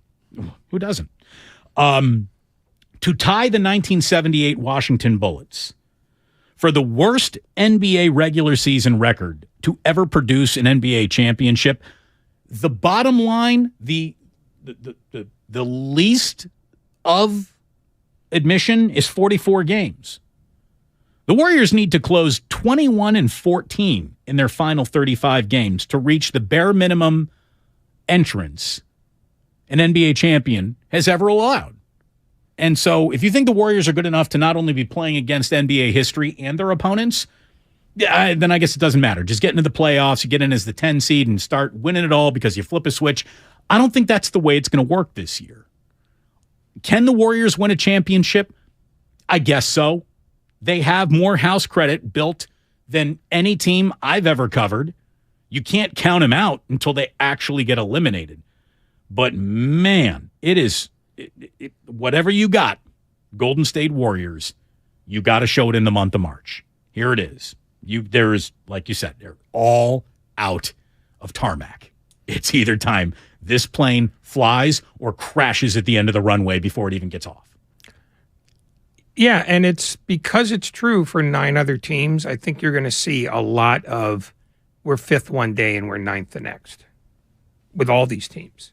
I don't think you can look at anybody and say, yeah, I know where they're going to end up. No. I mean, really, there's Denver, then there's Memphis. And at the other end, it's San Antonio and Houston. Everything in the middle is very much in play for everybody, not just for Golden State. And the only team that I would say is probably in deep trouble, other than the Spurs and Rockets, are the Lakers. Without LeBron James for at least 3 weeks, and probably more, I don't know how they win. I mean, we've seen... It's going to take a lot of Jared Vanderbilt. Yeah, they're going to take about 4 Jared Vanderbilts. I think they are more dependent on him than the Warriors are on Curry. And that's true because without Curry this year, the Warriors are 12-12. So, like I said, if they defend, then it means they're going to be okay. That will be the litmus test for me because they can't continue to give up 125 and 126 and hope to get 127 or 128. It's a loser's game for them. They have to be as good a defensive team as they were last year when they only averaged giving up 103. You brought up the 12-12 record yesterday with Steve when you and Whitey talked to him, and here's what Steve had to say. It tells me that our guys have been fighting like crazy and that they deserve a lot of credit. I know it's been a season where there's been plenty of criticism, lots of it justified, but I think it's important to see how guys have responded to the adversity too. And we've had a lot of guys who have really stepped up and played big minutes for us and played well. Last night, yet again, another great Dante DiVincenzo performance, and Lamb and Kuminga and Ty Jerome all coming off the bench and playing well. And we're getting a great version of Klay Thompson. I think this is the best he's looked in the year and a half now since he returned, or whatever it is, 14 months.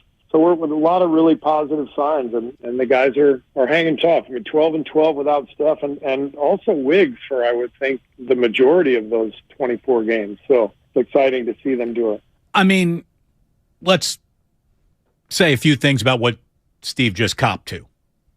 Number one, a lot of the criticism is founded. He said that. Like he said, a lot of the criticism that has been put at my feet or on our mantle is not just, unreasonable fans shaking fist at clouds screaming in the air. I mean, if you want to criticize this team defensively, you've been spot on, and Steve has been one of the biggest critiques of this team's lack of defense so far this year. So he's on board with the reality check that a lot of people have been screaming about. He's also right when saying, how many NBA teams really could play 500 ball when they're down, 1.5 of their best players? It feels like that's a good way to bill Steph Curry and Wiggins missing so much time. I think you could probably say it's 2 of their best players. Sure. I mean, Wiggins has been too important, even though his year has not been up to last year's standard. He still flashes in moments where he's... He flashes in moments, and the fact that he is steady and reliable on a team that is neither. It adds value for sure. Bob Myers was asked yesterday if there was like a chance Andrew Wiggins doesn't return to the team. I don't think so. Look, I don't want to speak on his personal life, and I know you don't either. I know you're not asking that. I don't think that's what anybody is planning for, but we'll leave that in his own place. But as far as to answer your question the best I can, that's not the expectation. I think what you're asking is, could he remain out for a long, long time? I don't think that's happening, but I'm going to leave that alone. And hopefully when he gets back, whatever words he would like to say on it, which I don't think will be much because it's his private life, he will do. But I understand in your business you have to ask these questions and it's your job. But I also got to respect, and I think you're saying the same thing, the privacy of what he's going through. And it's a lot. I mean, it's a lot. How do you walk on that balance beam? It's tough. I mean, he has already been away from the team longer than most people who are allowed to leave a team for personal reasons need. Normal. I mean, I don't want to speculate. I don't. But normally personal reasons means there was a death in the family or there's a sick someone, and this is personal stuff. Andrew Wiggins plays it all close to the vest as it is. I mean, he is not putting his business out on Front Street really for anyone at any time. It's not his personality. He's a quiet, reserved guy. This team needs him. So the question needs to be asked. The respect needs to be paid. The privacy needs to be honored. But this is a very important piece that is missing from the puzzle in the most important month of any puzzle construction the Warriors will be facing. So it's as big of a question to be asked in sports right now. Where is Andrew Wiggins? How quickly can he rejoin? We have a little clarity for the first time on Steph Curry, where it really sounds, Ray, that the back-to-back that the Warriors are starting tonight and finishing tomorrow against New Orleans are among the last couple of games Steph Curry is going to miss. It sounds like his return is imminent. I'd go with that, except that they are so conservative medically that I could easily see this stretch out a few more games after that because they want to make sure. Well, they keep buying themselves some wins. Well, they do tend, especially with somebody like Curry, who's missed chunks of time the last several years, to be maybe even more conservative than he would like them to be. They're always willing to lean in and go, yeah, you seem ready and you look ready, but we're not convinced you're ready. Relax. We'll tell you when you're ready. And he may not like it, but I think if you think it's 2 games, you're probably safer betting on 4. And if it's 4 games, you're probably better off betting on 6. There's a lot of history on your side. Having said all that, I just saw some video on the 95.7 The Game, social media accounts of Steph putting up shots in a basically empty gym. It looked an awful lot like Steph Curry putting up shots in an empty gym. I mean, he was moving well, landing. It all looked like his leg was not bothering him at all. So cross your fingers and hope that his return is really imminent. It's what they're counting on. It's what they're hoping for. And will they rush him? Absolutely not. He's the whole damn franchise. But I'll tell you, Klay Thompson is having a stretch of basketball that makes everyone feel a little bit better. Not just about the Warriors' chances this year, but Klay's chances to reemerge as the Klay Thompson that you remembered. And he just put up a scoring month in February that's among the best months of scoring he's ever had. And in his last 3 games alone, he's combined to score, the number is 90-something points. I wrote it down here, and of course, 96 points over his last 3 games. That's cooking, Klay Thompson. Keep that up. And again, Steph Curry, reemerging. Hopefully Wiggins soon, reemerging. That makes the Warriors better. And then the cherry on top, you hope maybe you get this before the playoffs would actually begin, are a few games to go out and run with GP2. You never forget how to ride a bike, you hope. But getting a couple of regular season games for him, now we're deep into the wish list of what you'd like to see before the playoffs start. Curry back, Wiggins back, GP2 reemerges. It was a fascinating moment for this team and what it could mean to actually be in the Western Conference Finals again. I mean, it would be insane if they were actually able to do that. And then what that would set up. I mean, we got some legacy-defining moments right around the corner for this franchise.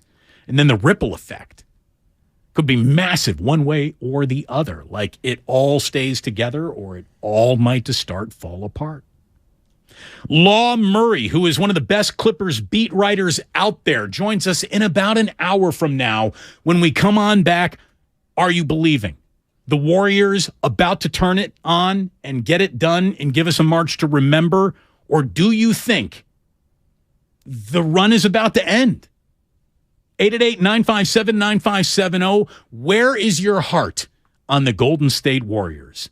Ray has no heart. He certainly brings one into the studio because he's a living, sentient being, but he will not be gushing for the Warriors one way or the other. Which way is your heart gushing for the Warriors? It's about to happen? Or no, you don't think it is about to happen? 888-957-9570. So much to get into. We got a little baseball, a pitch clock. Oh, yeah. Lots of things are changing. It's good to be back. Damon and Rattle here on 95.7 The Game. And remember, Warriors Live starts tonight at 6 o'clock. It's a huge back-to-back. In the meantime, we're brought to you by Fremont Bank. Full-service banking, no compromises.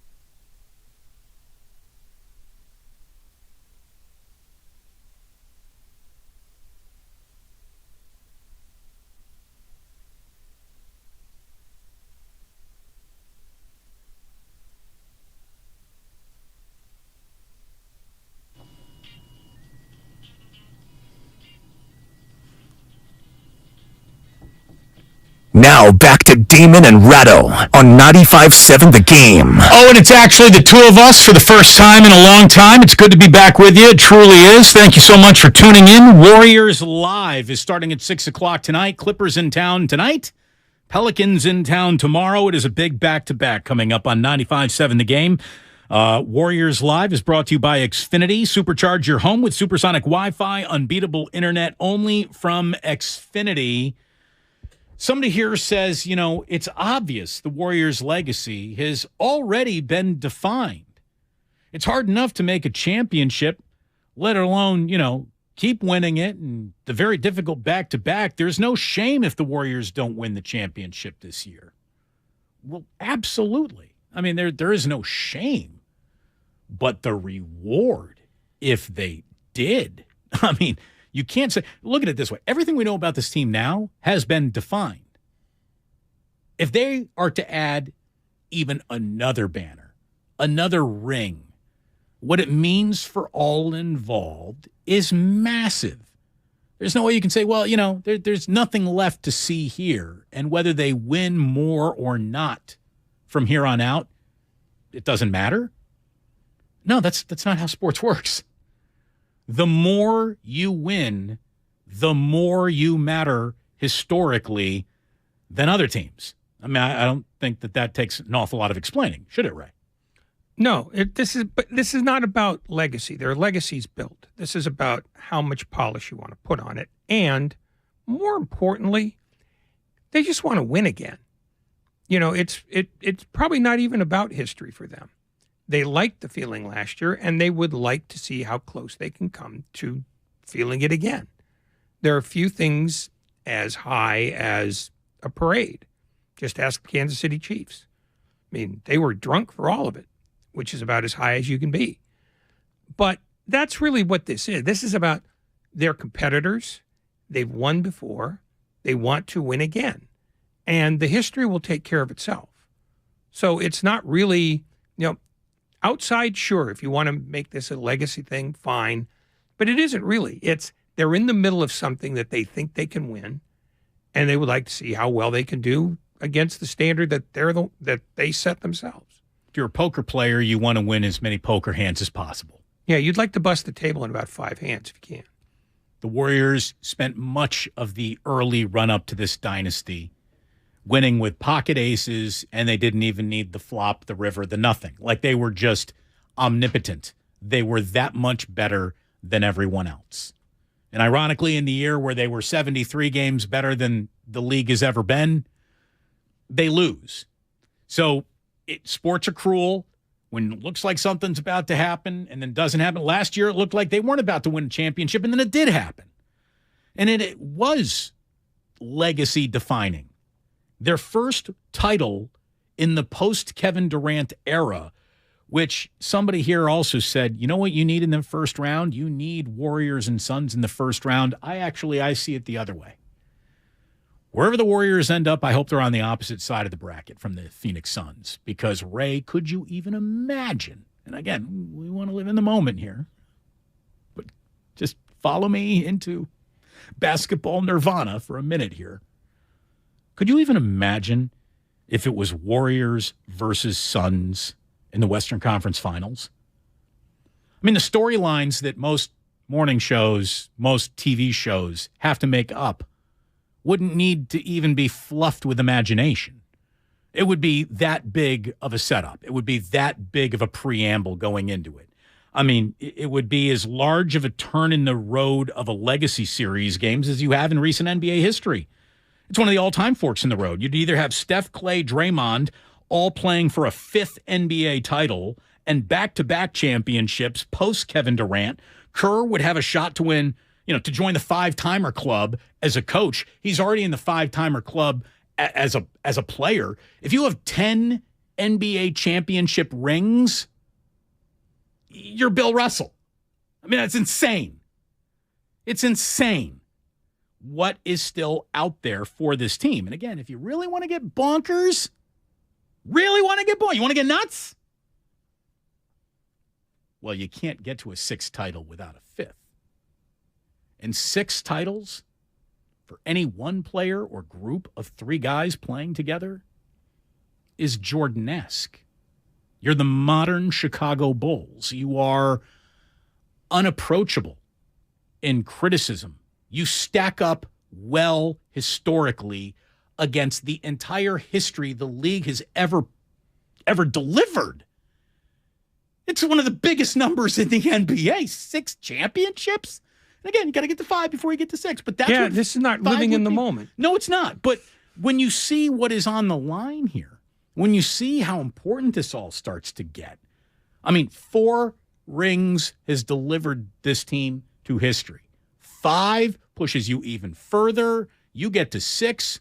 Well, that's it. All your critics can forever just kiss your rear end forever. Anyone who wants to say what you aren't is wrong forever. I don't think Jordan's Bulls were very good. Okay, shut up. You're wrong forever. You know, it doesn't matter what you think at that point. But that's true of the Warriors now. It is, I mean, but it only becomes more true. In a world that is constantly saying, what have you done for me lately? In a world that is looking to move past any degree of, Tom Brady, we can't wait to get rid of him. We've seen him win too much. We want the next. To sustain excellence in modern sports, it's harder to do in this era than in any other era in the history of sports. Except in the NBA, where it's still it's a sport for dynasts.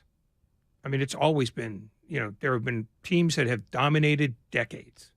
Right. And that goes back to the 50s. Right. You got 2 teams that have won a third of the championships, basically. Yeah. But, I mean, but it's the one exception to that. It's hard to repeat in the NFL. It's even harder to repeat in the NHL. Baseball, the Yankees of the old days are gone. But the NBA is the one place where you can win and win again and keep winning if you're good enough. That said, the Warriors have already cleared that bar, and anybody who feels differently is, well, they're wrong. The only question right now is, what are you doing about right now? And the whole idea that this is about their legacy, frankly, if you want to start thinking about 5 and 6, go ahead. But they've already established who they are. Of course. All they're doing now is repainting the room. Right. But if you're Klay Thompson, you're also saying, look at my ring drawer, and I'm not cracking the top 75 list. Well, then someone's got my legacy wrong. So you need to see more? Okay, yes, SOBs, here comes more. And and in 25 years, when they make it the top 100 list, he'll be on it. Guaranteed. There's no doubt. So let's take the ripple effect of what a championship could mean this year. We'll just start with Draymond Green. Draymond Green is not only looking at that point, I think, to exercise his player option to stay, the Warriors are exercising all negotiations to extend him. You can't walk away from a guy who's just won a 5th championship. The Bob Myers situation. Where does this Bob Myers situation go? By the way, this was the very first show months ago to start talking about this. Like, there's something going on here. The fact that something hasn't been agreed to already means there is indeed something going on in the world of keeping this all together. The chances of the Warriors staying together or being pulled apart increase or decrease greatly in the next 30 days. Welcome to the month of March. It's as big a month as this team has faced in the Steve Kerr era. It truly is. It truly is. Does it all keep going? Does it all stay together? Can Steve keep it taped together with scotch tape, duct tape, crazy glue, however this needs to be kept together? Or does it begin to fall apart? Here it is. Like, this is one of those moment in times that I think is a fork in the road. Well, every game at this point, because of the situation they've put themselves in and the teams around them put themselves in, every game is its own set of silverware. I mean, because every game they play is part of a much bigger tapestry. The sheer chaotic joy of having 10 teams fighting for basically 8 spots is going to be hilarious. Strap in. Here's where the fun comes. I mean, they're just, when you have to look not just at what your team did, but what everybody else did, How does it get better? More teams in, the merrier. Did you feel that way when the expanded playoffs were presented? Because I know I didn't. No, I didn't either, but this is more than just the expanded playoffs. This is not about teams fighting for 7 through 10. It's about teams fighting for 4 through 13. I mean, that's how compressed this is. I mean, we had Amin El Hassan on earlier in the week. He said he's never seen anything like it, and he's been in the league for forever. This is one of the rarest, top to bottom standings, not just in Western Conference history or even NBA history, in sports history. You don't have this many teams involved in something this late. Usually teams start dropping off by now. And the only two teams that have dropped off are teams that were trying to lose from the start. When you were driving the show, how did you toss to the top of the hour station identification? How did you toss to yourself? 2 hours to getting out of here. You're listening to 95.7 The Game, KGMZ FM and HD1 San Francisco. Always live on Twitch, YouTube, and the free Odyssey app. Damn well better be free. Now it's 1:59. Way to toss off, Ray. Good job.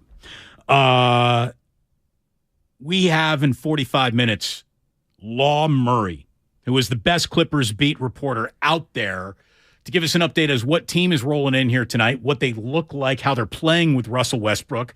3 games he's been in the starting lineup. They're now 0-3. Zubac's questionable for tonight. Let me tell you, his unavailability goes a long way to helping the Warriors win this basketball game. Zubac feels like he kills the Warriors every time he plays them. He's very comfortable at Chase Center. Here's a little trivia question for you. Do you know he's got the first bucket in the history of Chase Center? I didn't know that. Yeah, now you do. Actually, I probably did, but I hadn't thought about it. You don't think about it every day? Little Zubac literally, moment? with the exception of every single day, yes, I do. Okay. See, I think about it all the time. How Steph Curry, he wanted that first shot, took that first shot, didn't go. Then I think it was Clay. That didn't go. Zubac got it. That's why they are disappointments. Are you ready for the Lester Quinones era? Well, no, because he already got sent down. Is that it? Yeah.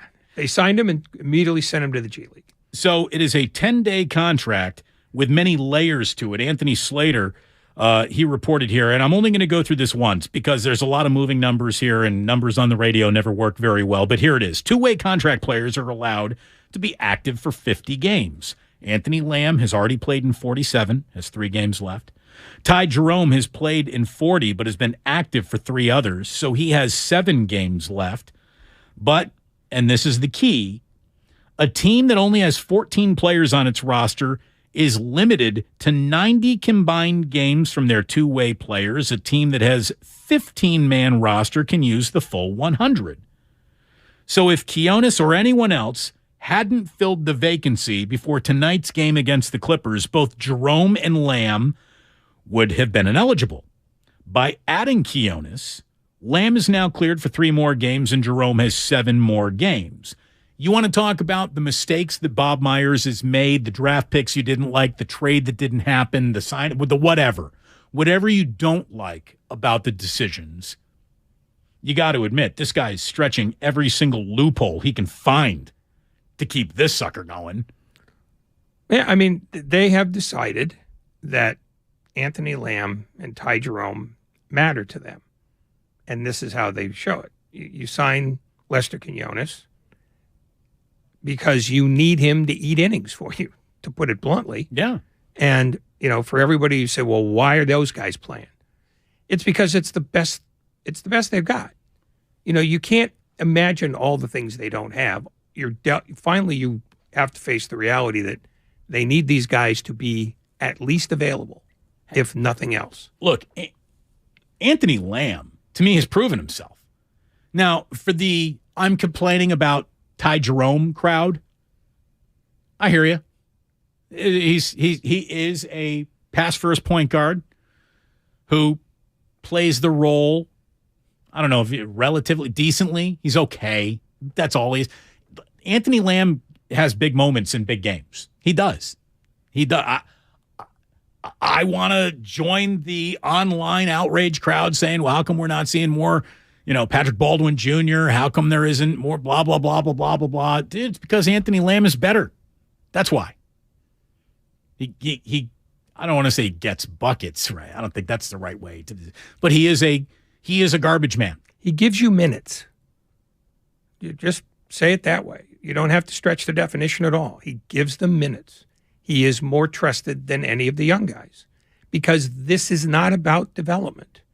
When you are thinking that you are good enough to win another championship, development has to wait.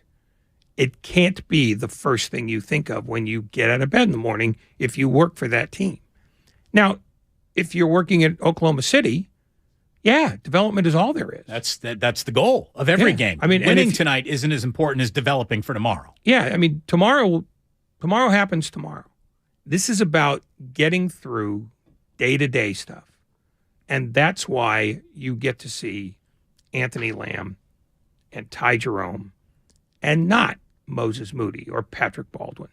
They're going to have to develop on their own, even if it means nights down Highway 17 or Highway 1 or... You mean the luge?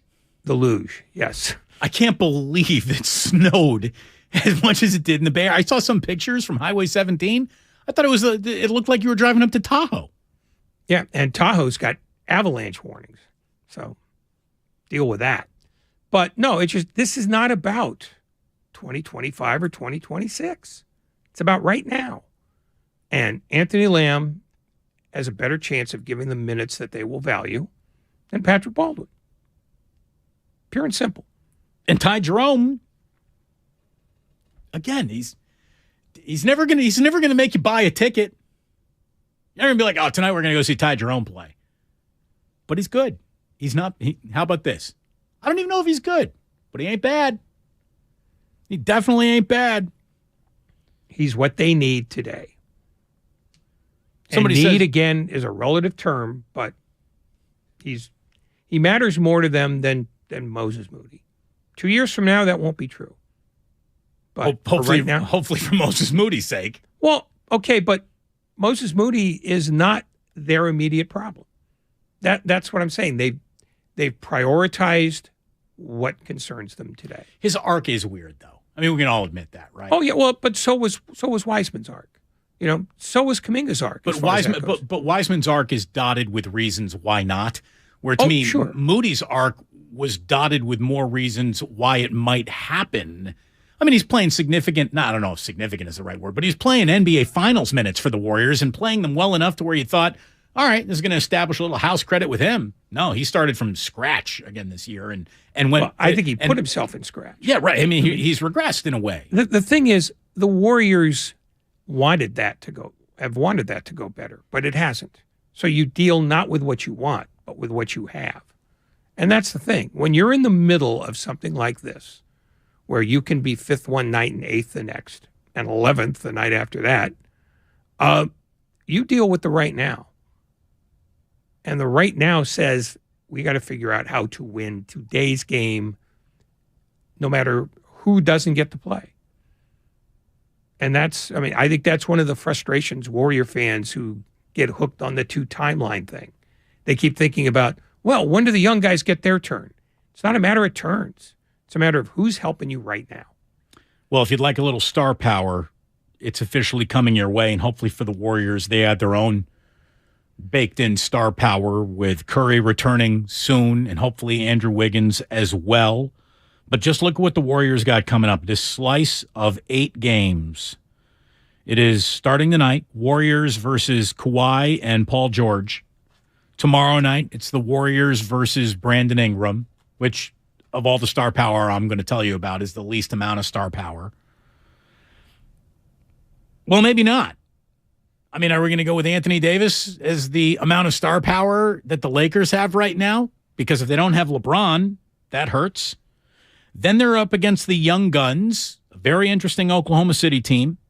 Then they're up against Ja, who, is just having a weird couple of weeks with all his off-the-court stuff. And we're not doing radio in Memphis, so there's probably not a lot to discuss there until they're actually playing the Grizzlies. But or until we know more. John Morant is It looks awful, though. Yeah, John Morant is caught in between being an adult and acting like a knucklehead. That's what it seems to be here. And he seems to be, like, leaning into knucklehead. It's very odd. You probably shouldn't be threatening minors who are playing basketball in your own backyard. But it's weird. Or really anybody, because what are you winning with that? You're not winning. In the risk-reward world, there is no reward beefing with a 17-year-old about basketball etiquette. Then you got, by the way, after you got Giannis, then it's Kevin Durant, and then it's going to be Kawhi and Paul George again. I mean, you got some star power coming up here. You got important basketball. Every game from tonight really through the end of the season, 20 games to either veer on to the right playoff path or maybe off of it. I mean, here's what's great. I mean, this is not an exaggeration. We're watching one of the best collections of talent and one of the most successful franchises we have ever seen happen in the Bay Area fight for its life. Will they respond?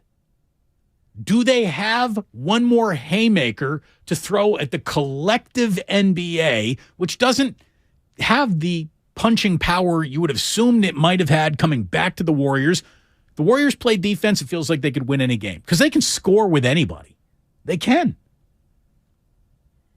Big games while I was in Mexico, Ray. They swung a game against Portland from the loss column into the win column.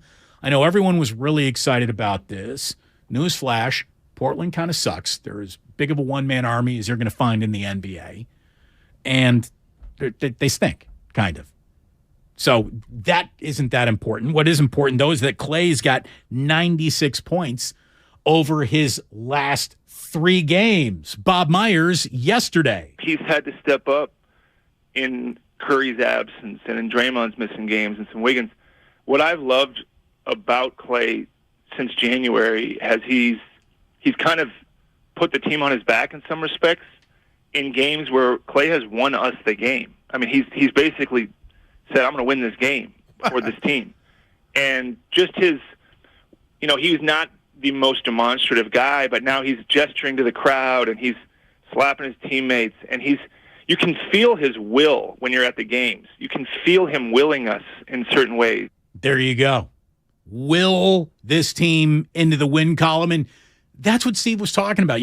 They're playing with collective will. Draymond even accused his team of not having the will to play defense. Hopefully Clay's will becomes a little more infectious and everybody will play better. And then you will get Steph Curry, you will get Andrew Wiggins back, and you will have a really good March, and then you will have a good run into the playoffs, and you will be in a decent seed, and then your NBA championship. And Ray, we will be partying on Market Street. I can't wait to see you leading the parade.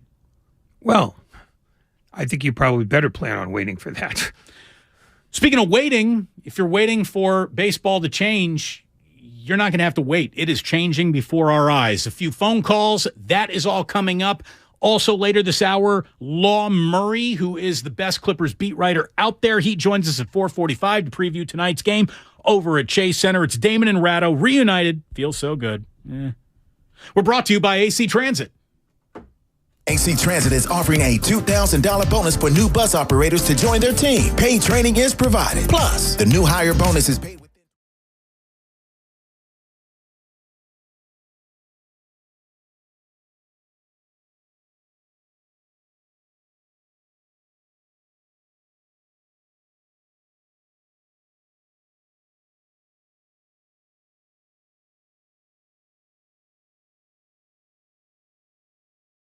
They need to be smart, efficient, agile, staying ahead of the market at every turn, and finding ways to do more with less. That's never been more important than it is right now. So for a limited time, Comcast Business is introducing Small Business Savings, a deal for companies across the country. When you call in now, you can get powerful internet for just $39 a month for 12 months. $39 a month. With no annual contract and a money-back guarantee. All on the largest, fastest, reliable network for small businesses. With the company that powers more businesses than anyone else. So if you're a small business owner, don't wait. Call and get started today.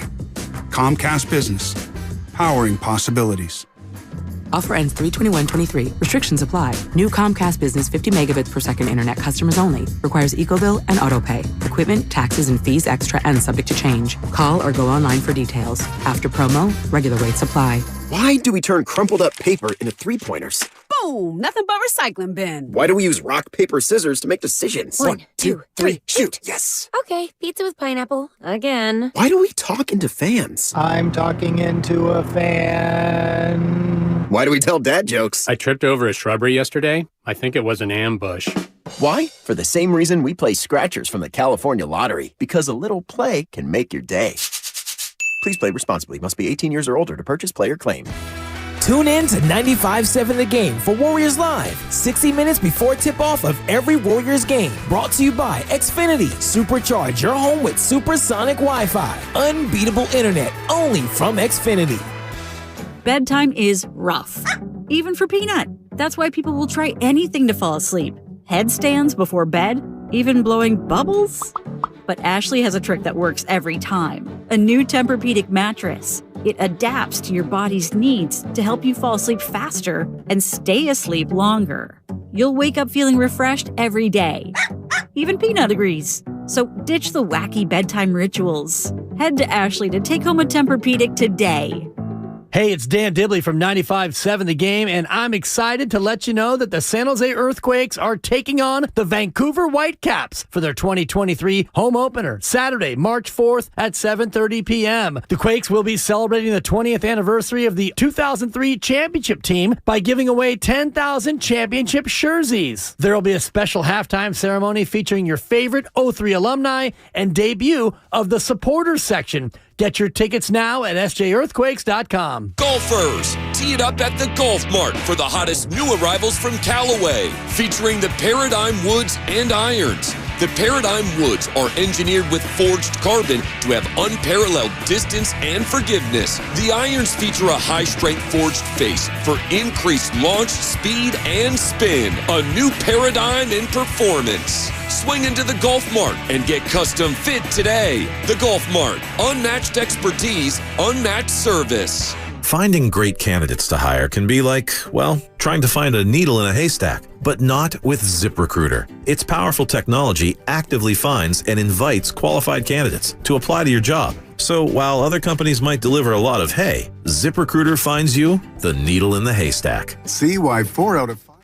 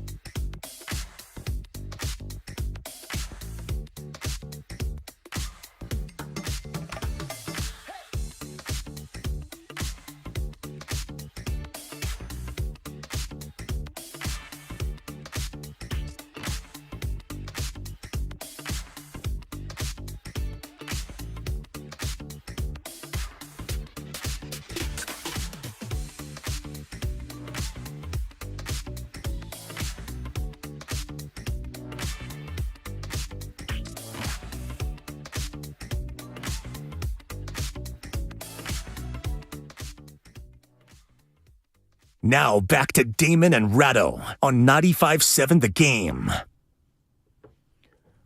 Welcome, welcome. It is good to have you here. Damon and Rattle back together. Is everything sounding okay right now, Grandy, to you? Anyways, because all of a sudden something just like glitched out in my headset here. Everything sounding good to you? All right. Sounds good to me then. Ray, sound good to you? I'm not paying attention. Fantastic. Sean John on the Otis Bird III chat line over on the YouTube page says, Damon, we really need to wait for all the facts with that jaw fight that happened last year. It's been reported that this kid comes from a family that tries to extort whatever. Here's the thing. Don't put yourselves in situations. Don't put yourself in a situation where that could happen. I mean, every single player in the NBA shouldn't be looking to set up anything with a 17-year-old at his house. Like, it's just Ja Morant and his dad were collectively welcome breaths of fresh air to the NBA. And I don't want to say they're wearing out their welcome quickly, but there is a serious lack of maturity that is now beginning to define the Memphis Grizzlies as much as their youthful core is supposed to be promising. You're starting to see some of the kinks in the armor that come with a youthful core, if you will. Yeah, I mean, the lesson here is pretty simple, which is don't get yourself in a potential jam. I mean, even if it looks innocent, just walk away. Just walk away. Just, kids talking an incredible amount of trash. Who cares? Walk off the court. Walk away. Go into your mansion. Yeah, it's basically a loser's game, even if the kid's completely guileless. Just don't bother. Right. I mean, I don't know what happened. I wasn't there, but if you're a 17-year-old kid, you probably deserve a smack if you're talking to an NBA player in some cocky way, because you ain't John Morant, kid. Yeah, but you know what? That's Dad's job. That's not John Morant's job, and it's not John Morant's father's job. That's the kid's parents' job. Let them handle it, because nothing good comes of it if you decide to parent. 888-957-9570. Cade in San Francisco. Hello there. How are you? Pretty good. How are you? Can you guys hear me? Gotcha. Yeah. So what is the restriction on players talking about players? I know you're talking about Ja and what he did. Leave that aside. What's the restriction on Russ being talked about by name, or Green actually having his podcast and naming people, or Kendra Perkins talking about Joker and naming people? Why do you want to do all of this mid-season or through just before the playoffs? What are you trying to prove? I don't understand what the rule around this is. Cade, your questions are, well, I don't know. I mean, to me, saying less is what most athletes should be concentrating on. Now, for a guy who is going to have a future talking, Draymond Green can sort of get away with it. But yeah, why at this point? And here's the thing, I guess, with the whole Ja situation is this stuff happened a long time ago, or the argument that he's just getting into with Malka. I don't know. It's just, if I'm an NBA player, I'm not leaving my house during the regular season. I'm not giving anybody a reason to pick a fight with me. I'm not giving anyone a reason to have anything over me. I'm not giving anyone a reason to have a list of gripes or complaints about the way I'm acting, behaving. This is a business trip. It's a 6-month-long business trip. Just remain professional at all times. And again, it's easier to say that when you're, about to be turning 48. I'm not very mature, Ray. A little tiny scotch. I wasn't like this when I was in my 20s. That's what these guys are. You know what youth has? It's got a lot of potential. It's got a lot of energy. You know what it doesn't have much of? Wisdom. Well, you get wisdom by going through things. And this is one of those things where, optimally, John Morant learns. Just because, you don't have to establish your bona fides to everybody. At some point, the bona fides speak for themselves. So just do your damnedest to avoid the trouble. You don't have to not leave your house, but have a governor on. Just, if something looks like it's going to turn hinky, just say, guys, I'm out. It doesn't matter if they mock you on your way out, because you're still the guy with the NBA career. Right. You have more to lose than anyone. And more to gain by just avoiding the trouble. More peace of mind, if nothing else. So that's today's lecture from old people. There you go. And we will have more on somebody asked me on Twitter, because I promoted the fact that we were going to be previewing the biggest 48 hours of basketball for the Warriors this season. And a guy named Swifty on Twitter says, why is it the biggest 48 hours of the season? LOL. Because a 2-game winning streak can propel you to maybe, a 3 seed? And a 2-game losing streak could mean you're out of the playoffs. I mean, that is how bunched up this is. The Warriors are all out of games to throw away. They're all out. It's the 2 biggest games till the next 2 biggest games. That's what it is. It is, but it's even bigger. It's even made bigger, though, by who the opponents actually are. Well, no, yeah, because they're both involved in the same thing you're involved in. In the race you're in. Hockey teams call it a 4-point game. Win it, you get the 2.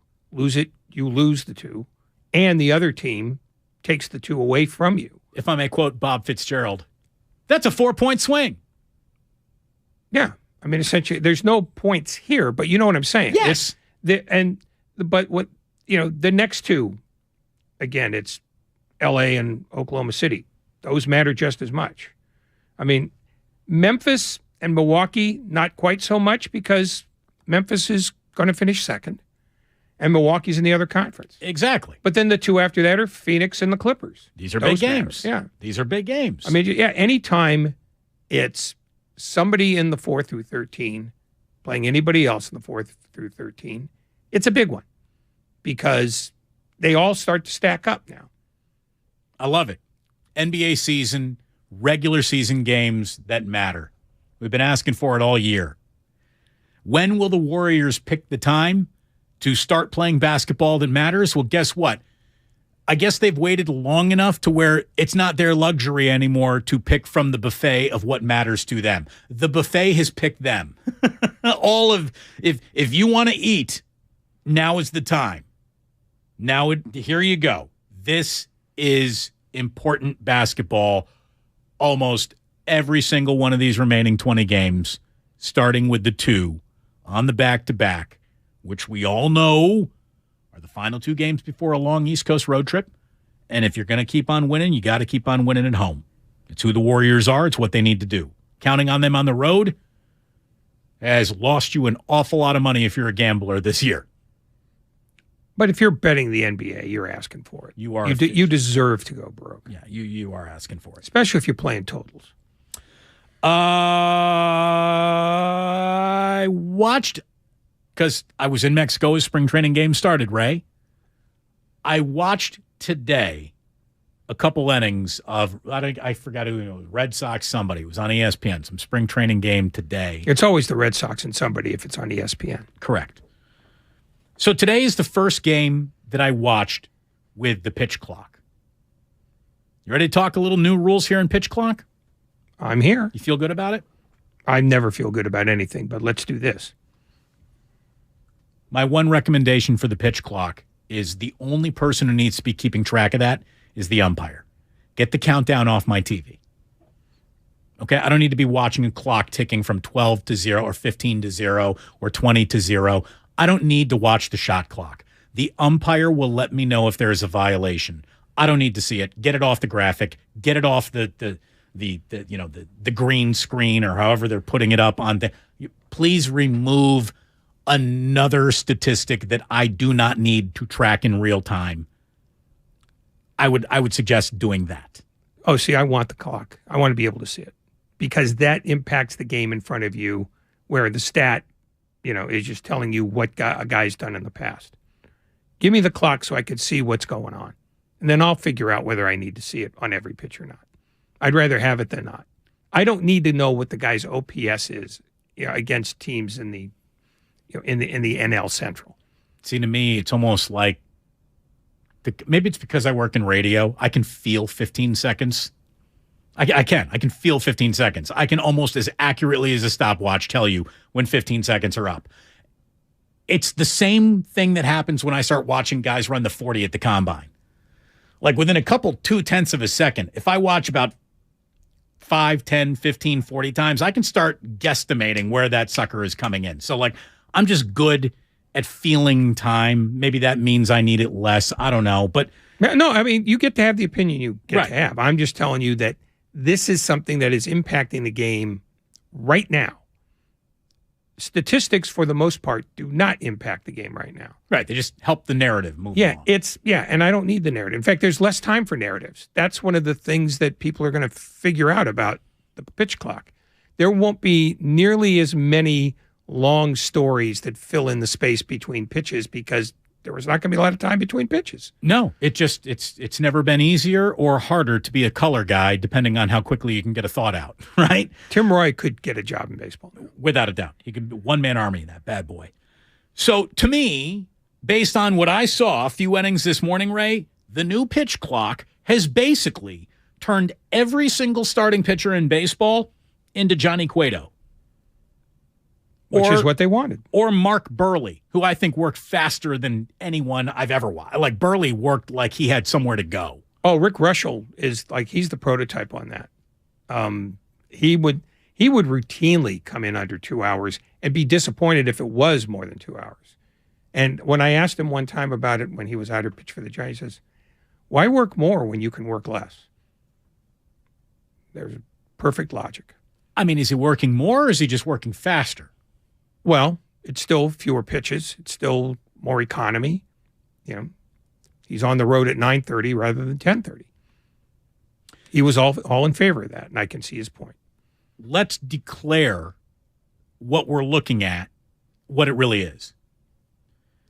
It's among the biggest rule changes any sport in our lifetime. The consequences of the pitch clock, Ray, run far beyond just the hitter and the pitcher and the color commentator who now needs to get his point in faster than ever before. The amount of time that the bench has to communicate to the catcher, the pitcher, however they're sending strategy in. The amount of time that managers have to think of what they're about to do. I mean, they got to be 2 hitters ahead. I mean, we all know that they needed to be in the first place, but now you got to know what you're doing before you even do it. And the amount of time that guys are going to have to warm up in the bullpen, the lack of time that veteran pitchers who have very much established who they are on the mound are going to have. This is probably going to be easier for younger players to develop the sense of a pitch clock than it is for crusty old veterans who have already decided, this is my major league career, this is the way I do it, and now they are about to be changed radically.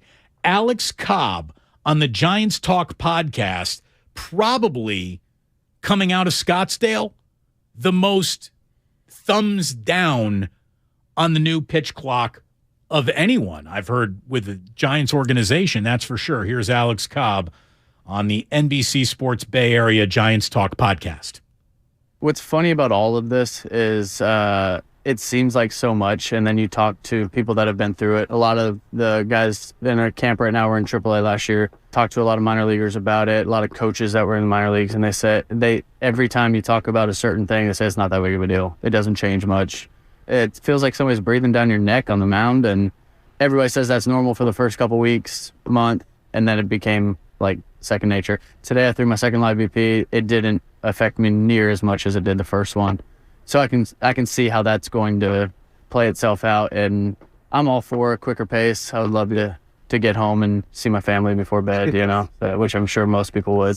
That is a little bit of a change of tune from Alex Cobb, as he said, his first go-around with the pitch clock, where he said, it didn't feel like baseball. It didn't feel like pitching. I'm used to throwing a pitch and going through information at hand, and there's just no time for that anymore. It's hard to even digest what is going on. But as he said, he's acclimating himself to the new rules. Yeah, that you can acclimate yourself to nearly anything when there's enough money on the table. And Max Scherzer, who is one of those old guys, said, I love the pitch clock. Now I have more power than I had before. So it's really just in how you look at it, because I have a feeling that early on, the pitch clock is going to depress offenses. I think it's going to be worse for hitters than it is for pitchers. That's what Tim Kirchin said when he joined us a couple weeks ago. Yeah, I know. I think every rule change that is designed either to speed the game up or increase offense usually works to the direct opposite of what they're trying to do. Now, I think the pitch clock, if they adhere to it for the entire year and don't allow any elasticity here, is going to shorten game times by about 20 minutes. But is that going to be worth it if you're going to get more 3-0 games? Because you're trying to get more action in the game rather than less game. And if the pitch clock is going to make it harder on hitters, what exactly are they gaining? Because I don't think the young generation that they claim to be losing complains about baseball because it takes too long. It's because not enough happens. So this experiment is going to take a long time to ferret out. And I think the biggest thing that they're going to have to figure out is, can you make this into more runs? Because if you can't, this is a bad idea. Do you think we're experimenting with this, though, or is this the new law of the land and the elasticity of the regular season will provide like zero refuge for those who do not like it? Like this is an umpire who will give you 2 heartbeats beyond the pitch clock as opposed to this umpire who is ready to give the batter an automatic ball on the heartbeat of the 0 of the seconds. It feels like the NFL's play clock, like some umpiring crews will give you that heartbeat at 0. Others do not. I think it's going to depend on what the offense is doing. Because I could easily see, let's say we're on June 15th, and offenses are down even more than usual because hitters aren't adjusting well. I could easily see a mandate from baseball that comes down and says, all right, we're going to make it 20 seconds.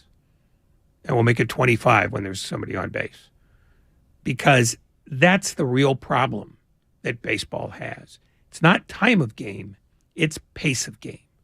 And making pitchers hurry up is all well and good because it'll shorten games.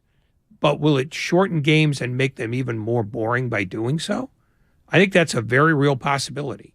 And so I could see them loosening the rules come the middle of the season if, like so many other experiments in the Rob Manfred era, this one blows up in their faces. Cobb said subconsciously you're in hurry-up mode. You're go, go, go. When you start your delivery, you have to think in your mind, you're good, slow it down, hit your points of delivery and all that, rather than staying in an I'm rushed mode. Well, again, putting time for anyone to adhere to into a Major League Baseball game is as radical a change as baseball has honestly ever seen. It truly is, Ray, and I don't mean to be too in the moment on this, but I don't think it's an exaggeration to call this one of the biggest rule changes in sports history. I think it's the biggest rule change in the history of Major League Baseball. I think so. I mean, with the possible exception of the designated hitter, which was radical, which was profoundly radical for its time, and outraged people even more than this is. Why people are not quite as outraged about this as you might have thought is because 2 years ago, the average time of game was 3:11. That was for any game, extra innings, 7-inning game, whatever it was. And that became the mantra. The games are too long. The games are too long. The problem is it's not that the games are long. It's that they're dull because there's less athleticism, because in a walk, strikeout, home run world, nobody has to run hard for anything. Well, and that's the thing. So much of the action that you didn't even know you were watching and craved in baseball was action in the infield, action that came with bang-bang plays at bases, ground balls, double plays. That's where so much of the action died. Yeah, a stolen base, taking first to third on a line drive single to right, that was when you saw players doing things athletically. And one of the things that the metric revolution did was it turned the game even more static than it was. It's as static now as it was before 1969 when they expanded by 4 teams, lowered the mound, and then 3 years later gave us the designated hitter because baseball was in a similar situation. But nobody was worried about time of game then. They were worried about offense. And like I said, I don't know if the pitch clock is going to help offense or not. I think it could easily help the pitchers more than it will the hitters. I mean, I think it's going to appeal to an element of the short attention span feeder that is out there. But if you got a short attention span, I don't know how much of baseball you were watching in the first place. And beyond that, is 2-1 better in 2 hours and 40 minutes? I mean, Greg Maddux says yes. Sure, but Greg Maddux could do that. He was one of those guys who was done in 2:10. But are they doing what's the goal here? It's to make baseball more vibrant. Does this make baseball more vibrant? I don't know that anybody knows the answer to that. We'll see. Which is why but that's why I say they might loosen this up in the middle of the season if it looks like it's not working. What if the opposite is happening? What if it is a smorgasbord of offense? Then they'll leave it exactly and they'll take all the credit in the world. And they'll say, look what we did to save the game. Because this is about two things if you're talking about the management of baseball. If it goes bad, blame somebody else. If it goes good, take all the credit, including the credit you don't deserve. Oh, come on. Victory is 1,000 fathers, defeat is an orphan. We all know that. Sure, but this is a commissioner and this is a management that needs a win on the field. Biggest rule changes in sports history. I mean, the NBA is dotted with rule changes that literally define the game that we see today, from the goaltending rule to the shot clock to allowing the dunk to the three-point line. Widening the lane. You change any of that, the game is radically different. I'm glad it all changed. In football, obviously the biggest rule change is, allowing the legal downfield forward pass. You can't even imagine the game of football without quarterbacks being allowed to throw it forward. And for baseball, I really think this is it. This is the pitch clock. What it looks like, how it's going to change the game, we will all learn shortly. Or maybe it'll take the whole year to learn what's going on here. But I think with hindsight, we can't say that yet. And by that, I mean if this is the biggest rule change ever, because we don't know what the effect will be. We know with hindsight what the effect of the designated hitter was. So for me right now, that's the biggest rule change in baseball history. We're going to come up with much more of this, and including a couple of your calls. We've got Law Murray, who is the Best Clippers beat writer. He's joining us coming up in our next segment, which is the longest commercial-free segment of your entire blessed day on Sports Talk Radio. So don't you go anywhere. Damon and Rattle, it's good to be back with you. We are brought to you by Fremont Bank. Full-service banking, no compromises. Steiny and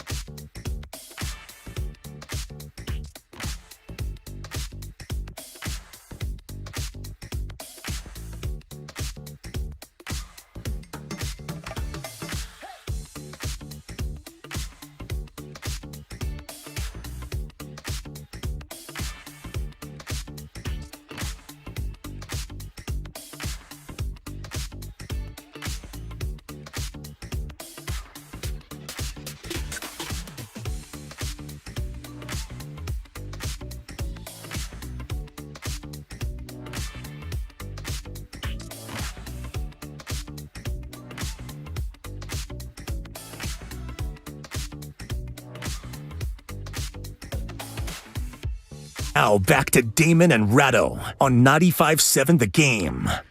We're going to get back to the phones. We're going to get back to a little discussion of the pitch clock, how it's going to change baseball. But we got ourselves two very big basketball games for the Golden State Warriors in the next 2 days, starting tonight with a team that they're in a dead heat for, the 5 seed. We got the Clippers in town. And to talk about the Clippers, Law Murray, one of the best Clippers beat reporters out there. You can catch him in The Athletic, and it's good to have you on here, Law. Thank you for joining us. Damon and Rattle, it is a pleasure to have you on today. How are you? I'm doing well. Thank you, guys, and thank y'all for the weather up here because you usually don't go to Northern California for better weather than Southern California, but that's what we got. Well, look, it was snowing a week ago, right? So I'm glad you timed it as well as the NBA schedule would allow. Before we get into anything, are the Clippers happy today that they have signed Russell Westbrook? Since starting him, they've gone 0-3. Yeah, I mean, the Clippers going 0-3 with Russell Westbrook is part adjustment period that hasn't obviously gone well, but it's also some bad luck there. Friday night, the Kings come to L.A., and the Clippers had a 14-point lead with 4 minutes to go against a team that played in another city the night before. All you got to do is get a couple more stops, maybe a couple more scores. That's a completely different narrative, right? They don't do it. They blow it. They don't hold on to leads in overtime or double overtime, lose that game.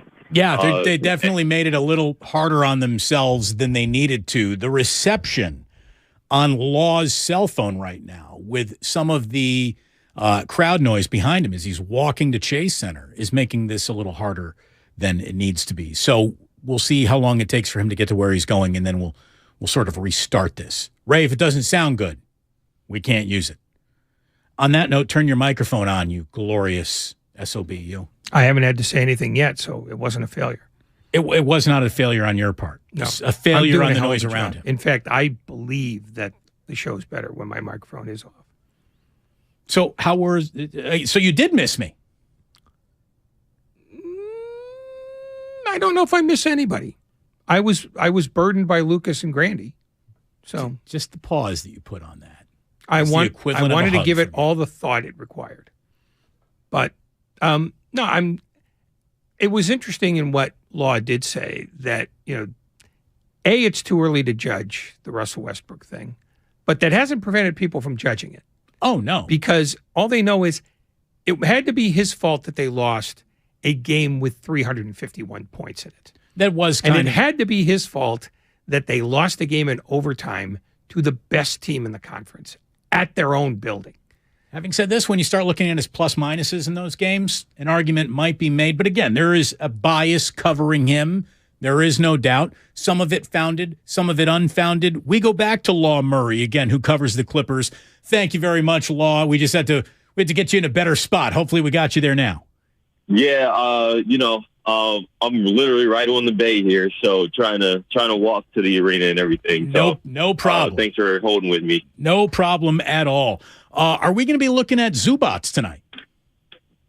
That's a real concern. He's a game day downgrade to questionable, and you never want to see those. He was downgraded along with Marcus Morris Sr. And the thing with Zoo is he's coming back from an injury that could have been more serious than the team let on 2 weeks ago. He returned Tuesday night, played well, talked to me after and said that they dodged a bullet there in Phoenix. But I think that it's a matter of pain tolerance, probably, being cautious. So I'm not sure we'll see if it's a Zubats. Typically, he's not the best matchup for the Warriors anyway, but we got to see. I think the bigger concern is Marcus, because a left elbow contusion on a non-shooting arm, that's normally not something that holds you out, but Marcus has been struggling. And so maybe this is their way of saying, let's go another route and see what that looks like. And there's a lot to be determined pregame for the Clippers in this matchup tonight in Golden State. Westbrook aside, how do the Clippers look stylistically since the trade deadline? Just as a rule, are they playing differently? I mean, sure, the game the game against Sacramento throws everything off. But are they playing faster now? Are they trying to get a better pace? They're absolutely playing faster. And I'm not sure how great that is because, and we're going to see it tonight in Golden State. I don't know if them playing faster always benefits them. They got older after the trade deadline, okay? They were already among the oldest teams in the league, if not the oldest team in the league. And so when you play with pace, everyone's like, let's play faster. And you usually hear that in the beginning of the season before those legs set in as the season goes along. Well, they played faster, and I even saw it before we saw Russell Westbrook, right? Because the Warriors were in LA for Valentine's Day. And that was a game where 3 days off, no travel. The Warriors had played twice since the last time the Clippers had played. The Clippers should have blew the Warriors out. But the Warriors are already a fast-paced team. And even though the Warriors' defense was absolute crap that game, you just saw Jordan Poole say, okay, I know we gave us this bucket, but 10 seconds later, let's get it right back. You know, it was like Steve Kerr was in 7 seconds or less with the Suns all over again. And so while the Clippers are playing faster and while that achieves some ideals of, high point totals and get some easy baskets, I don't think it's helping their defense because they're just getting blown by. Their transition defense is terrible, and that's when they protect the ball, something that they haven't done 2 of the 3 games with Russ. Law Murray, he covers the Clippers. There's no doubt. The Warriors can score with anyone. Playing defense seems to be a nightly choice they sometimes do or do not make. What is the one thing the Clippers, in your mind, do at an elite of a level as the NBA offers, and what is their biggest incomplete? The best thing that the Clippers do is they can get their spots with their stars, especially in the mid-range, and it's something that in today's NBA, you got to be able to match up with that, and just the firepower in areas of the floor that defenses don't account for anymore it's just difficult. Kawhi Leonard and Paul George, when they're on, they can smoke you. That's been the recent strength. If you asked me this question like 2-3 months ago, I would have said their ability to defend without fouling and to just get you completely off rhythm. And that, ironically, has become their biggest incomplete. Where is the defense? Where is the ability to defend with urgency and to also be on the same page consistently? And that was something that was an issue before they added 3 new rotation players. And now you're trying to see if those rotation players are up to it. You're also trying to see if the star players, if the role players who've been there for 2 and 3 years can get back to defending with the necessary ability to blow teams out when you're scoring and to save games when you're not necessarily scoring a lot. Above and beyond the injury questions, is there going to be any load management before the game tomorrow night in Sacramento, or are the Clippers looking at the final 20 games of the season, 20 or 18 games for them, as though every game is a must game unless you absolutely can't go? I think that, and this is a tough question that I know that the Warriors fans have heard this before. I think the ideal is both. You're trying to win every game. You got to sit guys and roll, your B team out there. Herm Edwards, he played to win the game. And so I don't expect Kawhi Leonard to play Friday night in Sacramento. And the reason for that is you're trying to get the most out of guys when they do play. And I would be surprised if they go against what has been a plan that has been in place, no matter what the record of the team has been.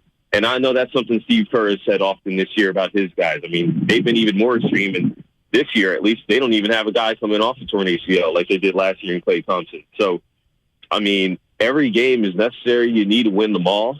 If Kawhi plays tomorrow, then that's a good sign, because I saw Klay Thompson finally play on a back-to-back, but it took him a year to do that, right? It's just going to be the same principle, like protect the player. And if the medical staff feels like, okay, Kawhi can go, because I know Kawhi would want to play. I just don't know if the team would let him. I do know that the team needs to win every game that they can possibly win. So it's a tough correlation to apply it to we're not playing you or we are playing you because of our record. Law Murray covers the Clippers, joining us here on Damon and Rattle. You brought up Klay Thompson. You know, like he sees Oklahoma City Thunder jerseys, and Game 6 Klay could emerge at any time. He sees Clippers jerseys, and a night of struggling could be around the corner for Klay Thompson. They've guarded him as well as anybody throughout his career. Why is that? Any rhyme or reason to why they are a tough matchup for Klay Thompson? I think it comes down to respect and just knowing your personnel. What does Klay Thompson do extremely well? He gets that shot off, and he loves the mid-range, right? Yep. So Klay is not a player who's going to, at least efficiently, drive to the rack all the time. He doesn't draw a lot of fouls. Klay's not the most interested in passing the basketball. And so the Clippers have the personnel to guard him. They have the awareness of not letting Klay get free. And we're going to see how well that holds up, because if there's one thing the Clippers have done a poor job of, it's point-of-attack defense, where they get beat by one guy, another guy's got to rotate, and all of a sudden the guy that you knew that if you ever want to stay solid, that you know not to help off of, all of a sudden you're out of position to defend a three-pointer. You better not let that guy be Klay, because we know Klay Thompson is capable of 20-point quarters. So that's really what it comes down to. T. Lue knows this team. He's been in the finals with a lot of guys on this team. I know a lot of those dudes aren't still playing tonight. It's not like you're going to see Steph, for example, but Klay Thompson, they know what to do. They got big wings. When the Clippers defense is at their best, they force you off of your spot. And that's what makes Klay relatively uncomfortable. Is this a team that Ty Lue is comfortable coaching right now? And if not, because of the changes, how long do you think it will take before he is either comfortable with them or has to change what they do? I think Klay, I think with T. Lue, he wants an evaluation period because they brought in so many new guys. That evaluation period includes tonight. It'll include Friday night in Sacramento. And I believe that it'll also include Sunday night when they return home to host the Memphis Grizzlies, their first meeting of the season with that team. And after that, the Clippers have a ton of rest days, a ton of time where you can practice. You're not traveling. You have 2 and 3 days off between games, which is, kind of ridiculous, but it's also a result of the front-loaded schedule that the NBA gave the Clippers. So I think after this weekend, T. Lue is going to have all the information that he needs to utilize his best guys and not play any tinkering games going forward. I do think that he has struggled this season, making sure to not put lineups on the floor that have no business being out on the floor, like Eric Gordon in for the center, for instance, with the rest of the starters. I mean, that has basically turned into a landmine for guys like Sabonis and Rudy Gobert. So I think he has all the pieces that he would want. And that has not always been the case this year. Like, he didn't have a backup center. He didn't have the point guard that he wanted often. So he got what he wanted. And it's a good problem for T. Lue to have when we talk about depth, but it's turning into a problem that still needs a solution nonetheless. Let me wrap up with this, Law. How much of a problem does Terrence Mann have with Russell Westbrook showing up and gobbling his minutes? Because it felt like the Clippers were starting to hit their stride. That probably had a lot more to do with Kawhi and Paul starting to play together and be healthy for a group of weeks together. But Russ's minutes are eating into, Terrence Mann's minutes. How upset is he? I think Terrence has had a chip on his shoulder his entire basketball life, probably. And I know that even when Kawhi and PG started stringing consecutive games together, and Terrence obviously was the starter during that time, Terrence was always playing with something else, just not necessarily on his mind, but knowing that nothing's guaranteed. Like, his role has been shuffled around so much this season, so much the year before that. The year before that, he started the year as a third stringer. So Terrence has always overcome. He's always made the most of his time. He's always winds up taking somebody else's spot, whether it's an established veteran or a fellow young player in his prime. So I think this is going to wind up being the case again. Don't be surprised if Terrence winds up taking Marcus Morris' spot for all I know, because of the fact that they need a more productive player. Terrence winds up producing, but I can't really say that Terrence is like in his feelings or anything. That's not for him. I think the fans are definitely in their feelings for him. They saw a player who they felt earned a starting role, and now you got Russell Westbrook come in, and the team is obviously taking a back step to accommodate for that. But I will say this: Terrence needs to make sure that when he does get his opportunity, whether it's in the starting lineup, in the second unit, in the fourth quarter, he's got to make the most of it. And the thing that I'm looking for the most is, can you make those threes in the fourth quarter? He's only made 1 3 in the last 6 weeks in the fourth quarter of a game. So that's going to be the big place. He's going to be on the floor and the possessions get tight. Can he be the outlet guy and make something happen? We got to see that more often. You need Clippers information. You need to be following Law Murray. Thank you so much for joining us today. Really appreciate your time. Hey, thank you guys, and keep this weather good. We'll do our best. We'll do everything we can. That's for sure. Law Murray here on 95.7 The Game. Damon and Rattle just a little bit late. Let me welcome everyone to your 5 o'clock hour. You're listening to 95.7 The Game, KGMZ FM and HD1 San Francisco. Always live on Twitch, YouTube, and the free Odyssey app. Damn well better be free. Look, Ray, sometimes the job of a sports talk radio host is to make a bigger deal out of a game than it actually really is. Not necessarily one of your broadcasting strengths. And not something I like diving into. I don't want to tell you that there's something there when there isn't really an awful lot of there.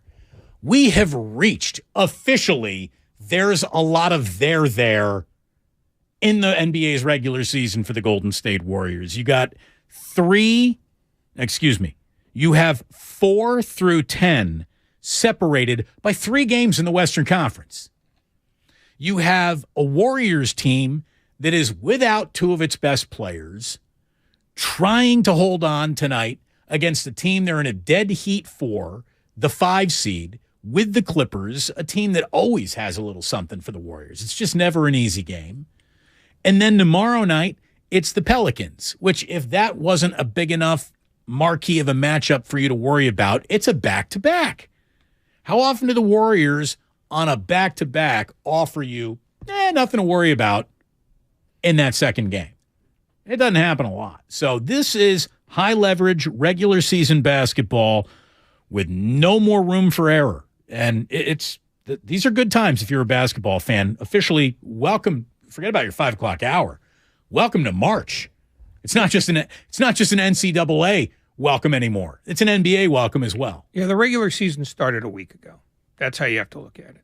The first 58 some odd games that was an extended preseason. That's when you saw load management run wild. Now, if a guy's not playing, who normally would be, it's because he's hurt. You don't have to worry about load management anymore, unless you're talking about San Antonio, Houston, Charlotte, or Detroit. And maybe you can include Orlando in that, even though they're only 4 games out of a play-in spot, and they're awful.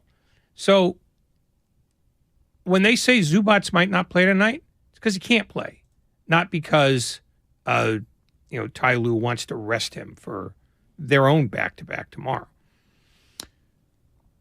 I agree. But there's also the whole element of, well, if your training staff says he's hit these metrics that mean you got to rest him, why would now be any different than then? Because if you need the guy to play, you take chances. In game 50, you don't take a chance. You err on the side of whatever you say, Doc. Now I think it's more, the competition starts to weigh more heavily. And I'm not saying that there is no load management, but what I'm saying is the burden of proof has now shifted from the coach to the trainer, in that the trainer's got to be able to convince the coach, hey, you really can't play him tonight. As opposed to, it probably wouldn't be a good idea. Because sometimes the coach is going to say, well, it might be a good idea, but we need him right now. if the Warriors are honestly going to do something that truly represents an opportunity to repeat as an NBA champion, they need a March to remember. They need a month of March to remember, because April only leaves for the Warriors 4 games, and 3 of them are on the road. We know how much they've struggled on the road this year. It has sort of defined the situation they're in this year. God bless them. Somehow, some way, they really are 2 totally different teams. The team they are at home and the team they are on the road. Just looking at the team they are on the road, there's no reason to believe in the Golden State Warriors whatsoever. When you look at who they are, their house credit, and who they are at home, there's plenty of reasons to think remaining optimistic isn't nuts. It's not just fandom blind goofiness. It's not. To me, there is one favor that they absolutely need to do for themselves, right? Like, I don't see a chance to repeat truly presenting itself if they got to go through the play-in tournament as well. We're just talking about load management and Steph Curry and Andrew Wiggins and getting to the playoffs as healthy as possible. Any extra game tacked on is just another chance for something to go wrong. I think avoiding the play-in tournament, it's just too much for them to overcome. For a franchise that is obsessed with, conserving player energy, this is not the type of energy you want to have to burn after you get through a month of March that is going to require you to burn as much fuel as you've got in your tank to get around the damn track, to then have to go overtime on your regular season fuel in the guise of it's a play-in tournament. So who knows what that really is. It's regular, it's somewhere in between. It's in the ether. Like, there's no way they win and qualify in the play-in tournament and then rattle off 16 more playoff caliber wins. It feels like too much to ask. See, I think the problem is a little different, but I agree with you. They want to avoid the play-in. And the reason why is not necessarily because it's one extra game. It's because Right.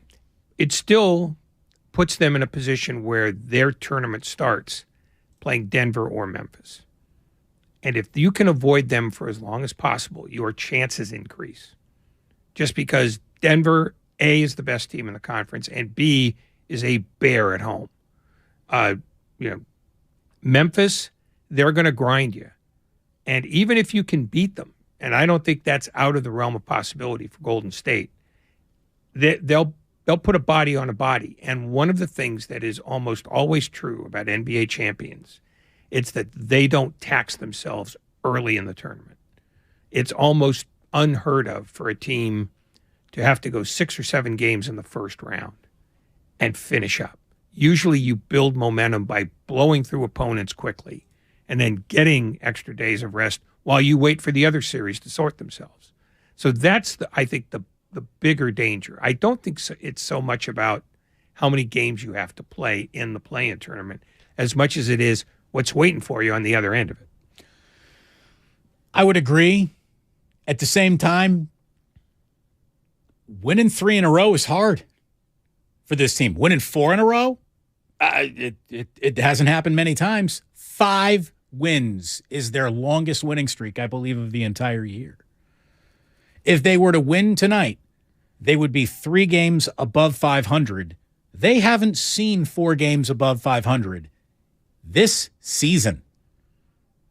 To talk about a team that has never been 4 games above 500 as a shot to win an NBA title, boy, you have earned some serious house credit. We are extending you a marker only given to whales when they walk in the casino. I mean, it's nuts. It's nuts to think of this team as a serious contender for an NBA championship when they haven't put 7 good games together all year. No, they have not earned any optimism. Yet optimism remains. Oh, no, because optimism is always going to remain as long as you've got a chip and a chair. They have a chip and a chair. They presumably will get better when Curry comes back. They presumably will get better again when Wiggins comes back. And they presumably will get even a little bit better than that whenever Peyton gets cleared. Because I'm not sure that he's going to get cleared before the end of the regular season anyway, and I don't think they're planning on that. But that's their chip in their chair, is that they're going to have the benefit of what is essentially a second trade deadline where they get to get better and everybody else doesn't. Question from the 415 on the Xfinity mobile text line. What's the most favorable matchup? I don't even think they know. Is there a favorable matchup? Yeah. I guess you run into the Lakers because they got in too. Would that be your matchup? I don't even know. What is the most favorable matchup for the Golden State Warriors? Pelicans feels like a path of, I don't want to even say least resistance, less resistance.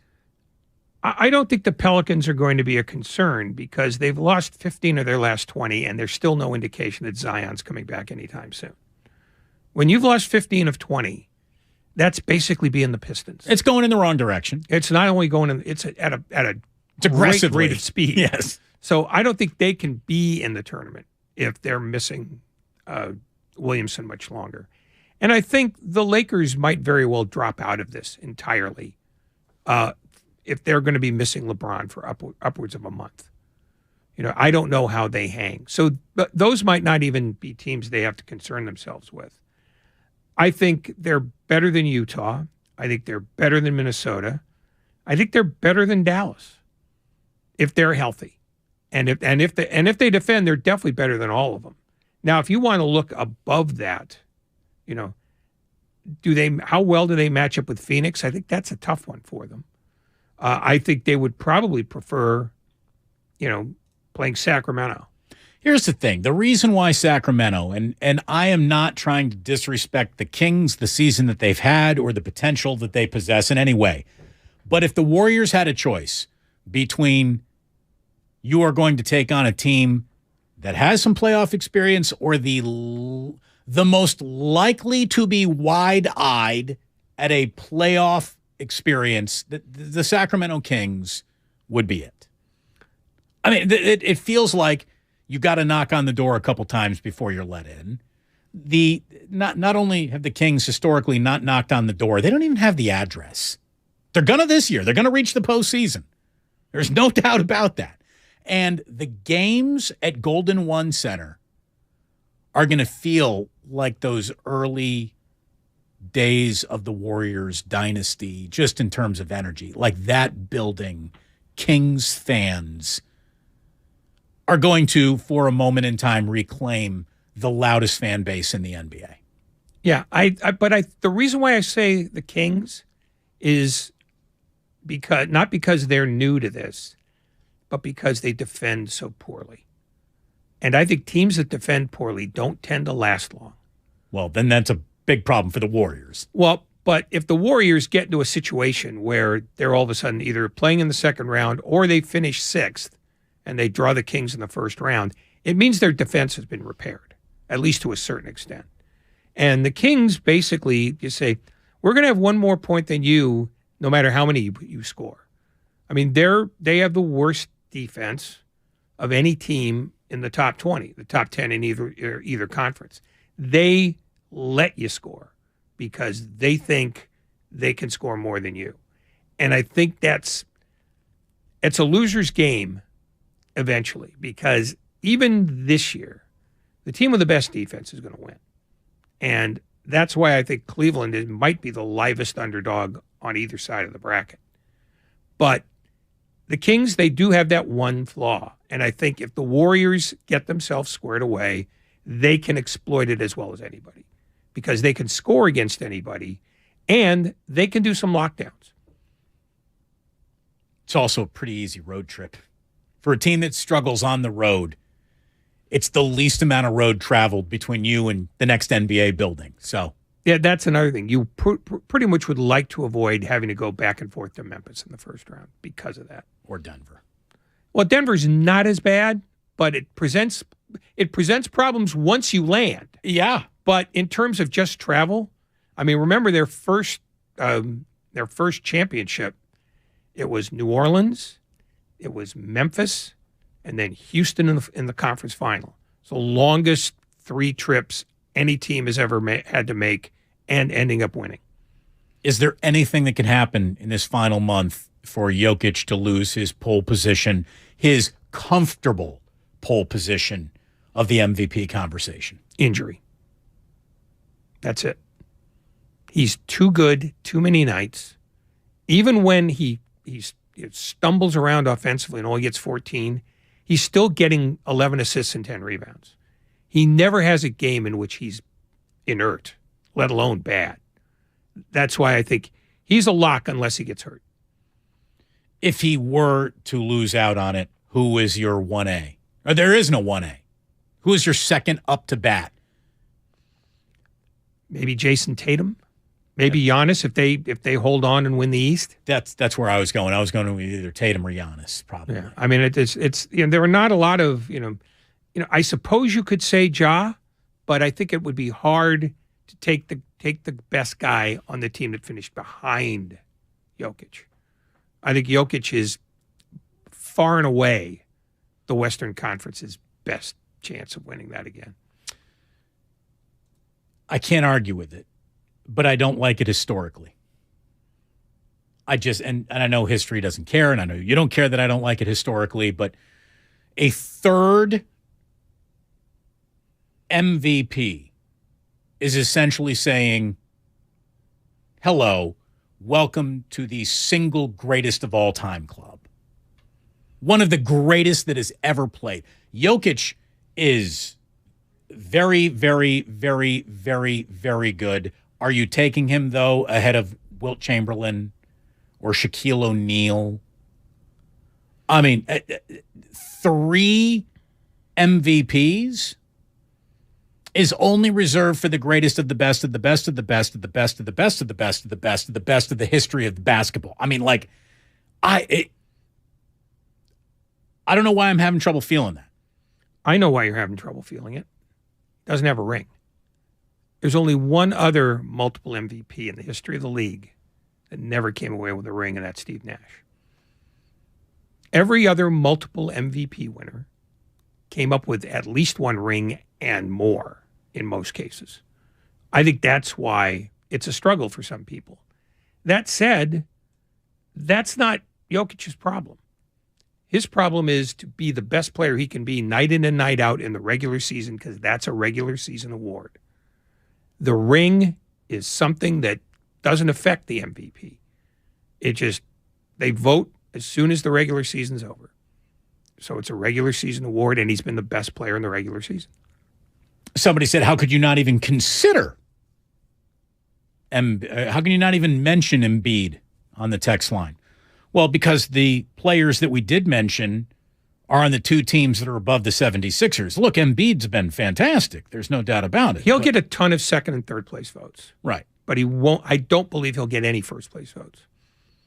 That's why I didn't mention him. Tatum might get a first place vote. He might get a first place vote. Giannis might get a first place vote. I mean, and Embiid's been sensational. He's been great. But you know what? That's why they have multiple spots on the ballot.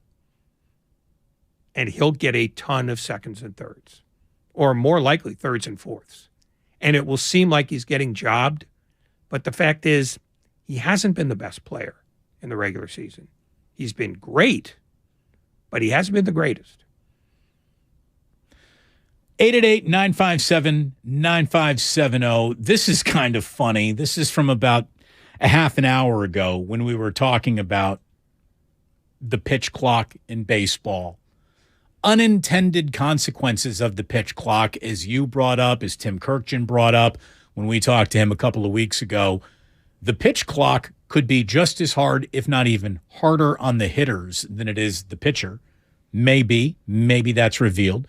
The pitch clock is going to be difficult on getting your bullpen up, ready, stalling for time, on quick decisions. Well, all your decisions need to be quick decisions now, coming from, the dugout.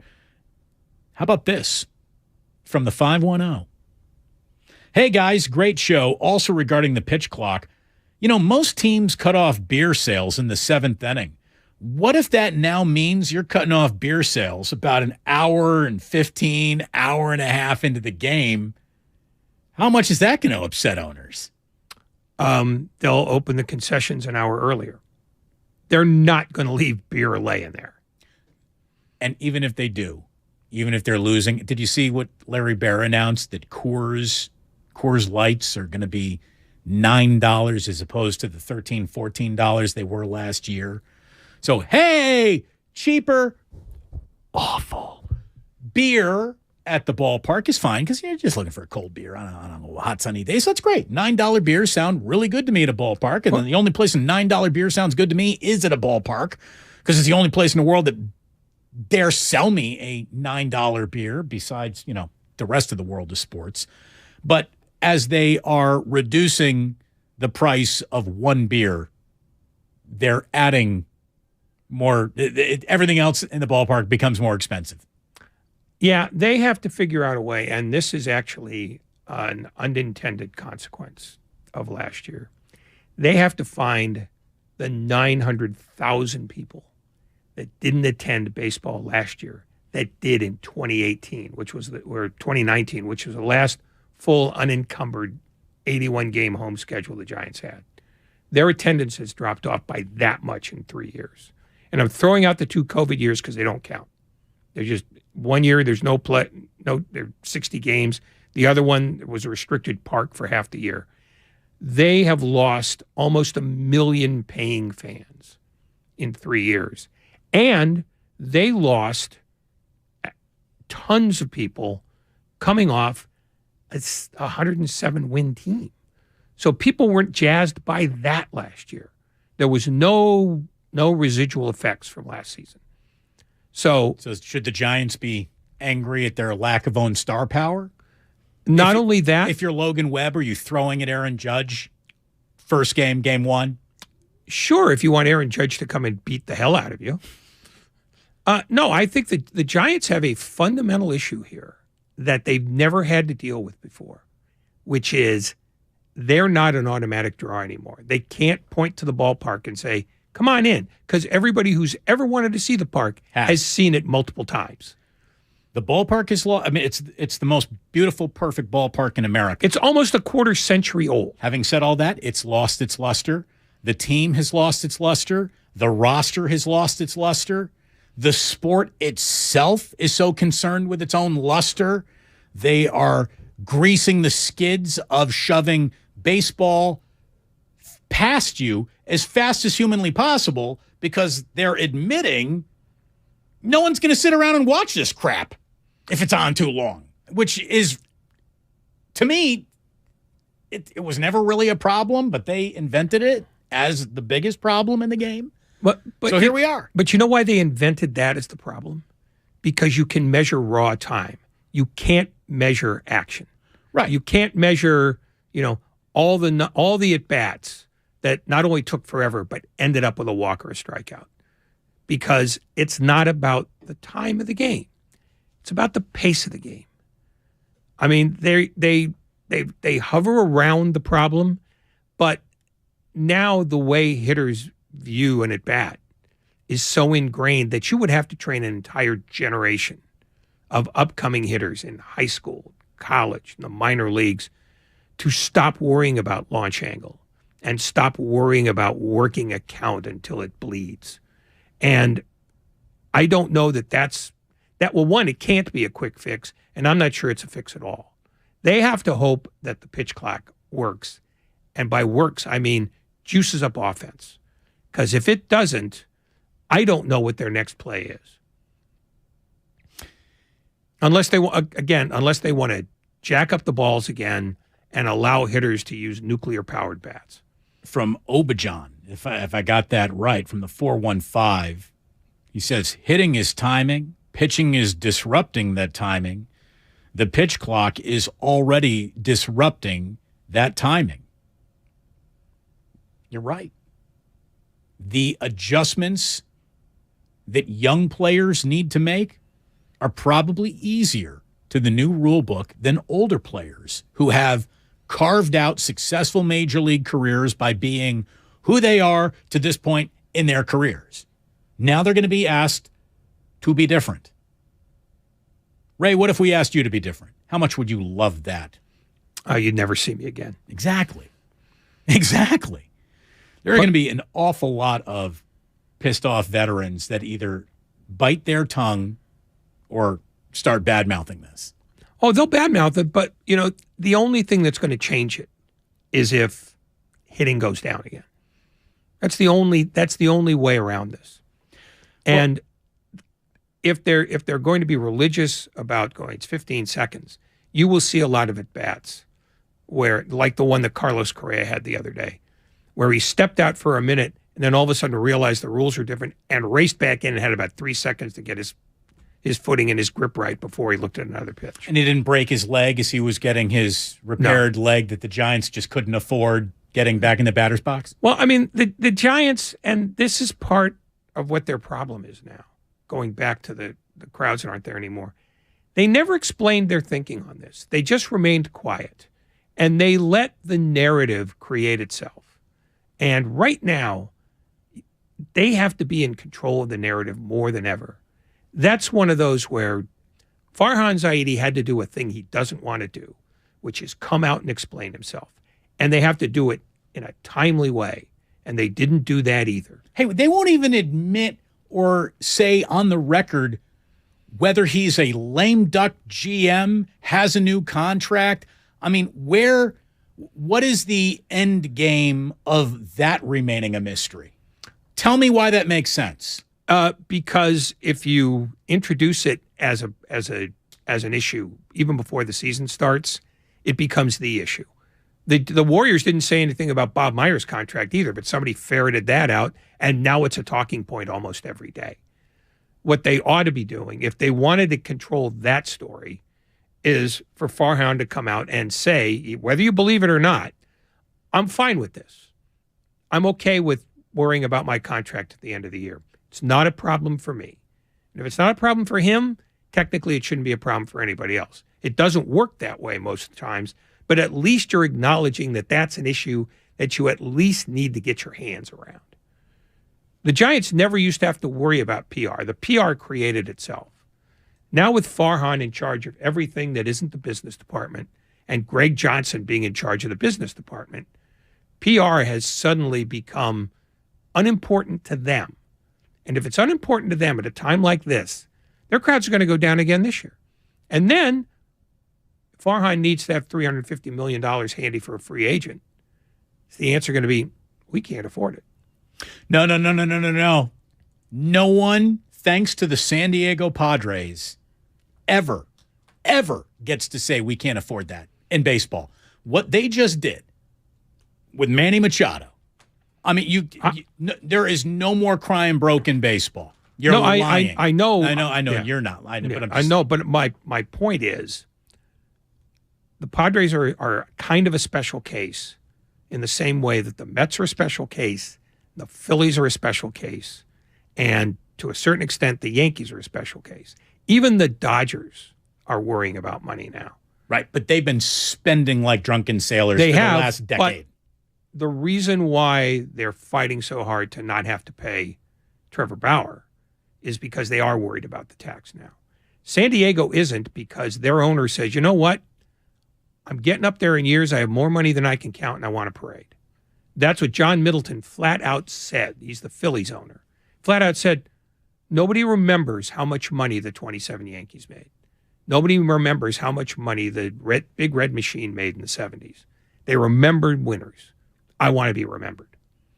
Those are the owners that are starting to creep into baseball, and it's why baseball is trying to force, more discussions 3 years ahead of time about a salary cap, because there are still more guys who don't want to spend money than guys who do. Well, and baseball has officially created a system that punishes owners who want to spend an awful lot to win and rewards owners like John Fisher, who we all know are the living embodiment of sports Satan. But you know what? The NBA wanted to do that too, and it didn't work because there were owners who say, you know what? I'll pay the tax. I mean, how much tax is enough? Maybe they raise it to every dollar over the cap, you pay 10 times or 15 times. What they need to do is create a minimum salary, and every dollar you're under that, you get charged 10 times. They need to be punitive on a lack of spending more than they need to be punitive on overspending. But the people who put in the salary cap are the owners, and the owners aren't going to punish themselves. That's the problem there, is they want to force a salary cap into the discussion, even though the CBA's got 3 more years to run. Right. Okay, so salary cap is going to be the single biggest non-starter for the most powerful union in the history of unions. That's why, and that's where baseball dies. That's why 2026 is going to start with a lockout, unless the owners blink. Great. Howard in San Francisco. Thank you, Howard. You're on 95.7 The Game. Hello. Hey, how are you guys doing today? Very well, thank you. Good. Hey, I just want to put my 2 cents in regarding baseball. A couple years back, they were saying that no one watches their World Series, that, it's just a local thing, which is true, I'm quite sure. But it's the one sport that loses viewers the deeper it gets into the postseason. It truly is. Yeah, well, if they start their season a little earlier, like a month earlier instead of April 1st, then, maybe they could finish the season with a couple of doubleheaders or whatever towards the end of August. And that way they could start their postseason before many other sports start up. And I think that will lure a lot of people to the sport if they're watching the World Series right before football starts. Nothing else will be on TV.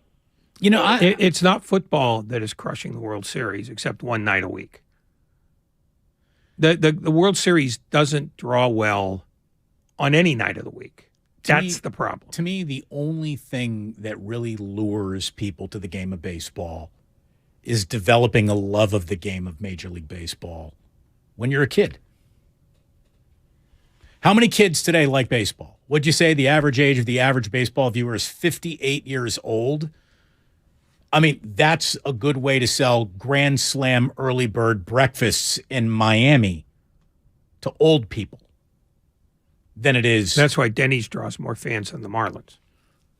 Well, 2 moons over Miami, right? I mean, come on, we all have standards. They have a deeper footprint than the Marlins. But no, it is a game that doesn't do well if you're watching on your phone.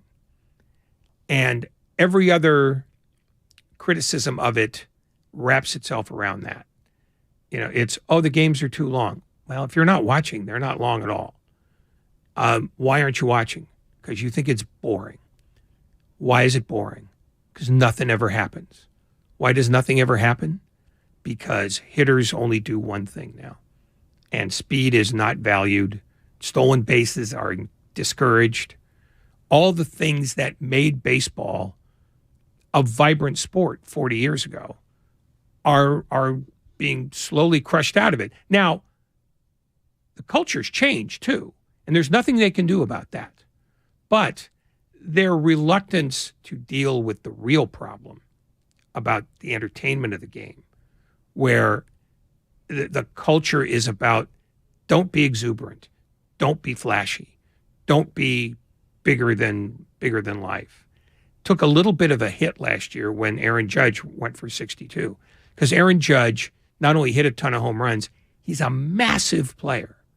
And so you got sort of drawn to him in ways that hasn't happened since they freaked out about steroids. And in fact, the steroid issue was basically baseball flogging itself for, getting caught, looking the other way on drugs. And they've been paying that price ever since. Now, they're probably nostalgic for those days. They probably, if you filled them full of sodium pentothal, which of course is another drug, they'd probably say, you know what? Bonds made us a lot of money. And so did all the other guys who had needles in their rear ends. But they kept all the money, and then they shamed those guys. So now they can't go back on that. They can't say, you know what, we're going to look the other way on steroids now. We've decided we were being puritanical. No, they're too pot committed to that. They slowly but surely denigrate their own game while profiting from it at every turn. So in some ways, they deserve what they're getting. Well, and who does a worse job getting people into the tent than this current commissioner? He is the antithesis of, I kind of like what that guy's selling. No one likes Rob Manfred, including Rob Manfred. Well, Rob Manfred is doing a job he doesn't really want to do. He doesn't exude enjoyment of the game. And say whatever you want about Bud Selig. He loved the game. Now, he might have been, miscast in a bunch of other ways. But the commissioner basically is only working for the owners anyway. Bud Selig was a better example of what the modern commissioner is supposed to be. A guy who takes orders from 30 billionaires, but looks like he's having fun doing it. Like Roger Goodell doesn't look like he's having fun doing it. You know what Roger Goodell's most interested in now? Is banning the tush push. Which feels stupid. It's absolutely stupid. Why does he care? It helped the Philadelphia Eagles be one of the most vibrant teams in football last year. Why is that a problem? Because it doesn't look good. According to who? It's better than a punt.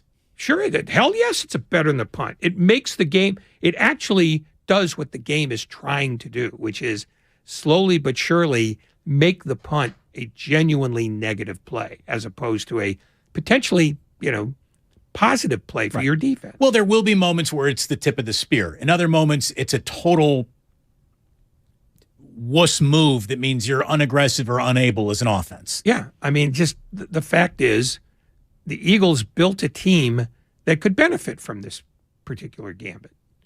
And so you're going to punish it because it looks too much like rugby? Stop thinking. Go make more money for your 32 overlords and shut up. A problem, too, with baseball that it faces, and, the whole, you talk about the culture war of pimping your own home run or being too vibrant, celebrating a play or this, that, the other thing. You can't be monochromatic in terms of diversity, in terms of color, in terms of just styles. And baseball used to have teams that were identified by the style that they would play. There is no difference in the way any team's style is played out right now. The question is, do you have enough to do it without a lot of platoons, or are you going to go platoon away? Like, that's it. The only styles that are different in baseball is a lot of platooning, not a lot of platooning. But everyone is swinging both cheeks, launch angle, and it's really hurt the game. Like, you can't take all of the color and fun out of the game literally and figuratively, and that is what baseball has done in some ways. Why the rule change? Are there reasons for it? Sure. We're going to examine it one last time, maybe a little evidence to back up the reasoning of a pitch clock, but maybe when it's all said and done, it doesn't work. We don't know. We're also going to come on back and give you a health update. Who is playing? Who's not playing for the Clippers tonight? How about the Golden State Warriors saying a little something about Steph Curry's return, maybe sooner than you actually think? So stick around. That's how we're going to wrap up today's show. Good to be back after a vacation, man. It's like I never left. Go ahead and take your headphones off, Ray. I know you're going to break. I know you're excited. Yeah, well, I'll be excited in 16 minutes. Or 15. Actually, we turn the clock back so we get out at 5:54 again. That's my guy. Is that true? It's true enough. See, you can tell Ray was driving a few days next week. I'm going to be honest with you. He's drunk with power. If nobody can countermand it, it's 5:54 today. Damon and Rattle, brought to you by Bob's Discount Furniture. Hi, Little Bob here from Bob's Discount Furniture. Here to let you know that my Bobapedic mattresses offer the comfort and quality of a national mattress brand for half the price. No matter your budget, there's a Bobapedic memory foam hybrid or hybrid.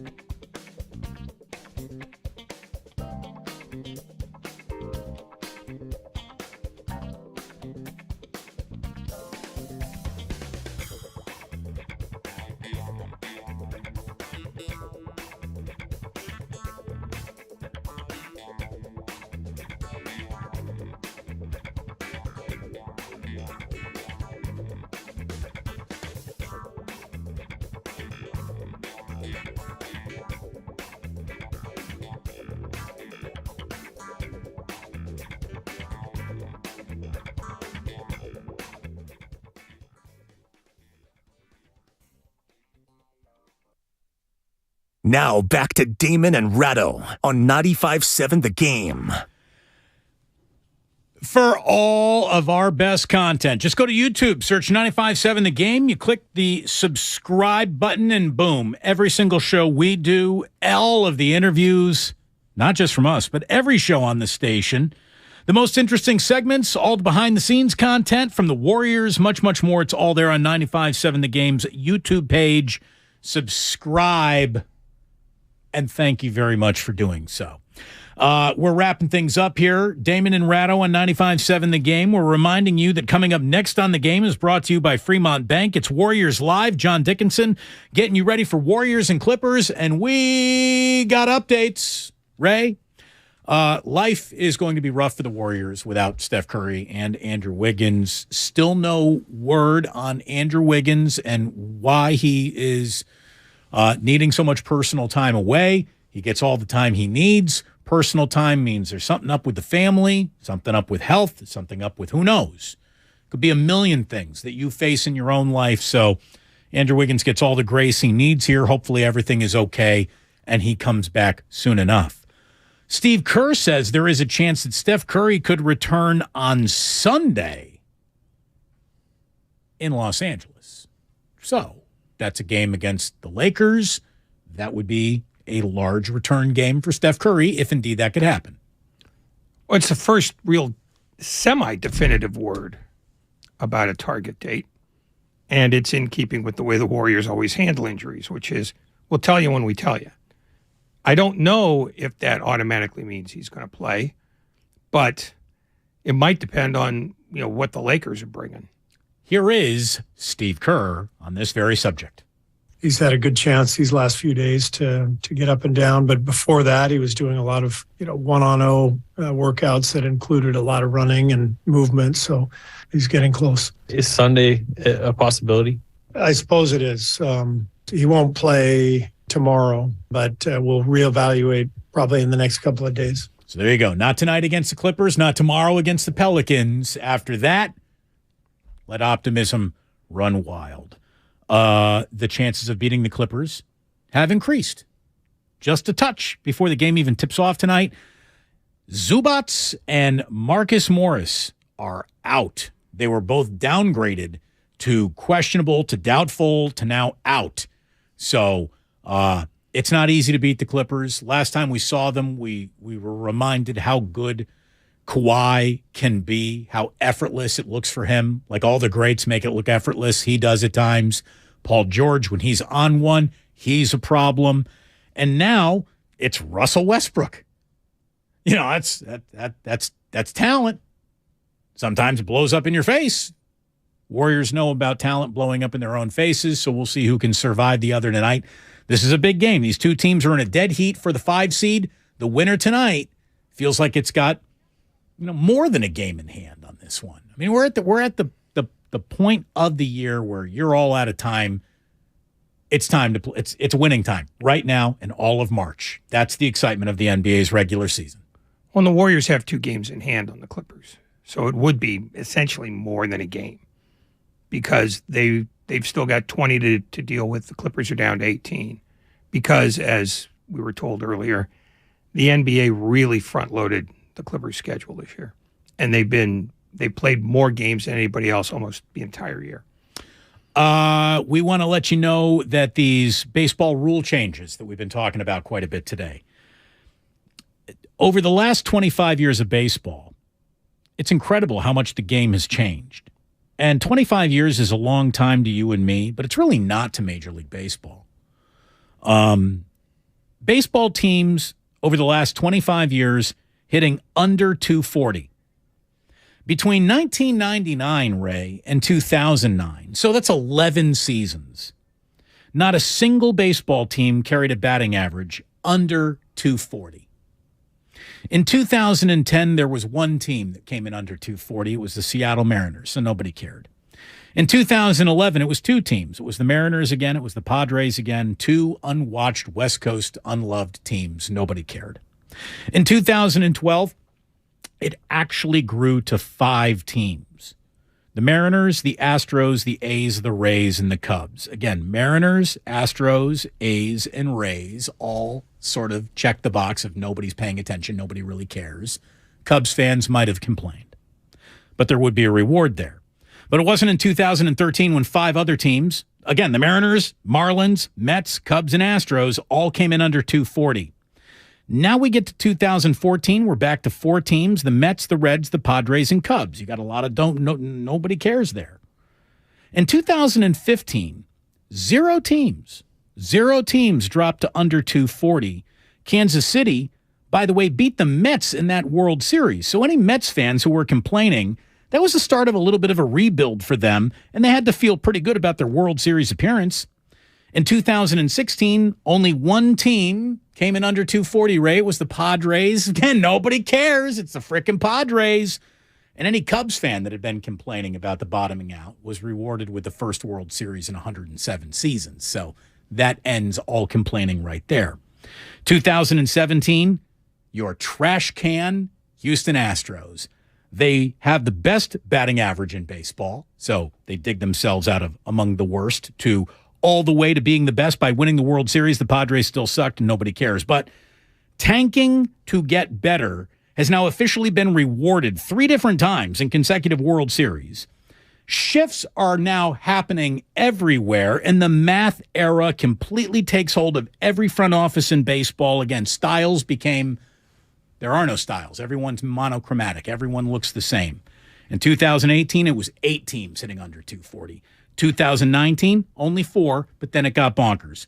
Because in 2020, 2021, and 2022, pandemic could have played a part of this, 11 teams, 12 teams, 14 teams. Those are massive jumps.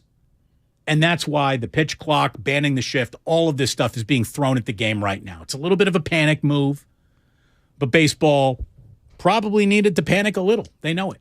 Well, the bigger problem than batting average, which the metric people have sort of decried as a not valuable statistic, dovetailed with a lowering of average runs per game.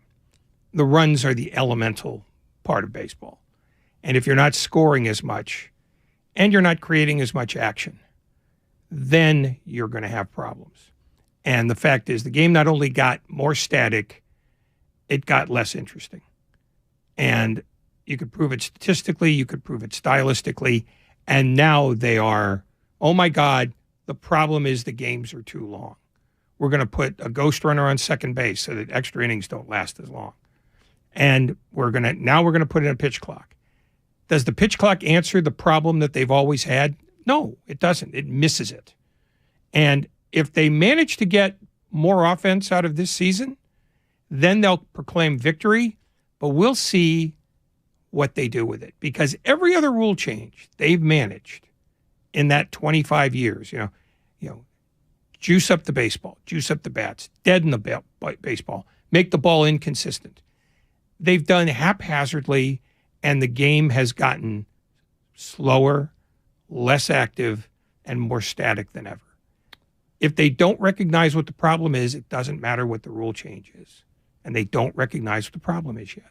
Hey, thanks to Law Murray for joining us to get you ready for one of the bigger games of the entire NBA season for the Warriors. Yeah, that's pretty much how we're going to sell every remaining game for the Warriors to you. The time for wasting basketball games has come to an end. Thanks to Law for joining us. Grandy, Lucas, good to see you both again. Ray, Darling, Pookie, nice to be with you again. Don't even turn your mic on. Just wave goodbye to the camera. There he goes, everybody, and there I go, too. Stick around. John Dickinson, Warriors Live, is next. Sports don't build character. They reveal it. And like that, he's gone.